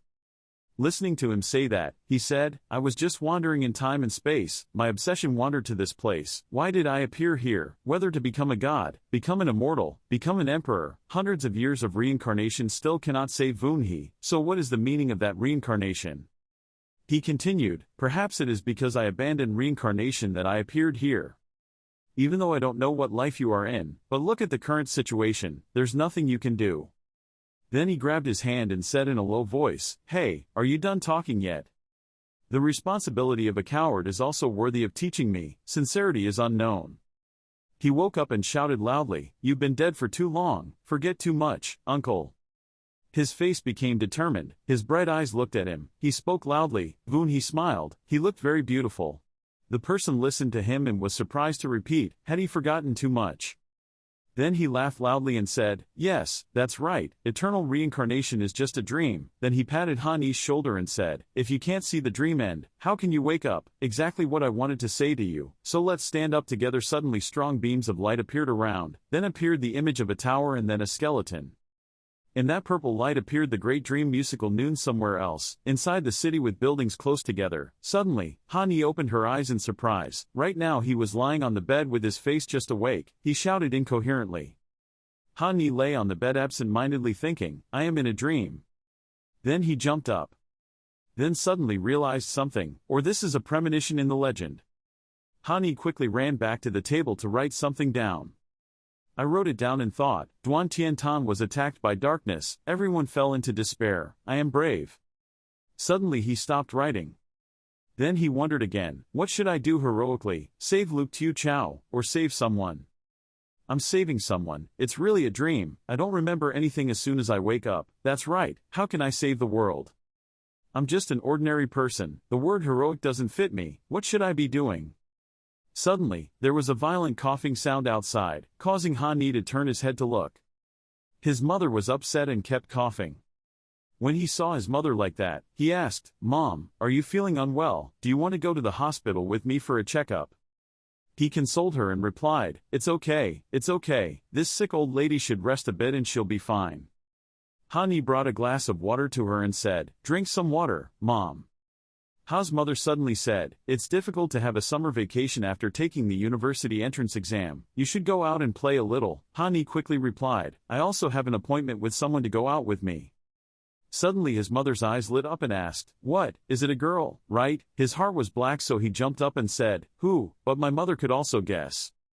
Ha's mother immediately regained her strength, picked up 2 movie tickets, and asked him again and again, "Hey, you didn't prepare anything in advance. Here, I happen to have 2 unused movie tickets. Do you have any?" Doesn't seem like the type of guy who would go to a cartoon, right? Who's the girl? How did she grow up? Do you have any photos? Have you met her? What was she like at that time? Hani grabbed 2 movie tickets and said, "Just normal friends." Ha's mother laughed a few times. Suddenly his mother stopped and coughed again and again. He asked worriedly, "Mom, are you really okay?" He suddenly turned his head and said to the air, "Hao Tian, can you help me see if there is any way for my mother to recover?" Then he stopped and thought, who is Hao Tian? At this moment, Ha's mother reached out and patted his head and said, "Having said that, there's no need to worry about Mom. As long as you're stunned here, there's nothing you can do. Don't hurry up and get ready to go to the movies." He laughed and said, "Sleeping too much makes me a bit stupid." He looked at the family photo and thought, right, what did we come here to do? Inside the movie theater, on the screen there was a photo of a girl with fox ears and someone talking. I, with all my heart, wanted to live together with him. Hani in the theater thought the relationship was complicated in the movie. The main character liked the male supporting character, not the male main character, but the male main character liked the female supporting character. The female supporting character and the male supporting character did not know each other. He commented, "The female supporting character, this fox's acting is so poor. I think it's better to watch Liliana's acting." Finally, Hani stepped out and looked at his reflection on the water. He thought suspiciously, "What are we doing here?" Suddenly someone called him from behind, "Hey Hani." He turned his head and asked, what's wrong?" Deep Chu Uwen puffed her cheeks and said, "What are you talking about? I sat with you to watch the entire movie, but you left without saying a word." Classmate Ha. "Why did you call me out?" He scratched his head and asked, "It's nothing important. I just wanted to ask you about volunteering. Is that okay?" She asked curiously, "Volunteering? My direction? We are already different. Why do you ask this?" Then she thought of something and asked, "Could it be that what the other girls said was true? You really secretly loved me for 3 years. This time you took the opportunity to confess your love to me." Hani quickly denied. "Oh, why? How is it possible, hearing such strange rumors?" Deep Chu Uwen deduced that your relationship with me is quite good. On weekdays you are often involved in it. It is very normal for this kind of thing to happen, but it seems that today I am thinking too much. Hani asked her again, "Why are you thinking so much?" She said confidently, "A girl's intuition." He asked in panic, "Are you a fortune teller?" Deep Chu Uwen said, "Besides, your appearance is not my style. I like a handsome guy more." Realizing that his self-esteem was hurt, he asked her. She just wanted to argue. Hani was speechless and asked, "So, I must have been rejected, right?" Deep Chu Uwen said, puffing her cheeks, "But why don't you look sad at all?" She asked him, "Do you know why I greeted you before?" He asked again. "Because I look so pitiful," she replied. "Don't compare yourself to a stray cat. You don't, pitiful or not good." She smiled and said the reason, which was very strange. Deep Chu Uwen remembers when she gradually started paying attention to Hani. "I don't know when I started paying attention to him. He always put on a low-headed look and hurriedly finished his work, but it was true. Sometimes he doesn't pay attention, sometimes he acts like he wants to ask someone, but he always doesn't know how to open his mouth." She continued, she recounted the moment she pointed to the physics book in her hand and asked, "Your physics isn't too bad, can you teach me?" Deep Chu Uwen continued, "So I tried to get to know him, then discovered that he was quite interesting, a bit strange, but quite special than the others." She recalled the time when he showed her the lesson and then spoke, saying a lot of troublesome things on his lips that he wanted to avoid, but in the end he couldn't help but risk his life to face them. "So if you really like me, even if you refuse to get involved with me, but look at your appearance." She stopped. She smiled hesitantly, which he liked. Deep Chu Uwen asked him, making him embarrassed, "It must have been another girl, right?" Suddenly there was a voice in Hani's head, "Senior brother, you smell so good." He thought to himself, "Who is it?" That voice continued, "Brother, can everyone live together with you?" He wondered who it was. The voice still echoed in his head, "Brother, can't you trust me just once?" He wondered again, "Who is it?" That mysterious voice continued, "Brother, during this time I was very miserable, wanted to cry loudly, wanted to cause a huge commotion for a while, but nothing could happen." He was surprised and hesitantly asked, "Who are you?" The voice in my head kept calling, "Senior brother, senior brother, senior brother." Hani was surprised and grabbed the wolf. He gasped. Deep Chu Uwen was surprised and called him, "Hani." He frowned and looked at himself in the water. Seeing his shadowy appearance in the world of cultivating immortals, he hesitantly thought, I must be doing nothing. It was dark. Deep Chu Uwen said goodbye to Han Ni. I'll go first, he replied. Well, remember to pay attention to safety. He sighed and looked at the sky thinking, the person who has been granted a good person card is so calm, I don't understand myself either. Suddenly a girl was grabbed by someone's arm. She angrily shouted, what do you want to do? Please return it to me. Han Ni hid behind a wall and thought to himself, robber, I definitely can't beat him, I can only wait for the police to come and solve the problem. Suddenly the robber ran away. The girl cried out in panic and stopped. He suddenly realized, that is. The robber angrily scolded, damn it, why are you still chasing after him? He didn't notice that Han Ni suddenly stood in front of him. He bent his arm back, making him cry out in pain. He struggled and dropped the phone to the ground next to the girl's feet. The robber screamed, damn it, a little devil appeared from somewhere, you pretended to threaten, don't move, I'll call the police. He pulled his hand away and shouted loudly, get out, get away from me. Han Ni watched him angrily run away, shouting, Nupakachi as he ran. The girl suddenly realized, oh, Han Ni, he sighed and said, even though we haven't seen each other for a long time, we are not that strange, good or bad, you should call me brother. Han Ni called, Ha though, it turns out this girl who somewhat resembles him is Han Ni's sister. After a while, he sat on the bench. Hado gave him a can of soft drink and said, here, a total of 10 dong. He was surprised, this is not at most 4 stars, you are too much of a whore. She shrugged and replied, 6 coins for shipping. I was speechless, understood, worthy of being my sister. Han Ni asked her while drinking a soft drink, so how did I get here? My father brought me here, she replied. I came here because there was something I wanted to buy, but I didn't expect to encounter a robber. He proudly asked himself, luckily I appeared in time. Just now did you think your brother was very handsome? Hado smiled and said, somewhat unexpectedly, after all, with my understanding of his brother, he would be so timid that he would not dare to rush out, only dare to run away, and would also think in his mind to ask someone else to help. Brother, answer immediately, okay, you don't need to say more. Han Ni stood up, extended her hand to suggest, it's not early, let's go. She nodded in agreement, yes. He said, I'm taking you home, but I didn't notice a hand holding a brick hitting me from behind. The robber earlier hit him on the head, causing him to fall to the ground, blood flowing out. Hado called out in panic, Han Ni. She kept calling, brother, I wanted to tell her but I couldn't. Hado, run quickly, don't care about me, run quickly. Hado kept calling, brother. The robber and his accomplices grabbed her shoulders and teased her, hey, little girl, come play with us. She panicked, gulp. Han Ni screamed in her heart, don't touch her, go away. Hato's hands were grabbed, she struggled and screamed, you can't touch me. Han Ni, the robber said, shut up, you're still screaming, I will kill you too. Han Ni's soul stood high thinking, ah, it's like that again. He thought painfully, an important person was hurt, but he could only watch, unable to do anything. He looked at Hado who was crying, thinking in his heart, even if it was just in a dream. Han Ni kept remembering, it was like I was in another world. Meet a group of strange people.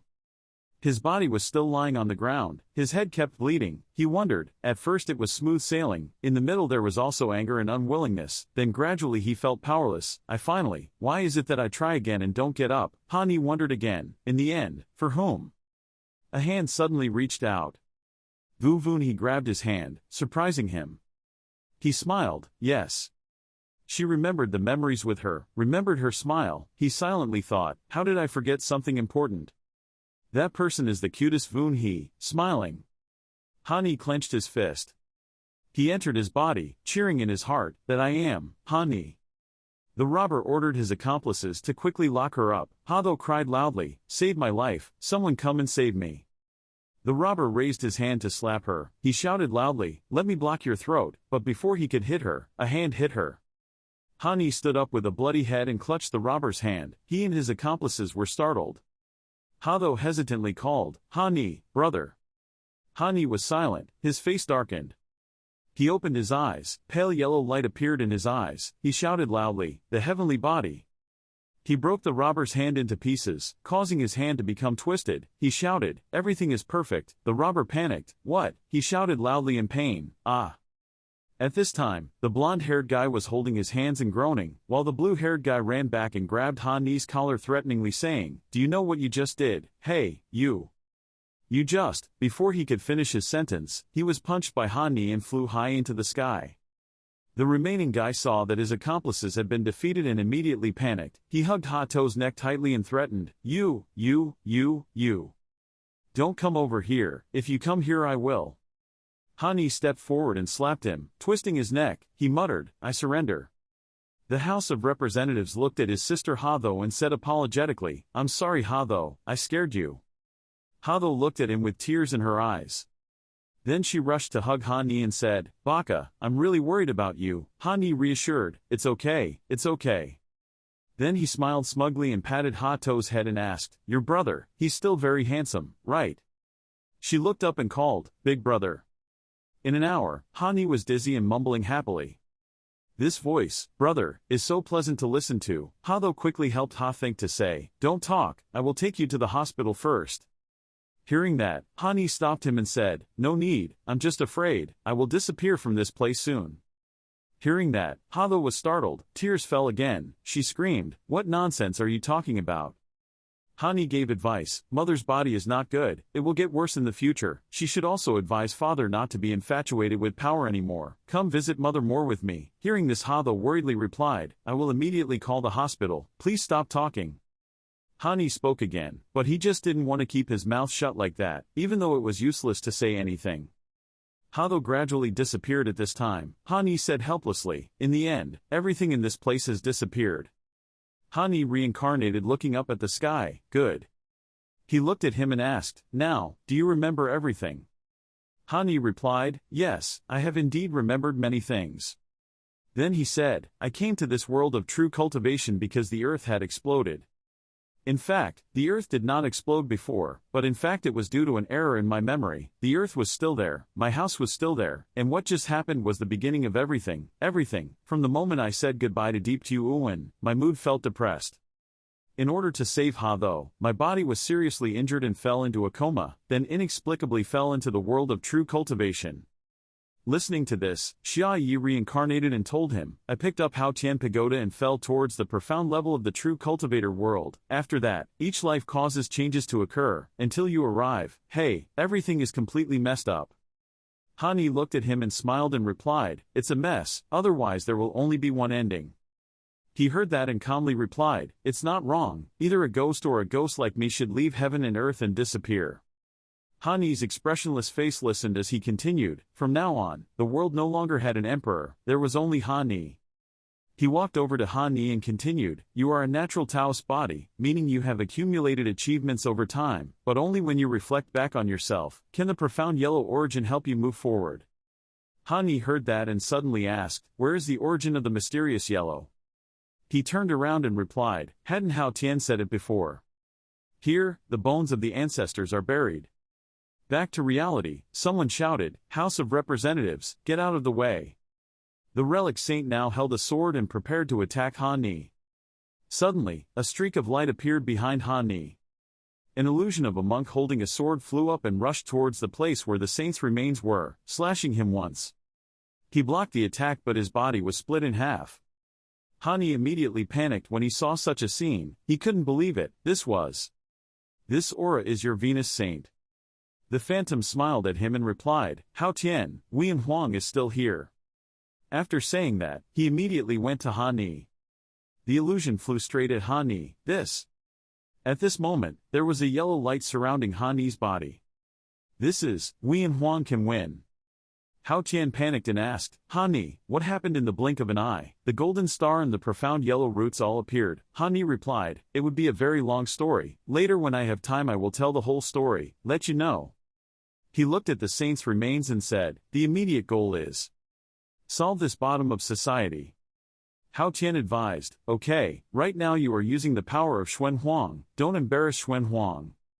Han Ni smiled and replied, Of course. He raised his hand to the sky and said, The body of the Tao Shu penetrates all dharmas. Unfortunately, the realm is not enough, so there is only one sword, but this sword. With a mental beheading, as he finished speaking, a huge dragon appeared, opened its mouth wide and rushed towards the saint's bones. After awakening spiritual power, the heavenly dragon divine beast was also summoned with majesty and strength. It rushed to attack the bandaged leader of the Yamin monster very quickly, opening its mouth between his body. Then he bent his body and lifted himself up to the sky. Under the moonlight, the scene was so beautiful, the monster was literally just a skeleton. Hani had just awakened his power, but he was still a little absent-mindedly looking at the magic power in his hand and admiring. Wien Huang root, he did not expect that after being buried for so many years, his power was still so strong. But unexpectedly, Hao Tian immediately asked, Hani, your hand. But there was no reaction too violent. He still kept a cold face, calmly replied, after returning I will think of a way. The General Association of Tam Dai Chao has a way to regenerate the lost limb. The urgent task is now, in. After saying those words, he opened a pure white paper crane from his palm, meticulously folded by hand. He was a little worried and thoughtful, but found Vun He. But Han Ni suddenly realized something. His eyes opened a little wider. His face darkened, his eyes widened in panic. Not good, fallen tung tuat. When he looked closely again, the paper seed was no longer intact but was dented as if someone had crushed it. He discovered it again and screamed. It had been cut off. On the other side of Duan Quanchu, there was a hand touching the back of someone's neck. That mysterious person suddenly said, "Oh wow." Unexpectedly, this place had some dirty things on it. It turned out that it was Tu Du Kui. She lifted her finger to see something stuck on it. Next to her was Vu Vun He, who was in a state of fainting, and tied up. Rub it a little and then blow it away in the wind. She just touched the column with one hand, the other hand hugged the evil child tightly and said, Yumin has suppressed half of the heavenly city, the 6 small continents have also turned into the dead zone as planned, it seems there is no need to wait, there too. Then she used both hands to lift the child up high, her face smiled dangerously and said, like that. Let the ritual begin. At this time, the memories in Vuni's head showed signs of flying away. She also felt uncomfortable, frowned, and she said with satisfaction, while the spirit also flew back there. She slowly opened one eye, not understanding what was going on, so she stammered and asked, This is. Then Tu Du Kui was startled. Oh, are you awake? At this time, she sucked even harder. The spiritual energy also reached her body faster and more, and coldly called out, Go to sleep, maybe it will make you feel better. But she didn't care at all. She was gritting her teeth and enduring it, screaming in pain. Ah! Then her eyes were as red as Dracula. Du Kui was no different from a cold-blooded devil and smiled complacently. Feel lucky, 9-tailed ancestor, even if it's your aura, your bloodline, your memory, I will take everything from you and give it to you, sir. Hearing that, Vuni couldn't believe her eyes. She was so shocked that she couldn't believe she could only say a few words, memories, mine. Then the most beautiful things flowed back like a movie, but also began to have defective pieces because they were being sucked away. She just called you, brother. Until the moment I remember my brother who always takes care of me. She still kept that name, Hani, while about to lose consciousness. Vun He suddenly protested. Her will rose up and shouted loudly, No way. Tu Du Kui only knows that he kept the child's body still and continued, but Vun He is now over 20, why does he have such a huge memory? But it doesn't matter, if you can't accept those memories, then, she immediately raised her hand to reveal countless blood-red threads approaching her fingers. Then evilly requested, delete everything. Pointing a finger, the pile of things immediately merged and swirled deep into her mind and memories. At that moment, heaven and earth also became pitch black, red thunder and lightning exploded in the sky. Seeing only the white scene, she tilted her head in pain and tilted her head up. As if there was an invisible connection, Hani's intuition also felt it. That made me order, Hao Tian, go to the north of 3 justices, help me see what's going on over there. Then he immediately said, Good. This is, Hani, you are the future Wien Huang, although I don't want to see you die, I know this time I have no way to stop you. She is your Dao Tam, the reason you fight now. He didn't understand anything about what he was saying all this time, but he had a bad premonition and asked uneasily, What exactly are you talking about? Hao Tian's voice also deepened and said, Hani, confirm with your own eyes, then transform 3D space into the scene where she is being held. Seeing his sister tied up, she completely lost consciousness and her whole body was devastated. He immediately fell to the ground, propped himself up with both hands and bowed his head, in pain when he heard her calling his name, Hani. Then I couldn't hold back my emotions and rushed out, tears flowing like a waterfall, desperate and crying with self-blame. Its injustice echoed throughout the world, each sound was clear, his voice filled with anger rang out, Give up being human.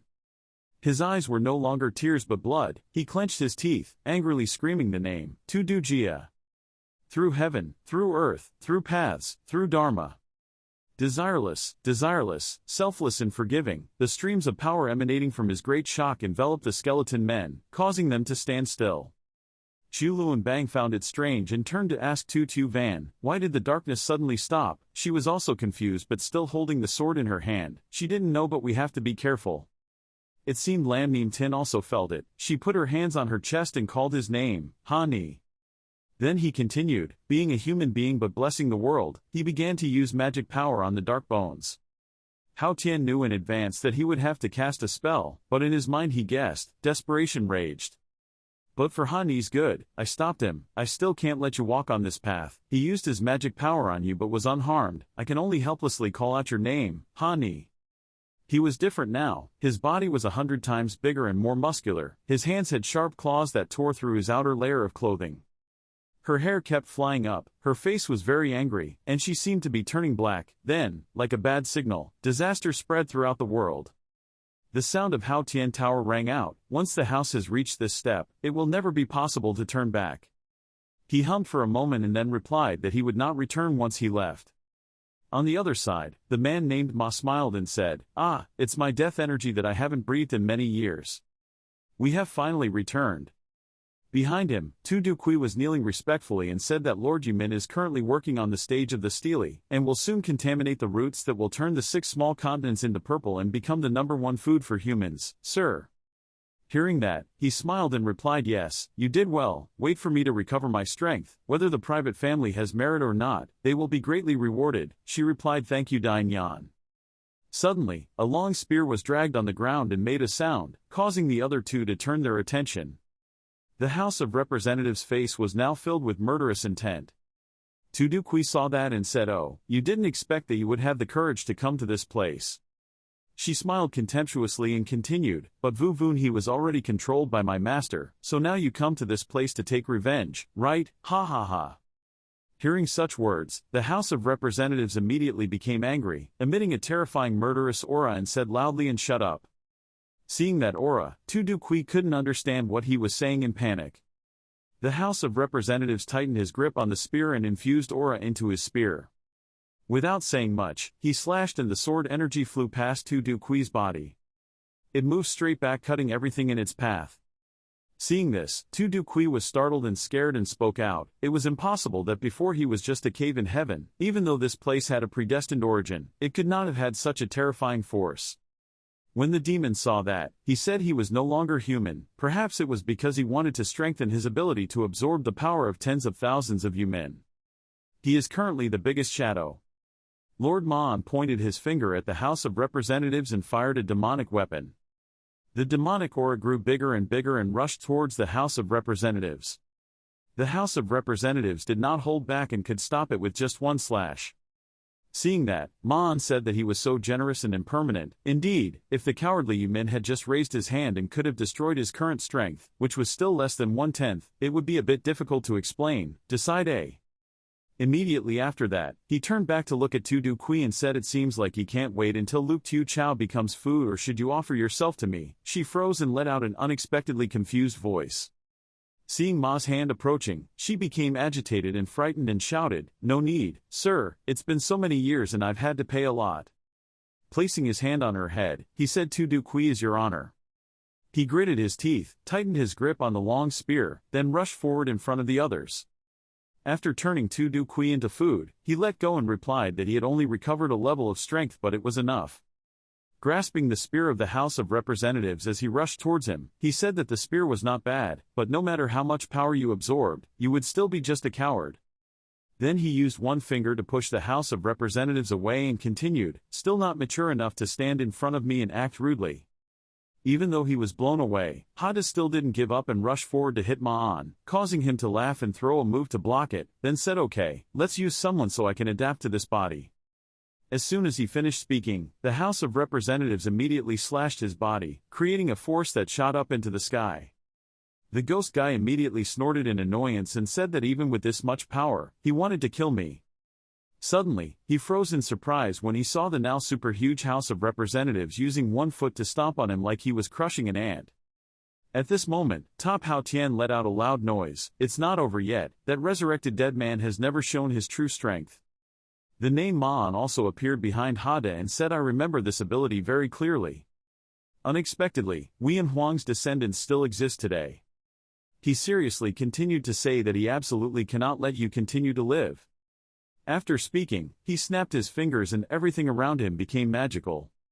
Hao Tian was surprised and said that this is not someone's field. Strong saint level. That guy has now also turned into a monster. Seeing that, Hani was not afraid and rushed at Maan, holding him tightly and biting him. Hani, seeing this scene, was also confused. Hani is currently biting the imaginary monster. Then threw him somewhere else. When Maan saw that, he said he had completely lost his reason, so why can't I be patient any longer, let's go. As soon as he finished speaking, he created illusions. They rushed towards the lower house, using tentacles to wrap tightly around him. Maan continued speaking, so it was over. Entering my field, even if you are a strong man, you cannot gain an advantage. He yelled at the ignorant coward. Go die, then rush quickly towards the House of Representatives. Because now he no longer had reason, so he could only growl angrily a few times. When Maan was punching towards Hani, something stopped him. A bright light appeared calling the name of the House of Representatives. A person with white hair appeared. This person was Hao Tian. At this time, the House of Representatives gradually regained consciousness and recognized and called out his name. He said that this one strand of power is my last resort, which was originally to prepare to forcefully take people out of the continent and send down the force, but I know clearly that this is the path you must take if you have chosen me completely. Then he flew up, creating rays of white spiritual energy, smiling and calling Hani. The rays of spiritual energy immediately healed the house's right arm. Hao Tian continued, even if the physical body turns into a demon. Think about Vu Vun He and think about the 6 little chows waiting for you. After saying that, he turned into a white light and disappeared. But the voice still resonates, don't turn into an unconscious monster, please remember your original heart. Hearing those words, the house also thoughtfully looked towards Hao Tian and pondered his own mind. You hold your long spear and say, what is my heart? Ponder for a moment. He threw the spear into the sky, smiled and said, let's go. At this time, the demon brother spoke up, even throwing away his weapon, have you given up struggling?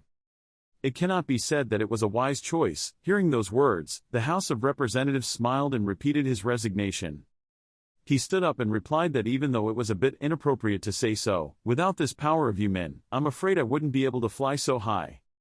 Looking up at the sky, the House of Representatives continued to speak, but I suddenly thought of the time when I was a high school student. My fate was not very good, but my results were quite good, especially in physics. Hearing such words, Maan was confused and asked what you were talking about. The house immediately laughed and replied, ha ha ha, it's okay if you don't understand, after all in this world I'm afraid no one will understand. In short, to put it simply, you will die. Making Maan surprised and incomprehensible. From above, a stream of golden light was rushing straight down to where he was. He shouted in surprise, this is it.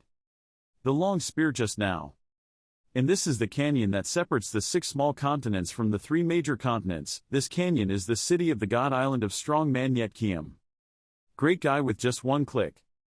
If we can also reach that realm. One spear can pierce a great void. The long spear also rushed down, creating a terrible shock. Amidst the tragedy of death, bones and skulls were everywhere. From the red flames, Hani stepped out, holding Vun He in his arms. Vun He gradually opened her eyes and woke up, surprised, senior brother. Anb's eyes looked at her affectionately, Vun He blushed and smiled, haha, I must be in a dream, after all, I died in my dream, my brother's appearance was so strange haha. Hani threw her up, wow.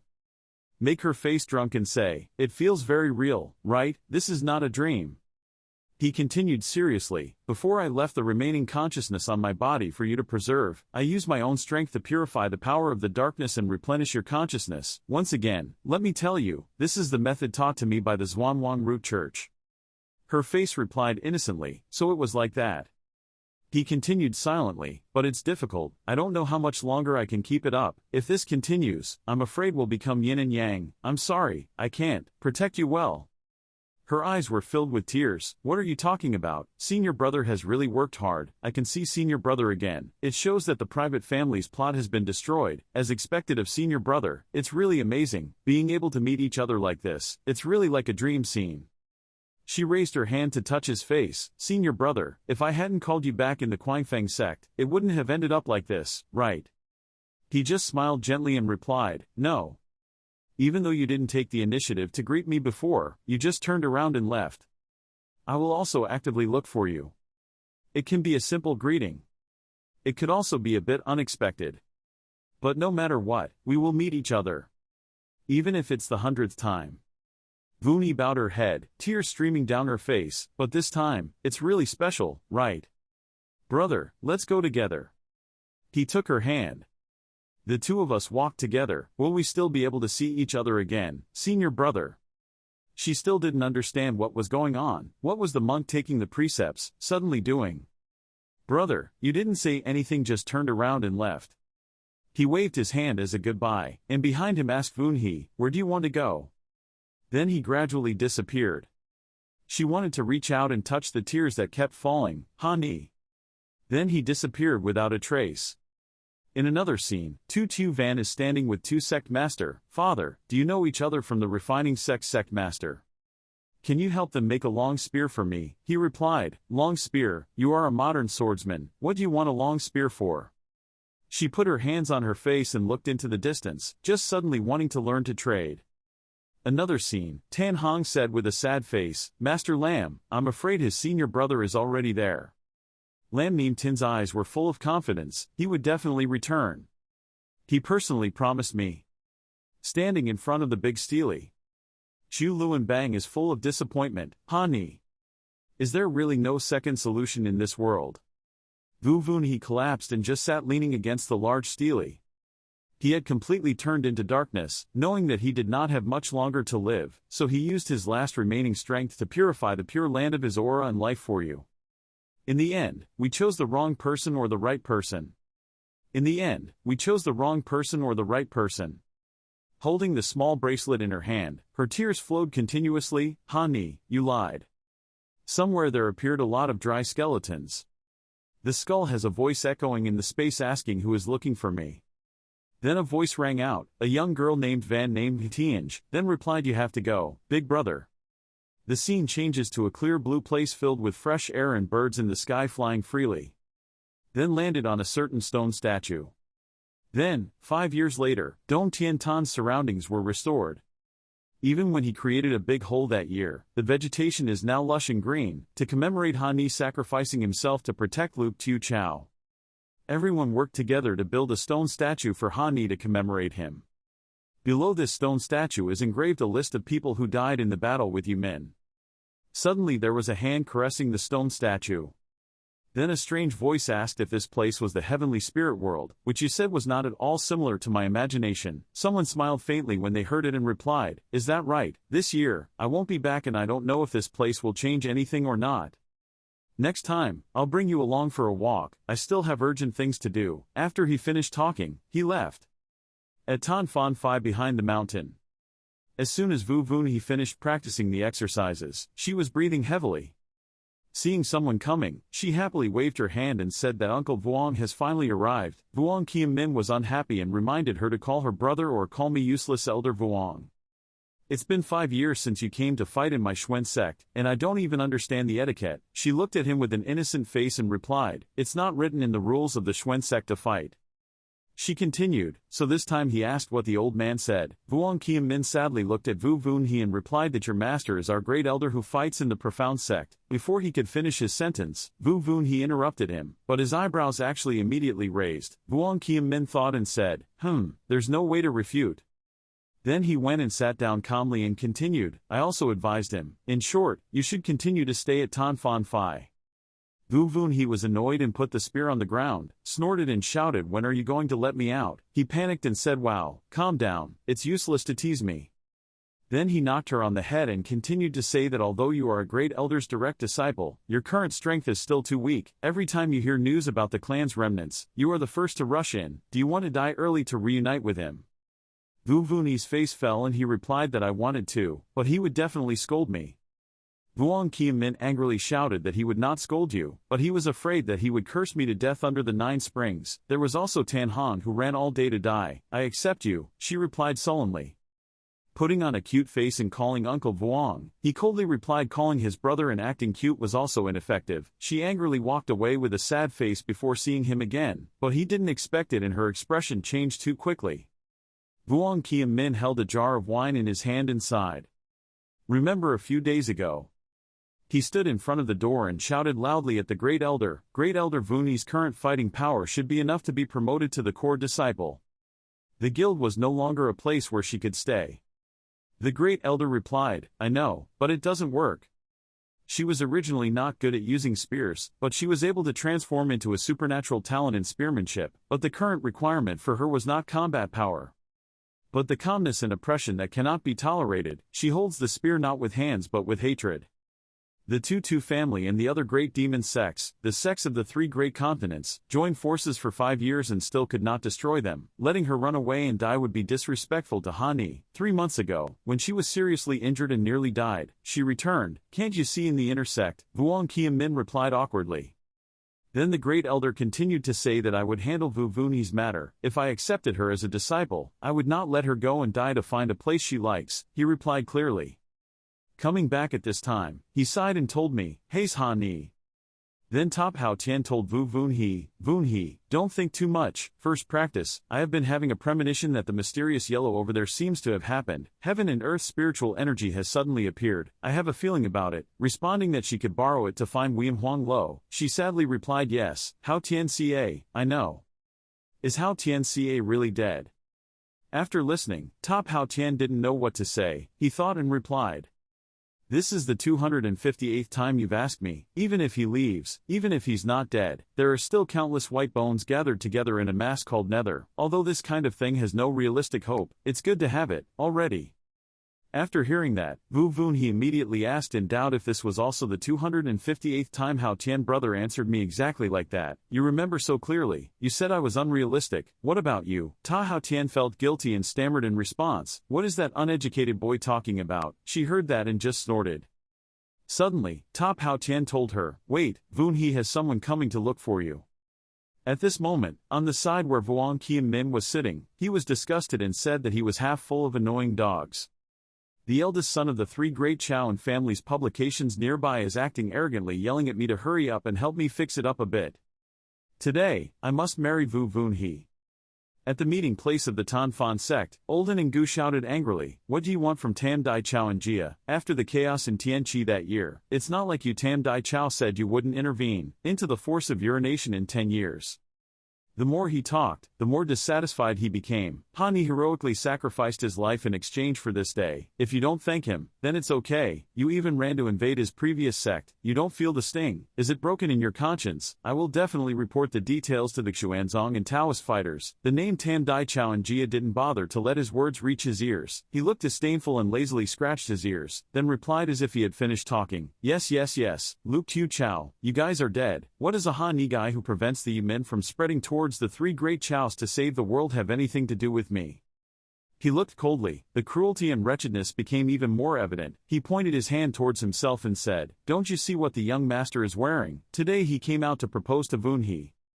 As soon as these words fell, everyone around them was excited and surprised. No one was confused and bewildered. Proposing marriage. So please explain why there are more than 100 official monks outside surrounding our Tan Fan sect. Tam Dai Chao and Jia calmly replied, of course it's support. Old man, aren't you already married? Hearing that, Mr. and Ngu could not calm down his anger, gritted his teeth and kept talking. Don't talk nonsense, you. Tam Dai Chao and Jia slightly narrowed his eyes to show danger and said, however, if I and Wu Vunhi get married, once she loves the Tan Fan sect so much, will not the Tan Fan sect also get the and my family takes care of it? At this moment, Vunhi appeared with a cold expression and interrupted him. Young master and did not need to waste his time. Tam Dai Chao and Jia was suddenly startled and glanced behind him. She walked in arrogantly and then bluntly chased you away, still inviting you to leave. Seeing that it was his dream lover, he immediately smiled kindly. Little sister Voon-hee, you finally came out, I miss you so much. Voon-hee clearly understood this boss's intentions, so she quickly dodged aside when he stepped forward, successfully causing his face to hit the house pillar, while she still calmly spoke, hoping that Mr. An's self-respect would continue. Call me Voon-hee, we're not that close. Even though there was a bruise on his face in the pain, he wasn't angry at her at all and still spoke very gently. Don't be so polite, Sister Voon-hee, after today we are people are one family. Voon-hee's face was still so cold and she replied bluntly, I don't want to marry you. Hearing that, he seemed angry, his eyebrows slightly furrowed, his lips pursed tightly and he replied, I know, I keep saying that I want to wait for that guy Han-hee. He's been dead for a few years now, maybe all his ashes have dissipated. What he said made her extremely angry, but she couldn't do anything. The three great Chowan family showed a face as if they wanted to devour the daughter of a good family, neither hot nor cold, letting out sarcastic words. Luke Tu Chow, you guys really don't have any knowledge to honor him as a hero. That year when the Wien Huang group was invaded by the fairies, wasn't it only thanks to our cultivating world that the divine sect was in chaos and the Wien Huang group was rescued? While he was speaking smoothly, suddenly a sword rushed towards him from nowhere, stabbing straight into the pillar next to him, causing him to startle and frighten him. Looking at the sword stuck firmly into the pillar, his whole body trembled in fear. Vuong Qian-min said sternly, but you're talking nonsense. Anger was all over his face. Looking at him he coldly threatened, be careful, I will punish you.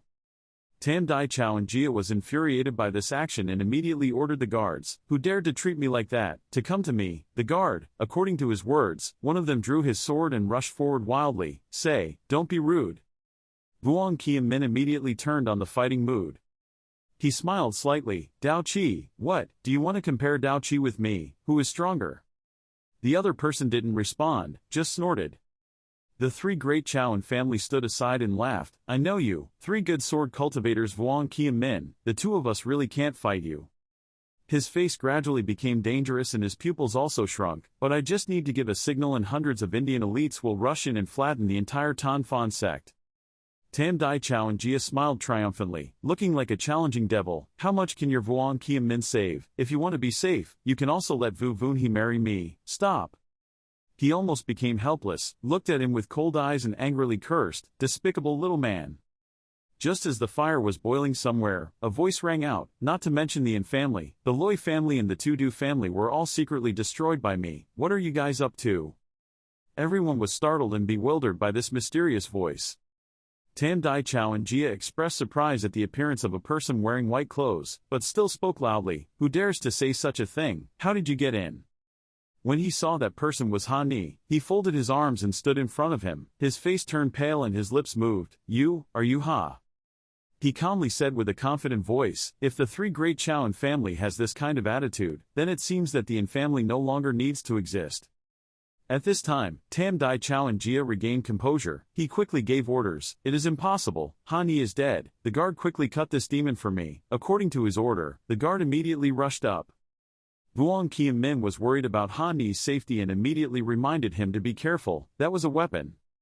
Even so, Han-hee was still very calm, his face expressionless. He slowly raised his hand to block the sword.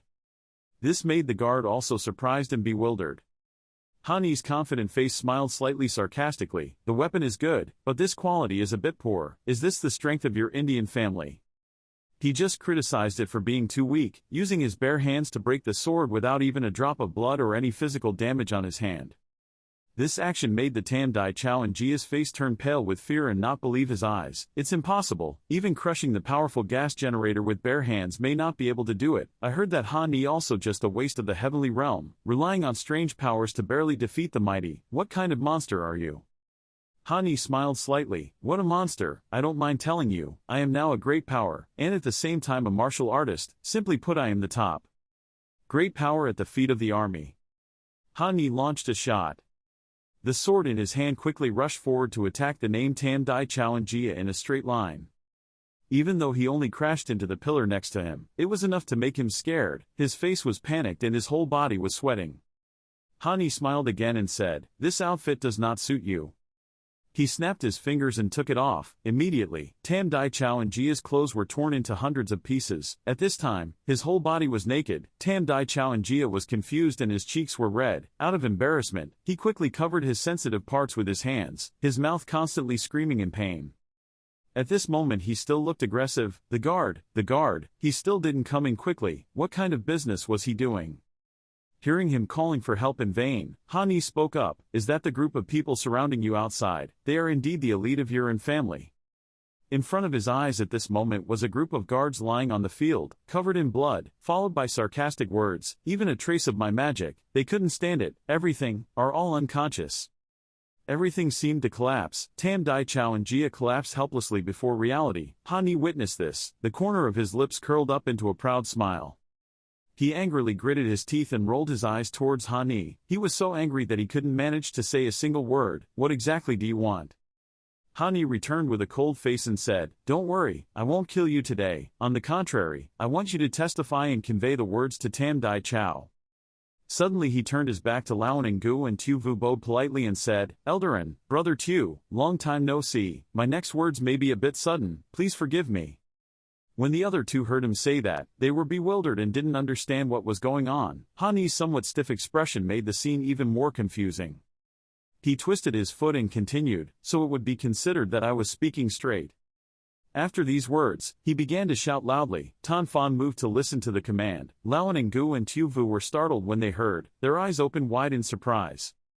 Han Yi began to speak in a solemn tone. "A few years ago, I learned Tan Van's secret technique at Tan Van's site. Also accepting the previous sect master Tu Mo's position as sect master, reunited with Tan Van.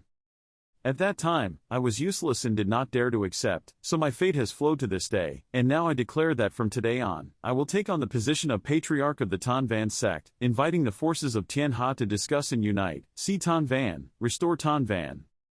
When Tam Dai Chao and Jia heard this, he immediately became confused. Tan Van sect and Han Yi, as soon as he finished speaking, went to the fat man Tam Dai Chao and Jia and said, "This is the word I want you to convey to Tam Dai Chao, you can go away now." Hearing that, Tam Dai Chao and Jia immediately ran away but did not forget to leave behind a sentence, "You wait for me." Han Yi couldn't help but feel bored and secretly thought, these guys left without saying another word. Star. Vuong Qian Min suddenly appeared behind and secretly looked at every expression on Han Yi's face. The two of them stood still and motionless. Han Yi spoke first in confusion, "What are you doing, Elder Vuong? I'm not gay." Hearing him say that, Vuong Qian Min immediately explained, "I'm confirming you. In the end, is it human or demon?" Then he started to scream angrily. "These 5 years he ran away without saying a word while he was still alive. Do you know how miserable we are, and what kind of power is this body of yours? Quickly, explain to us." Han Yi scratched his head and replied, "It was a long story. It seemed like he had a strange encounter."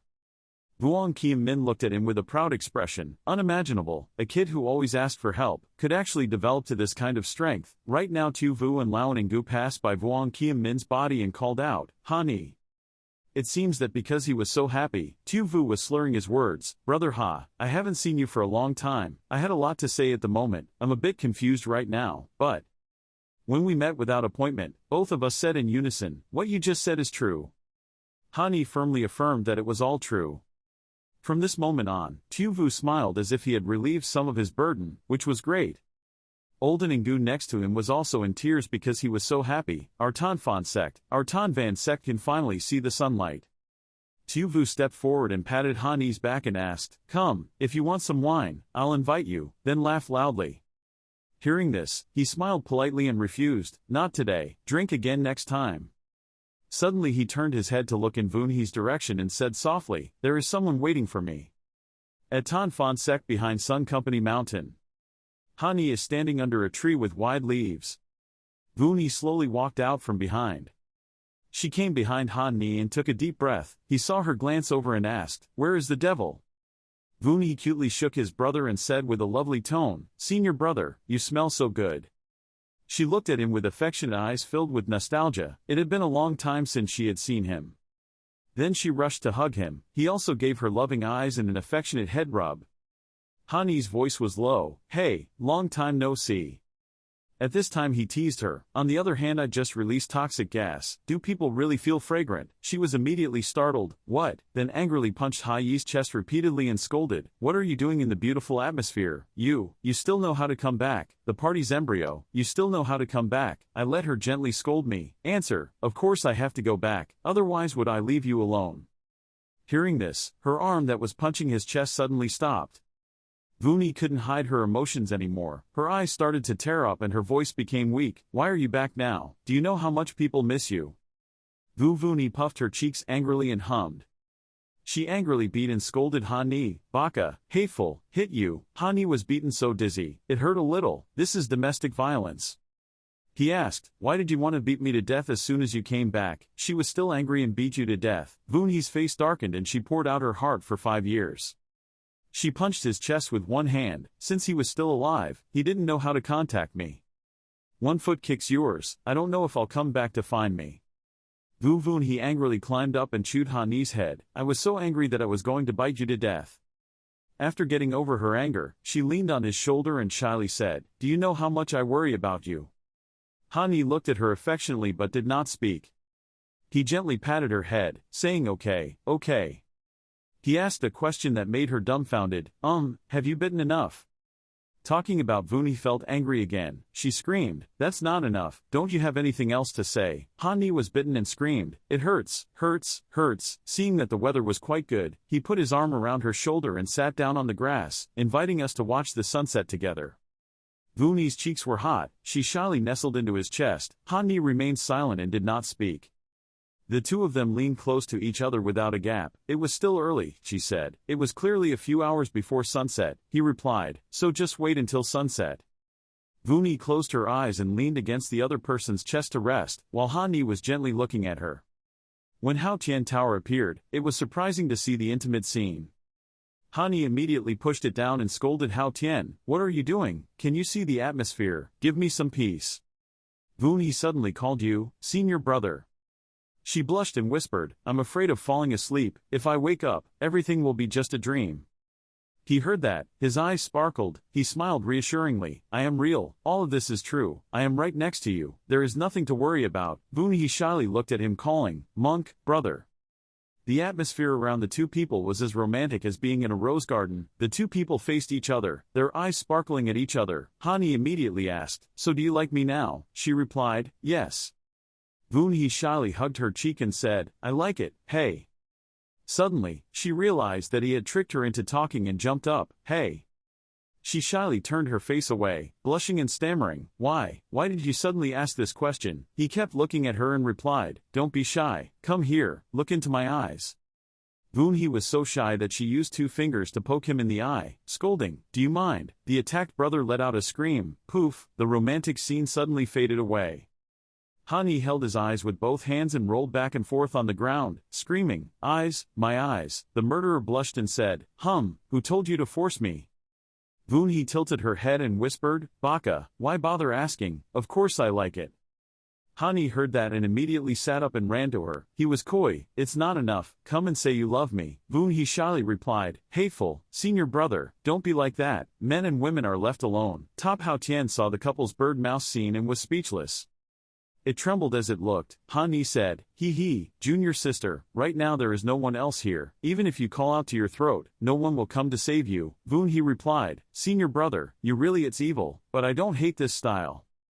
Top Hao Tian couldn't bear it anymore so he scolded the two of you, the salary is small, you guys are close enough. Hani, now answer my question. He said seriously, Hani, I feel like there is another soul power in your body. Hani was surprised, hey. Top continued, the world in your kid's body has east and west. He made a gesture of 2 index fingers touching, pouted and said, yes, it's nothing. Hao Tian, do you have a problem, or not?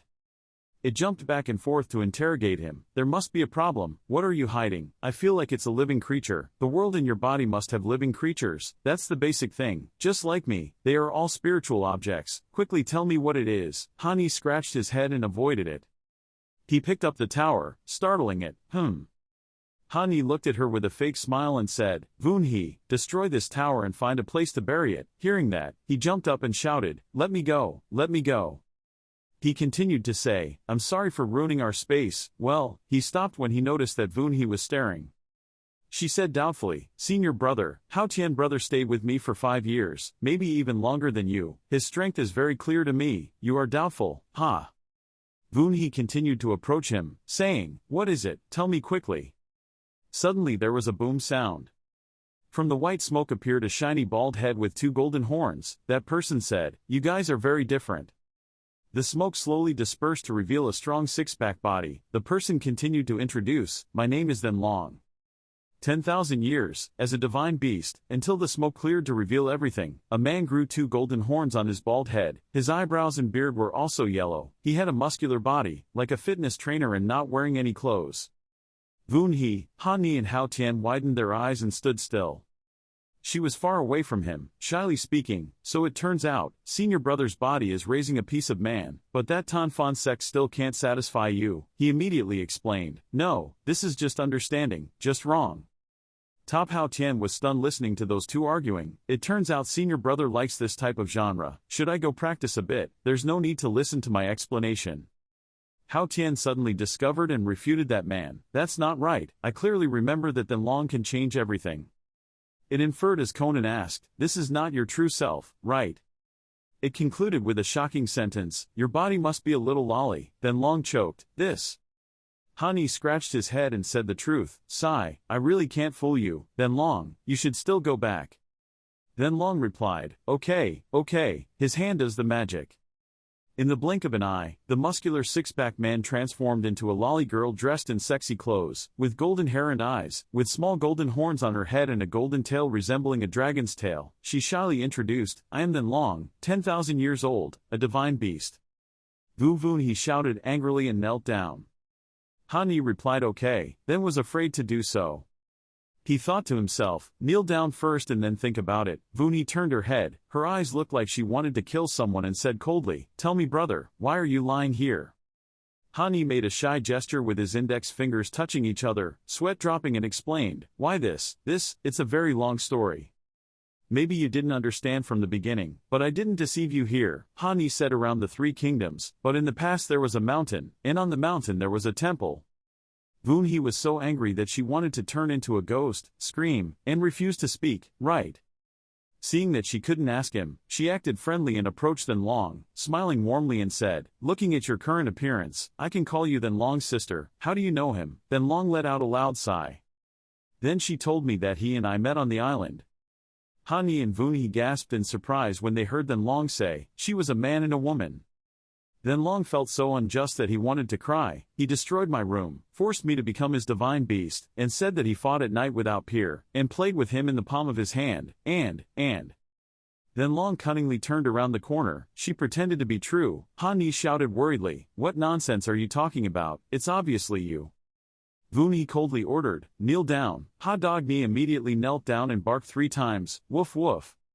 She tearfully said, Senior brother, Vun He doesn't want to say much. Seeing your previous attitude of wanting to avoid responsibility, Vun He is very unhappy. You just kneel here until brother Tu grows his hair. Han Ni tried to explain, I really didn't do anything bad. She shouted, Then why didn't you tell me? It was like that before, without any explanation, just burying your head and moving forward. Aren't you going to say anything this time? Don't think Vun He doesn't know. Sister Chu Luan Bang, Tu Van, there's also Lam Neem Tin, now there's one more person. Then Long can transform into countless shapes. The year 1825 is different, each other. Han Ni heard her expression of extreme surprise and was speechless. He glanced at Hao Tian Tower and asked, Why is Vun He suddenly angry? The tower replied, Accumulated emotions for 5 years. She was just hiding her own worries from you. I want you to take your relationship a little more seriously. Do you know what I've heard the most in the past few years? Vun He was afraid that he would say something and shouted, Wow, you bastard Han Ni. My trembling hand held an object like a ring and scolded me. The more I talked, the angrier I became. Remembering the strangely shaped bottles labeled with hearts, she continued to say, There is also the precept you gave me before, containing some strange medicine. How do you explain? Han Ni replied with a wry mouth, This was the first time it was stolen from the Tu Tian Duk demon sect. Vun He remembered the strange pink stick again. There was also this stick, new and unused, but you kept it. Was it for someone to use? It wouldn't be you who used it yourself, pervert. Han Ni was wronged. Cry out, unjustly. He thought to himself, damn, why did I forget that pile of things? Voon he left a sentence, you just kneel down, don't stand up, then left. She turned her back to Hani, seriously considering, I will also go find a man to flirt with. What about Tan Hong? Hani heard, that kid is also here, Voon he you. She proudly asked, what, do you know what jealousy feels like? Do you want to beat him up? He replied, not denying, but Hani suddenly said seriously, I still have something important to do, ask you. Vooni's cheeks turned pink and she avoided looking in another direction. She said, I know what you want to ask.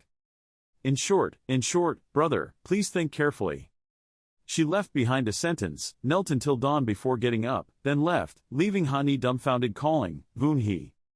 Top Hao Tian also followed Voon he. He scolded, humph, Tray man, Hao Tian, you wait for me.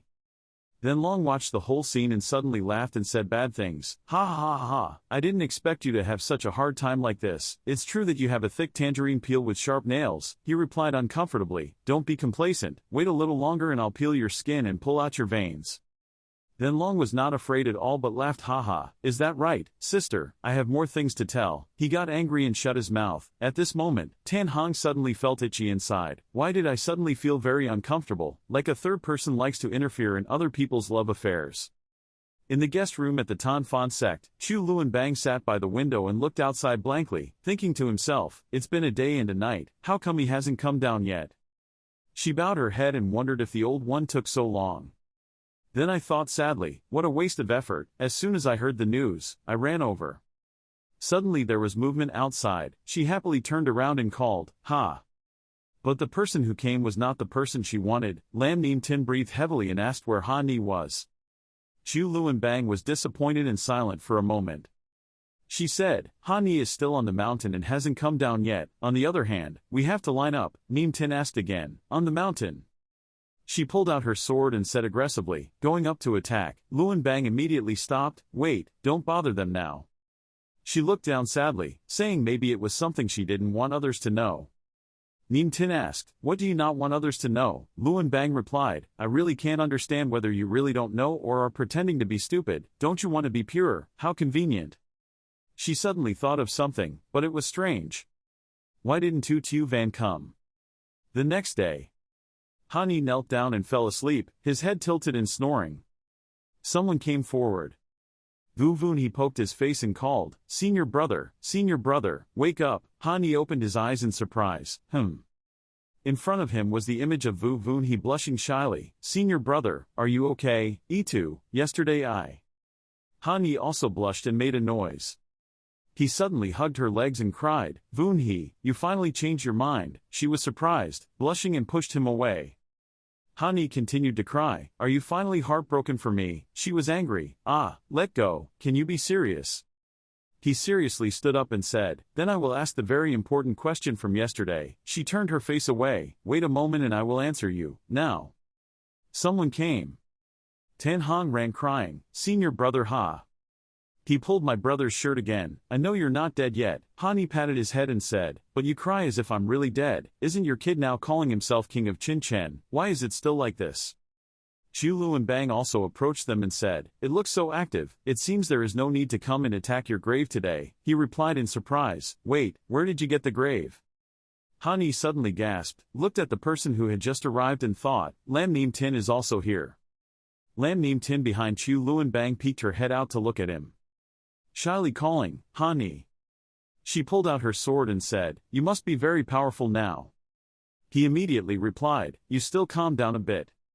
Chu Luan Bang intimately put his arm around his shoulder and said, that's right, where is your long spear? After following you for so long, it must be more powerful, right?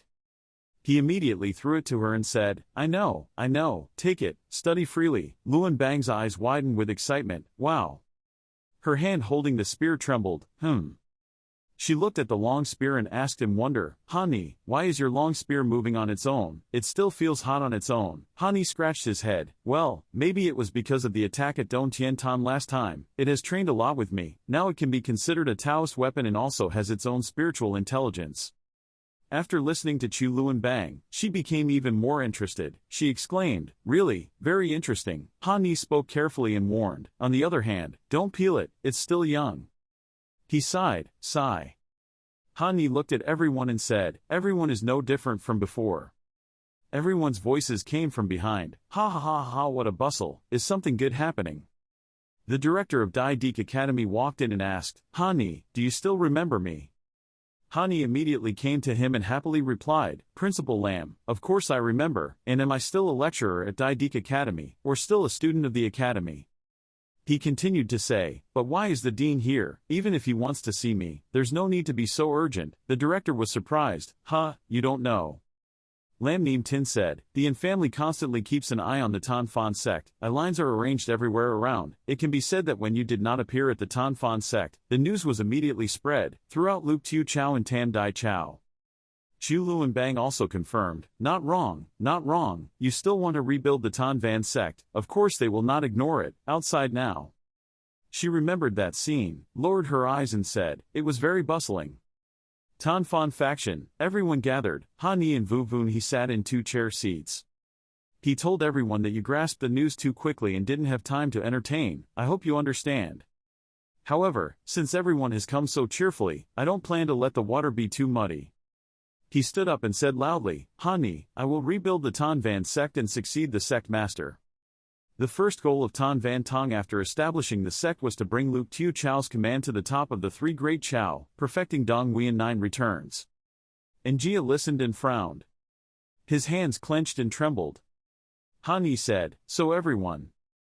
I, Han Ni, will rebuild the Tan Van Tong, succeed the sect's leader, and the first goal of the Tan Van Tong after establishing the sect is to order Luke Tiu Chao, reorganize the 3 great Chao, perfect Dong Huiyan, 9 rules, who agrees, who opposes. The whole room was momentarily silent. Dao Huang put his hand firmly on the handle of the chair and stood up, ha. He repeated, how interesting is the completeness of the 3 Dai Chao. He introduced, under Dao Tong, Dao Huang, then you are Han Ni, he replied, that's right, he thought to himself, Dao sect, the leading sect of the 3 great continents. He slowly approached him. Dao Huang's hand suddenly grabbed Han Ni's shoulder. He gave a thumbs up in praise, ha ha ha, not bad, it looks very tough, not in vain. Sister Vun he waited, he let out a sigh. Vu Vun he saw the scene in front of him and burst out laughing, spitting, big brother Dao Huang, don't scare him anymore. He was surprised, am I very scary? He asked her, Vun he, do you guys know each other? She replied, yup, during the years in Tam Dai Chao, big brother Dao Huang helped me with many things. Han Ni immediately made a gesture of gratitude and said, it seems I have to thank brother Dao. Dao Huang laughed, ha ha ha, let's not talk about these things anymore, even though at first it was that guy Vuong Kiem Keen who asked me for help, but this year, Sister Vun he is like my younger sister, don't try to bully her. Having said that, he looked serious, but regarding the sect, although I find it very interesting, the situation in the world changed in the blink of an eye. I chose to be neutral and promised not to become Tan Van Tong's love rival. You won't blame me, will you? Han Ni smiled. Dao brother joked, as long as we are not enemies, one day we will let you agree. Vuong Kiem Min stood up and said, I have received the answer from the sect master. Dao Chim Wien Tong is willing to form an alliance with Tan Van sect. He raised the side with the words on the wooden card and asked with a smile, not knowing what sect leader Ha meant. Han Ni respectfully, of course welcomed, like that. Do you have any other options? We founded the Tan Van sect to gain the approval of people in the world, if you don't want to say it. Olden and Gu distributed papers to each person. Mr. and angrily tightened his grip on the paper. Han Ni said that he could also write his thoughts on paper. He crumpled the paper and shouted nonsense. The Yin family refers to Han Ni, a tattered sect that also wants to give orders to the whole world. I thought Tan Van Tong had some purpose, but it turned out to be just a bunch of crazy people. Han Ni replied, it seems like the Indian family has an opinion. He gritted his teeth and said, but it was just a yellow brat who suddenly returned. My Yin family was the first to not agree. The hero who prevented you men from saving the 3 great Chaos is not worth a penny in my eyes. He told me the crime, not to mention that my young master came to marry Vu Vun he and was threatened by you. You should still think carefully about how to kneel and apologize, right? The Yin family turned around and left, just a torn sect, not to mention now, the strong period of Tan Van sect before. Our Yin family may not be afraid, give you time, one day to leave. Otherwise, my Yin family will make Tan Fan sect's corpses disappear. With a whooshing sound, the sharp tip of the blade pierced the Yin family's stomach. He turned his head to look at Han Ni, speechless. You dare. Han Ni kept the knife-throwing posture and said silently, if you have declared war. Why don't I dare? A terrifying scene of blood flow. I order, Tu Vu, you can start declaring war on the In family right now. Tan Van Tong and the In family will not die. Tu Vu bowed his head to accept the order. Understand, sect master. Han Ni said to the rest of the people whose faces had turned pale, everyone. Tan Van Tong does not like to cause trouble but is never afraid of trouble.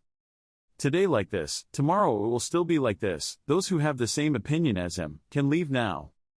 Han Ni glanced at Vu Vunhe and said, on the other hand, I still have news to tell everyone. She blushed nervously and listened.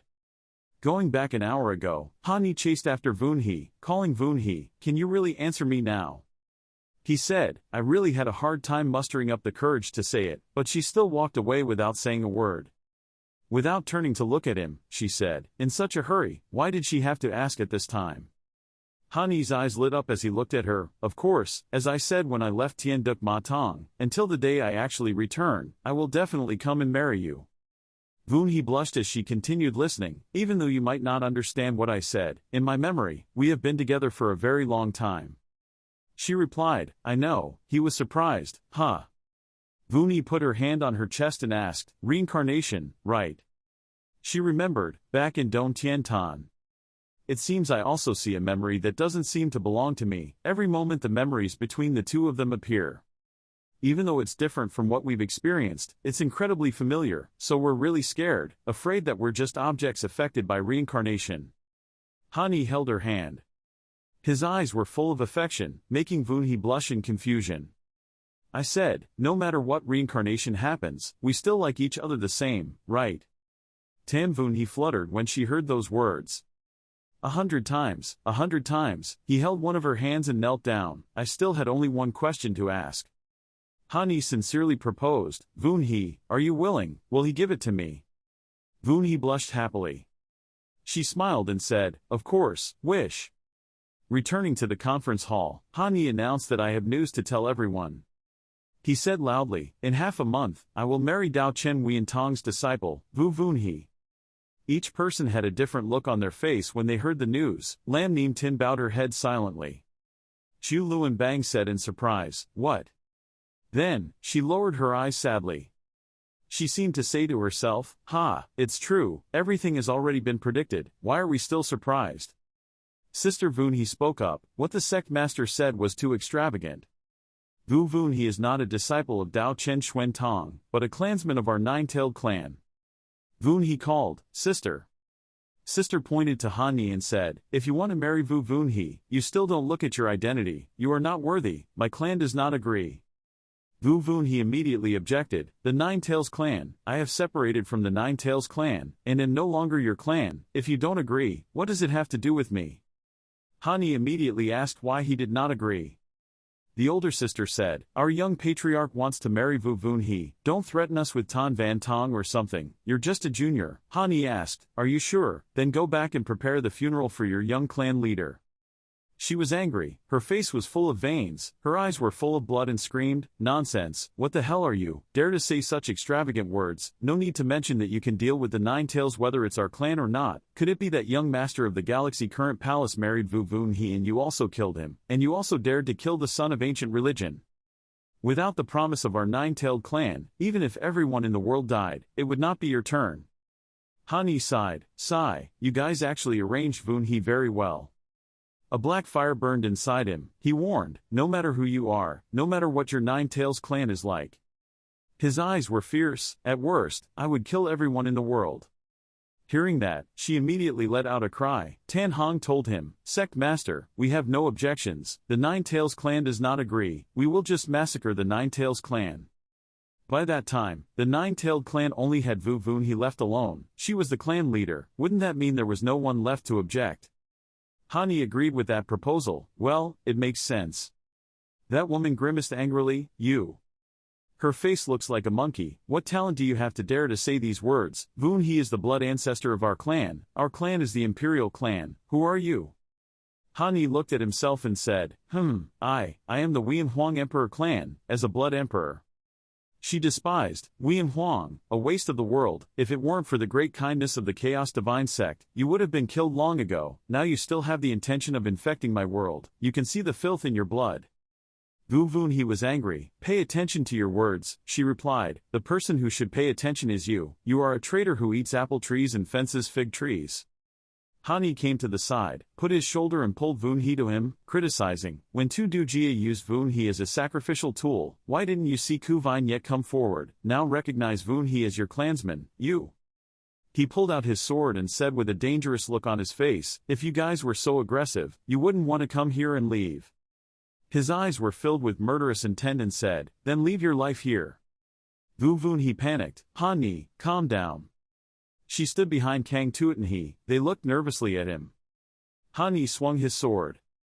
He told them, if you come together, bring her body back. Kang Tuat glanced at the blood flowing behind her. She looked at that woman and said, every time I see you, I can't predict what will happen. At first she opened her mouth and only saw a corpse lying in a pool of blood. Han ordered, quickly apologize to Vunhe, if not apologize then declare war. Vunhe asked Kang Tuat, sister, have you not left Tien Duc Ma Tong yet? What happened on the last day at Dong Tien Tan? Tuat was silent. She turned around and left, leaving only the words, you should worry about your own life, those things have nothing to do with you, that's what I should do. Vunhe regretfully called out sister.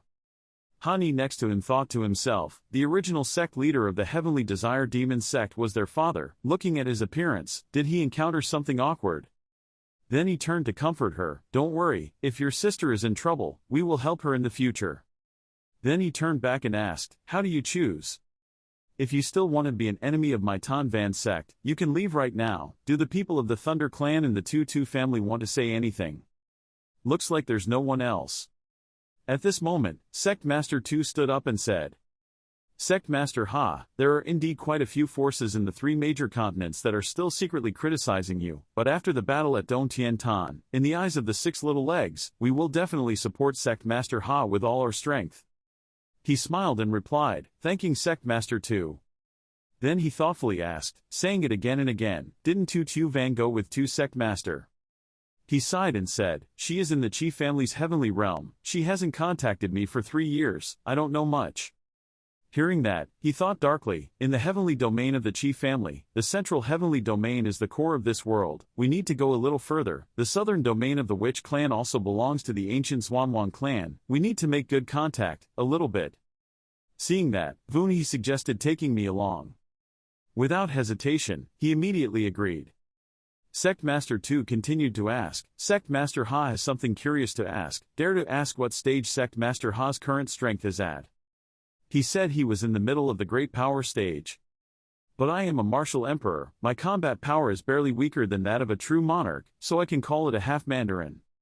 Hearing that, he sweat dropped and said, before in Dong Tien Tan, you were only a mere illusion and were able to defeat great power, your current combat power is even greater than that of the true army. How old are you? He replied, consider it a weapon, with good luck, compared to some people, they are still very far behind. Kim Min on the side was also extremely surprised and asked, how can you become a saint after 100 years? He said, I'm just an example, but this is related to what I'm about to talk about next. This world is very big, you also know that I am a person of Zhuanwang, you must also know about the fairy world, but there is a fairy world with us. So why can't there be thousands of worlds? I have been traveling between 2 worlds for the past 5 years, I know that the Emperor's War 100,000 years ago is not likely to be much, but everyone knows about the Divine War 10,000 years ago, and what happens next is not unexpected. My data, which is Holy War, can also be related to other realms, the future form is much more complicated than Dong Xuan. Hearing this, Dao Huang could not help but ask in surprise, like the invasion of the fairy world, war in the middle of the realm. He sighed and replied, that's right, in this great war everyone is fighting for something, this is also a confusion, but in this life, those who are qualified to succeed will surely know the answer, at the same time, there is also an opportunity to compete. Sect Leader 2 also added that it seems that you have to reach a certain level to know the next stage, instead of worrying about the future, think about how to deal with the 3 great chows, how to go. Hearing that, Hani thought with a gloomy face, that's right, the world war will break out sooner or later. The haircut in front of me is to unite the forces in cultivating to remember. Instead of being like an idiot, dumbfounded, this poem praying that the three great chows can help William Huang and Dong Nguyen is just the first step. Then he decided to say, so you can call Ba Dong Nguyen Chi Tam. The conference ends behind the mountain. At this time, Hani was lying on Vuni's lap and asked, half a month later, I want to see how the big wedding will take place. Good or bad, it's a big deal in my life, it's okay to care a little, she blushed and said, I am not immortal, a big wedding is just a formality. True cultivators don't need to focus too much on these things. Just having you by my side is enough. But on the big wedding day, there must be quite a few people coming to cause trouble for you. He immediately replied, I know what to do, being in a chaotic world, wanting to be the leader of a sect is not an easy task, are you worried? She shyly answered, no, I just want to tell you, no matter what choice you make, I will support you every night. Your victory cannot be denied, but it can prevent people from repaying kindness with grudges, so take advantage of the opportunity to act. Then he asked, but he had to say it again, do you really not want anything? She thought for a moment and then answered that there was indeed something she wanted to hear him say. After Tian Tan, where did you go and what did you experience? Hearing that, he stood up and asked, he wanted to know. She immediately replied, of course he wanted to. The picture had disappeared for 5 years without saying a word. Without hesitation, he immediately said, okay. On that day. From that moment on, I truly felt like I was going to die. But what's amazing is the feeling that my death seems to have drifted to a very far away place. I don't know how long it's been, and I don't know where it has fallen. Then just like that I woke up. On a blood moon day, on the surrounding road there were mountains of human corpses in the middle of the road. Appears in the form of a walking skeleton. As he was walking, his eyes suddenly lit up. In front of its eyes was a mysterious pink-purple magic membrane. The skeleton happily said, after several years of travel, it has finally arrived. He suddenly saw someone asking, are you also looking for me? It turned around to see a larger skeleton with cracks on its face leaning against the wall with its arms crossed and wondered. Do you know who I am? The skeleton with cracks replied calmly, I don't know. How can bones know? It warned further, don't go forward, there are no answers ahead. After that, he held his head and tried to remember, I've been looking for 5,000 years, or maybe 1 million years, I don't know anymore. Time in this place, death has no meaning, only eternity, constant. The baby skeleton suddenly wrote a line on the brick wall and said, then I will forever look down, suddenly remember and say, I forgot an important story. As he walked through the magic classroom and affirmed strongly, I must remember something. We must know who we are. Time gradually passed away, the skeleton sat slumped against the wall covered in red writing. Look up towards where the magical light is coming from. Then I bowed down in disappointment, and for thousands of years, I came back here to write. This place is just an endless prison, everything we do has no meaning at all. After those thoughts, he saw in front of him a skeleton with fire eyes intending to go the same way as him. It asked, did you come to find me too? Then advised, there is no need to go forward, because there is no answer ahead. The skeleton jumped up in surprise as if he had made a big discovery. Wait. This one scene keeps recurring infinitely in this world. But without following its thoughts, the skeleton moved the fire energy around its body and read out loud, the fire of pure fire, the fire of evil, standing outside the 3 realms, not within the 5 elements, reburning cause and effect, burning away, reincarnation. Then it clasped its hands together and shouted, 10 great heaven and earth strange things, karmic fire. After that sentence, the layers of flesh from the hand were formed. The skeleton thought happily, I have finally found it. He puffed up and affirmed, I'm Hani. His eyes firmly raised his hand in front of the spell just now. Suddenly a great pressure made him sweat and exclaim that he had returned. The sky turned from dark to light, the form of Hani's child fell from above. As he fell he waved his arms like a bird and cursed, so unvirtuous he beeped, playing to open up the passage space in the sky. Hao Tian Tower appeared in the middle of his chem copy and said, it's rude not to look. Then he landed with a hole in the ground, causing rocks and trees to fly everywhere. Hani sat in the hole, his body covered in leaves, complaining, was it a mistake or not? I just died and came back to life. Behind the bushes on his right, eyes filled with murderous intent appeared. Then a wild boar suddenly pounced with hunger. Luckily Hani quickly jumped up in shock. Damn. Then he calmed down, the energy in his hand turned cold on his face, which was good. Then he pointed 2 fingers straight at its head and said, "Just in time to use you to try out some great moves, 1 instant for eternity." The surprise made it as stunned as time slowing down. Hani raised his hand in the air, causing it to deform, causing the pig's blood and meat to splatter. After the last move, he looked at the 2 fingers just now and wondered, what kind of magical power is this? As he saw it, half of my spiritual energy was consumed in just 1 moment. In front of Hani was the tail. He raised his hand to pick it up and exclaimed, "Fortunately this pig's tail fell off, it needed to be tested again." When he picked it up, Hani saw it spontaneously burning, making him look at it in shock. Then, like a tail with awareness and feeling, it immediately flew out of his hand, causing him to jump back in surprise and scream, "What?" Hani's face looked like a purple toilet, pursed his lips, "Oh, can't you turn it into grilled meat?" Then he sighed and admitted his mistake. "Okay, maybe, it's my fault he lost." Hani with 2 shiny peaches ran behind him, burning with hate, angrily saying loudly, "And yep Hoa, you bastard." In the forest right now, there is a pair of small feet trying to run with a loud scream. Quan Lap ran for his life as he was chased by a cat to eat him. The boy kept screaming and running. "Why did he chase after me? I don't eat well, I can't eat skin and bones like I do." After running a short distance, I saw a cave ahead and immediately exclaimed with joy, "Oh, there is a cave." Quan Lap ran straight into the cave and braked so quickly that he almost fell. The boy was startled and his eyes widened, saying this place was.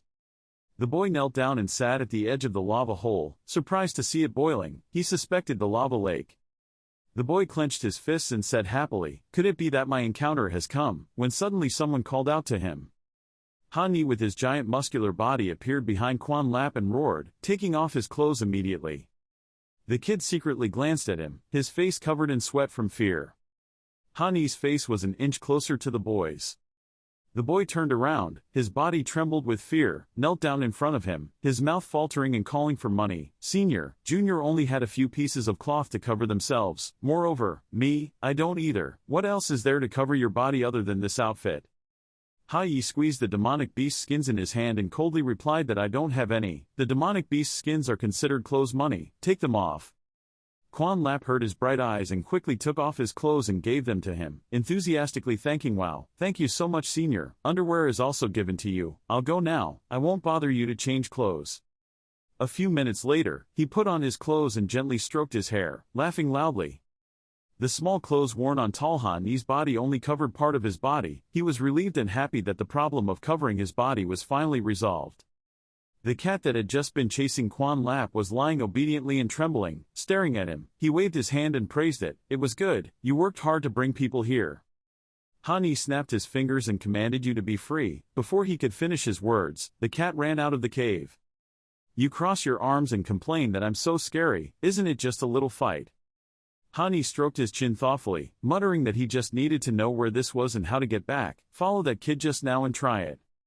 Thinking so, he immediately chased after Quan Lap. Wherever the 2 of them went, the surrounding villagers saw them and admired them. The boy was so happy that he smiled all the way and didn't notice anyone following him. He leisurely followed the boy and thought, "It's strange, this city of cultivating immortals actually doesn't have any spiritual energy. Is it possible that there is a place worse than Luke Tu Chao in the cultivating world? This place is not the same place as the heavenly spiritual world. First, let's go into the city and ask." At the palace of the Taemin army commander, a group of soldiers were beaten to the ground by Hani. When the mandarin saw the defeated guards, he panicked and called out, You, how did you get here?" He waved his arms and legs and asked the old man, "Are you the owner of the city here?" The old man angrily pulled out his sword and raised it to attack him. He loudly cursed and rushed into my city lord's palace. It was clear that I couldn't get in his eyes. "Hey, thief, ate one of my swords." Hani looked at him stupidly. I looked at him and then used my hand to point out my magic power. "I don't know what to do with you. You interrogate me and I ask you, where is this?" The mandarin knelt down with the ceiling flame above his head, talking intermittently. "This place is Dai Hien Quoc, Taemin district."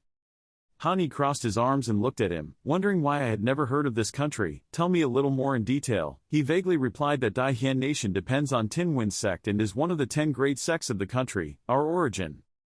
Hearing this, Hani was startled. He suddenly realized, what world is the original world? This is not the Tianling world. Where did I go to? The Mandarin explained that the original realm was one of the 19 realms, ranked 5th, then because of the war between the realm and the Great World, it split and closed, the origin was almost destroyed, he said. I asked him, have you ever heard of Tianling World? He was confused and asked Tianling, where is it? Hani couldn't find the answer he wanted, so he boredly replied, forget it, he couldn't ask anything in this small citadel, it seems he still had to find the whereabouts of Tianling World himself. After saying that, he transformed and left. The Mandarin woke up from his daze and said in bewilderment, what did I just do? In the nearby forest, two strangers were trying to kick Quan Lap's body with their feet, cursing and cursing. Quickly let go. The boy buried his face in his hands, hiding the object, firmly saying no, this is mine. The poor boy was beaten to a pulp but still determined not to let go of the animal skins. He panicked and shouted, I want to sell them to get money to save my mother, I can't give it to you guys.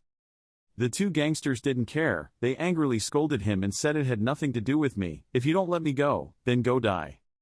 Quan Lap was beaten until he bled, lying on the ground struggling to say no, for you. The junior glanced at the boy in fear and told the boss, not good, it seems we have already killed him. The big brother who got the animal skin did not fear and replied that he was afraid of nothing.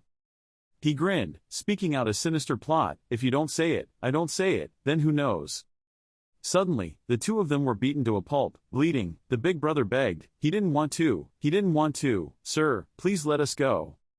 Hani stomped his foot hard on his head, causing him to vomit blood. He stood with his hands on his hips, looking at all three lying on the ground, sighing in frustration. Glancing at the poor boy, Hani muttered that it was just a few pieces of fire lizard skin, was it worth killing someone?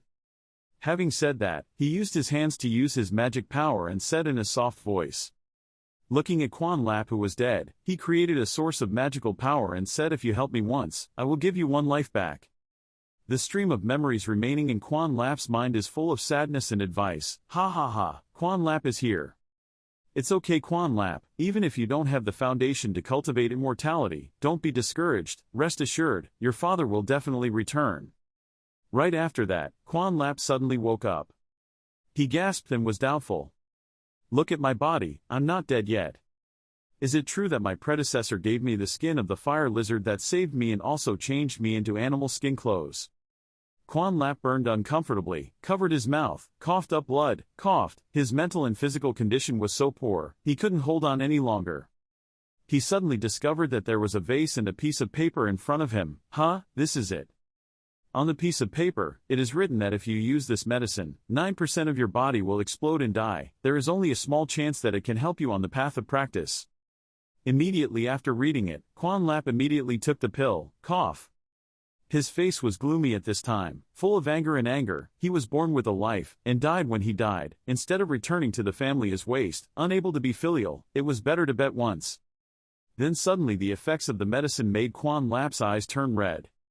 He coughed up blood from his mouth and coughed a few times. Immediately fell down in regret. My life, in the end, still has no way to turn the tables. Meanwhile, Hani happily whistled and walked in the garden, wondering if that kid had woken up yet. I don't know if I'm scared or not. Suddenly, a black shadow flew across the sky. An old man descended from the sky and said aggressively, Hey, little devil wearing a short skirt, give me all the things on your body. Hani reminds him, Old man, he's still going out to rob at such an old age, so he should quickly go home and enjoy his old age. The old man shouted loudly and threatened, Stop talking nonsense, take out the strange fire on your body, warn you, I just need to snap my fingers and 800 strong men will appear, if you don't obey, you will regret it, no time. Hani was helpless, didn't you call them here, so leave. Then he took out a fire. Is this the strange fire you mentioned? The old man saw the strange fire and was excited. Yes, quickly hand it over. Hani looked at the old man and said, This, I didn't expect that even if I conveniently collected the low-level strange fire under the lava, someone would want to steal it. Then he squeezed his hand tightly, even though it was useless to me, he couldn't let you take advantage of it. Behind Hani's back, a pink scene opened up of the old man's subordinates, making him surprised. What, this is? The old man turned his head in fear and hesitated. The strong men immediately ran away. They encountered a wounded fairy. Don't touch that place. Sir, spare your life, don't dare anymore, let's run, although the feeling of being trapped is not bad. The old man is helpless and bitter. Wait a minute, you bunch of cowards. Hani scoffed. Oh, don't you want to run, do you want to die? The old man felt angry when he heard that. He hummed and ran. I am not an anonymous person. Even if I had to die, I would never run away. Hani's face immediately turned blank. Ah, the old man said it well. Isn't robbing juniors a negligent thing? The old man angrily pointed his finger and scolded. Throughout the origin world, the secret art of detecting fate of fire void, I call it second, no one dares to call it first. The peak power of the origin world meets me. I also serve as a regular guest. I see destiny your number is less than a year old. If it's not a spiritual beast that has just awakened its intelligence, then it's a powerful person who has broken the world, right? Hearing these words, Hani thought, this old man, I have underestimated him. Based on the age at which I was resurrected, he is indeed less than a year old. He seriously told the old man, I am not a spirit beast, nor am I a person of the original world. The fire old man replied seriously, he was indeed a foreign guest from another world. Then, suddenly, the old man knelt before Hani and begged, Sir, accept me as your servant. Hani was stunned. Ha! The old man hugged Hani's leg, tears streaming down his eyes and earnestly pleading, Sir, I don't have much life left, this strange fire is my last chance, just let me go, old slave, in the next half of my life, I will definitely carry stool and urine for you. Seeing that, Hani had no choice but to agree, okay, let go, what the hell is holding urine and feces, I'm not disabled. Then he thought to himself, if he were an old man in the original world, he would definitely know a lot of new secrets in the original world, and maybe he would know how to leave this original world. He took out the strange fire and began to negotiate. Kek, the strange fire can be given to you, but you must tell me how to leave the original world. The old man stopped crying and left the original world. Then you asked the right person. If you want to leave here, you can only go through Upper Wind Vu Tong. Hani is happy, that's great, there really is a solution. The old man said, but sir, only the direct descendants of the ancient sect have the quota to use teleportation arrays across the world. Although your qualifications are sufficient, your cultivation level is too high. Even in the upper plains martial sect, no one dares to accept you as a disciple, or you can train a disciple in this world and let him join the upper element martial sect. Hani threw strange fire at the old man. There's no need to be so complicated. Cultivation is too high. Then he smiled and snapped his fingers, his body glowing with firelight. Cool is back, so wouldn't it be okay to break the restoration? The white-haired old man gasped and turned to stone. After a few seconds, he could react and shouted loudly, what the heck? Hani covered his ears with his hands. His face was 3 parts helpless, 7 parts expressionless and spoke in a low voice. The white-haired old man unconsciously stepped back, trembling and stammering. What about your cultivation level? Such a high cultivation level but only gathering energy. Hani's indifferent face remained unchanged. He glanced towards the old man and said, is there a need to be so excited? Cultivating disciples is too slow. I'd rather just do it myself. Having said that, the fire of passion burned within him. He had his own plans. Moreover, having come to the original world, how could he not learn some of the teachings of the original world? He seemed to be enlightened, so it turned out that this was a master.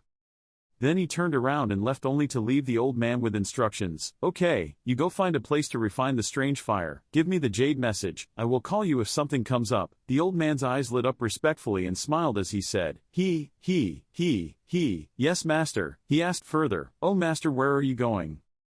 Hearing that, Hani immediately pretended to be weak and replied, I, of course, went around to find a sect to worship a master. After all, a small gathering of energy like me still needs protection. Hearing that, the white-haired old man is here. Behind could only be helpless with his answer.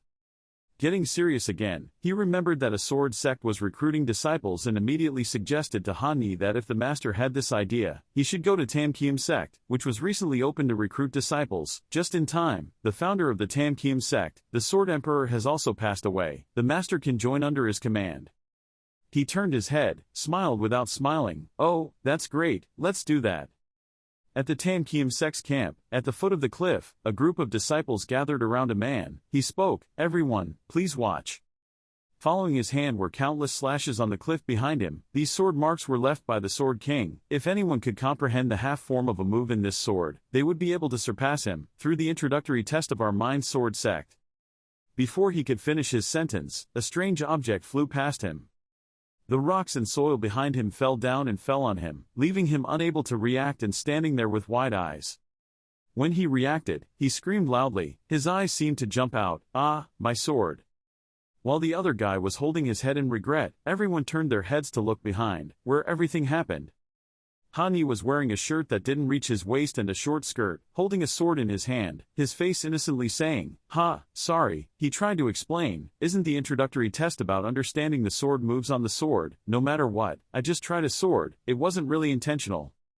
Others began to whisper behind his back, it was this brat, planning to destroy the sword, wanting to cut off our inheritance. Others replied, too wretched. Another person judged, still wearing it, short skirt, just looking at him I knew he was a pervert. Someone even said, beat him to death. Hearing these words I could only stay silent.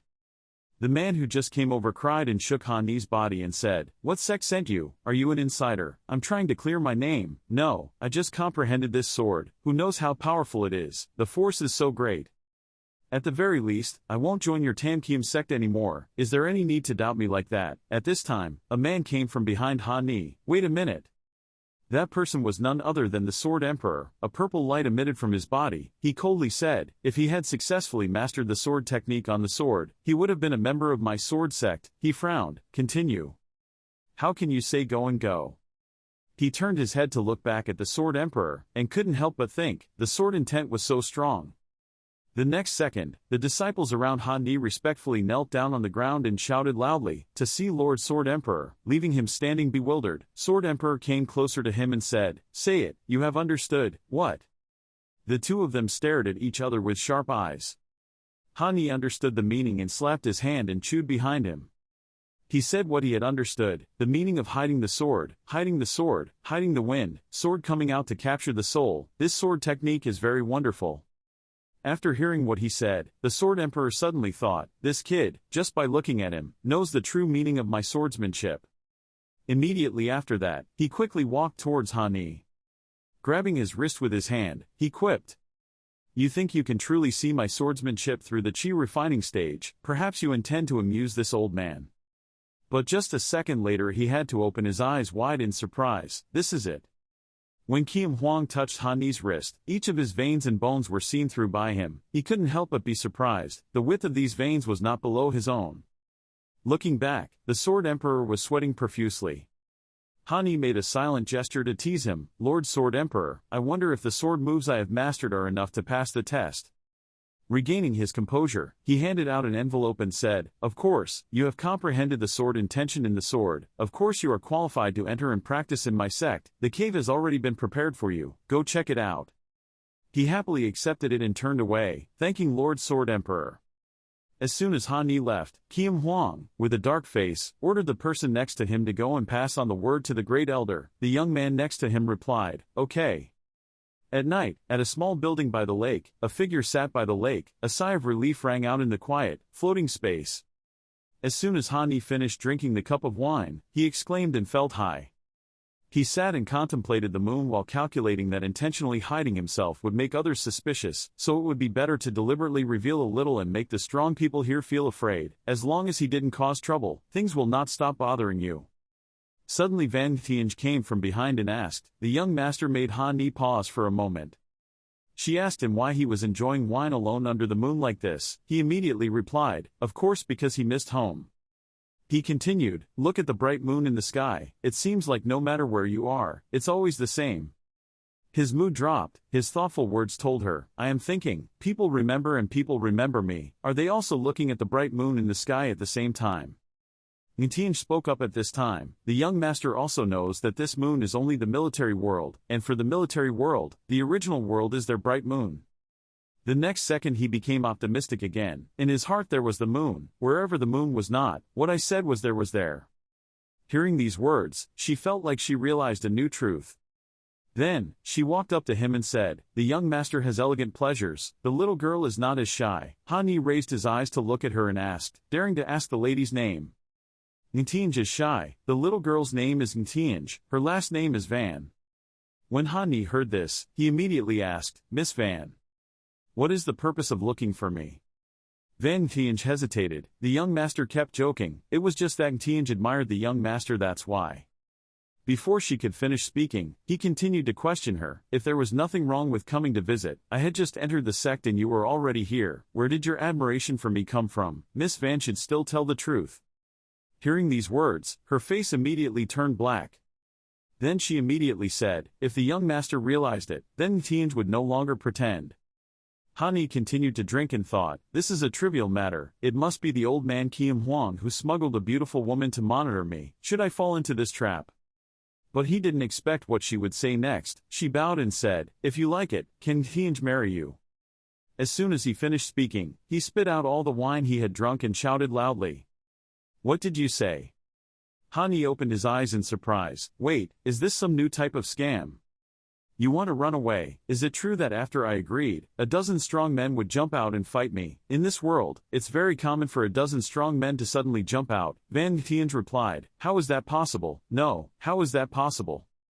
She looked at him and smiled. My betrothal to you was personally advised by Master Qian Huang. He absent-mindedly scratched his head. What is that old sword emperor doing? What I hate most is forced marriage, and besides, I already have a fiancé. You turned around and left. I went to find him to explain the reason. Van Tianj stopped me. But sir, Lord Qian Huang gave the order. We are disciples. He didn't turn his head to look. No matter who gave the order, we have to ask clearly what he wants to do. She wants to stop. However, as soon as she turned around, he was gone. She was the only one left there. She was surprised by what she saw. It was so fast. I have the spiritual knowledge of the Dong Tian realm but could not see his speed clearly. It could make Lord Sword Emperor proactively want to build a good relationship. Who is this parliament? A moment later at the Sword Emperor's palace, he asked, Sword Emperor, what is Van Tianj's story? He smiled and looked at him. What's wrong? He didn't like it. She was the Dai Nok immortal body. If it was dual cultivation, it could also be called a small Dao body. He frowned. It was the physical body he used to fake. He wondered, with such value, why did he give it to me? He answered honestly, Sigh, I really don't dare to hide it. In the original world, I could no longer upgrade. I had already planned to left this world, but the Tan Kiem sect has enemies in the original world. His face turned serious. Only one person who practices swordsmanship can become the Sword Emperor. This world can only have one Sword Emperor. That year the sect master of Tian Kiem Mountain was only one level below me. This position of Sword Emperor, after being occupied by me for hundreds of years, you tell me whether he hates me or not. He continued, after I leave, Tan Kiem Tong will definitely be wiped out by him. His face looked depressed. He calmly questioned, so you want to keep me here to deal with Tian Kiem's son, but I am just a person in the realm of self-power. You deliberately let me check the width of your veins. Aren't you trying to tell me, you are a serious cultivator? When your strength is at its peak, you are not inferior to me. You are the emperor who understands the true meaning of martial arts. I believe that as long as our Tan Kiem sect bows provide enough resources for you to practice. He squinted at him, his body about to burst into flames. He continued, for you, returning to your peak is not a difficult task. He looked at him and rubbed his head. Well, I want to seriously cultivate to leave the origin world, but if you provide enough cultivation resources for me, I can help you deter Tian Kiem Mountain. He seemed surprised by this decision of yours. Oh, what are you planning to do?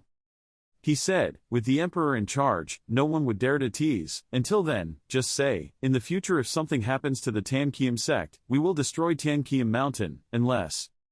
He smirked confidently, his talent could surpass mine. He was startled. You are the imperial family, are you not from the intelligent world, are you? He smiled. Well, don't worry, I was just accidentally transported here. I am the Xuan Emperor clan. The forehead supporter sighed. Sigh, okay. He looked up at you. Your blood won't lie. I trust you, just follow that. You put your hand on his shoulder, that's it. He also said, you told Van Tianj to go back. He frowned and sighed. Sigh, it seems that my Tan Kiem sect does not have the good fortune to become in-laws with you. Okay, do as you wish. A while later, Hani returned to the place where he met Tianj. She still had someone there waiting for him.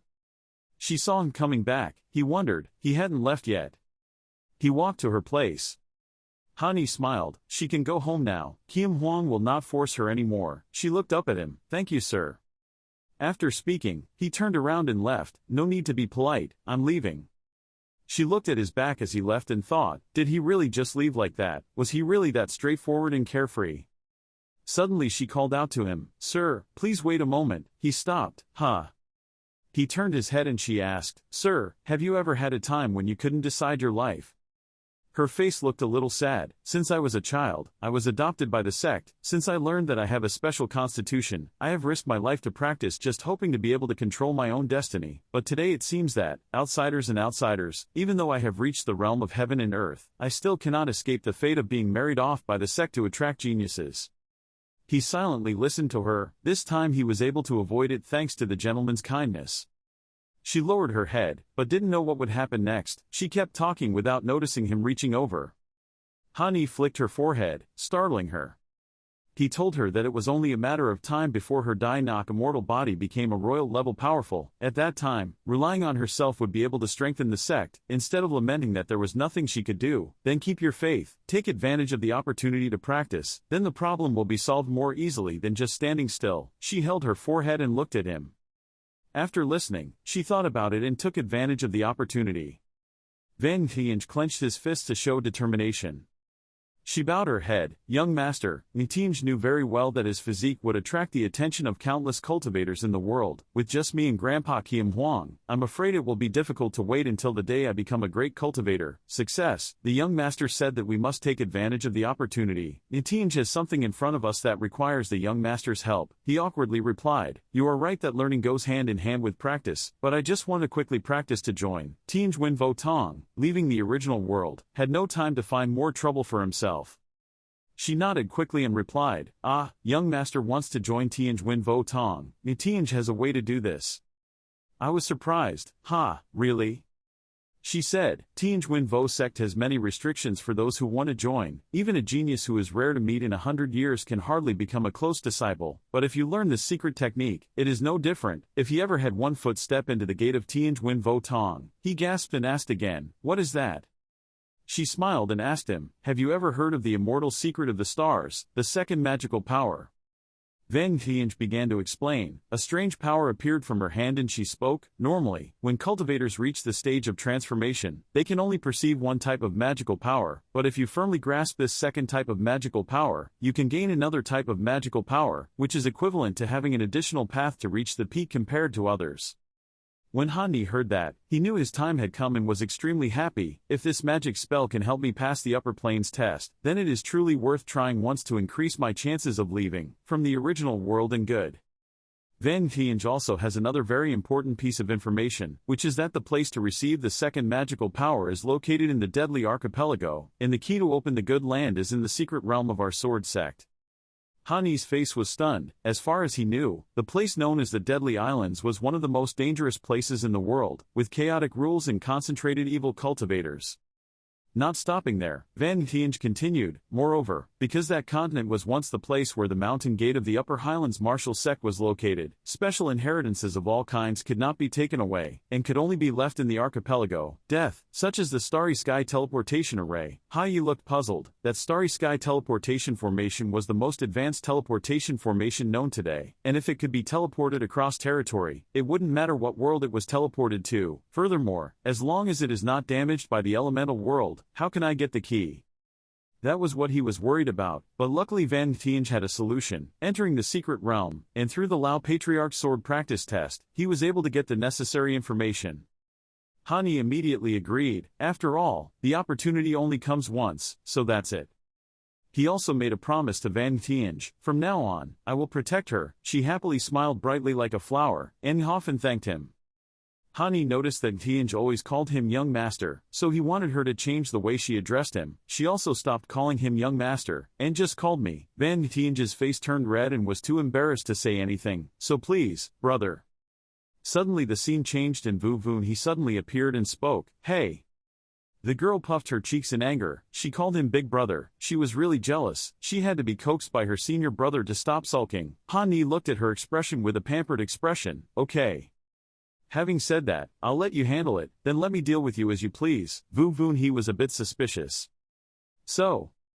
Oh really, brother, close your eyes. She walked closer to Hani and gently gave her a kiss on the cheek. Without knowing it, Hani still responded to her, okay. Vu Vun he also told Hani, before I say that your eyes may become blurred, don't open your eyes. But when she opened her eyes, she saw Hani staring at her. Vun he. It made her blush and blush. Why did he open his eyes and feel so embarrassed? Senior brother has endured many hardships in the underworld. Thank you for returning. She continued to ask curiously, so why was it still smooth sailing at Sword Sect after that? Hani tried to remember, after that. Specifically, in the original world 2 years later, around the Deadly Archipelago, the sound of crows in the black sky always made the atmosphere here become gloomy and scary. Hani walked in front and behind was Van Tianj. It took 2 years to return to the Cave of Heaven, become Dan Huang, and finally be able to explore the deadly archipelago. Van Tianj is scared. Be careful here, it's too dangerous, even if you want to go to the island to search for the second magic spell and the star teleportation array, there's no need to rush right now, right?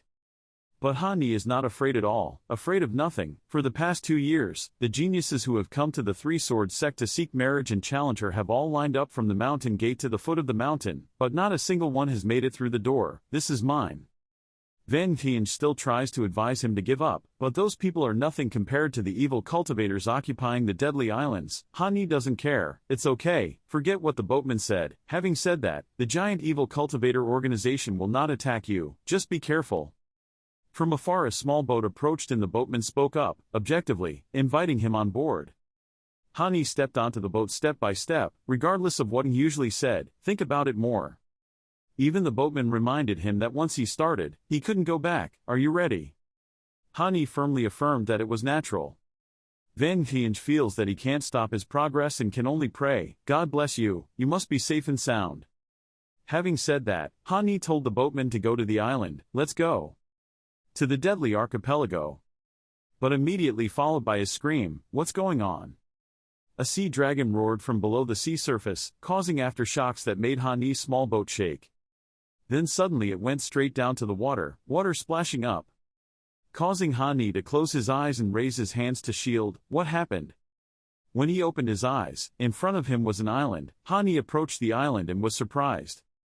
What is this island based on? What kind of dragon is this?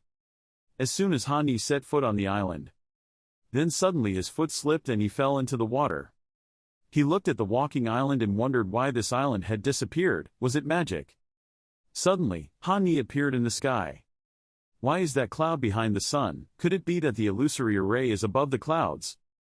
Hani slowly lowered his body and then used the momentum to soar into the sky, looking at the island from above. I'm excited to have found the illusory formation and found you. Hani landed on the island. It was truly surreal. There was also a place to stay on the island. Go see it. At this moment, a voice from behind rang out, oh congratulations, you are the 26th person who can see my magic, found you here. Hani glanced questioningly, asking who it was. A girl slowly walked over. Hani's expression suddenly darkened and he stammered, Vu Vun He. The girl immediately looked at him and smiled. Then suddenly, Vun He appeared behind Hani without realizing it. What's wrong? It couldn't be me.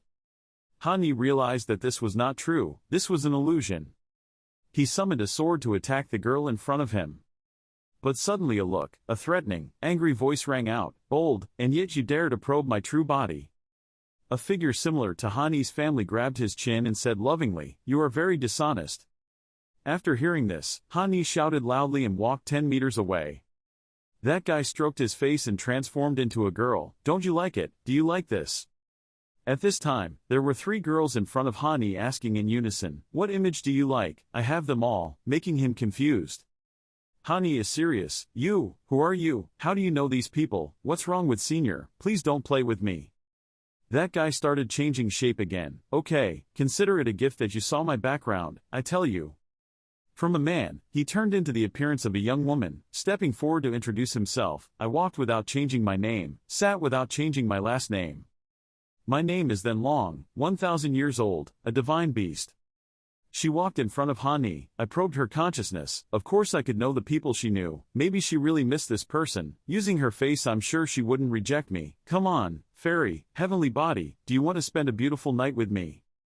After hearing this, Hani immediately swung his sword with one hand, causing the house behind him to collapse. Then Long saw that and shouted, huh, my house. She angrily chased after Hani, broke my house and wanted to run away. Please stop for me. Hani was so scared that he turned pale and ran away. Something had happened. The name of the heavenly body was his most important secret. He had been discovered. At this moment, a hand caught up and placed on his shoulder. His appearance changed to Hatho embarrassedly. Why are you running, my friend? My friend, being a younger sister can't be like this. Hani shouted, who do you think I am? The girl with the appearance of Hado pressed Hani down, causing him to stop. Wait, senior, don't be like that, don't be like that. The girl with bright eyes said excitedly, I can't wait, it's okay, I have thousands of transformations, but I am female, this damn magic island has trapped me for thousands of years, I refuse to accept it, okay, let's fight with me for 3,000 rounds, Hani is desperate, don't come here. To escape from Then Long, he unleashed his strength and broke free. Then Long was surprised by his power. What kind of fire is this? Even I can't stop it. When Hani saw Then Long's true body, he was surprised. Girl. Then Long recovered and scolded this bastard. The girl clenched her fists and gritted her teeth. She refused, right? She refused me. The sky suddenly darkened, rocks and stones rose from the ground. Hani was worried, something was wrong. The divine dragon's power surrounds the island, angry and threatening, so be prepared to stay in this battle for hundreds of years. Hani tearfully said that you and I have no enmity, no need to be so stubborn with me. His head was full of black lines, helplessly asking if it was okay to negotiate a bit. Then Long put his hands on his hips and said loudly, if you have the ability, then rush into the main hall yourself. The girl pulled her lower eyelid and made a teasing gesture while saying that if she doesn't want to go to the star to die, then give all her essence here, otherwise you obediently wait inside for me. Hani clenched his hands and trembled as he said he wanted, how much he wanted. Then Long touched his chin with a face full of triumph and said no more than 10 times a day, 3 months will let you go, about 1,000 something. As soon as he heard it, his face darkened in panic and he shouted, I can't, it's better if you kill me too, are you a devil? The little girl smiled proudly and said whoa I am a me dragon, we divine dragons are also called me longs, I didn't expect you to not even know this. Hani clenched his teeth and turned around angrily and said stop, okay. Seeing him angry and turning away, Then Long angrily crossed his arms, narrowed his eyes and glared at him. He walked towards the main hall and said loudly, waiting for me to find a way to break the formation and see how I can teach you. Then Long heard that, put his hands on his hips and said okay, I see how many years you can be patient. Hani stepped into the main hall, his hand placed on the giant stone pillars. He said he had entered the main hall. As soon as he finished speaking, the surrounding space suddenly shook. He was so startled that he had no time to react and lost consciousness. Hani woke up vaguely. Do you think I fainted? Where is this? In that vague moment, he suddenly found himself lying with his head resting on Vunhe's soft thigh. In the forest and blue sky, Vunhe was smiling at him. He was startled and his eyes widened in shock, thinking that Vunhe would test me with illusions so that I wouldn't be fooled. Vunhe smiled gently, brother, rest assured, I will use my 9 sons to exchange 1 life for you. Hani jumped up and pushed Vunhe away. He said no need. He sat up, his palms gathering spiritual energy, his face filled with murderous intent and loudly saying how can this petty illusion besiege me, sword hard. Before he could make a move, he was suddenly shocked and the spiritual energy in his hand dissipated because Vunhe suddenly grabbed his hand and said, but brother, if you continue like this, you will die. Looking at Vunhe's small, touching face, he couldn't help but think that he hadn't seen Vunhe in a long time, and he really couldn't bear it. After all, with my strength, I can always break this illusion, so it's better to look a little more. Hani reached out to caress the fake Vunhe's mound. Seeing this, she immediately called out to her brother. He blushed and said okay. Suddenly a group of people holding swords rushed in and shouted they were here, don't let them run away. Seeing that, he immediately lifted his hand and shot out a powerful stream of spiritual energy, obliterating that group of people. Hani, expressionless, waved his hand and said a bunch of chickens. Vunhe stood next to her and said that her brother was very powerful. Her beautiful face sparkled with admiration and she said, "Su brother, Vunhe wants to be protected by you for the rest of her life. Is that okay? Is that okay?" Hearing this, Hani thought expressionlessly and thought that the acting skills of this illusion were truly nothing. "I wanted to see what other tricks your car had," he said. "Yes." Vunhe put his arm around him and pulled him away while saying, "Senior brother, can we continue to live together like this?" The House of Representatives responded. Night. In the only room with a light on, Hani pulled the blanket up for the sleeping Vunhe. Looking at her sleeping, he thought that monks don't need to sleep. She sleeps, but it's just to cooperate with the illusion. What a powerful illusion, a truly powerful illusion, no matter how real it is, but knowing clearly that the illusion also makes others unwilling to break it.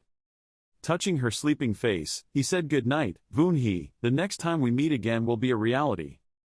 Hani snapped his fingers and made a magic trick, and the illusion immediately broke into pieces. The scene immediately changed in the blink of an eye. He saw that the place he was standing in front of was a lotus pond. He was surprised and said, "The scene has changed." Looking up, he saw that he was standing in a pavilion. He wondered why the Lotus Lake and the resort pavilion were a continuous illusion. While he was busy looking around, he suddenly caught a glimpse of the silhouette of an old man with white hair and beard holding a black box sitting in the pavilion. Seeing that Han Ni had discovered him in his hand, he also needs a black box containing a shining blue jade. The old man said that he had reached adulthood. This item is a strange treasure. It can help you realize enlightenment and realize more than one magical power of your destiny. Old man, as a divine king, you can come to the Stone Festival path, which proves that you will not be easily bewitched by illusions and have a better chance of encountering the Stone Festival path. Hearing that, his face was filled with joy. Why did he realize another part of his destiny? Could this be the second magical power? But it's hidden here, no wonder no one can find it. Han Ni watched the old man turn into a stream of spiritual energy and disappear, leaving behind the box. He disappeared, but his voice still echoed among the juniors. If one day we are destined to meet, remember you owe me a favor. As he finished speaking, the pearl flew into the palm of Han Ni's hand. The pearl was held tightly by him and he said Tian Hong will become a king. If that day really comes, what if I return at once to find it for him? Han Ni sat cross-legged cultivating, a stream of red-yellow spiritual energy radiating out to surround him. I think my ability to comprehend other principles is so fast because I have an innate Dao body that specializes in the realm of mind. I opened my hand. I thought if we start to perceive it here, maybe we can perceive the divine power that is most suitable for us. The surrounding scenery shows the blue water of the lotus pond and the pure clear sky. He slowly opened his eyes and said this feeling. All of this space seems to be under my control. Flowers bloom and wither, insects live or die. It's all in my one word. Great magical powers, words come out according to my will. Suddenly thunder rumbled. He was startled and raised his head in surprise and said, I haven't crossed the tribulation yet. I haven't crossed the tribulation yet. Why?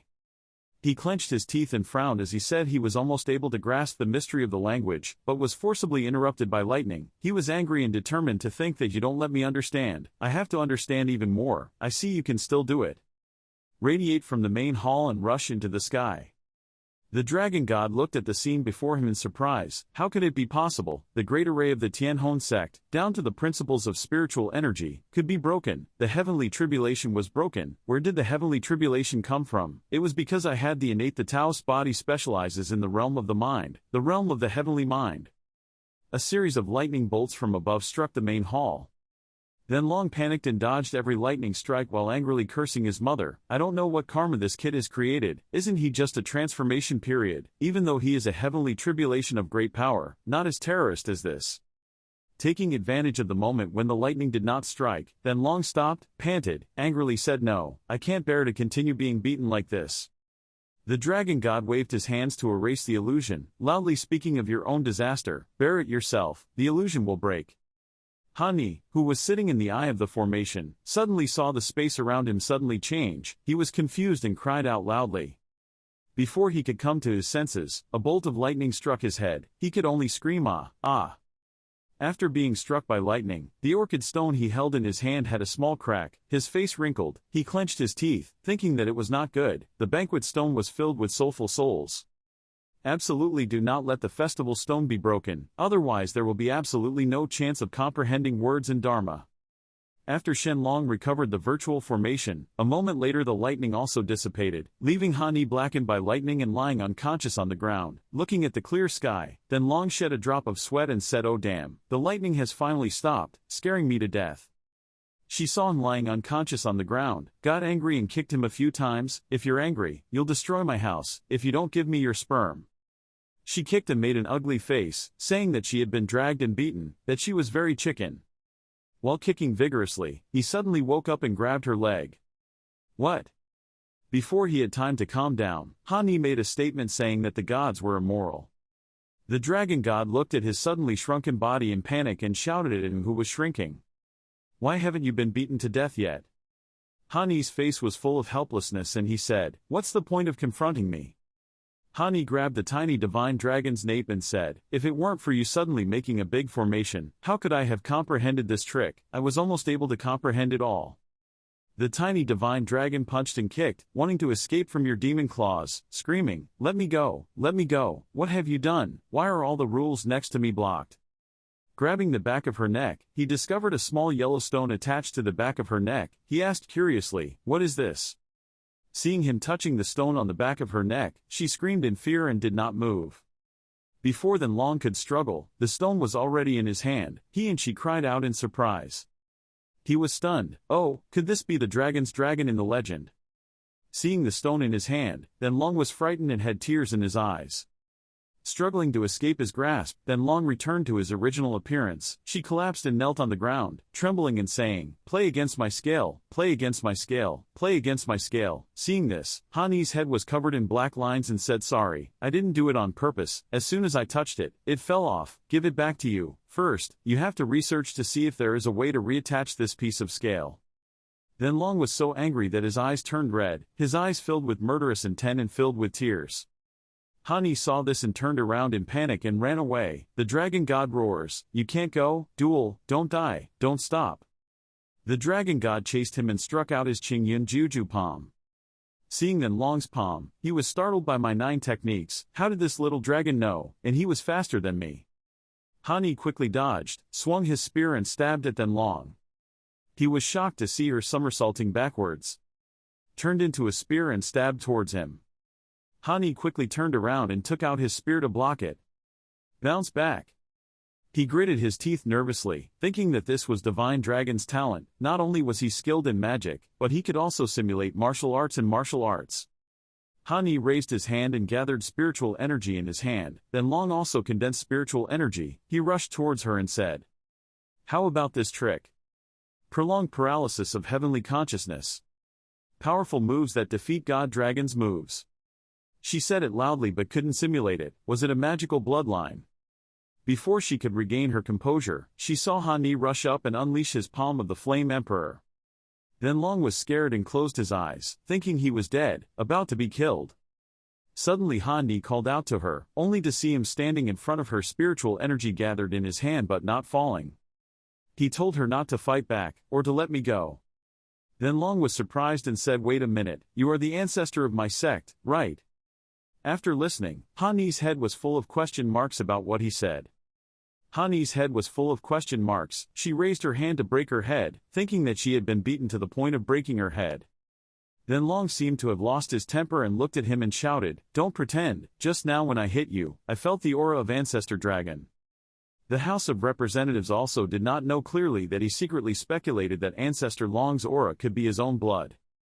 At this time, Then Long went down to the water, his face turned red, he looked cute and whispered, "Brother Hada, you plucked my dragon scales, you won't ignore me, will you? How about giving me a drop of blood essence?" But Hada resolutely refused, "No, no." The House of Representatives left, but Then Long held back, "Just give me your blood and essence, and ask me to be a mount for you to sit on, I refuse."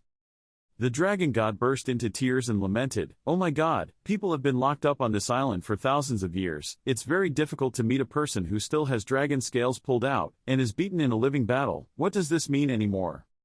The House of Representatives is also powerless against her. Isn't it you who made the first move?" Seeing that the House of Representatives had a reaction, Then Long immediately became happy again. There was an opening. She immediately used the magical dragon spirit and took out a few drops of blood, to the surprise of the House of Representatives. Quickly, the dragon used his blood-stained hand on Hada's forehead. He thought to himself, "I was careless, I forgot that she is the divine beast with the strongest magic." Then Long happily said, "Blood contract, established." Suddenly, Hani burst into flames, covering Then Long with fire. The House of Representatives' face darkened and he held his head in both hands. Can this and this matter still be forced? The dragon god doesn't care. "I don't care, I'm your divine beast now, you have to use your blood essence to feed me." But she was surprised when she noticed something again. The lower house turned around and left. The dragon realized that something bad was about to happen and shouted, "Ah, what?" As soon as the fire disappeared and the divine dragon was divided into two, she immediately became angry. "You dare to use fire karma to force me out?" The House of Representatives immediately stuck out her tongue in response to her. "Isn't the divine weapon the divine blood? What's wrong? Why do you have to follow me? Besides, can't your dragon scales grow longer?" The dragon god was disappointed and reproached him. Why would he burn his mount because of his owner's family violence? "I just signed a contract with you. No matter who dies, the other person will be injured. Even though I look small, my strength can definitely help you." But the House of Representatives frankly refused. "No need. Then Long immediately asked, "Are you sure? I know you want to find the Starry Sky Transmission Array. I just scanned the ancient Wutong Elder's memory. I know where it is." Hearing that, the house also secretly thought, "It seems that if I don't want to waste time searching, I can only take her with me." Although it was really annoying, she turned to look at the dragon god, who was making a cute face, waiting for his answer. After calculating, the House of Representatives was helpless to make a decision. "Okay, let's decide." Then you cast your magic power to blend the divine dragon into the fire weapon that you carry. The divine dragon behind shouted proudly, "I know, now you won't leave me." The House of Representatives looked up and told her to prepare to leave. However, when the delegate flew away, the divine dragon was suddenly caught by a certain barrier. The divine dragon panicked when he was locked up. "What's going on? Why was I stopped? Could it be that I couldn't leave my inner space?" The house also wondered, why did it only stop her? Sadness clearly appeared on the dragon's face as he recounted, "When I was still an egg, people had rumors that if I was born, I would create turmoil in the world, harming living beings. How many the zodiac wanted to prevent my birth but failed. The other side used the power of the laws of heaven and earth to create a place to prohibit me in order to permanently lock me on this illusory island until I died, but it was clear that I was not yet alive. Do anything." I heard that the House of Representatives was also pondering for a long time. A moment later, he placed his hand on the barrier and used magic. The dragon looked at his actions with his eyes wide open. "You're using heaven's immorality. How can you say that? The power of the laws of heaven and earth. Haven't you just been controlled by my new magical power?" Then Long beside him quickly said, "That's right, I was in such a hurry that I forgot." So the dragon god had also passed through the barrier. The minister quickly urged him to leave quickly.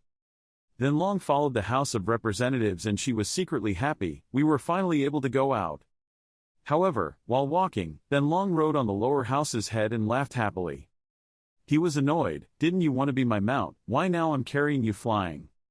Then Long used the excuse that "You can't even sit down if my body is this small." The House of Representatives said, "Is this a scam? Leave it alone, just show me the way." The dragon god stopped chattering and focused on showing you the way. Moving forward another 100 meters, we will immediately enter the transition land in the central area of the deadly island, Tu Ling Island, but we have to be careful on Tu Ling Island, there are many wild cultivators. But before he could finish speaking, a voice suddenly rang out, causing the two of them to stop in surprise. The House of Representatives is staring at the front, talking about wild beasts. "Wild beasts are coming. Right now, in front of you is a figure surrounded by a ring of red aura and a voice. Who told you to come here?" The House of Representatives immediately clasped his hands and bowed. His junior pointed to the center of the deadly archipelago, not intending to disturb his senior. That person gradually showed his face more clearly and spoke up in a black outfit with his face covered. "You are worthy. I work in the Vinda Palace in the deadly archipelago. If you dare to take another step I will burn your blood. Live you." The House of Representatives immediately turned to quietly ask Then Long, "What is the origin of Vinda Palace?" Then Long carefully whispered, "Stop him a little more, I have scanned his memories." The blood killer was angry again, hearing his name, "But you guys still haven't gone away." As he spoke, his hands radiated a stream of blood energy. Next, he rushed forward to attack. "It seems that you guys want to use your blood to nourish my knife." Suddenly he stopped. In front of the dragon god then looked at her intently. This girl was a bit interesting. Before she could react, he took her away. "I changed my mind. Let this girl stay. You can go away." The dragon god was scared and shouted for help. "The House of Representatives saved me. When I signed the contract with you just used blood essence. You only have a little strength left. You can't fight back." The House of Representatives immediately put his hand on his shoulder and called out, "Old man." His face was full of anger. The House of Representatives looked at him threateningly. "Don't think that if I'm polite to you a few words, I can bully him." His blood-red eyes were white with veins and angry. If you want to die then don't hurt anyone." The blood killer continues to roar, "Don't try to run." Nua said, "Go die." He raised his hand full of blood and attacked. The House of Representatives was not afraid at all, his cold eyes staring at the other person. Suddenly his vitality was interrupted, causing him to float in the air. Then he fell to the ground and screamed miserably, Where is my spiritual energy?" It turned out that the House of Representatives was secretly using the magic of godless gods to counterattack. Blood Killer looked at the House of Representatives in surprise. "No way, brat, what did you do? You, just wait there," and he took out a talisman to create a protective barrier. Divine Dragon then excitedly sarcastically said, "If you can't fight, why do you want to run away? It's not that easy." Hada quickly stopped her. "Hey, wait a minute, this magical power has consumed too much, can I have the remaining spiritual energy? Can't solve him."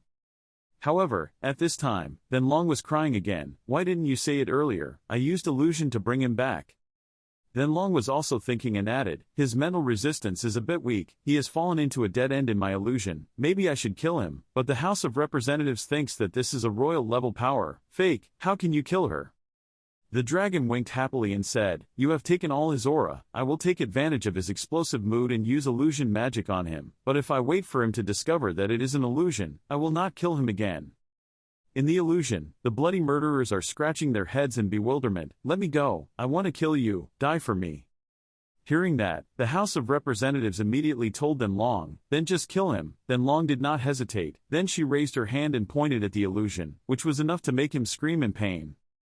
The dragon's eyes became cold and continued to gain strength. A powerful stream of spiritual pressure rushed straight into his body. In just a blink of an eye he exploded. Now all he has left is a drop of blood, and his last words rang out, "Vinda Palace will not forgive you." As he finished speaking, it was as if some force of power carrying the order to kill Vinda Palace rushed straight into the dragon's body. This strength caused her to frown in pain and exclaim loudly. Then she vomited blood and there was a halo of black gas on her forehead. The House of Representatives worriedly approached and asked, "Are you okay?" Suddenly, a ring of blood was tightly wrapped around the dragon's neck, causing her pain. It was dangerous. Why did he regain his reason at the last moment? The House of Representatives asked her again, how was searching his memories, can this thing be solved? She calmed down and said, "Found it." Then Long recounted, Vinda Deen, famous for assassinations, poisons and spells, was the #1 great evil sect of the original generation. The order to assassinate Vinda evil magic was the high-ranking wanted of Vinda Deen. Any magician recorded in it, Vinda Palace will hunt down the entire gate, not dying without stopping. Speaking of this, the dragon shouted loudly, "What should we do? It seems like teasing is causing big trouble." The Lord saw the dragon worried and asked, "What's wrong? I'm scared." But then Long pointed at himself with his hand, "I am a divine dragon, a divine beast, what do I have to fear?" But according to Blood Slaughter's memories, now the people of Vinda Palace and the group of evil cultivators they hired are all at the ruins of the Yuan martial sect looking for something but a divine pill. I'm just worried, if I keep going like this, I'm afraid there will be quite a bit of trouble. The house ignored it and walked past the dragon god. They kept looking for their god pills, and I looked for my song formation. If they dare to come and cause trouble, I will also dare to teach them to kowtow and cry to heaven. Listening to you speak, then Long gasped and watched. Ah. That's right, wait for me. The scene changes at this time. Young Master Da is the young master of Vinda Palace, clicking his tongue in disdain. At this time, someone was trying to get inside but was blocked by that purple aura. Looking at that person who instantly turned into ash, Mr. Yi criticized him, a bunch of trash, he couldn't even open the stone door.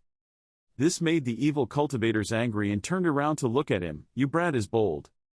One of them pointed his finger at him and shouted loudly, Surname Da, here are all famous formation masters, it's not your junior's turn to talk so arrogantly, forget that we are all from Vinda Palace, you invite me to come and help, it's not something you can call and chase away. Young Master Da looked at them with a cold face and finished speaking. Then he used 3 fingers to cast a spell and immediately killed the evil cultivator he had just killed. He looked at the group of people in front of him sarcastically, with that little bit of your ability to break the battle, it's because you respect your face that this small thing is your turn. If you don't respect your face then what are you? Just an order from my Vinda Palace will automatically have a bunch of people coming to help. Today, if you can break the battle, if Vinda Palace eats meat, you will also get to drink soup. If you can't break the battle, everyone will die here for me. After listening, the evil cultivators could only grit their teeth and look at him without saying anything. Also at this time, Hada disguised himself and mixed in with the group of evil cultivators and secretly said to Then Long, can you break this restriction? Then Long replied bluntly, of course, you think I am but we were originally ordered to be hunted down by His Highness Vinda, so now we appear, I'm afraid it will be even more troublesome. The House of Representatives continued with cold eyes, you're inside my body, so there's nothing to worry about. Suddenly Mr. Da got angry, he was over there, what was he mumbling down below? As he spoke, he waved his angry arm. Then he punched the ground with such force that it cracked the ground, causing several evil cultivators to vomit blood and die. He retracted his hand in anger, daring to make noise while the young master was talking, not knowing whether to live or die. But suddenly, the House of Representatives appeared from behind and punched him in the back of the head. Who do you say doesn't know life or death? Then the House of Representatives immediately advised Then Long, later I will find an opportunity to approach the forbidden stone door, the rest will be left to you. Then Long without hesitation agreed, no problem. However, Mr. Da suddenly turned back and punched the House of Representatives' hand, shattering the spiritual energy surrounding the House of Representatives' hand, causing him to stand and stare in bewilderment. The House of Representatives was pushed back. The young man's eyes were bloodshot and he asked, "You are not an evil cultivator, how could you blend in?" The House of Representatives also quickly summoned a spear full of spiritual energy. Next, he stabbed straight into De Duong's body, but he blocked it with his hand and was crushed. The House of Representatives looked at the fragments of the spear in surprise. The spirit spear was broken. Why was this bastard's physical body so hard? While he was not paying attention, Mr. Da immediately grabbed the lower house's shirt. He stood in front of you threateningly. I don't need to know who you are or what your purpose is. His eyes were filled with blood. He raised his fist and let out a terrifying voice. Today, he made people leave but never come back. He immediately raised his fist to attack and died. The House of Representatives gently raised just one finger. Suddenly his fist was stopped. You looked at him in disgust. Is that all? This humiliation made him widen his eyes in surprise. It was impossible, there was no one in this world who could do this. Block my attack. As soon as he finished speaking, the House of Representatives' fist was rushing in front of him. In the blink of an eye, he was punched by the deputy and sent flying back into the distance. Only when it hit the cliff did it stop. The House of Deputies coldly straightened his coat and said, "Before, what was the name of the bloody murderer? Are you, Vinda Palace, brainless?" After saying that, he turned around and left, leaving him behind to exclaim in surprise, "Bloody murder." Young Master Da was angry when he heard the mention of blood murder. He raised his hand to cast a spell, creating a pink aura surrounding him. What have you done to blood murder? His eyes suddenly showed confusion. Before he could do anything, a piece of his hand was cut off by the minister, causing him to scream loudly in pain. The house immediately left but did not forget to repeat, "I don't care about your Vinda Palace, you guys just want two people to come one after another to cause trouble for me." Having said that, the House of Representatives immediately asked Then Long to open the door for me. Upon hearing the command, the divine dragon immediately appeared and said, "Come here." Then she raised her arms horizontally and cast magic to slowly open the stone door. The spiritual energy also radiates from the gaps. At the same time, Mr. Da discovered that on the dragon's back there was a dark mark that he recognized, that is. He gritted his teeth and got angry. Vin Da's order to kill him turned out to be you. At this time, Then Long also successfully opened the ban and announced that the House of Representatives was finished. The House of Representatives, his face full of anger, turned around to warn Dekong to warn you, whoever belongs to us will be found, don't bother each other, if you ruin my work, all of Vin Da's people will don't think of leaving the ruins, all of you. Having said that, the two of them entered the ban, leaving young Master Da sitting there frustrated. He screamed like a crazy man, he deserved to die. Then he angrily shouted and chased after her, saying that today he must die. When you enter the forbidden scene, the dragon tells you that you have arrived, the place you are looking for is here. The House of Representatives looked around and was surprised. This was the song array from the starry sky. This seems to have no place to put the spirit stone. How should I start it? Then Long immediately said, "Spirit stone, stop dreaming. I can't use this battle, its engine needs to rely on divine power. You're in luck. If we talk about divine power, then I have it," you exclaimed in surprise. Really? The dragon said to the confusion of the lower house, "Give me the essence, help me condense the divine power, after thousands of years I can help you transmit it." The House of Representatives' expression was a bit ironic and immediately refused. She just kept dreaming. Get out of the way. The dragon saw that she couldn't seduce him and stuck out her tongue in reproach. "Humph, you petty person." The House of Representatives turned away and thought, is there no other way? Then Long will put it on your body, either give out your aura or don't go. Think for yourself. The house turned around and punched Then Long, causing her to lie flat on the ground. In the end, is there any other way? Then Long was angry, you actually dare to hit me. Even so, Then Long also stood up and gave him a suggestion, using magic stones, which are stones that have absorbed the power of a strand of origin, located near the origin of heaven and earth, but The House of Representatives also knew and intervened. The original was broken, right? The dragon looked at him in surprise. You know. The House of Representatives almost helplessly recounted that when the Netherworld besieged the Citadel, I had experienced it, saying that those strands of power were the purest in heaven and earth. It would not be an exaggeration to say that now there is no magic stone. Hearing that, the dragon also felt a little sad and remained silent on the spot.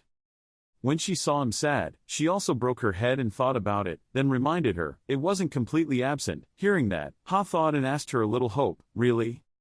Then Long then explained that the Upper Plains martial sect is the ruler of the origin world. If there is a starry sky transmitting the song formation, it means that there will definitely be a way to get the magic stones. How can they not reserve some magic stones? Even though they moved away because of the sex struggle, the old place on this side is not there. The Tianjin martial sect is on the new continent. Suddenly a voice rang out, so what you are looking for is this. From above the dragon's head there was a dark shadow shining down, making her look up in surprise.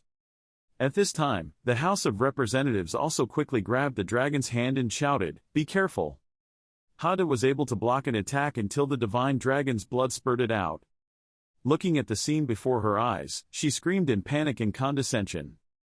Because the sword strike was quite deep, the servant seemed to have lost a lot of blood and gradually unsteadily fell towards her. The dragon's face changed color when he saw a sword stabbing into the lower body. It turned out that a masked white-haired old man used a sword to stab the House of Representatives. However, he was bewildered when he saw something strange. Even the dragon god was confused and didn't understand what was going on. It turned out that the House of Representatives had used magic to clone himself upwards to receive the disaster. As for the white-haired old man holding the sword in his hand, his posture was incomprehensible. After images, I clearly felt like I was stabbing him. Next, then Long also quickly flew up to the House of Representatives, and the white-haired old man angrily lowered his sword and looked up at them. The House of Representatives was surprised, so he immediately asked, "Who exactly are you?" The old man immediately burst out laughing. "Ha ha, you injured someone from Vinda Palace, do you still want to leave here alive?" Above, then Long also recognized him and advised Hanoi, "Be careful, if I see correctly, this old man is a royal level expert." Hanoi was also a bit surprised at this time. Royal level, isn't that the highest level in this world? At this moment, the old man below was swinging his sword, creating lines of sword energy, and a vortex of black energy also appeared at his feet. In a moment he moved and disappeared, only a black patch remained. The House of Representatives is also focusing on vigilance and reminding the dragon to be careful. In just a blink of an eye, he rushed forward, holding his sword and sweeping a horizontal attack. The dragon was able to avoid it, but Hada was injured in the shoulder. He grimaced in pain. His speed was so fast, he couldn't see which direction he was coming from. The dragon observed and shouted loudly, "Your Majesty, this old Un is a murderer. As long as you see through his magical powers, that is your chance to live." Your Majesty held his wound in thought. She said, "It's very easy to hear." The House of Representatives was concentrating on silently observing him, but he disappeared. How did it move? At the same time, a dark aura suddenly appeared under the dragon's feet. The House of Representatives quickly turned back to look and discovered this, so that was it. From the black air appeared a foot. Immediately, he put all his strength into one arm, emitting powerful shock rays, raised his fist and rushed towards the dragon god, making her scared and could only stare wide-eyed. However, the House of Representatives punched the old man straight in the face because he was standing in front of the dragon god. After the punch, he fell down and hit his head on the ground, creating a shocking impact. The old man sat up and covered his face with his hands, surprised. "No way, how do you know where I am?" The House of Representatives has recognized his supernatural power and is not afraid to expose it. His magic uses the darkness to move, am I right? He was still speechless, so what if you guessed right? Can you survive under the hands of a royal-level powerhouse? He suddenly raised his sword from behind the House of Representatives, intending to slash him. However, the House of Representatives summoned countless dry bones to surround him. His whole body was surrounded by strong pressure and a face was gradually appearing. The House of Representatives said, "Should we continue living?" He slowly turned around and showed a strange smile. He guessed it. His eyes showed surprise. But later, he still had time to hide somewhere else and was proud. "You just changed your face. My magical power of illusion can hide in the underworld and nothing can fight against it." Without waiting for him to finish his sentence, the House of Representatives appeared behind him, causing him to panic and change his expression. "I found you." The old man turned around in horror. What? How can you see me? Living people cannot see the underworld.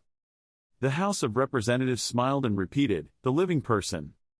Then the light immediately turned into a dry skeleton and let him know that I am someone who has gone through the cycle of life and death for me is just a temporary state. Having said that, he immediately waved his hand and summoned a spear. Very quickly he moved a few spears to create a powerful network that surrounded him. Finally, the House of Representatives immediately raised his hand and launched a fatal move. Being hit, he slowly fell to the ground.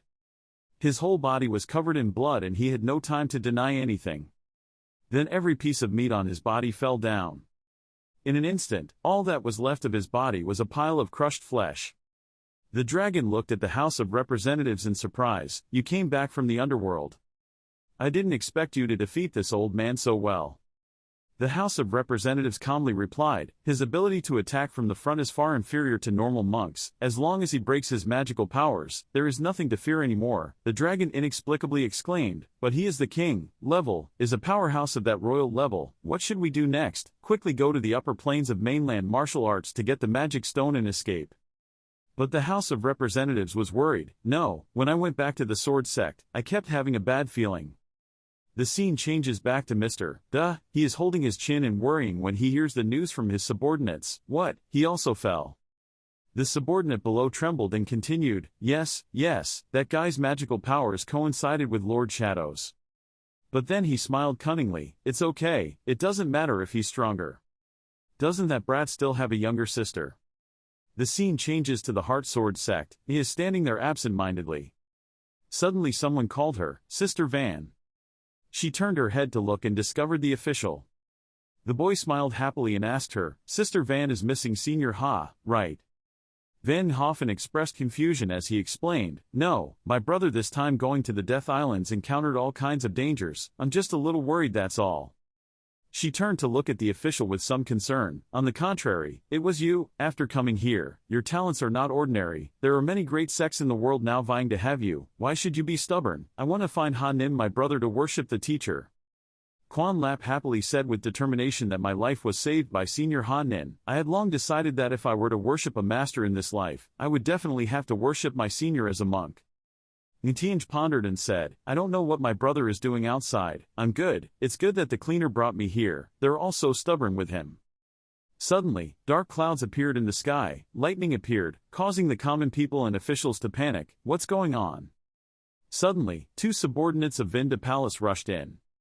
Very quickly, they approached the girl, pressed her to the ground and shouted, it's her, take her away. The Mandarin raised his hand and prepared to draw his sword and shouted loudly, who are you? However, before the boy could do anything, someone responded and cut off the other two men's arms, causing them to scream in pain. That person held a sword in his hand and asked who was coming. Hoffen saw people coming to save him and quickly shouted, looking for the royal family. The Sword Emperor stood there looking at a few men dressed in black, radiating murderous aura everywhere, yet daring to come to my sword sect's heart to arrest people. Another guy rushed forward and smiled cunningly and ordered to hand over the House of Representatives' sister. If not, I will punish you today at Vinda Palace. He began to smile despicably, being massacred and destroying the sect. The Sword Emperor replied angrily, boldly, on the contrary, the old man wanted to see, if there was an old man here, who would dare to touch a person from the Heart Sword sect. While speaking, the Sword Emperor cast a protective magic array to create a barrier, protect ordinary people. Then he gave an order, the disciples obeyed, and all fought against the enemy. The Sword Emperor wielded his sword and rushed forward to attack the evil cultivator, slashing his sword, forcing him to fly back to defend himself. Ntienge was worried and shouted, looking for royal family protection, while in the distance another evil cultivator was rushing towards Ntienge. Fortunately, the official rushed to stop him. Seeing this, Hoffen panicked and reminded him, the official, be careful. The official felt frustrated and shouted loudly, but he was a person who could not defeat his predecessor, so he arrested the woman. The evil cultivator was truly despicable. However, the evil cultivator smiled vilely, whatever you think, then he stabbed the knife straight into the official. Just in time, a handful of spiritual energy reached out to block the blade. This person is an old man of fire, he shouted angrily, as a royal-level person, you secretly attacked a child, that's a bit too much. The evil cultivator stuck out his tongue and sneered, there was also a half-royal outfit. He raised his hand full of spiritual energy and readied the knife in his sleeve.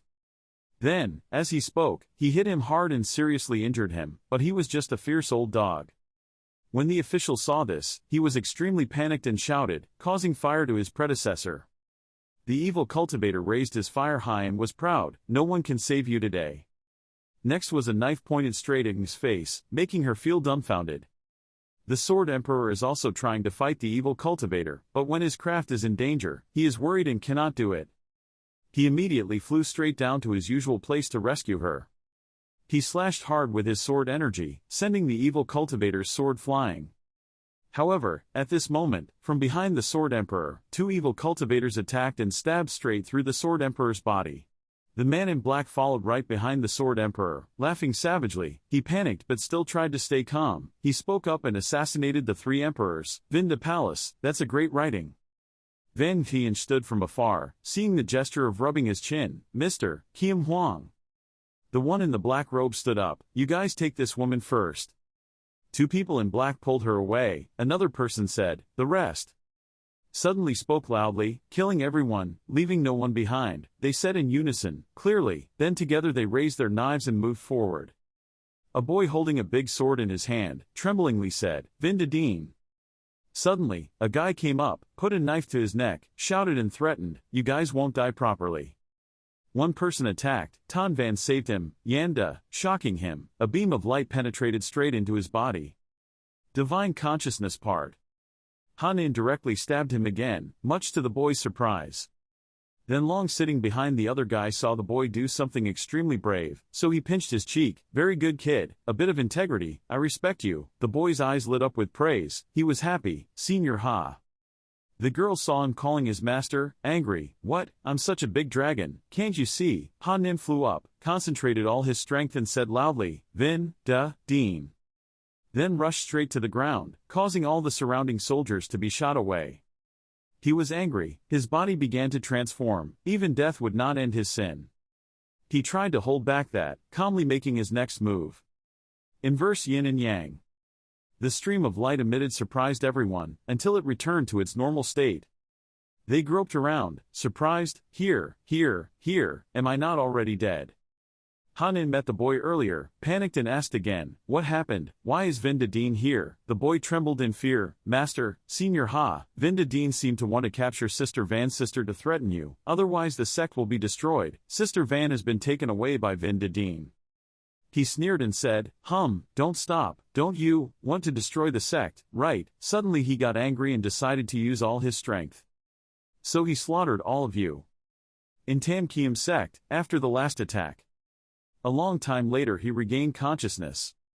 Sitting up and seeing Han Nin, he immediately held his head. Seeing his embarrassed look, he quickly spoke, Kiem Huang, you're awake. If that's the case, I'll go find Tianj. Suddenly he grabbed his arm and said, wait a minute, Han Nin, this matter should be discussed more carefully. Seeing that he was focused on the story, he began to tell, Vindadine was just sent to arrest Tianj. There were 3 royal-level powerhouses, he continued. When there were so many of the royal level, they were only used to capture one woman. This makes me have no doubt that experts like this in Vinda Palace are afraid there are still many more, capable of holding the secret to creating royalty from humans. After he was stunned, he soon realized that this was not the production of royal fake goods. He also agreed with him but did not dare to confirm, if that was the case, not to mention that even if we went first, we would only be sacrificing our lives to the political faction of the entire origin world. It would be a serious threat. At present, what we need to do most is to unite other sects and together destroy Vindadine. Hearing this, he was extremely angry, his hands clenched and trembled, he gritted his teeth with anxiety. So what should Van Tianj do? I promised her that before leaving Windjoy, I would protect her safely. I can't stand by and watch her get hurt because of me. Finished, he gained momentum, sword, and said, Vindadine are all scum with no humanity at all. I have to go explore first. The Union depends on the Sword Emperor. I didn't have time to say goodbye. He flew away so fast that everything in his room flew up. He panicked. Han Nin, you're slow, we're all flying up. Outside Vindadine, Vindakok, looking around, he spoke, is this the area of Vindadine? Yet it is built underground.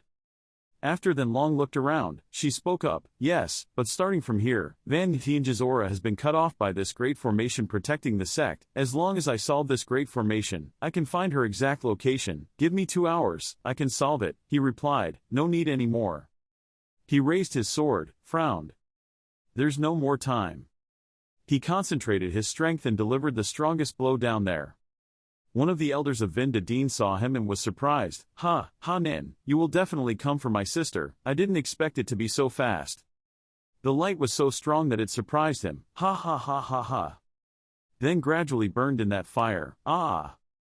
After finishing, he hugged his chest. The girl said, you forced your way in. Regaining his composure, he continued walking, going, down to Vin Dedin. Sitting on top of him and flying down, she thought to herself, luckily I didn't tease him too much when I first met the owner, otherwise I'm afraid I would have turned into a dragon. At the right door in front of Vin Dedin, Dekong too was already waiting, contemptuously said, to dare to come to my Vin Dedin alone, you are really bold, ha ha ha. Hanin prepares his strength, doesn't mess around with him too much, doesn't waste words, hands him over here, otherwise. Massacre, destroy the sect, return it to you intact. He sneered, slaughtering my sect, ha ha ha, ridiculous. 2 or 3 elders are nothing more than chicken feathers and garlic to my Vinda palace, they won't really let you create the illusion that you have the right to resist. He further stimulated his pride, he was angry, the ordinary royals were mass-produced by your Vinda palace, so don't bring them up and cause embarrassment. He was so angry that his eyes turned red, He ordered his troops, daring to insult us, come up to us, they also obeyed in unison. Clearly, on the other side, Han Nin had finished preparing, the power was shining brightly in one corner. Then Long transforms, uses magic, holds, she urges him, Master to hurry up, I can only hold for a second, only use one move to destroy those lowly generals. Dekong too sat outside in surprise, what? I'm determined, enough is enough. Just use one move to destroy those petty generals. Dekong too sat outside in surprise, what? Meanwhile, she also informed him, Han Nin, I found Van Tianj's location, but her condition is not quite right. He reminded her, don't pay attention to it first, with these head-shrinking turtles, Van Tianj is more urgent. They quickly passed by, quickly, here. He heard the conversation just now, got angry, what he dared to say was a turtle, he pulled his head back, called everyone out to me, today I want to make them forever buried in my Vinda palace. He quickly ran to the place where the iron frame was blocking it and called out, Van Tianj. Seeing her hands tied on both sides, her whole body submerged in water, he was worried, I'm here to save you, you're waiting for me. Van Tianj heard someone's voice, gradually waking up. Then Long looked at Van Tianj with worry, my god, her soul has completely cracked, your karma has no effect on her soul at all. Han Nin is upset, damn, am I still one step late? The girl reassured him, don't be in a hurry, luckily you used fire karma in time, her body was saved, the urgent thing now is to help her stabilize her soul, quickly get out of here, went to find the god pill, trying to give her strength, he turned around and asked in surprise, god pill? Is the divine pill that Vin Dedin once found at the Tianj Wen Vo Tong relic? She looked at him worriedly, yes, that miracle pill was indeed effective, but... Before he could finish his sentence, from behind, Dekong Tu's generals found him, loudly warning, found, the young master had orders, kill them all without mercy, his face darkened, his hands clenched, I'm so angry right now. Then Long supported Van Tianj, then said, now let's run quickly, they have too many royal-level people, let's leave here first and think of another way later. He gathered his strength, both doing and talking, with Van Tianj's current situation, there was no time left. A loud noise rang out, he said, today we can finally dismantle this Vinda palace, we also need to find the magic pill to restore Van Tianj's soul. A person suddenly appeared, passing by with a rustling sound, suddenly the power of the surrounding dragon force became stronger and stronger, with a thud, the person flew away. He didn't stop there, he also used the 8-month Dan Zop move, making everything around him seem to be about to collapse. Finishing the final move, there was a loud bang, shattering the area into pieces. The sound of footsteps. At this moment, there was only the rustling sound of the wind. A person sitting nearby was scared. This Vinda palace was destroyed, he was scared by the sound of footsteps of someone approaching. He asked harshly, where was the primordial spirit that the Death Islands possessed? He trembled in fear, so he had to confess, staying next to the main hall. Please, don't kill me, I'll take you there, he replied simply, leading the way. He trembled, yes. In a secret area, the master of Vinda Deen spoke loudly to Kong Tu-da, knelt down. He continued, the fate cards of 1,000 elders were cracked in half. Most of Vinda Palace was also destroyed. Why did you cause trouble? He bowed down and said, son, there is a little Wu Huang, come here. Without waiting, he cursed, you idiot, the thing that restrains us the most is the Wu Huang, why are you poking him? He stammered and continued, I didn't expect that damn Han Ni to be so difficult to beat. He frowned, annoyed. Where did he come to respond? You guys took the initiative to find trouble first. He opened his eyes, stood up and hid behind him, frightened. Father, it was him. He calmly said, why take the initiative to come to the door? I really don't know if it's because you are bold, or because you don't know how to control yourself. He was calm, chattering too much, leaving it behind after he died. He just chuckled, ha ha. Whoosh, a gust of wind surrounded him. He was surprised and extravagant, so you should try it.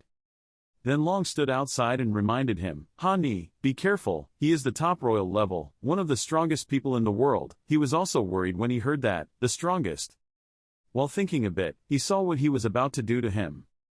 Luckily, he was alert in time to stab him with the sword. He laughed, peak, why?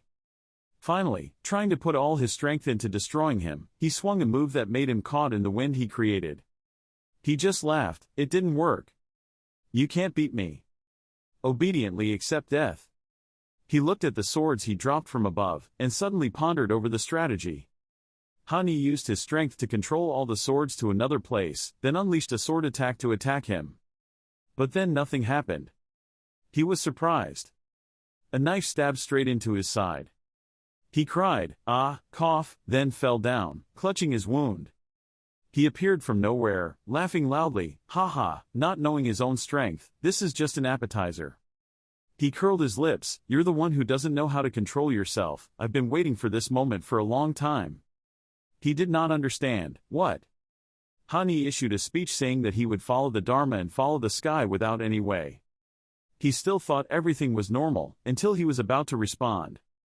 He raised his hand to make a move but couldn't do anything. He was surprised. Why is this happening? My spiritual energy, why is it no longer there? Suddenly there was a rustling sound past him. It turned out that he had slashed his neck. His body was still floating up there. I'm satisfied, it's over. Just after finishing the attack, his previous wound was touched. He felt a sharp pain and then fell to the ground, causing them Long to see him and run over worriedly, calling out, Han Ni. He suppressed the pain, told her, don't worry about me, go search his body to find the magic pill. He said that, but in fact she was still extremely worried. But where did Dekong Tu come from? He was surprised. No, it can't be. My father is the strongest. What have you done? He suddenly realized, that's right, I'm still half an elder. Your strength is exhausted. He held the clog and said loudly at him, Vinda Deen will never lose. Before the two could do anything, Chu Dao friends behind him slashed him and made him fall down. He breathed heavily. Finally, it was here.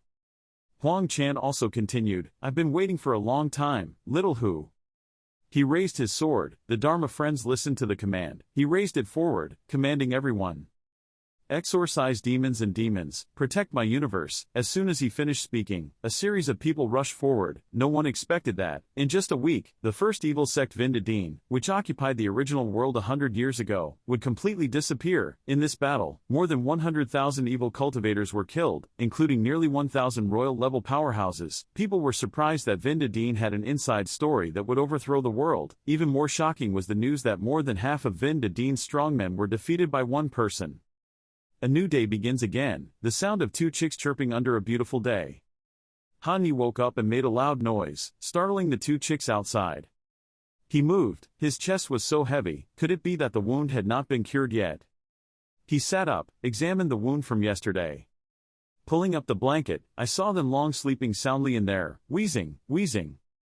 He was shy, shouted, go away. She was startled. Wow, what's going on? Van Tianj passed by and saw a loud noise in his room.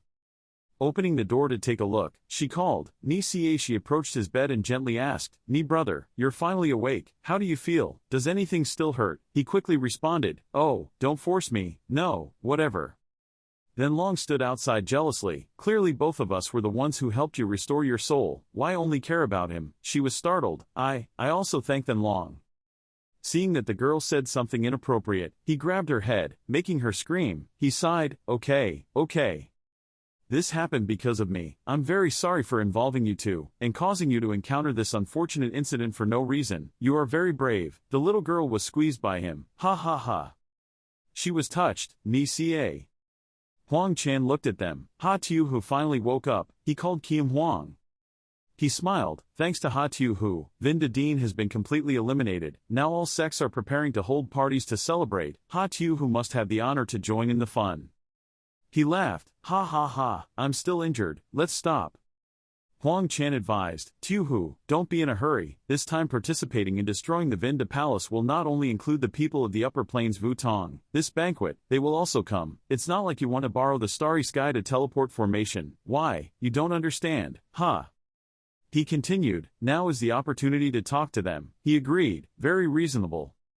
Van Tianj turned away, folded his arms. "Ni brother, he told me, oh, honey, then we can go back." He agreed, "Then I will definitely come." During the meal with a hearty and delicious tray of rice, the elder of the 5 sects martial arts told the guests, "Logically speaking, Hero Ha is the magic power of our original world. Using a little is okay." As he spoke, he sipped the cup of tea in his hand, with his other hand slowly stroking his white beard, his face full of seriousness. After hearing this sentence, Han Ni seemed surprised and not very determined. However, Van Tai Tai seemed a bit confused. She looked down slightly, her eyes heavy as if she had a big worry in her heart. Seeing two guests like that, the Upper Highlands 5 sect martial elder thoughtfully added, "Hey, but there aren't enough magic stones to start the formation, and right now we can only give them to people with excellent talent. People like this can protect the future disciples of the sect. There is only one chance in a lifetime," he said with a more serious expression, looking like a true general. He continued, "Although the hero has made great contributions, but after all, he is an outsider. This time he will not intend to return to the original world. For the old-fashioned people in the sect, this is a matter of no benefit. Anything for martial arts, they will not agree." As soon as he finished speaking, the boy Quan Lap quickly stood up straight, slammed his hand on the table, quickly and cunningly asked him directly, "Do you still accept disciples?" Then the clever boy continued to explain, "Senior Van Quan Lap voluntarily joined your sect, wanting to help my master Ha Ni have the opportunity to use the teleportation array. Can you see me?" Ha Ni, after hearing Quan Lap's resolute words, looked surprised and confused and replied to the boy, "Quan Lap, you don't have to be like that, but how can that sentence stop you? This boy's spirit is full of spirit." Quan Lap quickly replied to him, "Master, it is Quan Lap's honor to be able to help you." Not only did Ha Ni feel respect after hearing this, but the elder was also surprised, suddenly realizing the origin and reputation of this boy, and quickly exclaimed, "Quan Lap. You are Quan Lap. I heard that you are a genius who reached the peak of the cave in 3 years. It turns out that you are Hero Ha's disciple." His eyes shine like a motorbike's headlights. He gently grasped the boy's left hand, different from the serious look just now. This made Quan Lap feel a bit embarrassed, and also surprisingly replied that it's me. The martial arts elder admired and loved such a talented person. How could he easily refuse the help coming from him? After saying that, he patted the boy's shoulder and hugged the boy's neck like a longtime acquaintance in our family. Smiling and looking towards Han Ni, he said, "If you want to join my Tianjin martial sect, then of course there is no problem with Hero Ha using the star teleportation array. Just leave this matter to me. 3 days later we will leave." This statement not only made the boy Quan Lap satisfied, but also made Han Ni, who was embarrassed by this boy's request, happy. Except, at the martial elder, he clasped his hands together and respectfully responded. After hearing this sentence, the martial arts elder smiled brightly and left. As he walked, he muttered something as if he were singing. Well, it is true that the elder is carefree and innocent, but there are also times when he is equally serious. At work, his voice sounded so carefree, but it made Han Ni and Quan Lap feel shy and humorous. They didn't know what to say, but just quietly looked at each other and smiled. After the old man left, the two of them started talking to each other. Han Ni rubbed his hair. His eyes were indifferent but a bit shy, and he told the boy, "Quan Lap, I haven't taught you anything. Are you really willing to join the Upper Yuan martial sect for me?" Faced with this question from his master, nothing could shake the boy's strong spirit. He resolutely replied clearly, "Of course, my life was saved by my master. If not for him, I would have died a long time ago with my master's elixir. As long as I can shoulder some of the burden to help my master, it won't matter if I die." Even though he was still very young, he was so thoughtful and mature that Hani had to agree to please him. In response to this wish, he gently tapped his head thoughtfully. "Okay. If you had called me master, I would not have accepted you in vain. Tan Van 9 Techniques is the Tan Van sect created in the world I live in. Now I pass it on to you. I hope you can practice diligently." After hearing this sentence from the master, Quan Lap couldn't help but be happy and knelt down, bowed to the master, respectfully thanking him as an unprecedented thank you. "Yes. Thank you, master." The boy's eyes lit up like sparkling stars in the dark night sky, making everyone love and respect him even more. After saying that, everyone went to a different place. On Hani's side, while he was standing thoughtfully in the garden, looking at the stars in the night sky and smiling comfortably, he suddenly heard someone calling him from afar, "Ni Ca. Why did you have to leave so quickly?" He was startled and turned around. Oh, it was Van Tai Tai. The girl was blushing awkwardly and looking at him. "Well," Hani replied. Then he continued, "I've been away from the spiritual world for too long. If I don't come back she will be worried." His words were like 1,000 needles piercing straight into that girl's heart. She liked him, but he loved someone else, but she couldn't do anything, because she was nothing to him. Why could she forbid him from loving someone else? She could only bite her lip to suppress her mixed emotions. Then she continued, "If that was the case, I usually wouldn't say anything more." But then she smiled with a pair of wistful and lovesick eyes, gave him a handwritten letter. "I give this letter to you. Please open it when the counselor returns to rest." Then, Hani reluctantly took the handwritten letter, his eyes filled with sadness. 3 days after the night of talking to the person I like. On a quiet moonlit night, Van Tai Tai was sitting under the tower sipping a glass of wine alone. Suddenly there was a patter of footsteps coming closer to her. Without having time to think too much, she turned around and shouted happily, "Ni." Before she could finish speaking, she realized that that person was not the man she had been wanting to meet these days, but Quan Lap, the boy carrying a handwritten letter slowly approaching Miss Van Tai Tai. I found Sister's letter on my master's desk. Sister Van clearly knows that today is the day my master returns and will not come here. Why do you still invite him here now?" Well, it turns out she sent him a letter stating the date to meet on this moonlit night. She dressed beautifully and prepared wine for the two of them in the quiet night to meet him, but unfortunately he has returned to the heavenly spirit world and can't come see you. However, after hearing the boy's questioning, she shyly refused and denied this. "What nonsense is the boy talking about? I don't mean that to Brother Ni." But how could such an unbelievable lie fool anyone, including that little boy? Even though I was young, I knew it very well in my heart. Today at the party, it was clear that Sister Van expected her master. Before she could finish her sentence, Van Tai Tai's face darkened.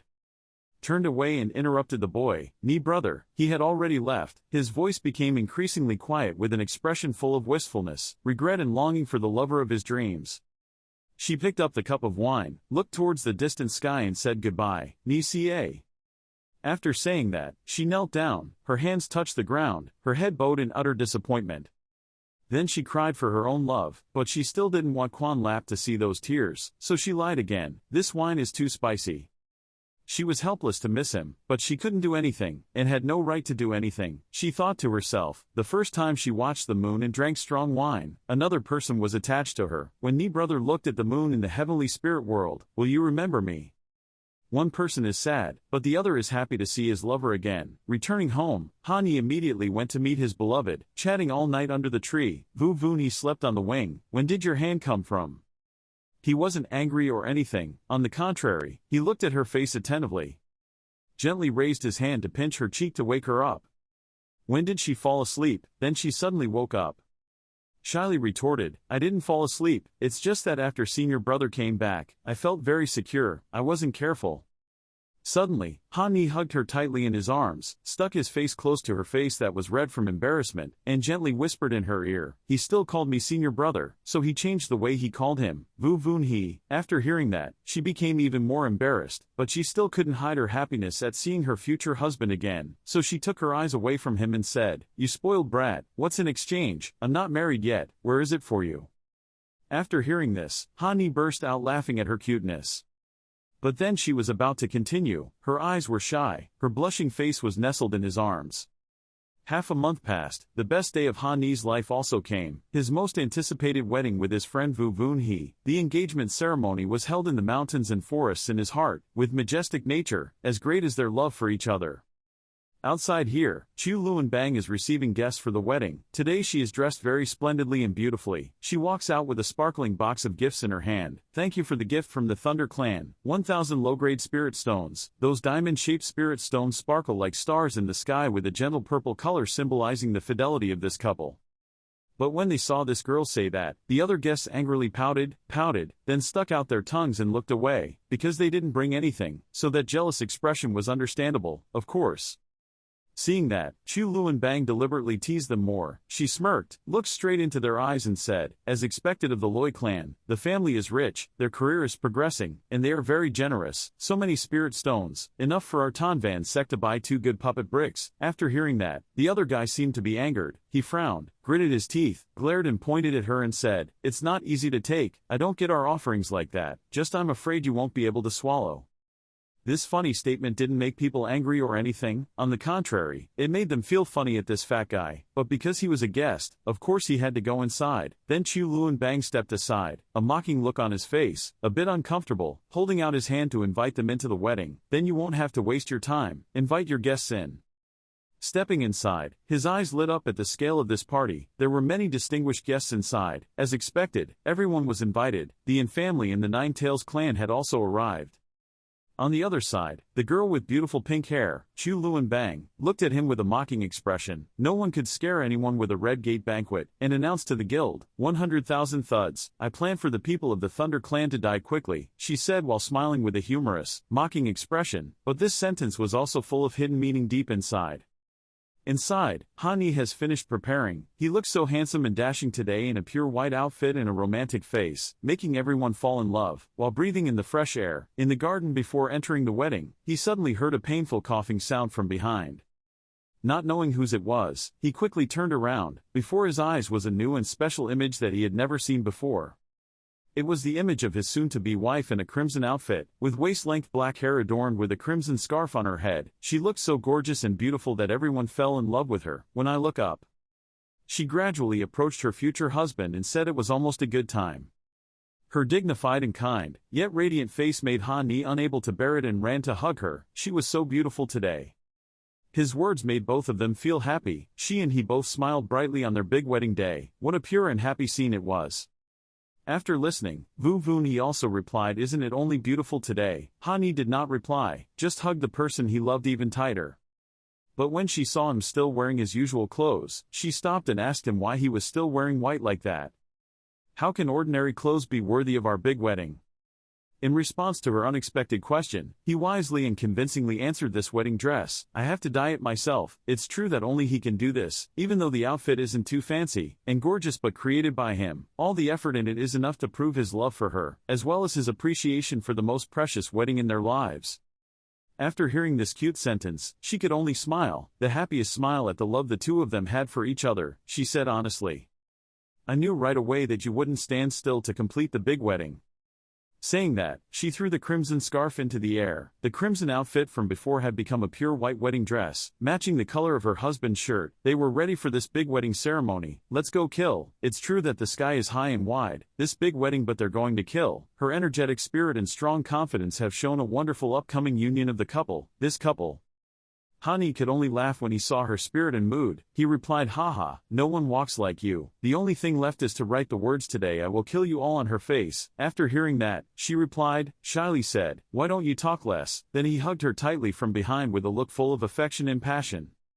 However, he still did not forget to tell his lover that she can go, but she must agree with me on one thing, not to attack, he said as he turned her around to look at him, his hand on her shoulder. Her eyes were full of hope and sparkle. He did not want the most important wedding ceremony in their passionate relationship from now on to become the death anniversary of many guests. If blood were to flow, why is it called a big wedding? Whatever they do, they still have to complete their dream wedding first, and leave other things later. He leaned his head against hers, his arms tightly holding his wife's slim waist to persuade her to obey. And of course Vu Vun He agreed with him. She graciously said yes. Then they walked hand in hand to the altar, their white dresses blowing in the wind, as passionate as their love and strength. Let's go meet our friends who don't like us. While waiting for the auspicious moment to come, these friends of Han Ni were sitting and talking to each other, each person from a different notorious family. On this side of the table, the old man's group from this morning. That guy is talking about that lowly brat, so ostentatiously dumping everything on us. Does he really think that no one in this world can control him, relying on his own strength? He took advantage of the big wedding to invite us. If we don't come, Luke Tu Chao will think we're afraid of him. On the other side of the table, they are saying to each other that the petty person is only satisfied. Before they could finish speaking, they were startled to hear the distant voice of the main character of the party. I said you all came from far away to attend my and Vuni's big wedding and received everyone's blessings. Now Han Ni will bring Vunhi to thank you. Before he could finish his sentence, that fat guy interrupted him again. Did this sect master really think that he could receive any blessing from the old ninth master at Hong Mon Yen? He grimaced and shouted. He even banged the table. Somewhere, everyone thought he liked to intentionally cause trouble during other people's important occasions. But Han Ni very calmly replied, is it Hong Mon Yen? It's not up to you to decide. Moreover, the enemy only solves it. I want to take advantage of today's big wedding opportunity to take revenge with you guys. Although his words were highly conciliatory, with a gentle and relaxed mood and gentle eyes, as soon as he finished speaking, everyone around him was in an uproar. With sour words, the blame kept rising. If you want to get revenge, you'll poke yourself in the eye and never recover. You'll pay the Thunder Clan another 100,000 spirit stones. That year, our young sect leader came to beg Vu Vunhi and was humiliated. Later, he also killed 2 of his people and invited us to participate in the Tan Van sect's founding ceremony. After our old clan became the spiritual emperor, which is also the heavenly spirit emperor clan, now the old clan ordered the traitor Vu Vunhi to be sent back to the clan to be imprisoned for 10 years. Everyone, the enemies of the Tan Van clan, shouted loudly at Han Ni, not wanting to take revenge, meaning they still hated him very much, but for some other reason, they had to appear at the enemy's wedding. Not yet finished, bitter words from the crowd continuously came from the House of Representatives, insulting our Nine Tails ancestors, killing people of our clan, must have stabbed themselves. Now you must definitely give us an explanation, then we Loi sect will consider Tan Van sect as friends. Our Fan Min Kwok, my disciple died at your hands. Hundreds of harsh words accusing Han Ni. But he still ignored it, not angry, not sad, nothing, he just calmly sighed. Then his wife from behind laughed and said, brother, in the end you offended me. How many people? This is something that is not clear in black and white. Anyone who doesn't know will think that you are some kind of evil bastard. Faced with Vu Vuni's teasing, you can only sigh and blame yourself. Can't blame me for being so talented. These trash people like to attach bad people to other people. His joke made her laugh out loud. Then he smirked and chuckled, just relying on you guys. Do you really think you can do anything to me? I despise the evil and cruel group of people cursing me over there.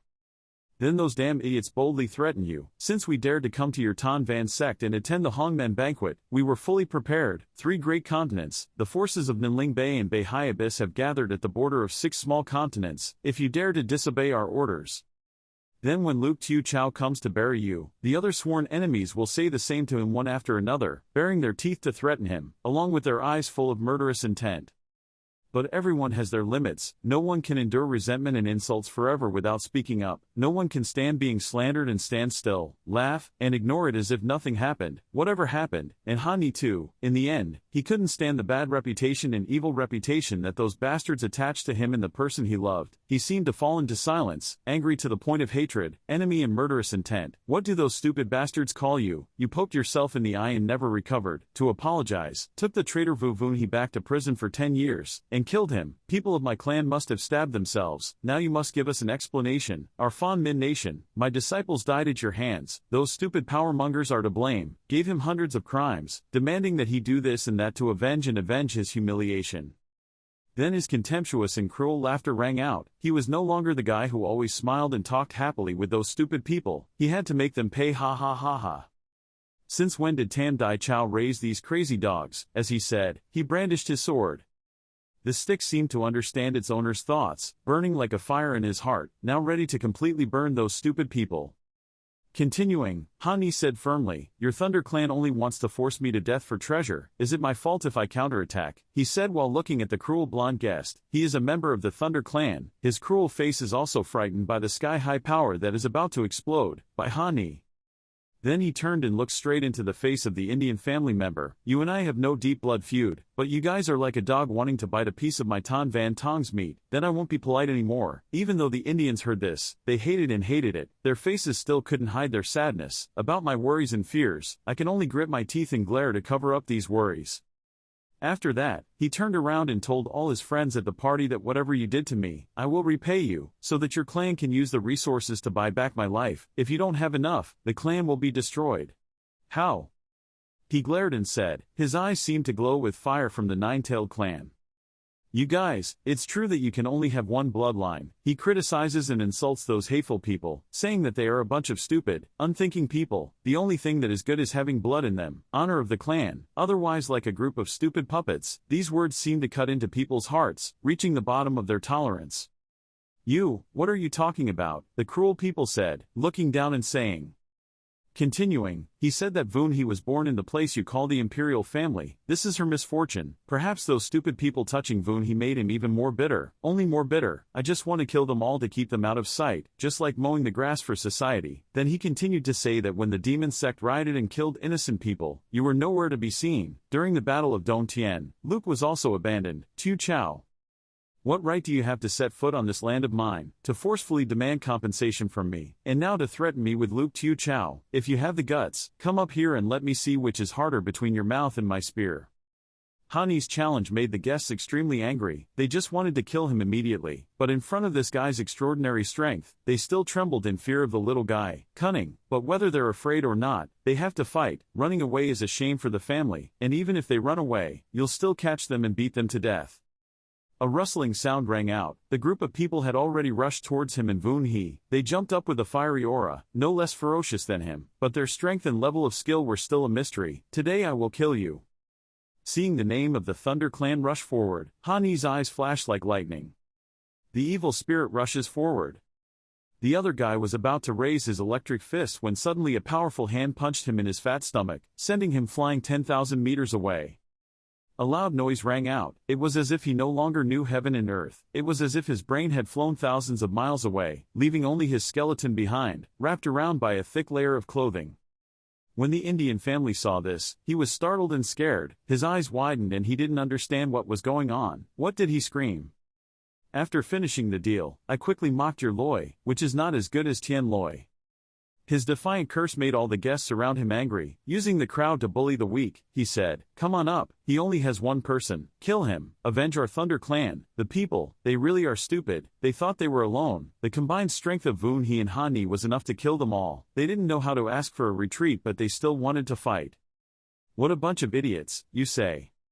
Before she could act, Voon-hee took care of it herself and handed it over to me. After speaking, she immediately flew into the sky, carrying with her a powerful wind. Her white dress also flew up like a sparkling light that blinded the idiots. There. She blew softly. A loud explosion rang out, followed by billowing smoke and dust. Fire lit up a corner of the sky. No matter how big or strong the guests were, they were just ants in front of the giant fire. Well, one fire was enough to burn everything. Before they died, they set fire to the fire. Thunder struck, and unexpectedly they dropped bombs here. 1 second ago, loud and small voices filled the air. The next second there was only smoke and dust. That voice also disappeared, lost forever, leaving only the two of them standing and watching. He hugged the person he loved, smiled and said with satisfaction that she was worthy of being my wife. These fireworks were very beautiful. I knew right away that she was prepared. The fire cleared away those weeds like a burst of fire. Gorgeous fireworks at their wedding. Voon-hee shyly replied, you just need to move your butt and I already know what you want to do. Seeing that the guest list is all people who have enemies with us, why would that happen? Can we let them survive? Not having time to be happy for long, the rustling sound rang out from afar. Turning my head to look back, a white hand with sharp claws was scratching the ground to stand up. Cough, cough. Her scarred face, along with her blonde hair that had been scorched by the fire earlier, she stood up, her eyes filled with murder as she glared at the two Hani people. Today you will definitely die, she said, just holding in hand the card with the bright red color of fire as its highlight. You must pay for the burial of the people of our 6 minor continents. Then Hani said straight to the face of that woman who was lucky enough to survive, you guys think you're Hong Mon Yen, and yet you're so confident about it, you're really stupid. Before she could finish speaking, a hurried sound rang out from far away, hurry up, hurry up. The ground under her feet seemed to shake. She didn't understand what was happening, wondering where those bastards from the 3 great continents hadn't had time to understand anything yet. A certain powerful voice came closer and closer. Don't jostle, let me stab him. Suddenly from afar, a group of Hani's troops approached and surrounded her on all sides, making her unable to keep up, scared and trembling. Han Yi said you are in Luke Tiu Chao's area. No matter how many people there are there as many as Luke Tiu Chao's monks, he said while laughing, spreading his hands as if mocking her stupidity. But no matter how scared she was, she still insisted that you don't be complacent. Wait until our army of the three great continents attacks Luke Tiu Chao. See if you still have a story that if she had begged, she would have saved you, floating my little life. In the distance, while sitting comfortably, the leader of the Yin clan suddenly received a report from his henchman, a single pearl announcing victory. The entire Nguloi sect had been suppressed, awaiting trial. Why? What? He exclaimed in shock. On the other side of the mountain, it was reported that the Tiantan citadel had been taken down. The neighboring government-level forces had sent more people to guard it, people of the Tan Van clan said. Going back to the progress of the other match, it turns out that the woman was not dead. He was just shocked by Han Yi's strength. She said that the only path through the 3 major continents and the 6 minor continents had been cut off. Before she could understand what was going on, Han Yi said that I was too lazy to play with the remnants of your general's soldiers, waiting for me to finish taking care of the ambushes of the 3 great continents, then I would come and deal with you later. Before he could finish speaking, he kicked the ground hard. All the guests thought they were dead, but suddenly were imprisoned in a supernatural power, a wall of light. They could not escape, they could only be imprisoned here. Before that time, you all obediently stay here and wait for me to go, Han Yi said. Suddenly the cute girl Then Long appeared on his shoulder. This girl is ready to go. I'm ready to go. Then Long clung to Voon Hee's head again. Voon Hee did not forget to tell her husband to go home quickly. Remember to be careful, the Dharma array can be safely entrusted to me. Her loving instructions, his fiancée made him feel warmer than ever, and even motivated him to win. After saying goodbye to her, I didn't forget to scare those idiots. I stomped my feet on the ground and carefully told everyone to remember. This is my world, my territory. It's not your turn to be arrogant. Those guys are already shaking when they hear that. They can only wait quietly. Here, Han Yi and 2 experienced military strategists, Master of Refining Hall and Master of 2 Sect, created a map showing their attack moves and plans. On this map, in the middle was Luke Tiu Chao of the group. Them, the 3 arrow marks are the 3 directions of their attack to Fan Min Kwok, through dangerous mountains and forests. However, 2 arrow lines have been removed. That is the road pointing to the west and northeast, and the road pointing to southeast will be their move. Sect Master 2 lowered his voice with a serious expression and said, among the troops that the 3 great continents sent to fight, only Fan Min Kwok remained. Master Luan of the Refining Palace continued to answer, this Fan Min Kwok is very difficult to solve. I'm afraid I will have to give up, only by using the entire army. It doesn't look very good. Han Yi continued, their generals are strictly disciplined. Their strength is far superior to our self-assembled troops. If we use the entire army, we will only be defeated, only. Because the possibility of failure was too high, he thought it would be most reasonable to divide his troops. If they divided, they could still win a region, but if they fought together, the soldiers would all die. So he decided that Sect Master 2, please guard the west. Master Luan of Refining Hall, you guard the south, he said with a thoughtful expression, but his face was still clearly filled with anxiety, appeared clearly. Then he continued to say his purpose, transforming the Void Realm into 2 teams, mainly responsible for harassing and helping us bear the burden. Having just heard this battle power of Han Yi, the other 2 military advisors felt very surprised and worried, so it was difficult to say what he intended. Before he could finish speaking, Han Yi continued, letting you leave it to the sects to temporarily combine is impossible, right? If that's the case, taking the initiative alone would be the best choice. On this side, at the camp of the Fan Min Kwok soldiers, in the dark and gloomy night, their flag clearly engraved with the word Mok Mok Pham fluttered in the wind. In the tent where their general was sitting, there was 2 soldiers wearing iron armor appeared and reported to the general. Have finished preparing. Next, we can kill all those useless sects that live in luxury. The general of Fan Min Kwok is unexpectedly a beautiful woman, Lang Nu Tung, wearing a seductive red dress. Her beauty is immense. She is truly a stunning beauty. However, before he could finish his sentence, before Lang Nu Tung could react, the bad news came again. A soldier reported that the enemy had attacked, and the 2 deputy officials could no longer resist. After listening, everyone was shocked at the enemy's lightning-fast speed. This was exactly a disadvantage for them. After hearing this, Lang Nu Tung could not escape the worried and shocked expression on his face. How could she speak so quickly? How could there be so many people? Our army's generals were all highly cultivated. How could they be defeated so quickly? Her loud but powerful voice made everyone afraid. Before she could finish her sentence, before she could regain her composure, the storm came again. There was a rustling sound outside the tent where she was staying. Smoke and dust flew up, making it impossible for anyone to see anything clearly. The soldiers could only shout loudly for everyone to listen carefully. What's going on? Everyone didn't know what had just happened. Smoke and dust flew up. The long skirt behind her also fluttered and flew quickly. Suddenly, from her back, a soldier knelt down and raised his index and middle fingers. She went up to report that there was only one person on the enemy side. As soon as she heard it, she was equally surprised and shocked. How could anyone dare to bring himself alone to destroy the strongest army ever of Pham Minh Quoc? Then from afar a dark shadow gradually appeared. It was him. A young man with a face full of blood was holding a long weapon in one hand and dragging the corpses of two guards guarding the door in the other hand. He walked straight into the face of General Pham Minh Quoc. With a heroic spirit, his resilience really makes others afraid. Whether he goes alone or with someone, that confidence and strength is still what dominates everyone's emotions. Then, before Lang Nu Tung could recover, he threw the bodies of two soldiers to the ground with a bang, throwing them in front of the general. This made the general of Pham Minh Quoc also have a headache and be afraid of his bravery, his fierceness. This throw was like a challenge to the general of Pham Minh Quoc and all the soldiers surrounding him. Then she looked towards him with a serious and somewhat scared look. Scared? Han Ni asked her if you were the general of Pham Minh Quoc. She didn't answer but immediately asked you again. You are the leader of Tan Van sect Han Ni. That stuttering voice clearly showed her fear. Then the House of Representatives' name is truly famous. Everyone knows him, including the general of the strongest army ever, Pham Minh Quoc. Then he smiled meaningfully with an arrogant expression, showing his challenge to that powerful army. That's right, me. But right after that, the general quickly regained his composure and murderous intent. Why should she be afraid of him? She has a powerful army behind her.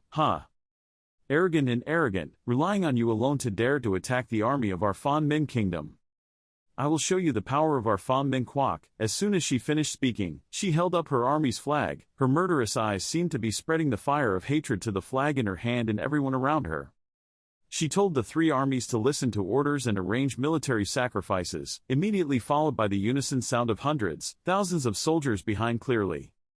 Then the entire army surrounded him. In that circle there were only Han Ni and Lang Nu Tung facing each other. She confidently and arrogantly laughed out loud. Ho ho ho ho, this was the sacrifice of the army. All it took was the army. Once the battle is completed, unless you alone destroy all the troops, even if you enter this formation, you will not be able to survive. As he said, all the soldiers raised their swords and shields to block bullets, preparing to fight. That talented general was no exception. She led the army, raised her stick and prepared to take a fighting stance, but before her threat, Han Ni was still as calm as ever. He believed in his own strength, ready to stand up and destroy all of them to avenge and shame his clan. He said again with a disdainful look on his face, one person destroyed all the stars. Then, before he finished speaking, General Lang Nu Tung raised his hand forward, ordering the army to advance to fight the enemy and defeat him. The entire army rushed forward, disturbing the area in the quiet and boring evening. She continued to provoke him. Today, I will let you leave without returning, kill you first and then attack Luke, little Chow. Eyes full of murderous intent looked at him, but he was not afraid and replied, oh. She screamed kill. The battle was tense. In front of his magic stick, soldiers died like fallen leaves. With one swing of the stick, more than 10 people died. Blood splattered in all directions. As soon as he hit him, he said again, let's try it first. With a single fist from him, dozens of soldiers would die. With a swing of his stick, dozens of soldiers would fall.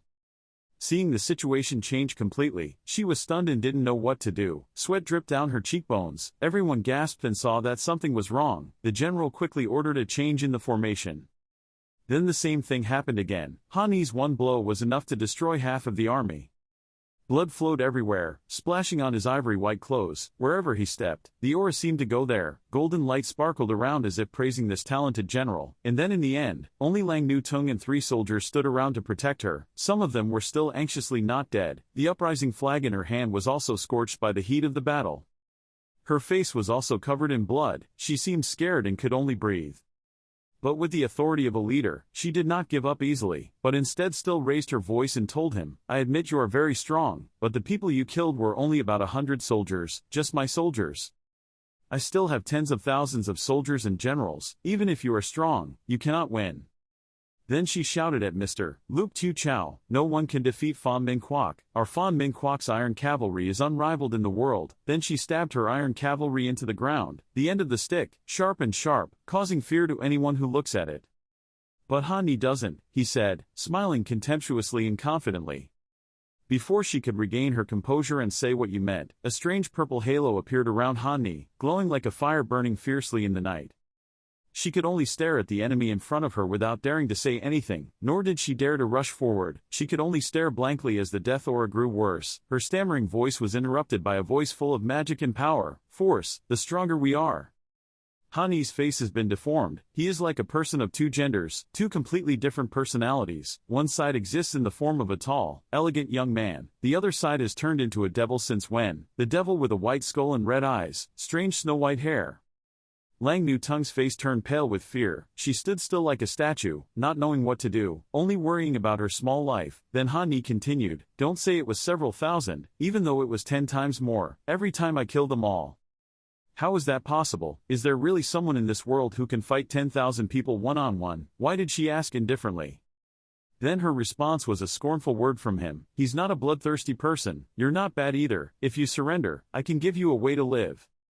But of course a talented person like Lang Nu Tung would never do this, without even trying. He surrendered. What a great humiliation for their family. She frowned and shouted loudly, "I'm the one Fan Min Kwok's control. Why would it accept other sect masters?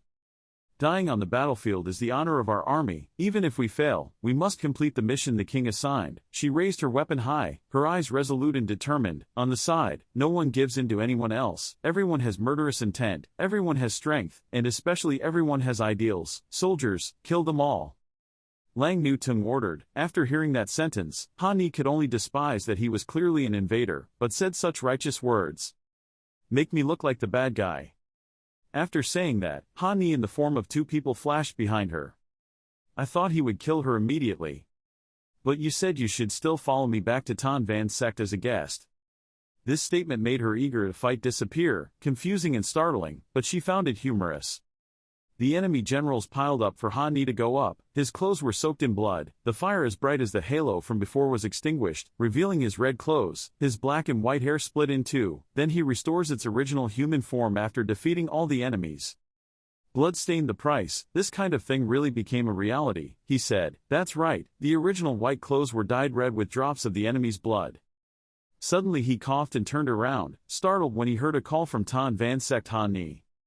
He quickly replied, "I've inhaled too much Ming Qi. The backlash is more serious than I thought. If I really hit you again, I'm afraid I won't be able to stand it either." He said this with a bit of difficulty. The corner of Hani's mouth was bleeding from being hit by the enemy earlier, but still could not obscure his strong fighting spirit and self-confidence. On the other side of the call he answered, "I thought your strength has gotten stronger recently. No need for me to show up. I didn't expect your strength actually comes from this."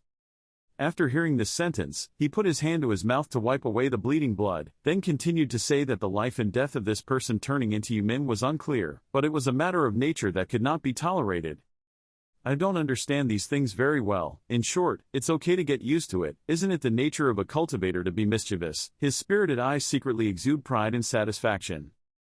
"Over there," the caller asked again, "but this is you." Before he could finish, Hani added, "Following the path or going against the path is the same for me. There is nothing easy to do, and I am not a guy. Stupid. After oppression, resistance is a normal human thing." The blood on his face had disappeared, returning to his handsome appearance as before, leisurely walking down the pile of corpses, hands clasped behind his back and walking away. To avoid people from worrying, he added, with peace of mind, "I have a plan in my heart. I won't do anything wrong." Sigh. "Okay, next time don't shoulder the burden alone anymore," the other side of the call said. He smiled and replied, "Many years have passed, you still like to worry like that." Just finished the conversation with the people of his Tan Van sect. In the distance Sect Master 2 with a number of soldiers came. He seemed to have just finished the battle. The fire of hatred around him was still burning. Fire, meeting his unanimous general again. Sect Master 2 immediately said that the Sect Master had worked hard. The remaining enemy troops were immediately handed over to us. Everyone won because of the perfect strategy, and Hani's sophistication made everyone happy. Then Hani did not forget to introduce, "Oh, it's just the right time. This is the female combat general of Fan Min Kwok." As he spoke, he used his hand to pick up this girl's shirt. She seemed to have fainted from fatigue, her head bowed down and did not move. Then he asked me to bother the sect master to help me bring her back. Then the sect master took this girl in his arms. As for Hani, he turned into a flame and soared towards the sky to hold the wedding ceremony as promised with his fiancée. I hastily returned to my body. Let's go one step ahead. Sect Master 2 is bewildered and doesn't know what to do. He flew away. Then he was helpless to stay. In other developments, at Tan Van sect, Vu Vun He and the little girl Then Long were sadly sitting on the green grass, holding their chins in their hands and looking up at the sky. The sky here was very bright, not as gloomy as the sky. The sky in Pham Minh Quoc, blue sky and white clouds, is a very suitable day for a wedding. The girl Then Long over there is complaining that my whole body is uncomfortable now. I want to go out and play. Vu Vun He is also very bored, but I don't know what to do, so I can only say that senior brother has left for a day. His voice was full of sadness and worry, while Then Long looked at the group of people in the wall of light, complaining that I always felt that Han Ni had more fun over there, unlike us over here. I could only look at this bunch of trouble. That naughty girl then jumped on Vun He. Her bright eyes said, "Let's run away, go find the House of Representatives, there must be a lot of excitement over there." Before you could feel any sadness, a deep, loving and familiar voice rang out in the distance. Now your attention was already on Vun He. It turned out that Han Ni had returned. Vun He's eyes shouted brightly, "Brother!" She finally met her beloved fiancé after a day of separation with no known whereabouts. He kindly raised his hand. "Hi, I'm home." Then the two of them hugged each other. Then Long on the other side did not forget to continue talking and finally returned, making Vun He wait for so long. "Haha, sorry for making you wait so long," he said lovingly. "Every time you leave, when you come back there will always be another girl by your side. I think this time will be the same. Is that so?" Then he told her that.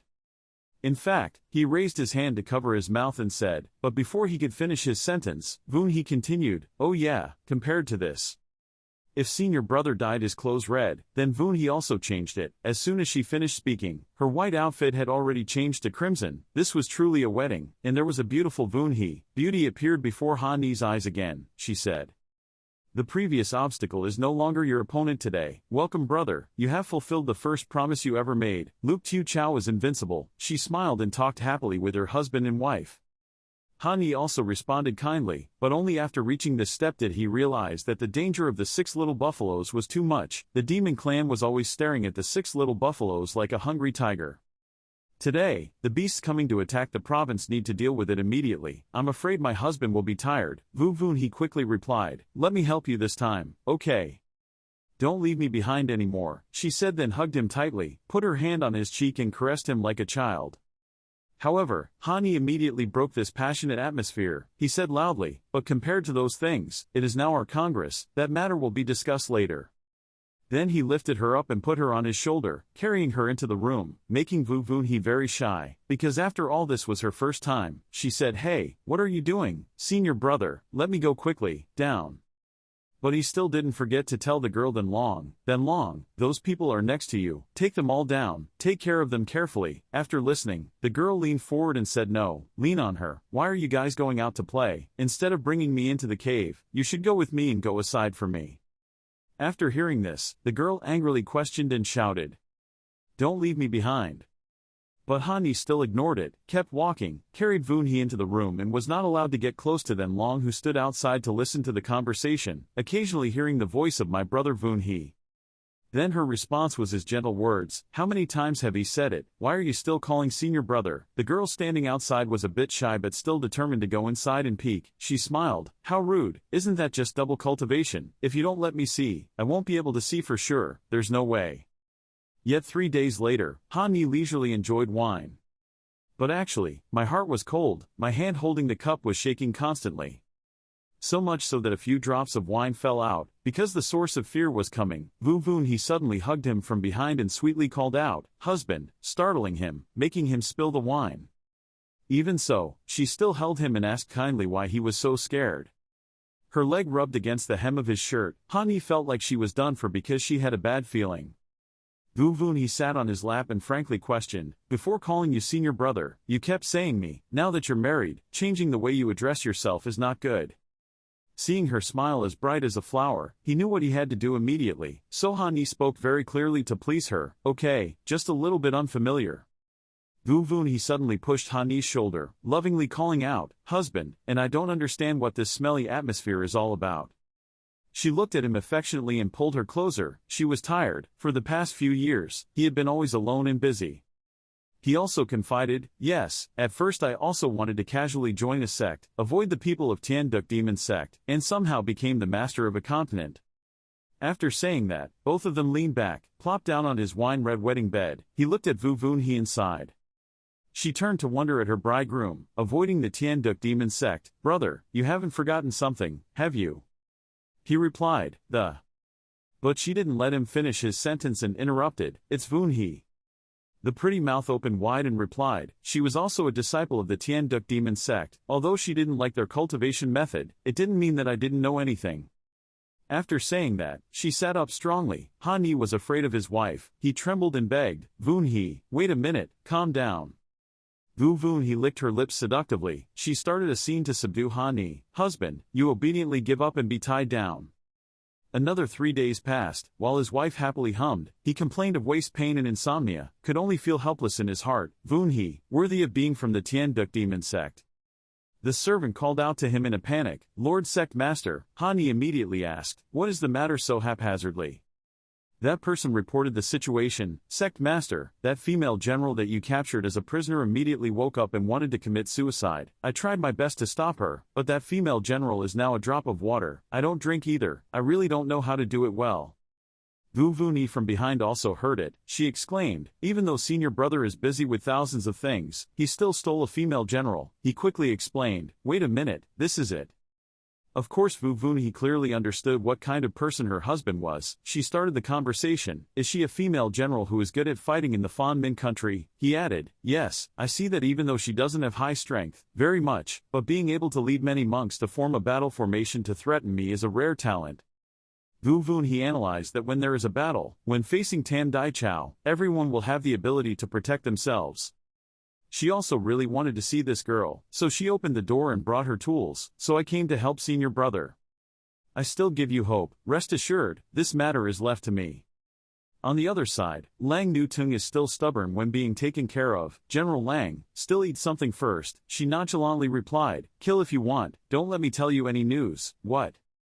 Vu Vun he teased, if she wasn't afraid of death, why didn't she dare to eat the food brought to her? What was the general afraid of? Lang Nu Tung didn't bother to accept it. Didn't expect that the 6 subregions of the barbarian land were like this. There's still someone with as good a mouth as you. Vu Vun he was quite surprised by Lang Nu Tung's calling, so she asked, "Mandy, has the general ever been to the 6 continents?" She received a cold answer from her, "No, I was born in this country since I was a child, in the royal palace. How did it come to this place?" Suddenly Vu Vun he used his strength to open Lang Nu Tung's handcuffs, speaking while doing so the general probably misunderstood something about our place. This action of hers made Lang Nu Tung feel confused and ask, "What do you mean, wanting to release me?" Vu Vun he did not respond, but just pulled her along, invited her, and went. "Come with me to see what 6 small continents look like." This sincerity made Lang Nu Tung's eyes widen and he looked up. She kept looking at Vu Vun he happily leading her away. Han Yi stood at a corner looking at the 2 girls. He crossed his arms and remained silent before this scene. At a bustling market, 2 people, Vu Vun he and General Lang, were walking around. There was a smiling cake seller offering his goods. "Here are the dumplings, here are the hot dumplings." Vu Vun he happily walked away holding General Lang's hand and pulling her away. The bunny-toothed man smiled gently, holding a skewer of delicious candy in his hand and asked objectively if he wanted a gourd candy, and the old woman brought out a bowl and offered, "Here's hot pumpkin porridge." The atmosphere here is peaceful and bustling.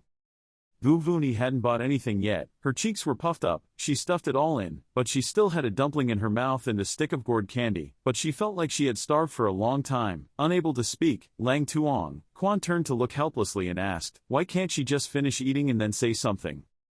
As soon as she pushed all the food in, she chewed quickly, then her eyes sparkled with a bright smile, her hand placed in front of her chest happily waiting to hear the other person's feelings. "General Lang, the food around our Tan Van Tong, not bad," she replied with a sigh, "just like that." Then she looked around and thought about her strategy. With such lax guarding around her, this girl doesn't seem to be difficult to deal with. If we try to escape.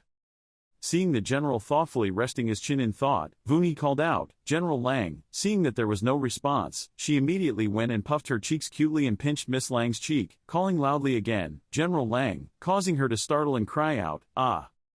Then Vu Vunhe widened her eyes and raised her finger in disappointment. I know General Lang wants to run away, but there's no need to show it so clearly. General Lang could only sigh helplessly. Humph. Then she continued annoyedly. Luke Tiu Chao's war was so tense. It wasn't just us. The three great Chaos, the demon clan were also staring at this place. Your eyes are like hungry tigers. Then she added wondering, people here actually have a leisurely and playful mood. Don't they feel relaxed?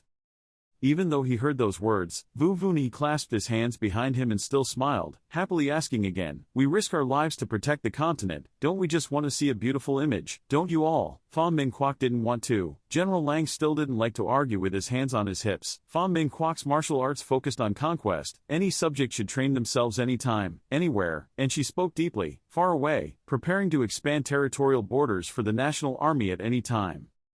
Vu Vunhe seriously asked her, isn't that tiring? General Lang replied calmly, tired. I grew up practicing martial arts in the palace since I was a child. I've long since gotten used to it.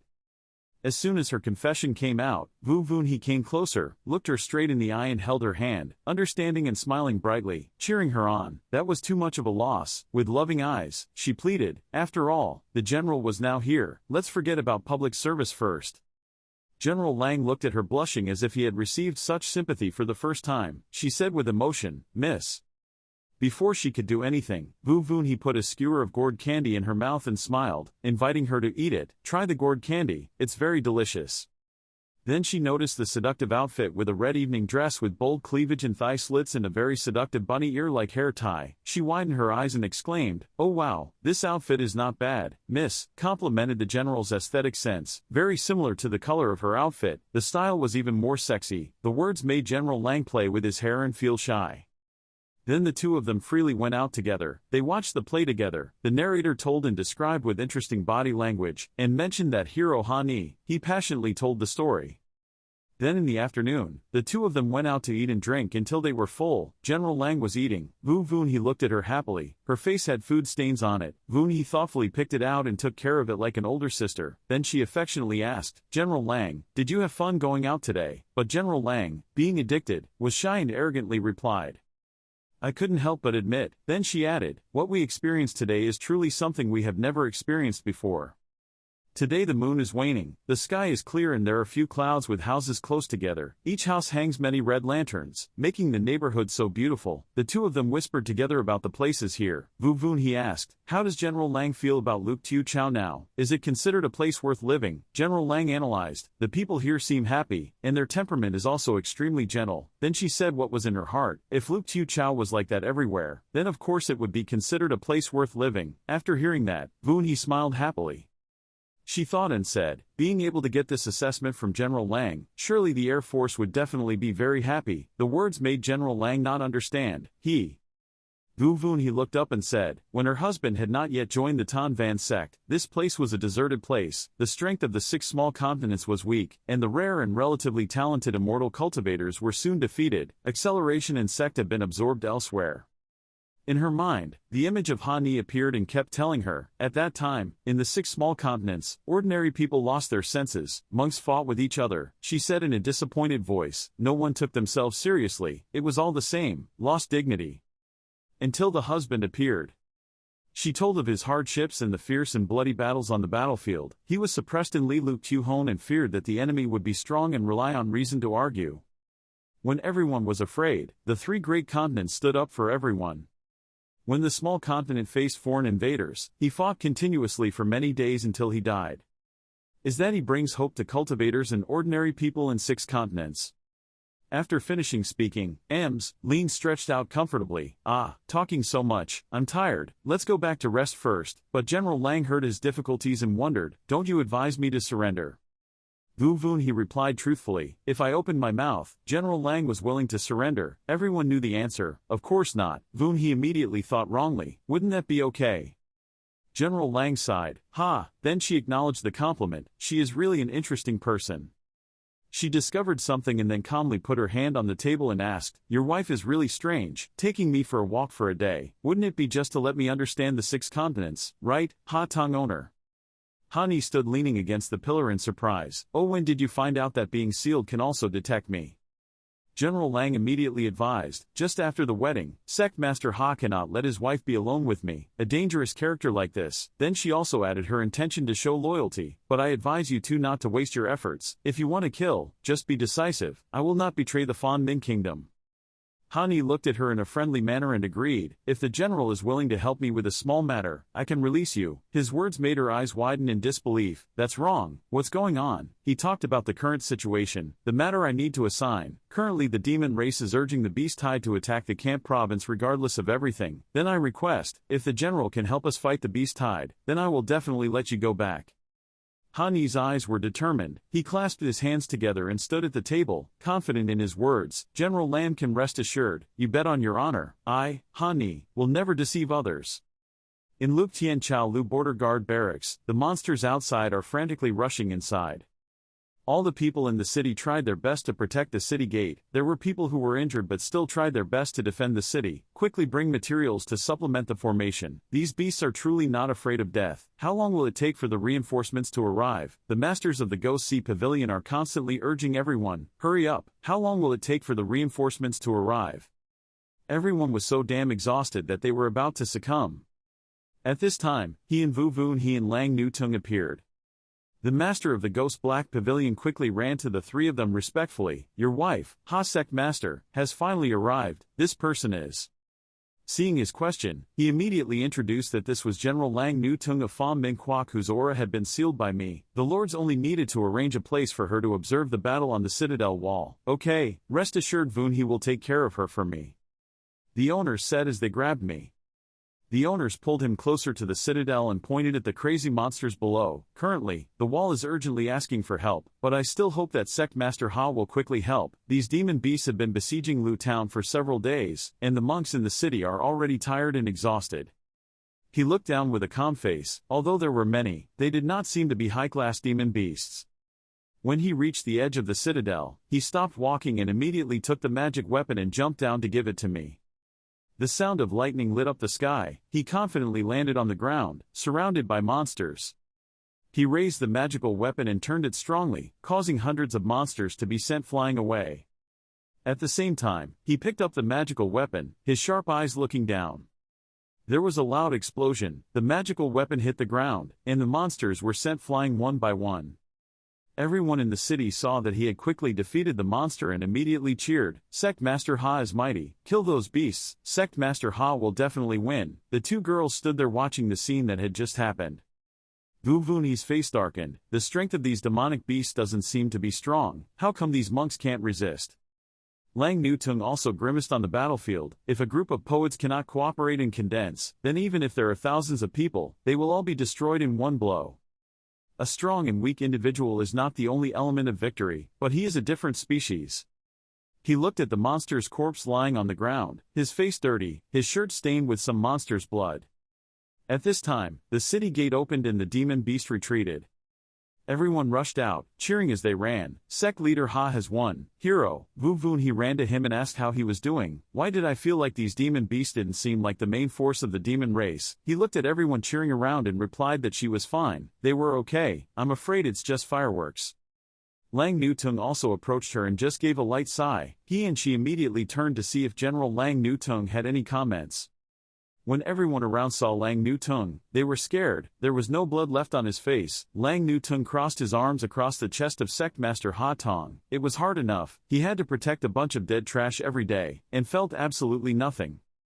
The master of the Kui Hai Pavilion looked at Lang Nu Tung with an upset face. What are you talking about? I went to stop him in front of him. General Lang said too much and left. The monks of Luke Tu Chao, my cultivation base, are not low. Lang Nu Tung also continued his words. Wasn't it very clear? She gently twirled her hair and continued that her cultivation level was still temporary, but in the Beast Dynasty, only everyone knows how to be strong and beat each other. These people, if they leave you, Han Ni will be a bunch of trash, and they still insist on not being able to clearly see their division. Personally, this is not a victory for Luke Tu Chao. With so many monks, no one discovered that the corpses of the demon beasts lying all over the ground were low-level demon beasts. The siege these past few days was just a probe by the demon beast commander, but you came close to probing, can't resist anymore. Having said that, Lang Nu Tung pointed straight at him and asked, if today because of other war matters were not here, the demon beasts attacked with all their might, how many heads would you still have here, head here to celebrate? Everyone who heard that bowed their heads one after another. Your Majesty, you are truly invincible to Luke Tiu Chao. Lang Nu Tung continued to speak aggressively, but even if you could defend a city alone, how could you defend an entire national territory? At this time, everyone spoke up one after another to deny that Luke Tiu Chao is our home. Of course we will use all our strength, without having to rely on the protection of Sect Master Ha, but now the enemy is stronger, compared to us, we have no other choice. If we are a little stronger, we can also share a little more of Sect Master Ha's troubles. That's right. He and Vu Vun he looked at each other without saying anything, but in their hearts they secretly thought that there were some things that senior brother could see through and couldn't say. People with close relationships with senior brother were not suitable to talk about. The plan was indeed useful. At this moment, he immediately spoke up to continue General Long's words, pointing out that there was a hidden accident and that there must have been countermeasures. He immediately clasped his hands respectfully towards Lang Nu Tung in front of everyone's surprised eyes, still hoping that General Lang would not harbor any previous resentment and gave him a lesson. He was extremely grateful. Lang Nu Tung looked at him and asked me, I was taken prisoner, but I am your enemy, aren't you afraid that I will put Luke Tiu Chao in a desperate situation?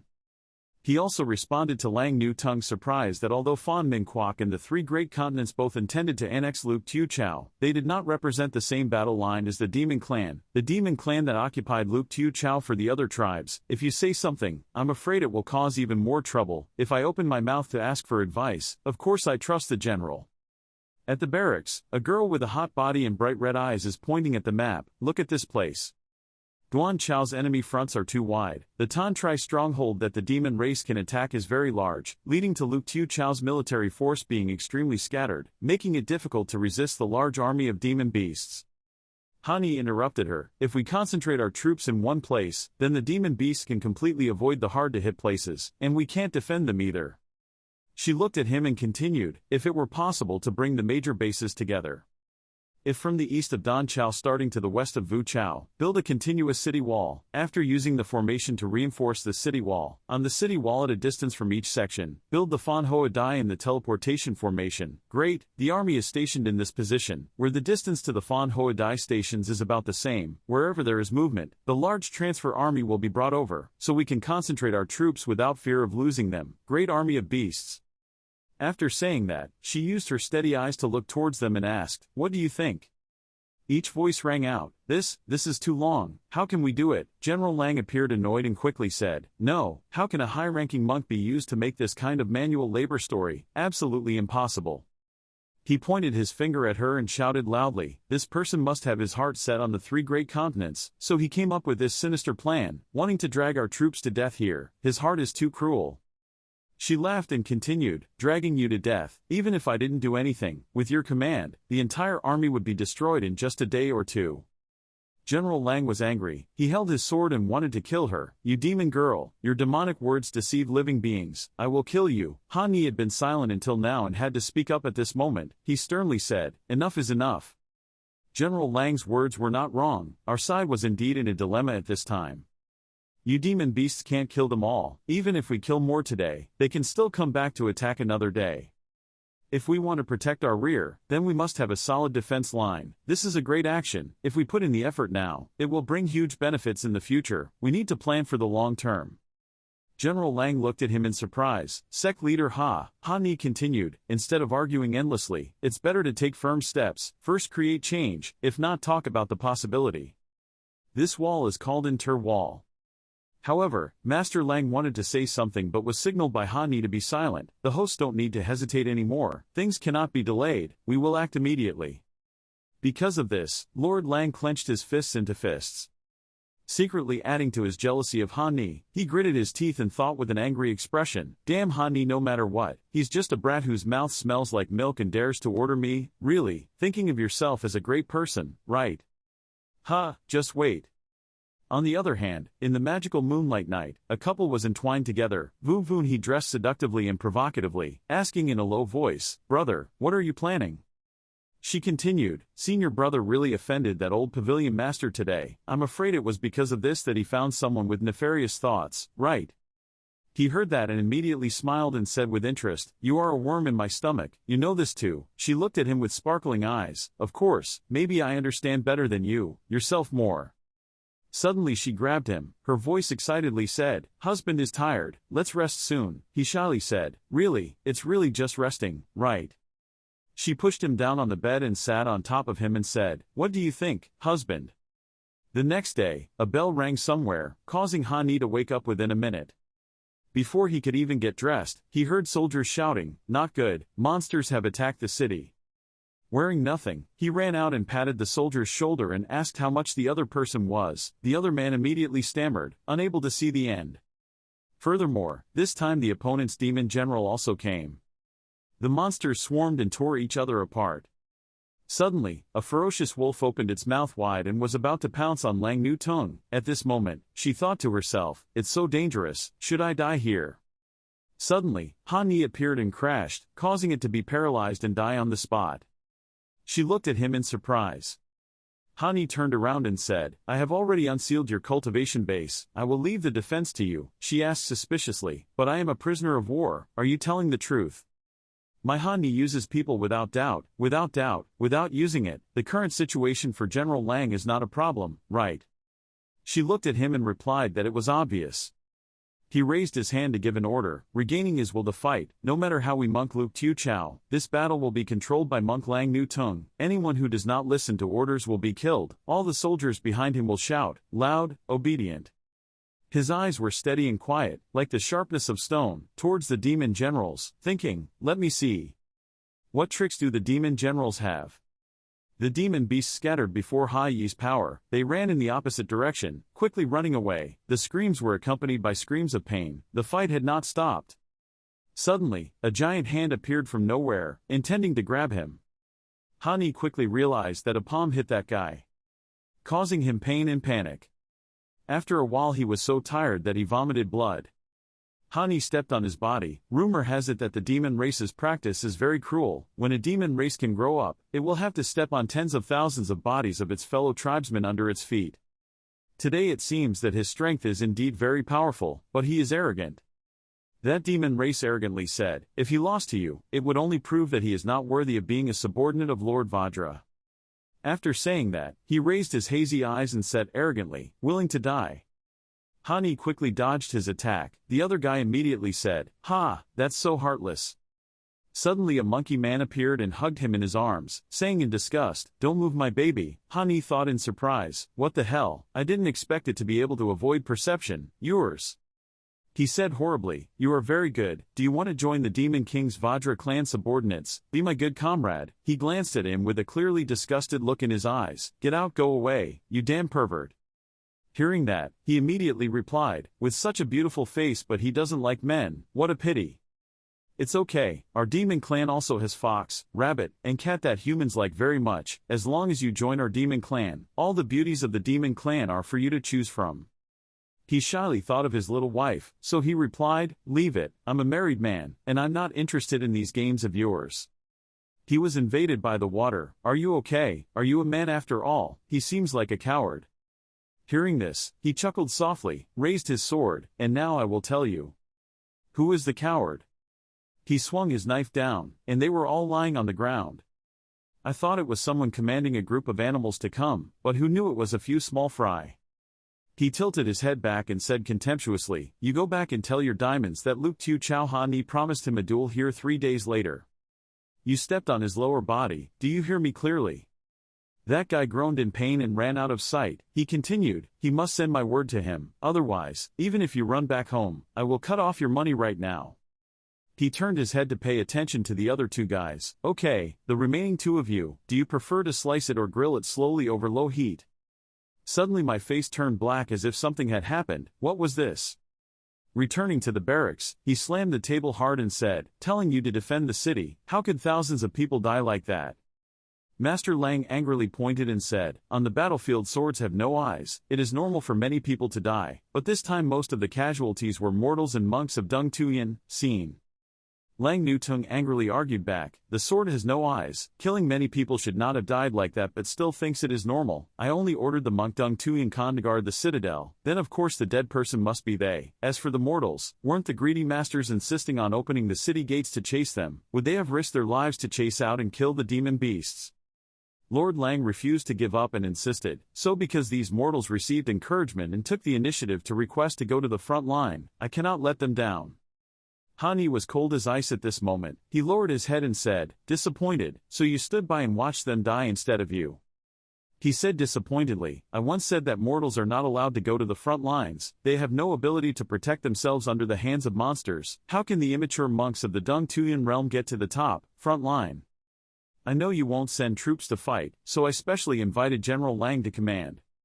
Hani couldn't help but burst out in anger and shouted loudly. What was the result? Thousands of human lives. Weren't the lives of mortals and low-level monks just lives? General Lang still argued and argued, refusing to admit his mistakes, sacrificing their own deaths to minimize the casualties of high-ranking monks, maintaining the citadel. This was their value, and defending the citadel. What kind of combat does it count as? How can high-ranking monks get victories? Hani angrily said, what sex value is this? In the end, do you want to protect your homeland or do you want to protect your achievements? Is this the true concept of a pawn master like you? He lost face and immediately turned around and left that place, not forgetting to leave a sentence, talking too much is useless. I hope Sect Master Ha doesn't forget, this is our area, it's not the turn of an outsider to climb on our heads. Sit. That night, Hani met Lang Nutung to talk. General Lang, I hope you don't take it to heart today, she calmly said. Why should I keep it to myself?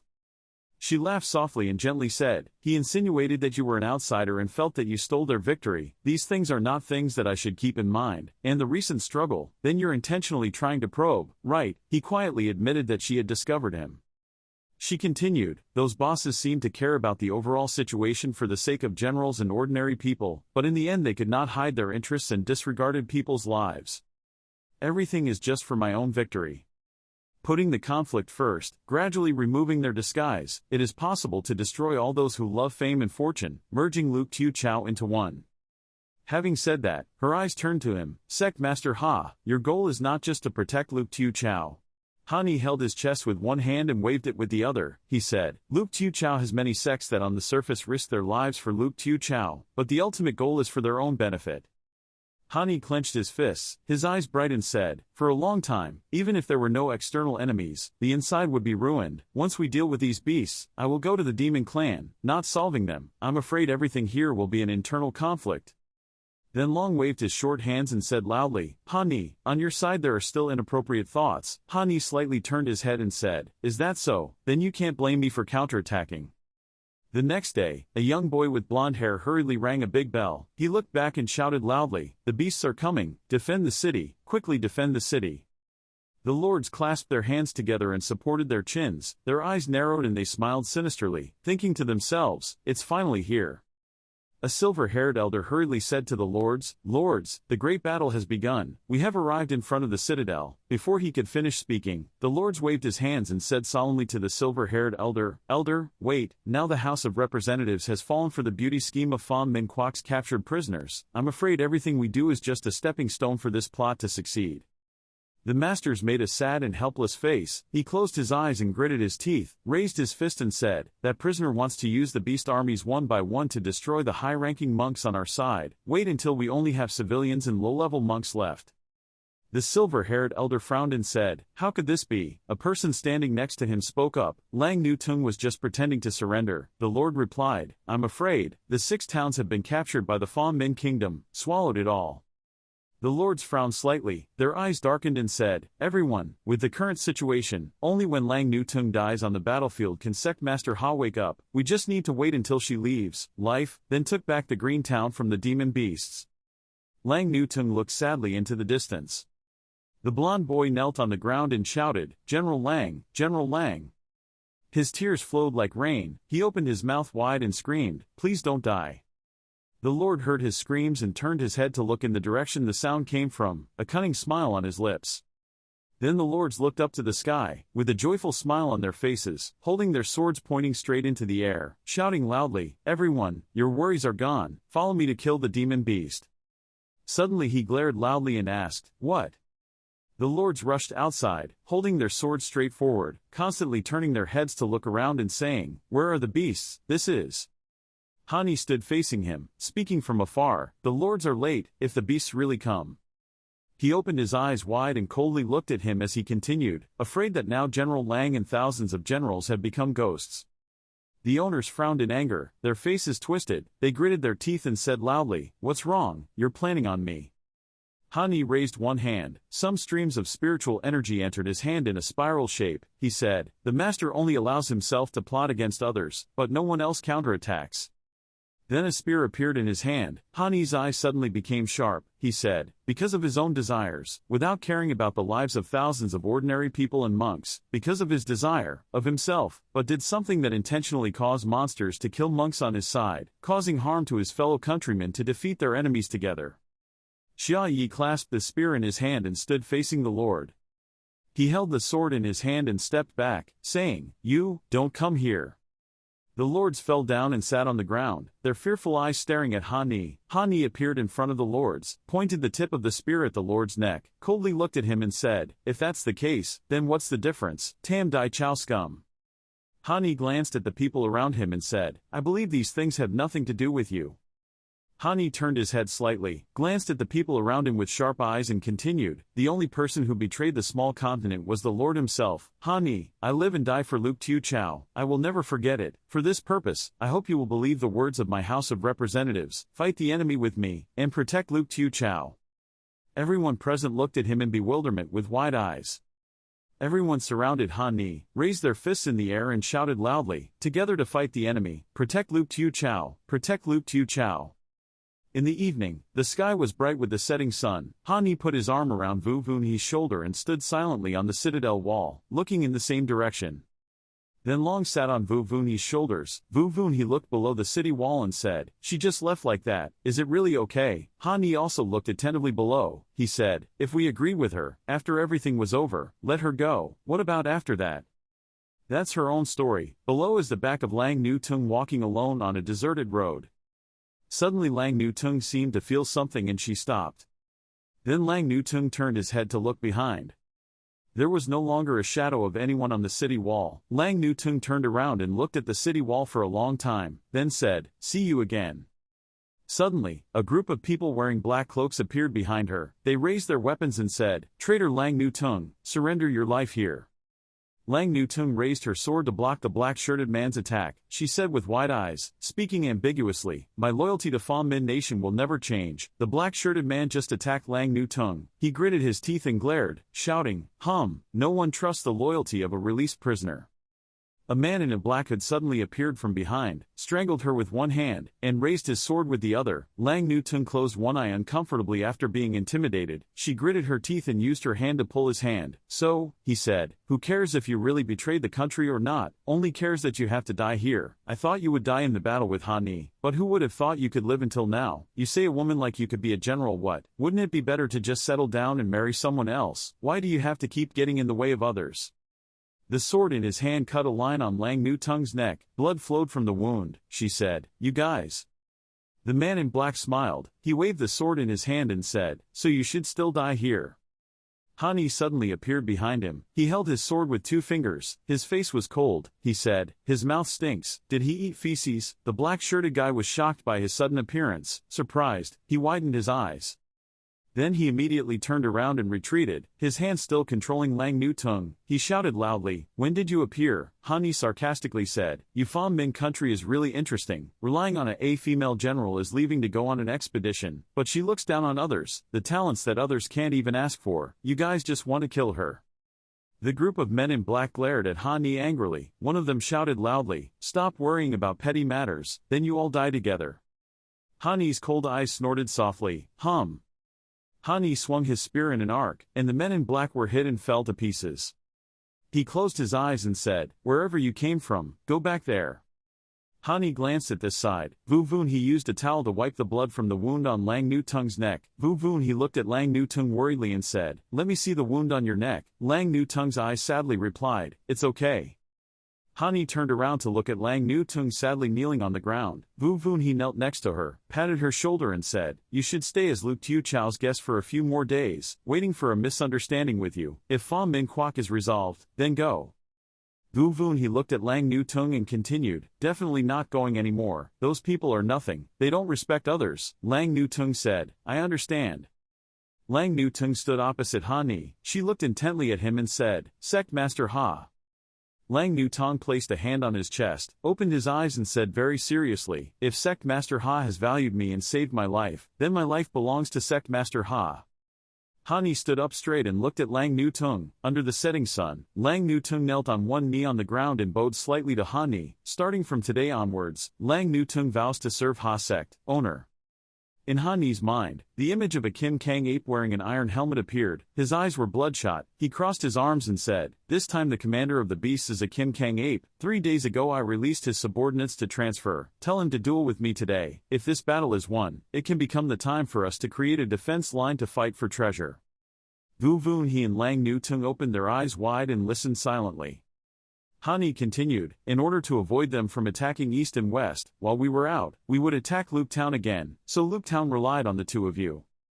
Vu Vuni stood near Lang Nu Tung. She turned her head to look at him and smiled and said, "Husband can rest assured, with Lang Tire here, we will definitely protect the rear well." Lang Nu Tung looked at her and replied, Vu Vuni grabbed Lang Nu Tung's hand and pulled her to say, "Let's go." Hani thought sweatily, why does it feel like the backyard is so easily defeated? A dangerous canyon appeared, a flock of birds flying above. Hani raised his hand to wipe the blood from his face. There were many corpses scattered on the ground around him. Hani tightened the spear in his hand, raised his head and shouted, "Is Kim Kang Ape here?" The Kim Kang Ape appeared. Its size was several dozen times larger than Hani's. Its eyes were bloodshot. It opened its mouth wide and screamed. Vajra Gibbon looked down from above. He shouted loudly, "It was you who were looking for him." Hani raised his head and looked up, thinking in his heart, he was not a demon army, just a semi-army. Hai flew up, facing the eyes of the Vajra ape and said, "Your subordinates have already conveyed the words to you, right? Put aside the meaningless fighting and killing, let's plan to come to an agreement. If this battle I lose, you can march quickly into the mainland continent. I win, I won't kill you. Within a year you can't bother Luke Tiu Chao again." Vajra Gibbon's eyes were bloodshot, his nose turned up, and he laughed in disdain. "Ha ha ha, don't kill me." Vajra Ape waved his hand. He shouted loudly, "You are not even a true king, you still dare to open your mouth and say arrogant words." Hani raised his head and calmly looked at Vajra Ape who was waving his hand high. He shouted loudly, died, then gave a strong blow. Hani raised his spear with both hands to resist the attack. The ground under Hani's feet felt the force of the Vajra Ape's attack and began to crack. Hani performed a dance practice move, then he raised his spear with both hands to resist the attack. He raised his head, his eyes extremely calm. Hani raised the spear high with one hand. The dragon's force was frozen, then a golden dragon curled around his body. Hani shouted loudly, surprised, alert, opened. The diamond gibbon was startled for a moment. He wondering. Hani held the spear and rushed straight at the Vajra ape. Around him was a golden dragon. The Vajra ape raised his fist and said, "So what, if I die? Then during this time, my subordinates will soon die. Has torn your defense lines to pieces." Hani looked straight at Vajra ape, smiled and said, "Oh, then you really don't know your opponent." At the same time, somewhere else, Vu Vun he and Lang Nu Tung smiled and counted down. 3, 2, 1. Lang Nu Tung and Vu Vuni stood on the citadel wall and looked up to see two giant yellow fireworks flying into the air. Both of them watched in silence as a collision created a loud explosion in the air, a deafening rumbling sound. Lang Nu Tung smiled and said, "Why does sect leader Ha have so many rare and strange magic tools in his mind? My army's experience is about to no longer keep up with his thoughts." Vu Vun he smiled. I said, "He, my husband is very smart, he always has many strange ways." Vu Vuni put her hand on her forehead to cover her eyes. She opened her eyes wide in surprise and exclaimed, "Oh!" Vu Vun he and Lang Nu Tung stood on the wall looking at the canyon in the distance. There was a loud noise. A ray of yellow light shone straight into the air. Vu Vun he said, "Oh, look to the side." Her husband had also been resolved. Lang Nu Tung held a red flag and stood behind Vu Vun he, silently observing. Vajra Gibbon's eyes rotated around. His mouth opened and could not be closed. Hani said, "You, what are you saying?" A red dog constantly wags its tail, with a white scarf tied around its neck. It narrows its eyes and says, I say, I'm the little pink wolf, I'm here to be your dog. Han-Ni and Tu Hong are standing on the body of the ape Kim Kang. Han-Ni's face turned black as he looked at Then Long, who was angry and shouted loudly, Why are there people fighting over pets these days? Where did you come from? Out, sniff. Tu Hong's eyes sparkled as she looked at Then Long and said, Wow, you are a divine beast, right? What a coincidence, I am a demon, don't you think we are very compatible? Then Long asked, sweating, again, huh? Tu Hong pushed Then Long to the ground, stepped forward and stuck out his tongue to lick Then Long's face. Quickly, let me lick it. Then Long shouted in panic, What a monster, aren't you a dog? Han-Ni's face darkened and he grabbed Tu Hong and lifted it up high. Then Long got rid of it and lay on the ground panting. He shouted at Tu Hong, Calm down, what's going on, tell me clearly. Han-Ni remembered the image of Tu Hong with a fierce face standing next to the feet of the ape Kim Kang. He raised his index finger and narrowed his eyes, saying, When I was fighting with the ape Kim Kang, I saw you were at his feet, are you his subordinate? Tu Hong angrily shouted loudly, No matter how good or bad, I am a demon king, how can I lower myself to be a subordinate of that stupid monkey? Han-Ni was sweating and said, Okay, then why did you join me? Tu Hong used his foot to scratch his ear, shape his body and said, Without hiding anything, the ancestor forced me to do so. Kidney Dragon crawled on the ground with a black face. Han-Ni seriously looked at Tu Hong and said, Your ancestor knows me. Tu Hong put his foot to his mouth and licked it and said, Not familiar, but the ancestor said he let me follow the evil star, become a dog of evil spirits. Han-Ni's face became extremely dangerous. He asked, What, you called me a dog? Do you believe that I will eat you tonight? Tu Hong sweated in panic, guilty and said, Don't do it, don't, it's just a misunderstanding. In my clan, evil stars don't have a bad meaning, they just represent destiny. Tu Hong continued with a serious face, The heavens have stars, the stars of demons are called soup demons, they can be subordinate to divine beasts, or as strong as divine beasts. Tu Hong sat on the ground and looked at Han-Ni with stupid eyes and asked, Do you understand? Han-Ni replied, I don't understand. Tu Hong stuck out her tongue and narrowed her eyes and said, What a coincidence, me too. Han-Ni got angry, Your mother. Han-Ni pulled Tu Hong's face until it was distorted. He turned to ask Then Long, That's right, just now he said he was a soup demon. What the hell is a soup demon? Then Long stroked his chin and squinted his eyes and said, Simply speaking, simply put, it's a type of divine beast, born with the power of the stars. If you meet someone whose fate is compatible with yours, you can support each other and grow together. Han-Ni looked at Then Long, who was squatting down and staring at Tu Hong, and said, But this thing, I think it will go away. I feel like he will catch the stupid disease. Then Long's bewitching eyes raised his hand to cover his mouth, his face blushing as he looked at Han-Ni and said, If you want to ride, you can ride me. Lang Nu Tung stood with his hands on his hips. Vu Vun he squatted, both eyes were looking down. Vu Vun he opened her mouth wide, Wow. Vu Vun he squatted down and patted Tu Hong's head and said, Where did you catch it? Lang Nu Tung stood and looked and asked, This is a high-level demon race. Han-Ni crossed his arms and asked, Cultivation level, Tu Hong, early demon army. The House of Representatives stroked his chin and asked, Tu Hong's fighting ability, he can't lose in the middle and late stages of the army. Han-Ni pointed his finger and asked, Cultivation resources, Tu Hong, don't take anything from you. Han-Ni looked intently at Tu Hong, Will you listen to my order? Tu Hong raised his foot and said, As long as you can comply with the law of cause and effect of the stars, do not attack my people. The rest is if you tell me to bite someone, I will bite that person. The House of Representatives makes a decision. Okay, I will appoint you as the mountain guard beast of Tan Van sect. Han-Ni crossed his arms, lowered his eyes and said, Well, that's how it is. In short, you two can call him Tu Hong. Tu Hong's face narrowed, her eyes and opened her mouth. Her face happily said, Hi.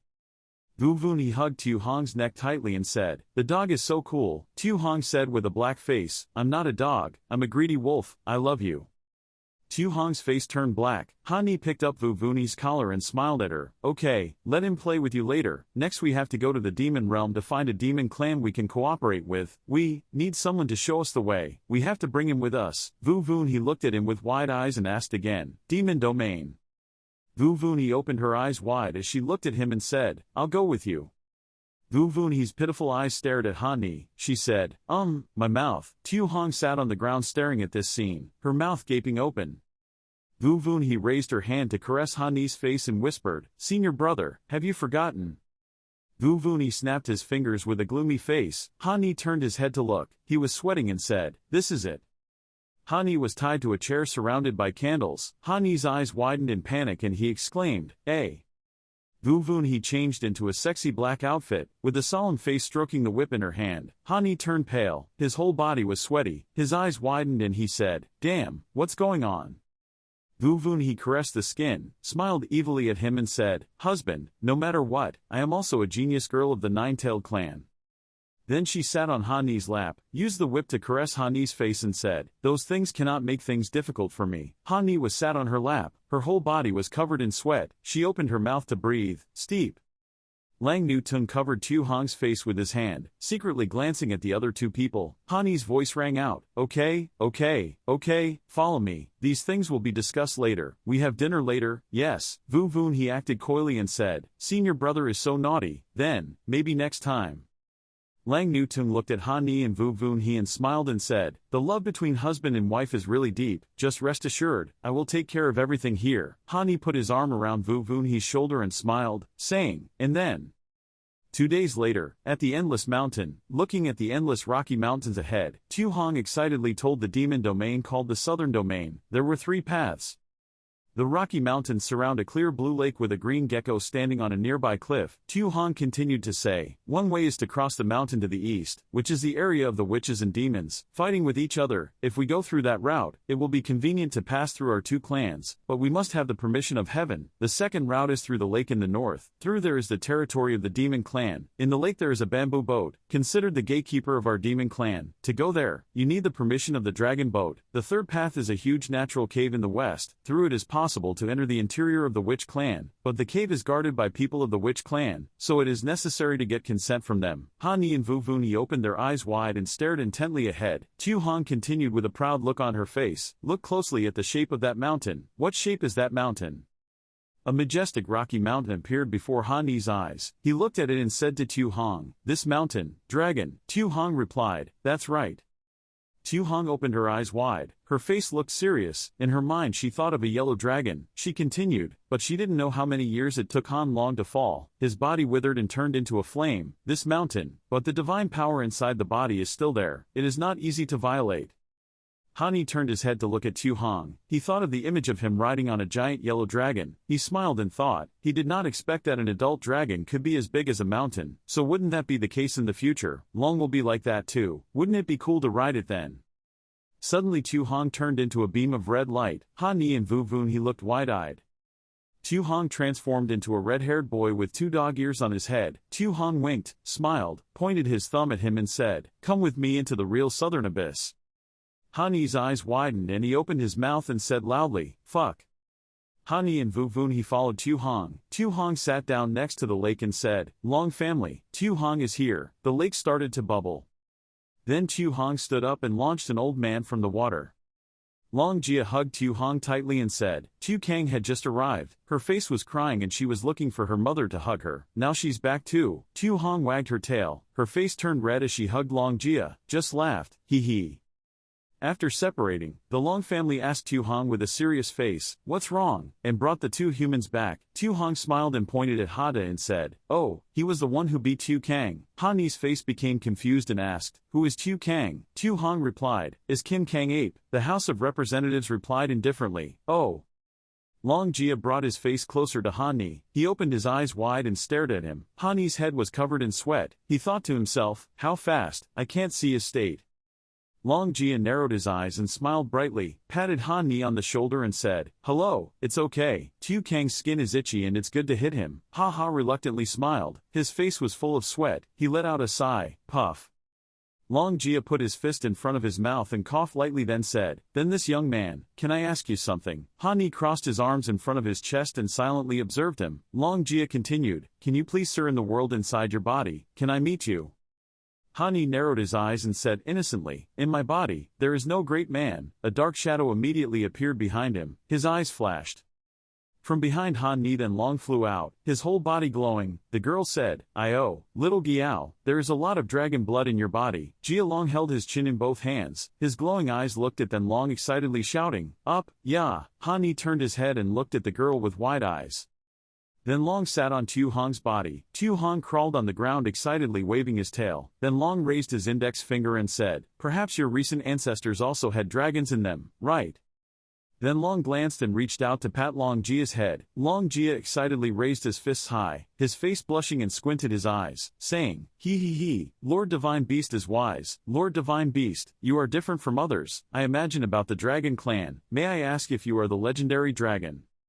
Then Long blinked, raised 2 fingers and smiled and said, "Ha, Wei and Long, I am their ancestor." Then Long Hani opened his eyes wide and smiled. Vu Vun he smiled and hugged his arm. Then Long raised his hand towards Hani and said, "This is your Ha, my big brother." Ha brother once fought undefeated with the 5 golden dragon claw, with the blood of Tian Long and Huang Long on his body. Tu Hong and Long family bowed their heads and said, paying respect to their big brother. Tu Hong opened his eyes wide and looked at the Long family, raising his head and saying, "Come to my clan to rest first tonight. Let's go to the southern field tomorrow." Even though everyone hides their breath very well, they still can't hide it. The scent belongs to humans. At night, the monsters attack people and it's troublesome. If you can avoid it, you should still avoid it. Hani happily said, "Okay." Tu Hong stroked her hair and pulled out her shirt to reveal her chest. Then, "Please." Tonight Hani opened her eyes wide in surprise and asked, "What do you want to do?" After that, he widened his eyes in panic and shouted, "Hey brother, don't be like that," while using his hand to cover Vu Vuni's eyes. Tu Hong held a rose branch in her mouth, took off her shirt to reveal her naked body, winked and said, "Sit up." Tu Hong winked, pointed her thumb at herself and said, "Don't be polite."